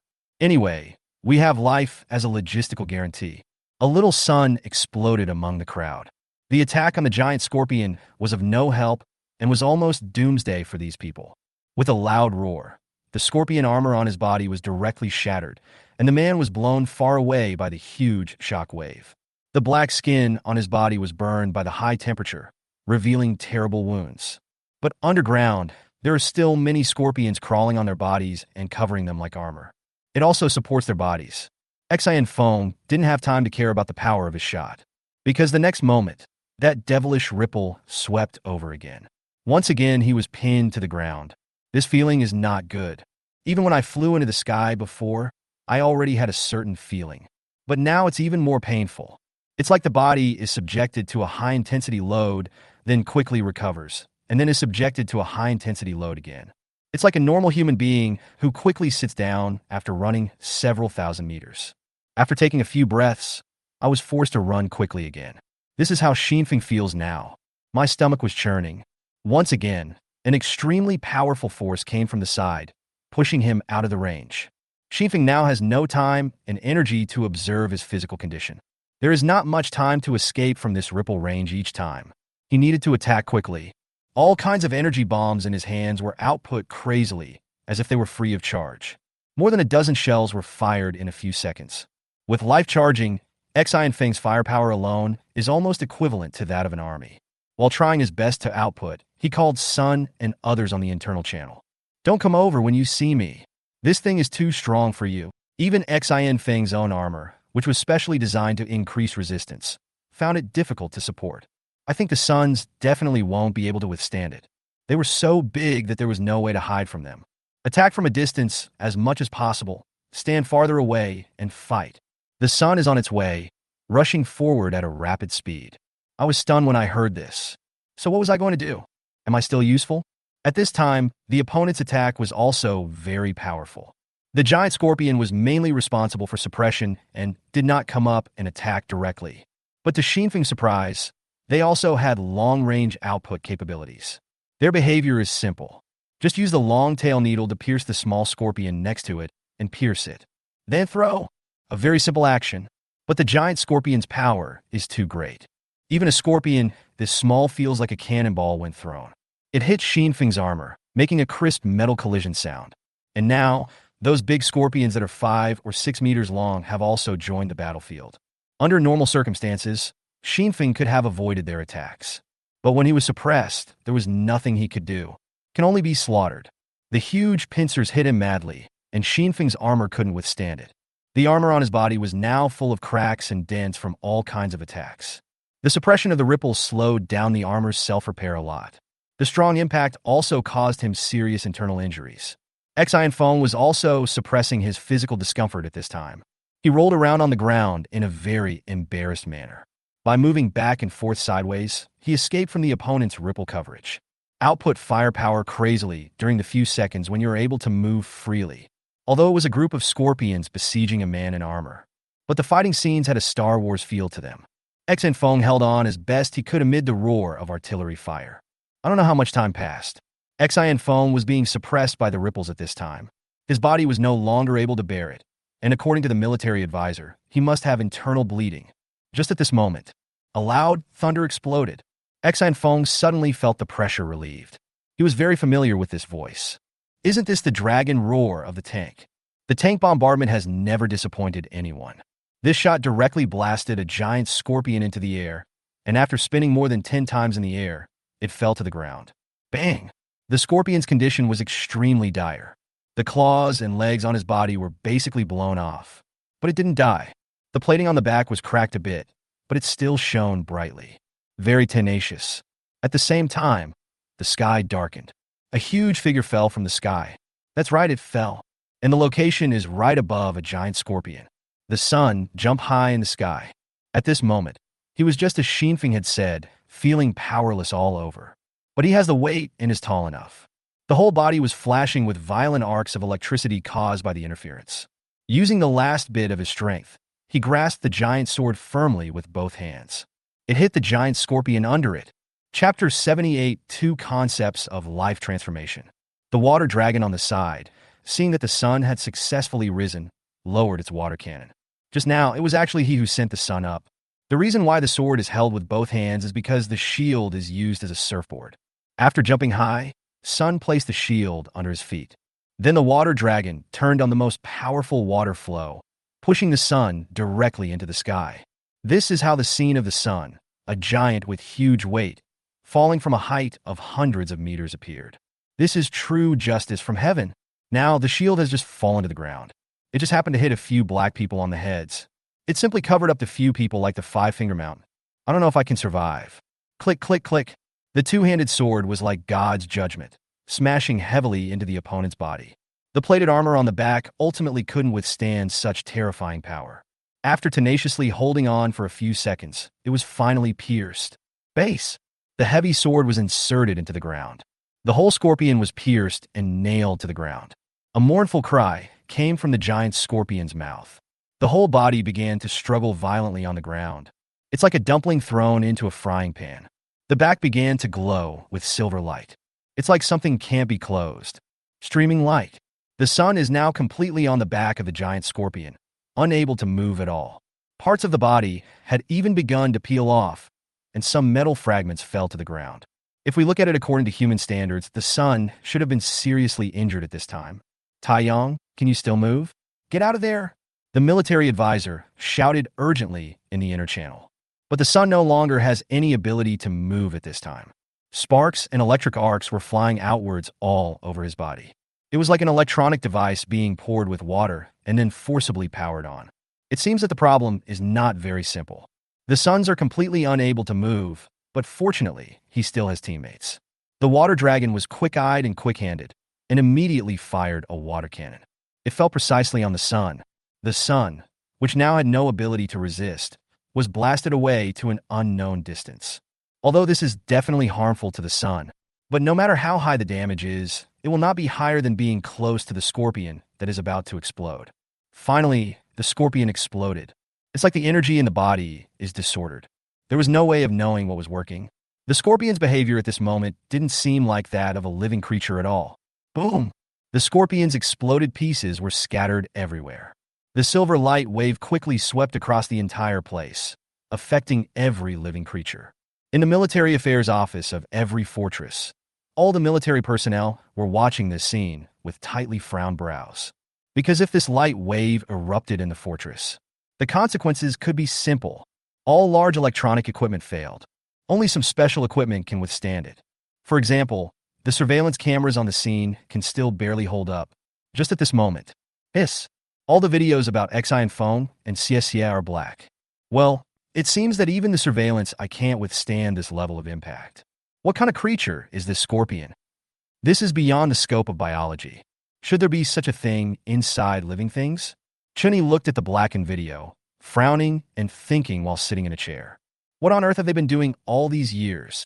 Looking at their bodies, it's obvious that they are continuing and even improving their original concepts. But what exactly are these creatures? Has it gotten worse in recent years? What on earth are they researching? Besides, why do they have this kind of thing? Are they colluding with those things? Thinking of this, Chunyi broke out in a cold sweat. How is that possible? Are they crazy? Luo Zhongxing stood quietly by the side, not saying a word. At this time, they didn't know what to say. In other words, only when he was next to Luo Zhongxing could Chun-Yi say these words. After all, in the entire 269 fortress, Luo Zhongxing is one of only 3 people who knows about the past events. It turned out that in the 50 years of history that the military advisor was unknown. It is the fastest period of progress in the entire history of mankind.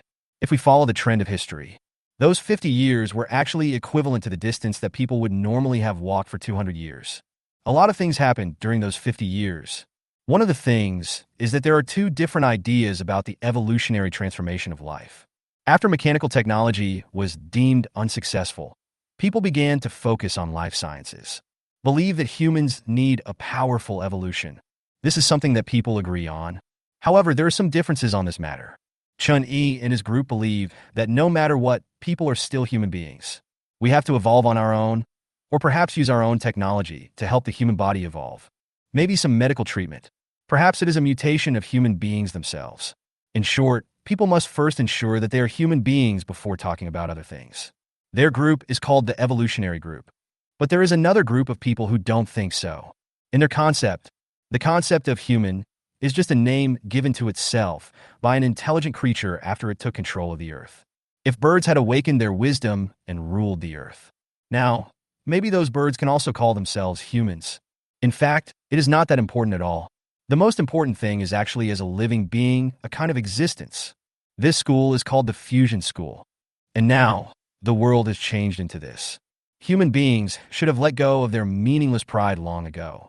The most fundamental thing is to survive. So, they conducted biological experiments. A very straightforward biological experiment. At that time, other animals in the world had already begun to evolve, using countless lives to fill the gaps in technology and life. Various small insects and many different microorganisms. At that time, they already had the ability to adapt to and resist the environment. That group believes that we should make use of their power. At the beginning, some biological cells that already had resistance were directly transplanted into the human body. Later on, it became even worse. Start from the fetus or even the embryo and directly fuse the genome. In genetic sequencing, the genetic similarity of such fetuses is very different from that of humans. Simply put, they are no longer human. Chapter 79, Killing 2. Regaining the upper hand. It was under this concept that serious threats emerged from both groups. Evolutionists believe that if we give up our human identity, that would actually be equivalent to another degree of human extinction. If it is to preserve human civilization, it makes people not human. That's not right. There was a fierce confrontation between the 2 schools of thought. During that time, many things happened. Eventually, the fusionists left the fortress. The fortress is now full of people from the original evolutionary faction. And these are the people who have always been causing trouble for Xinfeng and always trying to stir up trouble. In fact, it is the former fusion school. This is also the reason why Chun-Yi was very shocked. As far as he could remember, this sect had not appeared in the world for many years. They all thought that all the people in this faction had died out. I didn't expect that while observing Xinfeng, I found out that these people are still there. And it seems that the number is not small. It's all very mysterious now. No one knows how and where they survive. And it seems that they are very strong. The key point is that their actions are indeed effective. Their people can now move freely in the outside world. It also gained many special abilities of genetically fused organisms. Just like these black people, the fusion should be scorpions. In this process, they can easily gain very powerful abilities. No need for training, no need for slow evolution and adaptation. After birth, the effect of fusion will be determined based on the adaptability of the genes and the level of infusers of the parents. It is destined how strong they will be in the future. They are the real kings, princes, generals, and ministers. They are really brave. Just like that number 2, although he looked nothing special, Xinfeng beat him like a grandson. But his strength can barely rank among the top 50 among the challengers. With the bonus of the environment, you can even leap into the top 10. This year's challengers are already very outstanding. Any random fusionist can reach the top level among them. No wonder the fusion movement had so many supporters in the beginning. Chun-Yi sat in the chair, becoming more and more upset the more he thought about it. He rubbed his temple with his hand and sighed. I opened my eyes and watched the video. Black screen. I felt even worse. Fortunately, General Chun-Yi has suffered enough blows during this period. A certain resistance has been developed. Do whatever you want. Alas, I couldn't locate it for such a long time, and now there is no video. It's really annoying. What will happen to them next? Oh, it's so worrying. Please don't die. Chun-Yi said helplessly. Luo Zhongxing next to him didn't say anything either. There is no way, they really can't do anything now. Luo Zhongxing was not as worried as Chun-Yi. There is no use worrying, so what is the point of worrying? It would be better to just leave it to those two people to solve it themselves. In that situation, if both of them died, there would be nothing that could be done to others. Just wait for the results. But at this time, Luo Zhongxing was thinking about something else. His eyes were fixed on one place. Sitting in a daze, quietly. Suddenly he said, General, what is the upper limit of the fusion faction? What level should the most powerful person among them be at this time? When Luo Zhongxing said this, there was a flash of fighting spirit in his eyes. Chun-Yi shook his head helplessly. I don't know either. Maybe no one in the world knows. But maybe we will find out in our lifetime. In the White Desert, the silver shock wave swept across everyone's body. Comes with extremely strong electromagnetic interference. Shuilong and Tank both knelt on one knee. This kind of interfering radio waves caused terrifying sparks and arcs to appear on the tanks and water dragons. Movement is greatly restricted. There was no way to move for a moment. As for the sun, it is almost in a scrap state at this point, lying on the ground motionless. With the explosion of this giant scorpion, the energy of the entire world began to fluctuate violently. The sand twisted madly, like a crumpled rag. The tanks also fought hard at this time, enduring all the physical discomforts and the pain that is difficult to control. He knelt on one knee and forced the barrel of his gun onto his leg. He was aiming at the giant scorpion in the distance whose leg was almost broken after he fired a shot at it. Damn it, one shot can't kill you, right? Cursing under his breath, he was about to give that guy another shot. Then he shouted to the sun, lying on the ground in the distance, unable to move. Brother, be patient. Can you handle it physically? There may be another explosion. The sun's body had no way of responding. But awareness is still good. Return to the inner channel. Come, fight. Boom. The dragon roar sounded again. Then another big hole appeared in the sand. The giant scorpion's entire body flew up and spun wildly in the air. The whole body has no limbs. All the feet, claws, and tails have been blown to pieces. The silver coating on the back really provides extremely high defense, supporting the body and preventing it from breaking and exploding. The whole body becomes a relatively flat ellipsoid, spinning wildly in the air. It was very funny. I just don't know what it is thinking at this moment. It's a pity that the observation eye is temporarily broken. There is no way for the audience to see such a battle scene. The last giant scorpion that was still intact had some intelligence. After reacting, he quickly fired the ripple at the tank. The suppressed tank almost fell to the ground, but it was too late. Another dragon roar from the tank has arrived. Without life replenishment, it can only fire 3 dragon roars. This is the last shot. Accurately hit the giant scorpion body in the sky. Boom! A loud explosion sounded. A small silver sun lit up in the sky. This time it exploded directly in the air, and the spherical shock waves scattered in all directions. Xian Feng was knocked flying by the impact. It took him a long time to steady himself. The sun, which was already close to being scrapped, was ravaged once again. Without any resistance, it flew further and rolled on the sand. The tank had completely fallen to the ground. 2 waves of attack, plus the suppression from the last giant scorpion, had already knocked him to the ground. But it doesn't matter. He had used up all his ammunition and achieved his goal. Tanks and suns came at the cost of almost being scrapped themselves. He killed 2 of the biggest scorpions that posed the greatest threat to him, plus the one that Xie fought to the death with. Now only 1 giant scorpion was left still emitting ripples. The water dragon, which was in relatively the best condition, stood up from the ground. The water cannon was turned on. and the last scorpion was directly rushed out, sliding close to the ground. Freed the tank from the ripples. Xinfeng and his group regained the upper hand. Number 1, who had been hiding under the sand, was seriously injured and his teeth were almost broken. He didn't expect it to end like this. Do we really need to use it? Chapter 80 Victory? Xiexie's life is returned. 2 explosions in succession. The energy field of this world can no longer bear it. The entire space seemed to be distorted. Everything has a magical sense of unreality visually. It's like looking at things underwater through the not-so-calm water surface.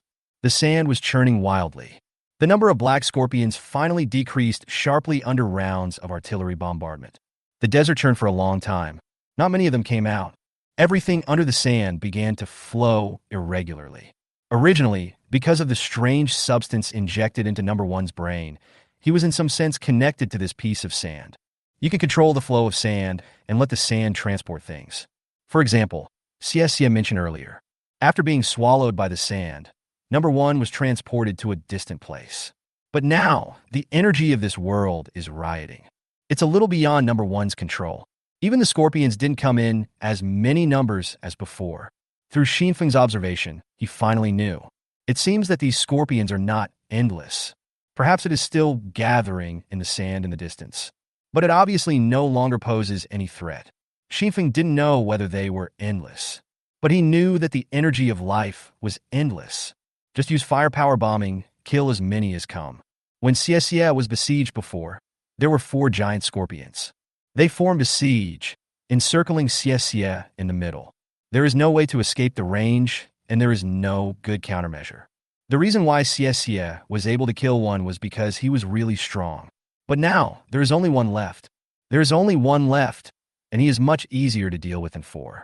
You know, the combat effectiveness of 4 people is not just 4 times greater than that of 1. The coordination and interference involved are definitely much more difficult to deal with. Now, the scorpion looks about the same size as the sun and the others. But the mecha is too strong in terms of combat power. The tank had to wait a while before it could move, as the sun could no longer move. Now Xuelong is the only one dealing with it. But Xuelong alone is enough. The huge water pipe was opened. The strong water flow hit the giant scorpion madly.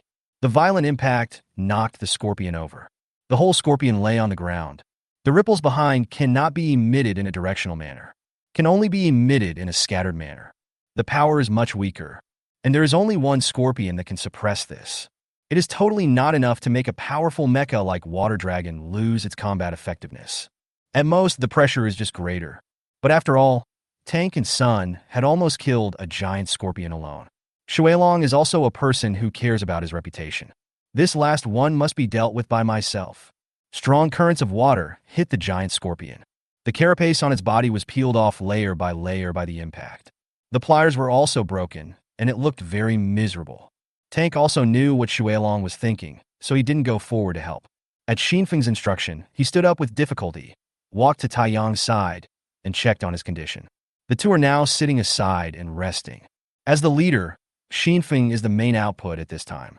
With the endless energy replenishment of life, energy bombs kept flying out, although Xinfeng is no match for that giant scorpion now. But without the suppression of the ripples, with his powerful attack power, there is basically no pressure in dealing with those black giants. Even a giant scorpion that is 5 or 6 meters long. You can also bombard while wandering. It's just like playing a game. After all, their movement speed is definitely not as fast as Xinfeng's. The defense was not strong enough for Xi and Foam to break through. Amid the roar of energy bombs, no matter how fearless the opponent is, for Xinfeng it was almost like committing suicide. Round after round of high-intensity bombings finally killed most of them. In an instant, the entire situation was reversed. The Black Army originally seemed to be numerous and powerful and invincible. Now it looks scattered. Some died, some were disabled. Even the leader had disappeared at this time. It looked as if there was no turning back, although this battle is more difficult than any previous ones. But it looks like Xinfeng is about to win. At this time, Xinfeng began to look for the shadow of number 1 on the ground. After all, victory can only be achieved when this person dies. Moreover, he didn't know where Xiexie was at the moment, so he would probably have to interrogate number 1. You can't not even know whether you are alive or not. But Xinfeng didn't know why, but he had a bad feeling at this moment. I asked the military advisor in the channel. Where is the source of the energy and radiation in this place? The military advisor doesn't know this question either. There is no way to answer this. It's just that the energy fluctuations there are very violent right now. Hearing this answer, Xinfeng frowned tightly. The ominous feeling became more serious. But there was no other way, so he started looking for number 1 on the battlefield. Hot. It's so hot. Black. So dark. Where is this? CSC's consciousness was very fuzzy, and he began to think about this problem unconsciously. What's wrong with me? Where am I? After more than 10 seconds of brain blackout, and unable to think clearly, CSCF finally remembered. Aren't you dead? I actually lost. It's incredible. No. What about me now? As he was thinking about it, CSCF was suddenly startled and remembered what number 1 had said to him. Didn't that guy say that before? I quickly felt my body. It seems like nothing like that happened. While CSCF breathed a sigh of relief, his mind finally became much clearer. Started to think normally, what happened to that mecha leader? Why did he come in too? Didn't I tell you not to let him in? Moreover, it seems that this is very targeted at him. Will he be okay? And why am I not dead? It seemed like someone force-fed me something at the end. Did he give it to me? Thinking of this, CSCF felt very complicated. She had never thought that one day she would be rescued by someone else, especially when the relationship was not very good. Her last thought after seeing Unveiling was that she hoped he could quickly get away from this dead end and not let the 2 best challengers in the human race die here. Then they destroyed their bodies to avoid being humiliated after death. Unexpectedly, he was rescued. And that pill must be very valuable, as it could save myself at that time. After thinking a lot, CSCF couldn't help but sigh. I felt the strength of my body, and it seemed that I was in good condition and very powerful. Try to open your eyes. It was pitch black all around. I feel like I'm buried underground. There was a faint red light in front of my eyes, wrapping around my body and preventing the sand from getting into my eyes. Chapter 81. Number 1's madness, it's coming. Feel your body. That feeling of powerlessness is gone. The full sense of power from the past has returned to me. She was very familiar with this feeling, and the power seems to be even stronger. What medicine did he give me? Is it so perfect? CSCF felt a rare sense of surprise in his heart. He clenched his fist tightly. The result was that I couldn't hold it. The red light enveloped her entire body, protecting her body, but it also bound her body. CSCF was surprised. The feeling of being restrained is strong. There is absolutely no way to get free. She felt very wrong at this moment. I feel like my whole body is filled with strength, but I couldn't move at all. This? CSCF wanted to struggle hard, but still completely unable to move. Hot. At this time, CSCF felt more and more hot all over. She was so hot that she wanted to release the energy in her body. She was surprised to feel that her body seemed to be becoming stronger and stronger. As the temperature rises, my strength seems to be increasing. It felt like there was a small furnace inside my body, constantly burning. It seems like it is about to explode. If Xinfeng were here, he would definitely know what was going on. This is what the life-restoring pill said. It can enhance a person's strength. This is what it says: if the body is not strong enough, it may explode. But at this moment, CSCF was experiencing the burning pain that was gradually becoming hotter, even a little enjoyable, because she could clearly feel her physical strength improving. At this moment, she no longer struggled and quietly felt the improvement of her strength. I have to try my best not to scream. On Xinfeng's side, the battle was basically coming to an end, but the audience had no way of seeing this impending victory. If they saw it, there would probably be another round of exclamations and boasting. But now the live broadcast screen in front of everyone is black. But in the black video, the number of people remains the same. Everyone is looking forward to when the live broadcast can be resumed, so they know what's going on. The concerns in the comments at the beginning have now all turned into blessings. Various emojis of hands clasped together were flooding the screen. Everyone quietly expressed their concerns. Compared to them, generals such as Chun Yi were more worried. Under the urging of other generals, Chun Yi has sent many messages to Unveiling, but all of them fell on deaf ears. The military advisor was busy calculating the energy data. Xinfeng was busy bombing, so it was directly regarded as spam. No one responded. Chun Yi has never hoped that the mecha leader would not bother to pay attention to him as much as he does now. I don't bother to pay attention to him. It proves that he is fine. If something goes wrong, then it's really over. What did the technical department say? When will the observation I recover? Luo Zhongxing heard this and replied. There is no way for humans to intervene in this. Once the severe magnetic field energy interference over there fades away, it should recover on its own. After all, the observation eye is made of space metal, so it should not be damaged yet, but who knows? In the twisted, white desert, there was a loud roar. Amidst the violent explosion, there was another strong energy fluctuation, making the already chaotic energy of heaven and earth even worse. The water dragon finally succeeded after unremitting efforts. The giant scorpion was blown up. Amid the roar, Xinfeng tanks and others were ready in advance. He lay on the ground to minimize the impact on himself. The largest scorpions are already dead. The 5 or 6 meter long scorpions were almost all blown to death under Xian Feng's crazy firepower.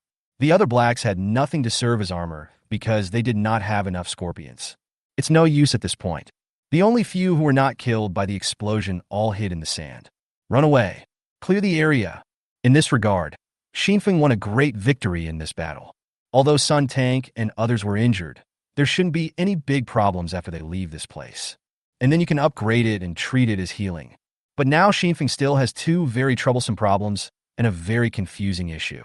One is that the energy of this world has a tendency to become more terrifying. After the victory, it does not seem to be stabilizing. This feeling is not good. Another is that number 1 disappeared, and that is the most tangled part. That's the return capsule. Xinfeng finally reacted after the fight. I seem to have lost 100 million. If I had known this, I would have taken it back with me right away. Thinking back on it now, I still feel so sad. He must be a very powerful warrior. What a pity. While thinking about it, the sand in front of me began to twist. Xinfeng took a step back cautiously. Without even looking, he raised his hand and fired an air cannon at it. Number 1, who had finally stabilized his injury and wanted to stand up, was beaten and fell to the ground. Number 1 spat out a mouthful of blood and looked at the armored man standing in front of him with a look of despair. Xian Feng didn't expect that the other party would come out on his own. What? Are you here to die? Unexpectedly, at this time, Number 1 actually started laughing, as if he was crazy. As he smiled, blood flowed from the corners of his mouth. Yes, how did you know? Xinfeng really had no way to continue with this conversation. Number 1 continued. Did you think you won? Yes, you did win. But you are too backward, and your development speed is not fast enough. These armors of yours are of no significance to mankind. Number 1 seemed to have a last burst of energy and began to speak without restraint. He didn't care at all about the blood flowing from his mouth and the wounds on his body. You think no one has ever tried it before? Such a powerful genius, who was considered the person closest to the essence of the universe in human history, failed. You think you can? Number 1 taunted as he bled. As a fellow human, I hope you die in my hands, but it seems I am no match for you. But you are strong now. If I die in your hands, there will be beings stronger than you. At that time, you will die in their hands. It's useless. Humans are too slow, and you are even slower. The prey can't catch up with the hunter, so they will definitely be eaten. I didn't want to use it, but here it comes. After saying the last sentence, Number 1 gave Xian Feng a very terrifying smile. Get out of the way. The energy fluctuations are too intense. The military advisor's voice sounded almost at the same time. Xian Feng reflexively pushed with his feet at maximum power and flew up. The next second, a big mouth rushed out from the ground. Boom! The mouth closed and swallowed Number 1 whole. The big mouth was less than 10 centimeters away from Xinfeng's legs. Chapter 82. Have you seen the desperate woman saving the hero? What is this? How to describe this creature in front of me? What rushed out from the ground was a huge head. This head looks like a turtle's head. To be precise, it is the head of an alligator snapping turtle. We often don't think much of many of the smaller animals in our lives. But when they are magnified many times, people will find that they look even more terrifying than those ferocious beasts. Xinfeng looked at the huge monster under him. It feels like he came out of the classic of mountains and seas. The diameter of a head is nearly 10 meters. But the problem is, there is only one head. No body. Only this head looks a bit like a normal creature. This sentence simply redefines normal. But at least it looks like a carbon-based organism. Like it's made of meat. The reason I say this is because now, its body has also come out. It is transformed. The sand around it kept twisting and gathered into one body. This body is very sloppy. It even looks funny. It's like a child holding a normal turtle's head. Then I used plasticine to shape a body for it. What the hell? Xinfeng felt that his worldview was impacted. I am a staunch materialist. This kind of thing? What is it? Can it be called a living thing? How is it possible? Sand has formed a body? Are you so idealistic? The first thing Xian Feng thought of was to ask in the internal channel. Military advisor? Are you there? Use the map to check if this is a living creature. The military advisor's voice was very certain. No. It shows here that it is an energy source. Xinfeng asked again hurriedly. Is it the energy source we knew at the beginning? Is it the energy source of this desert? Have no idea. The situation was urgent, and the military advisor spoke very concisely. At this time, life spoke. Actually, that makes sense. If you are willing to subdivide a substance into molecules, atoms, and quarks forever, eventually, this thing will most likely return to nothingness, and this nothingness is likely to be energy. Just like I can give souls to mechanical and electronic objects, it is not necessarily impossible to aggregate a piece of matter and endow it with a certain degree of consciousness. Xinfeng's knowledge of physics and chemistry is pretty good, but at this time, he couldn't understand this too cutting-edge conjecture. I can only accept it as best I can. After all, when this thing comes out, it seems like it has no intention of making friends. They should be here for a fight.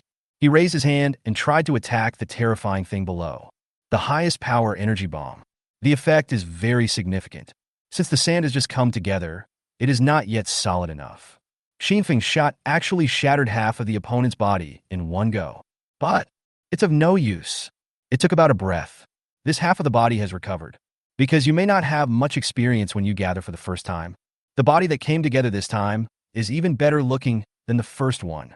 The big turtle then raised its head and looked at Xinfeng in the sky. It opened its mouth wide, and sand began to gather into it madly. A huge sandball was formed. Xinfeng was stunned when he saw the sandball. What the hell is this? Boom! Like a cannonball. The sand cannon fired directly at Xinfeng.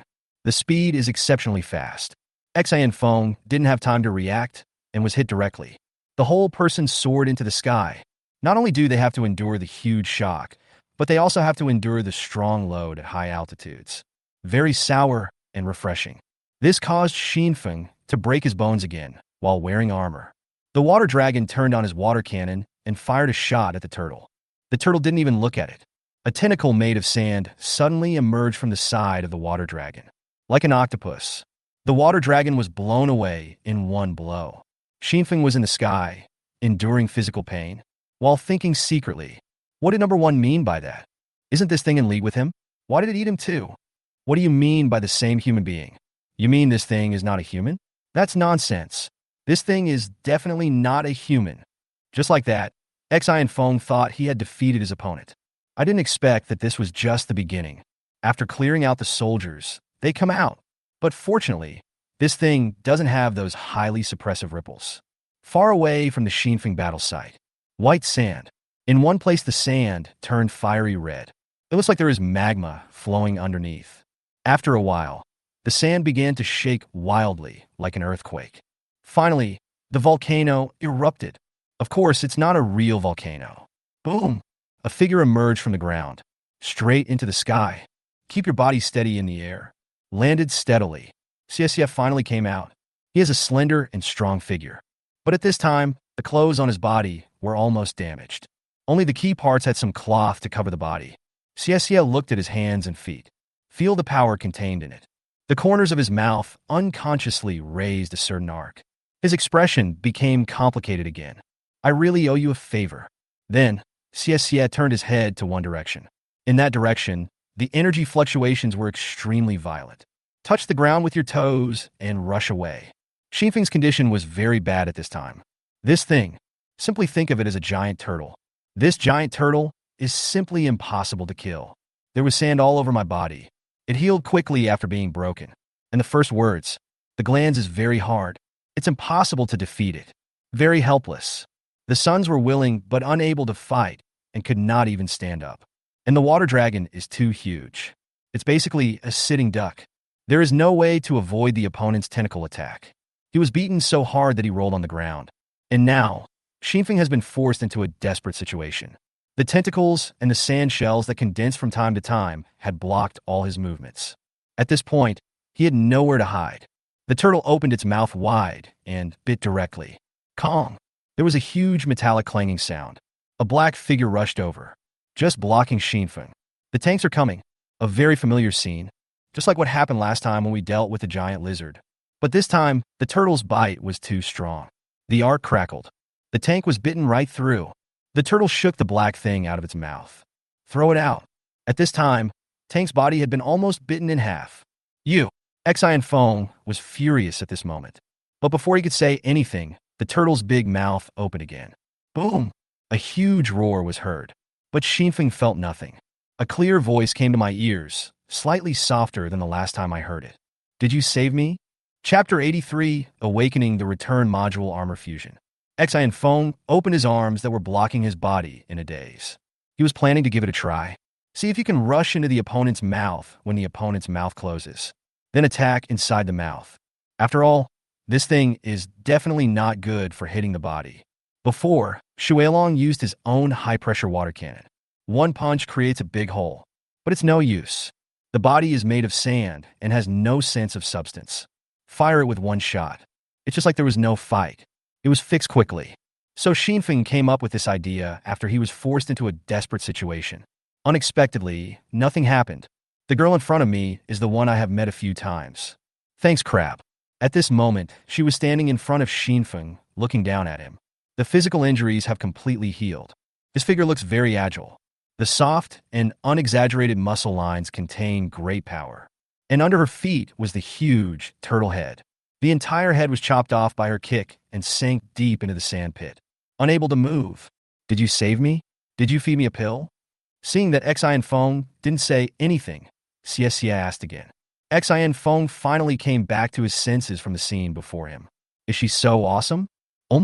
Is this reasonable? Yes, I just happened to have a pill that I couldn't use myself, so I gave it to you to see if it could save your life. It was obvious at this time that Xinfeng really couldn't speak. You have already saved him, but you still have to say such things. But Xie didn't care about it. The turtle in the ground seemed to be trying hard to lift its head up, but Xie wouldn't let me. He stomped his foot hard, pressing the glands that was about to rise back down. In terms of body shape, it is very disproportionate, but the power is truly amazing. Why did you save me? We didn't have much friendship before.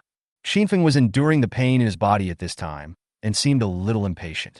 Do I need to discuss with you before I save you? Can we do something serious first? Xie frowned.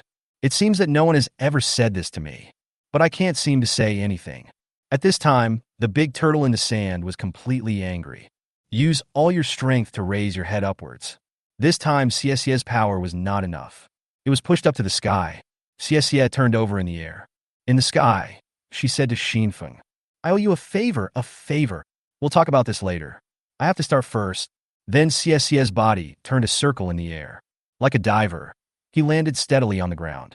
When the turtle saw that this small thing had been stepping on him, he immediately became furious. A sand ball condensed in his mouth and blasted towards Xie. With Xie's speed, he could actually dodge. But she didn't. After gaining strength, she was eager to test how powerful her current body was. The power of the sandball is still very strong. The impact caused Xie to slide backwards for dozens of meters on the ground before he finally stopped. It's really good. Feeling his physical strength at this moment, Xie was very satisfied. His body shook and he rushed out.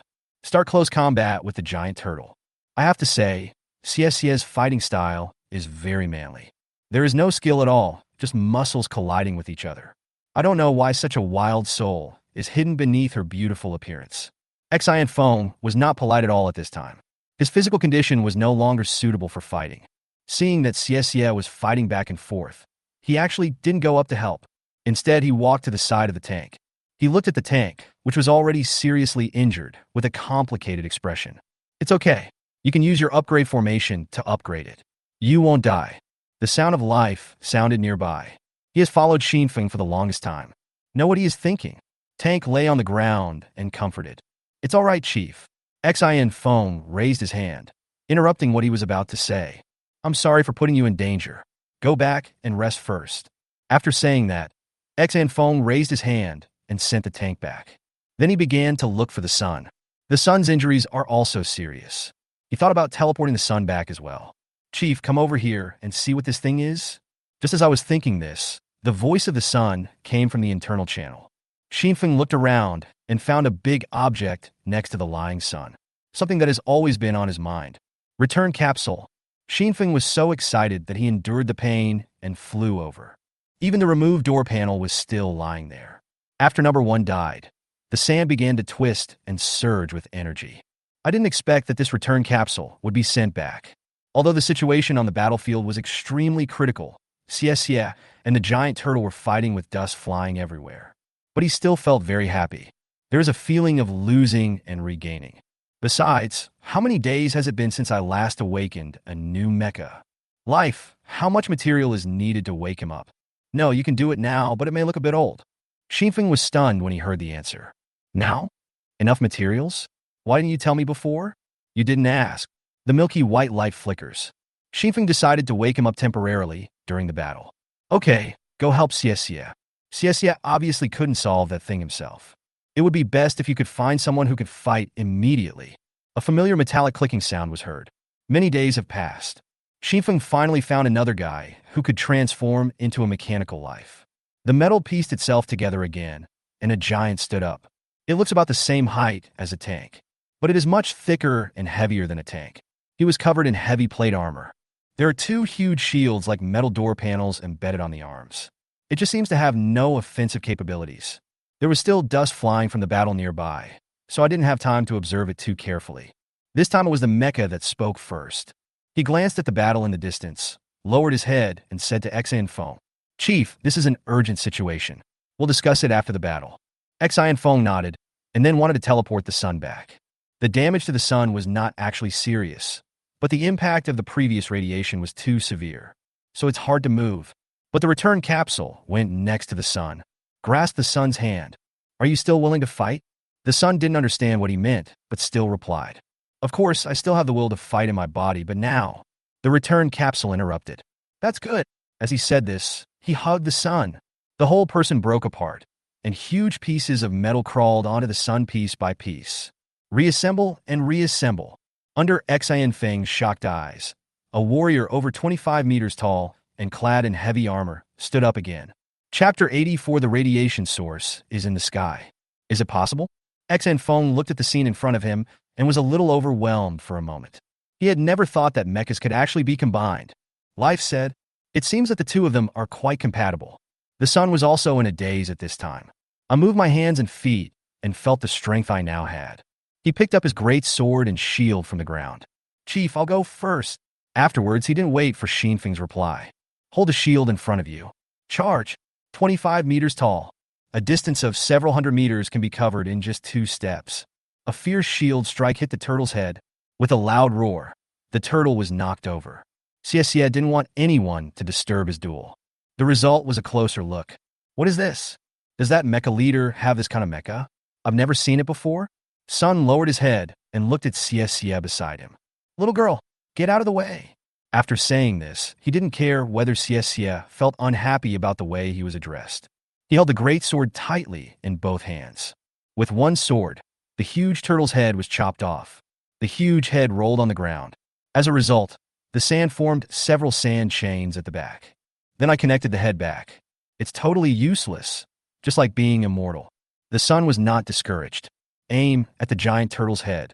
The heavy sword stabbed straight down. Crunch. After a series of teeth-grinding sounds, the heavy sword actually stabbed in. The body is made of sand, so hitting it will have no effect. Then just hit the head. Smash your head. How can it not have any effect? Don't mention the result. It really didn't work. The turtle raised his head angrily. Throw the heavy armor sun out. The head had almost split in 2. Yet he didn't die. The sand acts like a binder. Put the head back together. Xinfeng stood in the distance, watching the battle. The water dragon stood next to him, protecting his safety.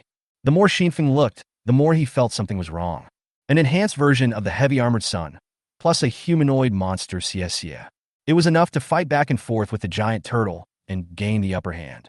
Since Sun had the bonus of heavy armor, the turtle's attack on him could not cause much damage. The previous tanks also had reduced defense mainly because the ripple suppression time was too long.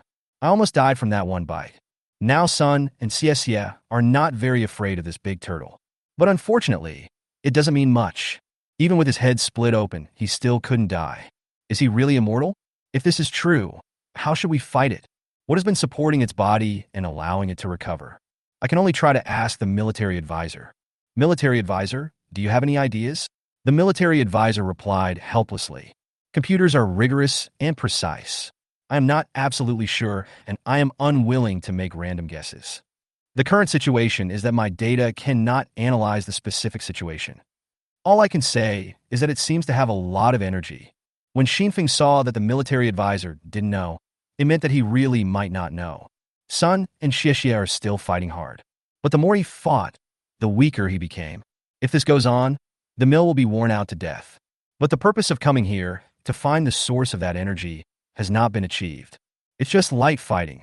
Although when he knew that someone was waiting to plot against him here, he had already decided to kill them. However, this kind of battle with only damage but no spoils still made him feel very hurt. At this moment, life spoke. Energy. Energy can be consciousness. There's so much that energy can do. In theory, if we break down energy into the information level required for consciousness, we can make a person firmly believe in something. Xian Feng blurted out when he heard this. Ideological stamp. Life did not understand and asked, "What ideological stamp?" "Nothing. Just keep talking." Life continues. In short, if this statement about energy and consciousness is true, then life will not be bound by external manifestations. Then form something similar to this. Xian Feng found it hard to accept for a moment. I am a materialist. Life path. So, why don't you think that consciousness and energy are also a kind of matter? It's not that only things that can be sensed by your sense organs are matter. Life taught Xinfeng a direct lesson. Well, anyway, there are so many things that energy can do. The chance of defeating this thing lies in finding a way to eliminate its energy. Otherwise, it might really survive forever. Xinfeng sighed. So how do we find that energy source? No need to look for it. From this sentence, Xinfeng actually heard some belligerence in the voice of life. He had only felt this sound in tanks before. I'm not that big, rigid fool, I guess, and then act quickly. In the base, the big fool listened to the life lesson with embarrassment. But the problem is that he doesn't dare to say anything. Life ignored what the military advisor thought and continued. Why is it that when you fly upwards, it becomes increasingly difficult? Have you ever wondered? Hearing this, Xian Feng froze. He thought according to his habitual way of thinking and didn't think that there was a source of energy in the sky. And from what I could see with my eyes, there was indeed nothing in the sky. And just after he asked the question, then he was hit back immediately. Without contact, does that mean there is no power? Does that mean we can't be in the sky? If I can't see it, does that mean I can't be invisible? The tone of life is very abnormal. After saying that, he flew up directly. Let me do it. This thing is probably something that only I can solve. Sway along. You have to protect the leader. After finishing the explanation, life flew straight into the sky. This was also the first time it took the initiative to leave Xinfeng and act alone. It was as if he had met an old enemy. Soon, it flew to an altitude of 1,000 meters where Xinfeng was before. The sky suddenly darkened, but there was no shadow in the sky. It was as if the world had suddenly dimmed its brightness. Then, daybreak came. There seemed to be a sun emitting white light above my head. A diamond-shaped crystal appeared out of nowhere at a height of 1,000 meters. Unprecedented energy fluctuations are occurring in the sky. That energy source is actually in the sky. The big turtle on the ground finally became frightened and uneasy. Started roaring at the sky. A replica of Sirius howling at the moon, turtle howling at the sky. Chapter 85, Destroying the Energy Source, Final Victory. The turtle was currently trying its best to condense the energy ball in its mouth. Want to stop what is happening in heaven? But how could the sun let it do as it wished at this time? Before, when life was flying to the sky, he had already received a reminder from Xinfeng on the internal channel. Let him hold back the big turtle. Let him not affect the life in heaven. So at this time, all the attacks of the turtle, all of them were blocked tightly by the shield of the sun. There is absolutely no way to get in. And those tentacles began to condense into earth balls. Start throwing it into the sky. But he was blocked by Xie. Although Xinfeng and Xie did not have any communication in this regard. But Xie immediately knew what he should do. I have to say, as a warrior's instinct, she is indeed very strong. The giant turtle, who was once so arrogant, began to become furious and helpless. Fighting with the sun and Xie on the ground. He was originally the one who didn't care about delaying time and slowly wore the other party to death. Now the result is reversed. The sun began to procrastinate like crazy. Don't let the turtle break free. It's really a retribution. Because the pressure in the sky is too high. XN Feng did not fly up. After all, his health was already a little weak. But obviously, some changes can be seen. The sky was bright and dark. The diamond-shaped crystal was twinkling. It has been emitting serious radiation. Xinfeng now feels a similar feeling as before when he was 500 meters above the ground. It's hard to imagine what it feels like to be up in the air. The sun is made of space metal and doesn't feel anything at this moment. But the water dragon is not doing well at this time. Xinfeng took a look and felt that there was no point in him staying here. He raised his hand and sent the water dragon back. In the base, Tank, lying on the ground, watched the space twist for a while, and then a water dragon came out. Hi, you're back too? I see you don't seem to be in any serious trouble. How's it going over there? Water dragon. I don't know either. In the sky, the lights kept shining alternately. Click. There was a sound of crystal shattering.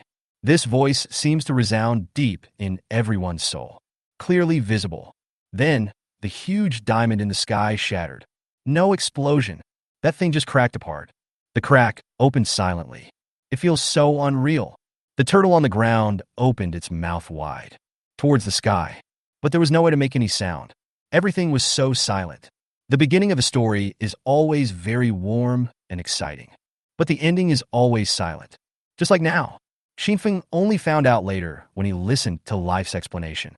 This is because the huge energy fluctuations caused changes in the medium around him. There is no way to transmit sound. Fortunately, there was no way to transmit the sound. Otherwise, the human eardrum will not be able to withstand this level of sound waves. That's bound to break. Of course, this is a later story. The turtle died instantly because it ran out of energy. There is no way to speak. Huge pieces fell off one by one. Xinfeng rolled and twisted on the ground, flying around through the thrust of the jets, dodging the crystals falling from overhead.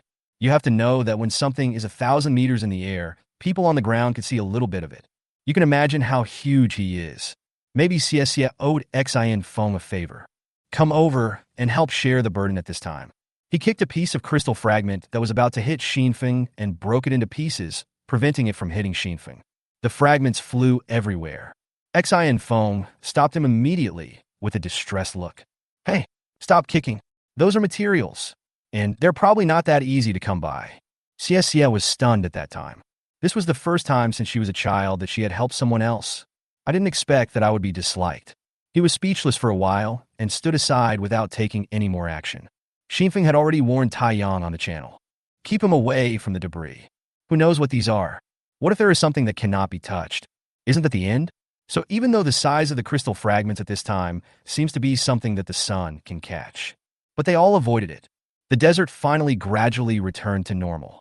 Xinfeng let out a long sigh after watching all the crystals fall. Just sat on the ground. All the pain that I had suppressed before came rushing back up. Physically and mentally exhausted. The fight is finally over. I'm really tired, so tired. The desert gradually returned to normal. Many things that were originally buried can no longer be buried. The corpses gradually floated up. Corpses everywhere.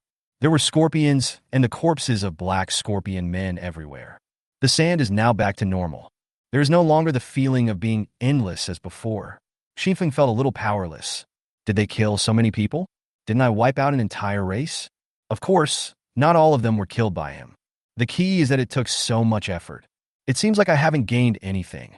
It is to wipe out a group of people who are said to have malicious intentions towards them. But where did this group come from? Why is my mecha suppressed to such an extent?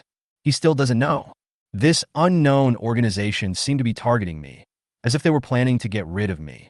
In that case, if the suppression is too severe, I won't be able to fight in the future.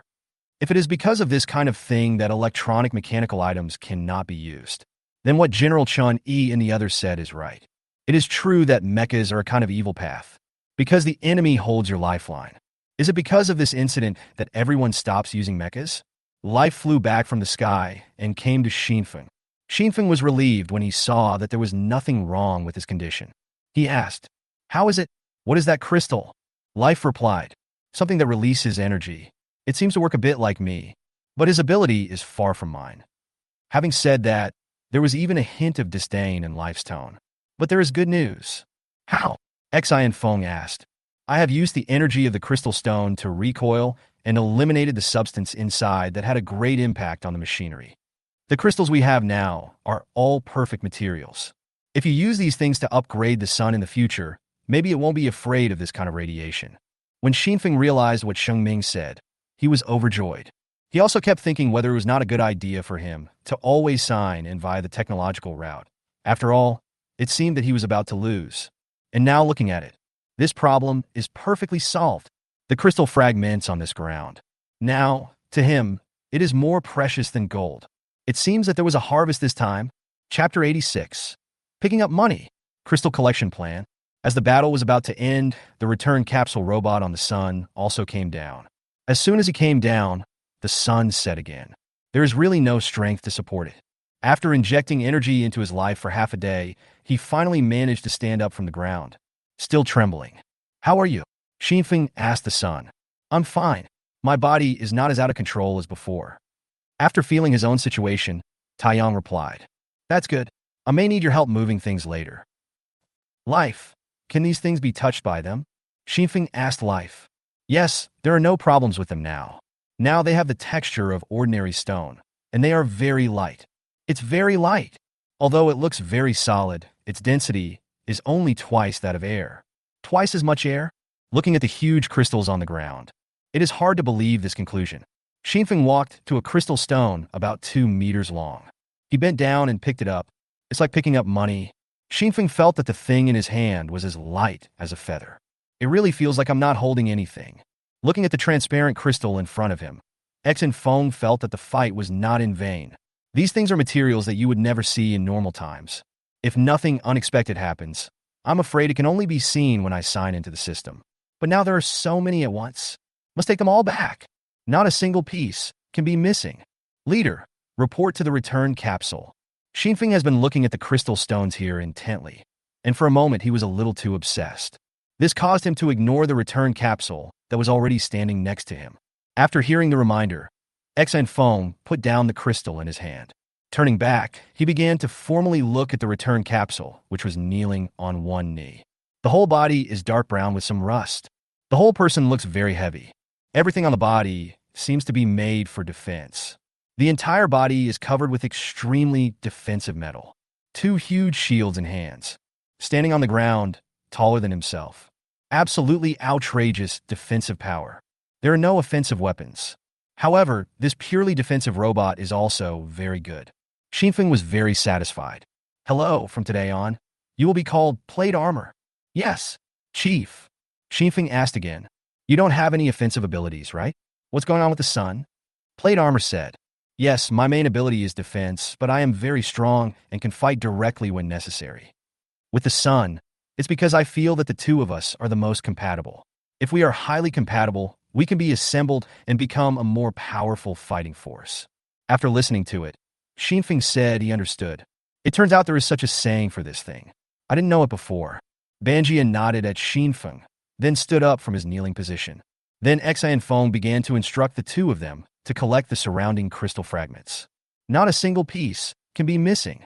I seem to be suffering from internal bleeding, bone fractures, and even broken bones. After leaving the battle, my whole body ached. Avoid exercise if possible. Although these crystals seem to be a lot. But in fact it is not enough. Each of his mechas is too huge. Tons of materials are needed to upgrade. Xian Feng estimated that although there were a lot of crystals, there would probably not be many left after upgrading them all. This is a hassle. And this is already on the premise that Xinfeng has eliminated the big guy, the military advisor. If it were a military advisor's body type, I'm afraid even this one crystal is not enough.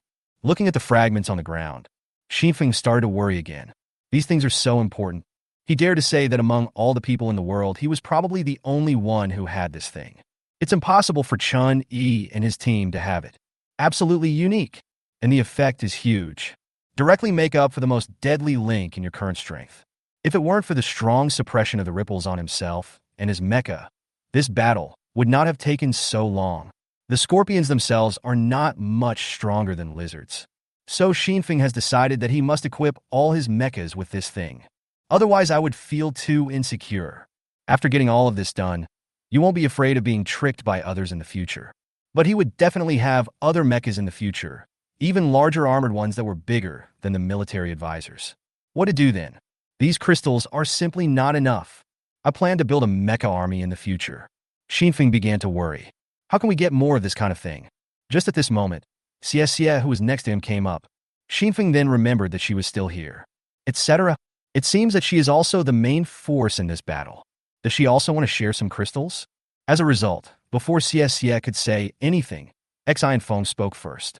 These crystals are mine and very important to me. How about you take something else? Xie? What crystals? Who asked you for crystals? What use would I have with these things? Xie said unhappily. After that, he adjusted his mood and tried to speak in a gentle tone. That pill of yours is very powerful.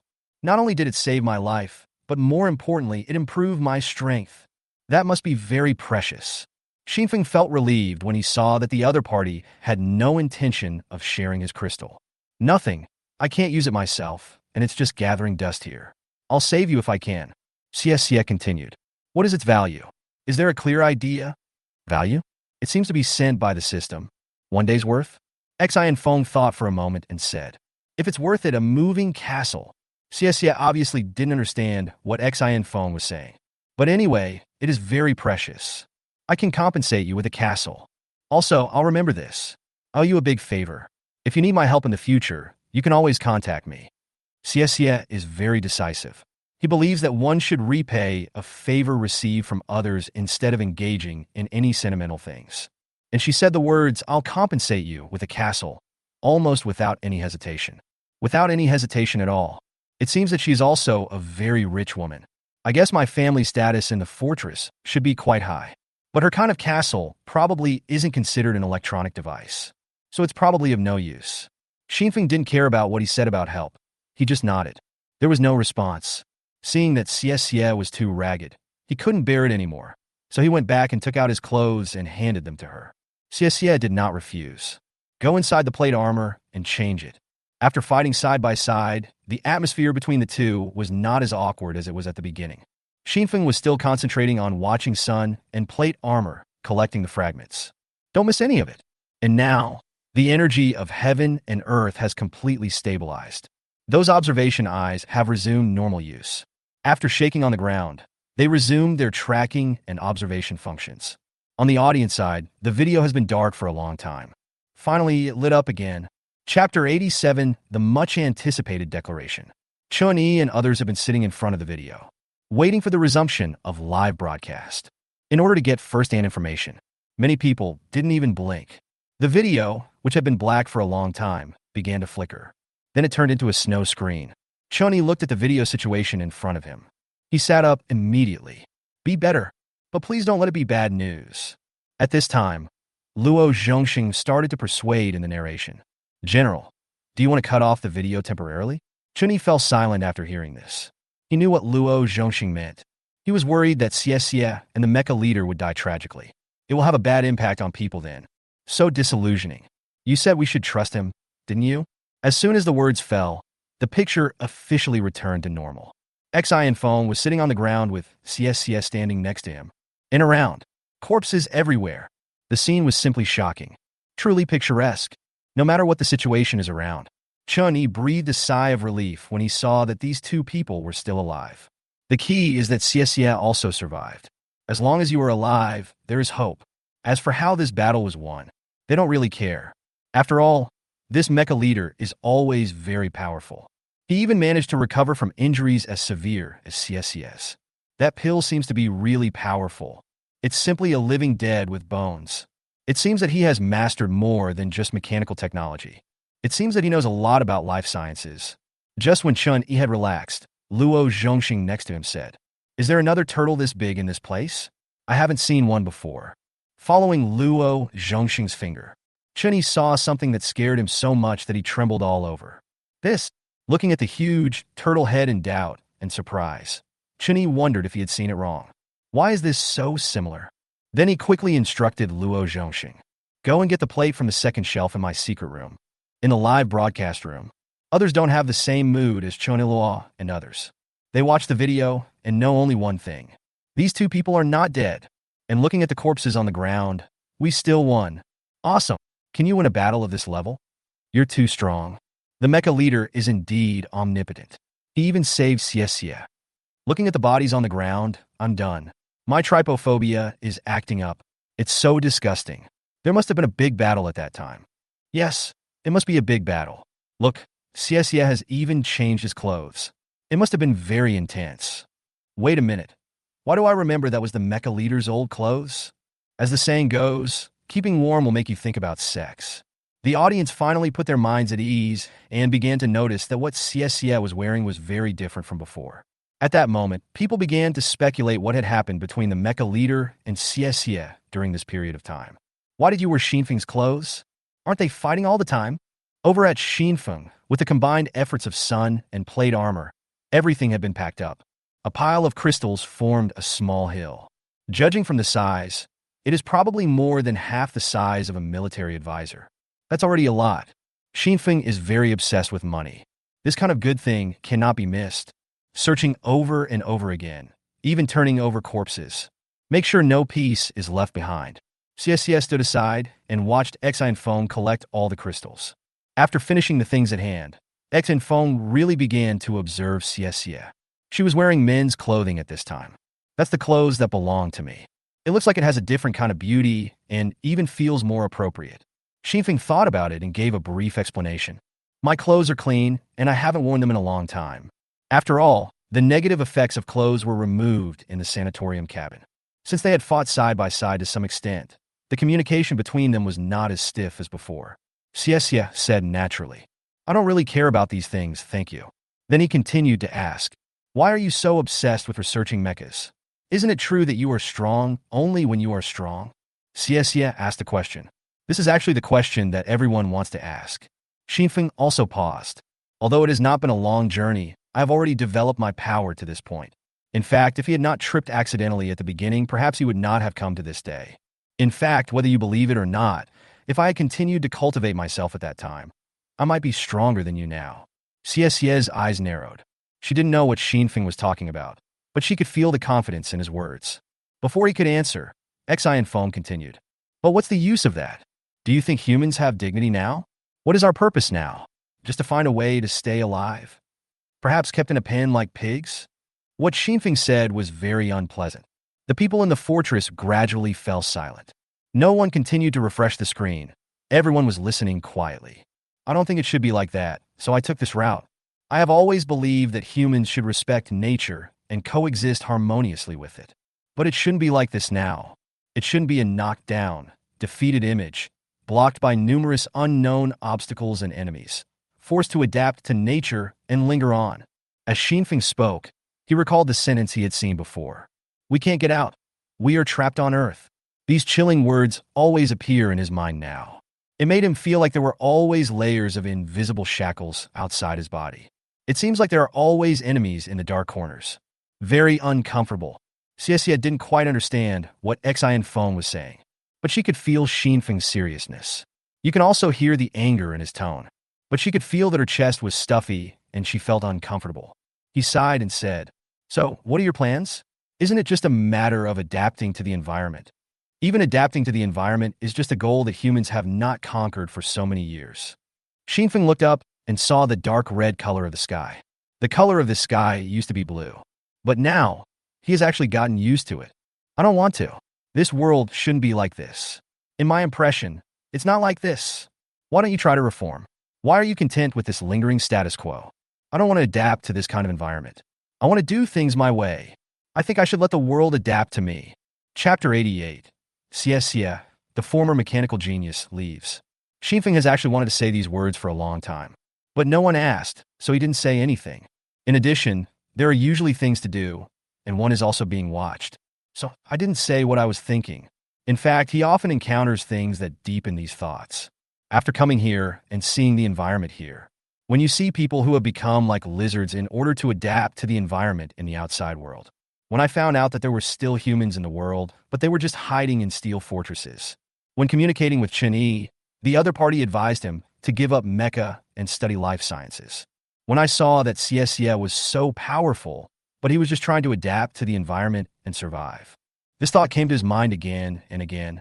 Does it make sense? Is that too humble? Is the pursuit of all mankind just to survive? Xin Feng didn't know what kind of blow had caused modern humans to become so heartless. What has happened in this world, and what will happen in the future? He doesn't know anything, but at least I can't accept this situation. It's so frustrating. I was brought into this world inexplicably, not to endure this kind of grievance. Xie listened to what he said, full of incomprehension. Since she was born, no one has ever said such words. Such thoughts seem to have never existed in her mind. She suddenly felt something in her heart bumping, giving her a strange feeling. That feeling is called fear. This was the first time she felt this emotion. Very strange. I don't know what you want to do specifically, but I don't think you'll succeed. Xie said with a complicated expression. But she didn't mean to be sarcastic. Her words were very complicated. It was as if there were some shackles in her heart that made her say such words. Xinfeng didn't comment on this. It seems like I'm mentally prepared. It doesn't matter. I don't know what's going on with you or what you think. Anyway, just don't get in my way. No, Xie continued. Even though I think you're going to fail, I'm on your side. I owe you a big favor. I'm available for any help you need during your plan. Xinfeng was a little surprised to hear this. He really didn't expect the other party to say such a thing. Then he said jokingly, that pill is useless to me. Just don't suddenly attack me and kick me away. Xie interrupted. No, I'm serious. Okay, thanks. What do you want me to do? No, I meant thank you. At the fortress, the audience had already begun to process Xin Feng's words. It is called Xinfeng quotations. Although everyone thinks what he said is unrealistic, it does not stop them from thinking that what Xinfeng said is cool. Chunyi felt mixed emotions. He once watched a video. An old taboo video is a biography. Almost no one is qualified to see it. The man who once amazed the world with his talent. Human beings thought that under his leadership, they would get out of this dark age, restore vitality to the earth, and find a new home on earth. Lots and lots of wonderful ideas. Everything he did was successful. The towering robot, with the ability to move mountains and seas, is like a pillar supporting the sky. The great idea of creating your own ecosystem. Priority should be given to the cultivation of artificial embryos. Artificial supplementation of the ozone layer. At that time, he was considered by everyone to be the savior of the earth. He did not hold a high position or even any official position. But no one in this world has such power as him. Once you say something, the whole world will follow you. Evolutionary and fusion schools also existed at that time. But at that time, I could only bow down in front of him. It was a mechanical age. He is also the first generation of the so-called Mecha Prince. But in the end, he failed. No matter how brilliant a failure is, it is still a failure. It will never be mentioned again. Well, Chunyi listened to what Xin Feng said and rubbed his brows. I hope you won't follow his old path. It's never too late to turn back. An ant trying to shake a tree. Luo Zhongxing said at the side. Isn't that ridiculous and overestimating yourself? Respectable, but not overestimating yourself. It's getting late. The dark red of the sky has turned into black red. The high-intensity battle lasted a whole day. It's time to go. All the crystals have been collected. The sun also took advantage of the huge turtle head. Also dragged over. After all, this thing looks very unusual, and it is the only one. Xinfeng also considered what would happen if some more energy was injected into it. Maybe it can be brought back to life. Xie decided to add Xin Feng as a friend to facilitate future contact. After all, she really meant what she said. Since Xinfeng's bracelet was a stealth bracelet, Xie's bracelet was broken. So, we have to go to Xinfeng together and input our own. The return capsule has also returned to its original shape. As for the movement of the return capsule, what Xinfeng never expected was, she can actually fly. After gathering together, they teleported back. The scene in front of me changed, and I returned to a familiar place. Seeing Xin Feng and the others coming back, the military advisor welcomed them. It was a safe bet. Congratulations. Xinfeng nodded. Xie changed into Xin Feng's relatively large clothes. When I looked up, I saw the huge body of the military advisor. She didn't expect that Xinfeng actually had such a big robot. Why not take this kind of robot out to fight? Hey, beautiful lady, I am a civilized person and I don't participate in fighting. The military advisor spoke again with insight into people's hearts. The tank was still lying on the ground, and the horrific wounds on its body were still shocking. Fortunately, he is a mechanical life and has no sense of pain. Otherwise, it would be really painful. However, some materials had already been piled up around him at this time. This is what the military advisor asked Shuelong to bring. After the tank came back, the military advisor made a few jokes and then got down to business. He analyzed the tank's physical condition. Then he told Shuelong to get all the necessary materials. If there is still something missing, we can only use Xinfeng's special materials. Xinfeng was really overdrawn today. After adding Xie as a friend, I repaired the tank using the upgrade formation. Then he went directly into the convalescent cabin. We'll talk about it tomorrow if there's anything. Xie leaned against the wall alone, watching the conversation between tank, plate armor, and others. Suddenly, I felt an emotion that I had never experienced before. After standing there for a while, I actually felt as if I was a little out of place. Holding some blue fragments in his hand, he walked in front of Life. Give these to him. I'll be leaving now. Feel free to contact me if you need anything. After giving a few instructions, he put down some of the fragments. Left directly at night. Chapter 89 Wormhole Substitute in the Palm. Laugh. The familiar sound of gas release was heard. The convalescent chamber is opened. Xinfeng walked out from inside. I was too tired yesterday, and I was injured. There are many things that I didn't have time to explain. It also led to him leaving Xie's side and not paying much attention to him. After coming out of the sanatorium today, he felt that this was a bit bad. After all, guests are guests. I seemed to be a little too distant and impolite, and I gave my clothes to the other person. I only realized this now. Is there something wrong? After coming out, he looked around but didn't see Xie. Just when I was about to find someone to ask, Life came flying to me. This is what she left for you. She's gone. Life said, pointing to a pile of blue debris next to the sanatorium. Leaving now? This was something Xinfeng didn't expect. Then Xinfeng walked over, picked one up and took a look, and felt that the fragment was a little familiar. Etc. Isn't this a fragment of that bracelet? Why did she put it away? Life explained. Her exact words were, I observed that a normal person should have 5 of these bracelets, but there seem to be only 3 here. I guess something may have happened, causing some sacrifices. If I'm right, he should need these things. The material of the bracelet is very special and hard to find. After Life finished speaking, he paused and continued. That's what she said. It was indeed correct. So I stayed. Her observation skills are really good. Xinfeng held the broken pieces in his hand and looked at them carefully. She even found these things. See you again someday. Although the stalker is very small. But the materials needed to repair them are the most troublesome. Now that we have something of the same origin, it seems there won't be any problem. The stealth fighter doesn't seem to have much combat power now. But in fact, Xinfeng never gave up on them. The military advisor turned into a giant mode. He came overactively. Among all mechas, the stealth mecha is the one he pays the most attention to and cares about. He asked softly, What? Is there hope for the resurrection of those 2 little guys? Xinfeng nodded and looked at the broken pieces in his hand. With these, it should be fine. After listening to this, the military advisor opened his mouth and took out 2 small piles of fragments. Very complete. Well classified. Even the distinction of which is very clear. The military advisor gave Life an admonition. The one on the left is number 2, and the one on the right is number 3. Since they are already dead, there is no way to repair them by upgrading. Therefore, the work of resurrection requires life. A white light flashed. After a while, the 2 stalkers who had been sleeping for a long time finally came back to life. Chief, am I not dead? The stalker was still very confused about the situation at this time. Wow, you're so big. Turning back, the stalker saw the huge body of the military advisor and said in surprise. The military advisor had a smiling expression again. I am the computer you protected back then. Thank you very much. The military advisor then stretched out his finger and let the stalker climb up. The arrogant military advisor has never been so kind to others. Xinfeng let them chat on their own. He walked aside. Sign in. Active soil. Planting things has the ability to grow into finished products quickly. Wormhole in the palm. This is a technology that cannot be mastered by humans in this era. It is dangerous to use it alone. When Xinfeng saw this thing, he became unusually conflicted. This is a rare option, one that gives him 2 things he really wants. It's very difficult to decide. After gritting my teeth, I finally chose the second one.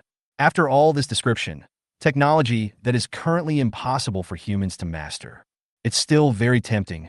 After making the selection, the familiar line of annotation appeared before my eyes. Wormhole in the palm. The thing in your hand is actually a wormhole in the universe. You never know where you will go.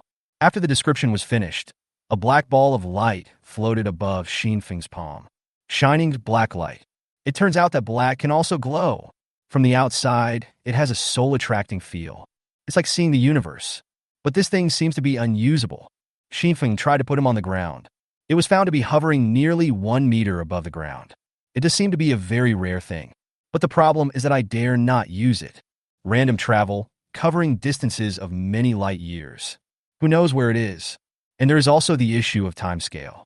If you don't know where you are going, the relative speed will be too different from here. Maybe when I come back from the past, many years will have passed. It is still the end of the world. Don't wait until you come back before the Earth is destroyed. What's the point of playing then? So even though this thing looks very powerful, Xian Foam obviously has no way to use it now. At this time, plate armor tiptoed over. It was hard to imagine what it would be like for someone of his size to tiptoe around. Chief, although that girl changed her clothes inside me yesterday, I didn't peek. Ah, Xinfeng didn't realize what he meant. You came here just to tell me this? Why are you telling me this? What's wrong with this? Banjia scratched his head and thought that the leader was really generous. He didn't even care about such things. He quickly continued. Oh, there's one more thing. After saying this, his body opened up and 2 objects were taken out of his body. 2 spacesuits. Xinfeng looked at the 2 spacesuits, and then he remembered. The 2 sacrifice bodies are still there and have not been lost. You've been carrying them with you? I thought these 2 were thrown out of your body when you transformed. Xinfeng walked forward, looking at the 2 corpses in the space suits with their eyes closed quietly. After thinking for a long time, I decided to take action. Walk forward, take off your helmet, and take off the outermost pressure suit. Remove the human connection device step by step, and finally take the person out of the space suit. The 2 astronauts were carefully placed aside, with the intention of burying them later. After all, these 2 space suits are still useful to him, and he doesn't want to bury them just like that. So I can only offend these 2 heroes temporarily, and hope they won't blame me. After all, there are a series of existences such as human body connection devices, which should also meet the conditions, and can become a living being. These 2 spacesuits are human-shaped. And now, he has some bold ideas. These 2 spacesuits seem to be able to serve as a good substitute for myself. I just don't know whether my idea can be realized. Back to the point. Life, military advisor, both of you come here for a moment. I have an idea that I need to discuss with you. Chapter 90. Twin Shadow Mechas fully upgraded. The military advisor and Life sat together. Listen to Xinfeng talking about his ideas. Life is okay. He doesn't have any special ideas and he is quite accepting. But as a military advisor, his greatest strength lies in his vast knowledge and information processing. It took him a long time to accept this new and novel idea which he had never heard of before. Only then can I barely react. This is so avant-garde. Is this possible to implement? In the military advisor's mind, this behavior seemed a bit fantastic and too far-fetched. But after thinking about it carefully, it seems that it is not impossible. This kind of substitute. The military advisor was speaking hesitantly when he was interrupted by his Life. 2 individuals, 1 soul, can be transformed at any time. I can do this. As for the other things, you need to explain them in detail to the military advisor. Life already knows about where you are. As for how the military advisor operates, it has nothing to do with him. Xinfeng's idea is very unique. He knew that he would have to negotiate with the people at the fortress in the future, but he didn't really want to go there by himself. After all, we should always be on guard against others. So after he saw 2 identical human-shaped figures, he came up with the idea of creating a substitute for himself. The specific idea is as follows. Although these are 2 spacesuits, he wanted to awaken life as a whole when it awakened. In this case, there are 2 bodies in 1 life. But it is not that one person's thoughts control both at the same time. But this kind of thinking only exists in a spacesuit. But you can switch at any time. When you are in one spacesuit, the other spacesuit is in a neutral state. The military advisor had previously researched the issue of internal channels. Starting from this perspective, Xinfeng proposed the idea that we can go a step further. Connect to your own armor, and your armor and consciousness are connected without contact. The ultimate effect he hopes to achieve is that as long as he wants, he can remotely enter the unconscious spacesuit. Control it yourself, get the vision there from him, control his actions. This is equivalent to having an avatar that you can place your consciousness in at any time. It is in a disguised way equivalent to having 2 bodies walking around in the world. In fact, if my mental strength in the future can withstand it, it would be equivalent to having 3 bodies walking in the world. After all, the soul in another space suit can change its position at any time. This is similar to how Unveiling can also transfer his consciousness in the space suit at any time. Although this will be very mentally taxing, it can be done with training and adaptation. I should be able to bear it. It's not complicated to understand, but explain it and determine how to implement it. It is indeed very difficult, because the content that follows basically requires military advisors to operate. The military advisor always felt that this kind of thing was a bit too fantastical, and it sounded like it could not be achieved by technical means. But Xinfeng had experienced the inner channel created by the military advisor. So he continued to explain patiently to the military advisor. Divide the overall functionality into individual modules. The first step is to establish independent connections through the previous internal channel method. Then let your armor connect with the other party and see what he sees. Then the human body connection system built into the spacesuit can be used as a sound-generating device. Then, because the armor is connected to one's own nerves, one can control speech. Then again, anyway, after explaining this seemingly magical operation, it seems that I really feel that I can do it. Sure, Chief, this idea does seem feasible. I'll give it a try. Unveiling nodded, and seeing that the military advisor agreed, he directly signaled that life should begin. Life flew forward, and a milky, white light lit up. Soon, the awakening was successful. Hi, Chief, I'm Astronaut 1. Hi, Chief, I'm Astronaut 2. What Xinfeng didn't expect was that both of them stood up. Isn't it a model of 2 bodies living a lifetime? Why are these 2 standing up? Life flew back without any expression. It seems that he feels that there is no problem when he operates it. Only then did Xinfeng realize that the 2 bodies were not speaking at the same time. Instead, after one person finished speaking, the other came back and took turns speaking. Life said coldly, "Have you had enough trouble?" Seeing that his one-man show was quickly discovered, the spacesuit seemed a little embarrassed. "Just kidding." Then they knelt on one knee and said, "Captain, spacesuit reporting in." Seeing this, Xinfeng knew that his first step might have been successful. "Very good. It seems that your speed of changing consciousness is also very fast. You can be called twin shadows." Yes, the first step is finally completed. After introducing each other and other mechas, the military advisor lowered his head and picked up the twin shadows. Start to communicate and study the subsequent operations. At this time, Unveiling took out his own upgraded array plate. I've already decided what to do next, and I must not allow any weaknesses in my fighting ability. There must be more than one kind of that crystal, and this is no longer self-defense. The implementation of my own plans in the future includes the transformation of the Earth, and even trying to explore the kind of thing that traps people to the Earth. In fact, this kind of resistance crystal is needed, otherwise nothing can go on. And I obviously don't have the ability to research crystals independently at the moment. So now I actually have a premonition. After this, I may not be so good-tempered anymore. It is likely that you will have to take the initiative to find something to do. At that time, we should take the initiative to grab those crystals. Therefore, my mecha must not have any obvious weaknesses. It is impossible to happen again like this time. If you suffer a loss once, you can't suffer it a second time. All frontline combat forces must be upgraded first. Everyone come here. After thinking it over, Unveiling summoned all his mechas. According to the priority of combat effectiveness, the Sun, Tank, and Water Dragon must be upgraded first. If you have enough materials, you can upgrade the plate armor as well. The light dissipated, using up most of the crystal material. Successfully upgraded the 3 major combat forces. This time, the impact of the ripples on them will not be so great. Because the materials required for plate armor are too much, they're not enough this time. We can only give up for now. Next, it seems that we need to find a new crystal. Sorry, I might have to take the initiative. A sharp light flashed in Xinfeng's eyes. Military advisor, search the map. Is there a powerful energy source like the last time? Oh, there are no more in this range.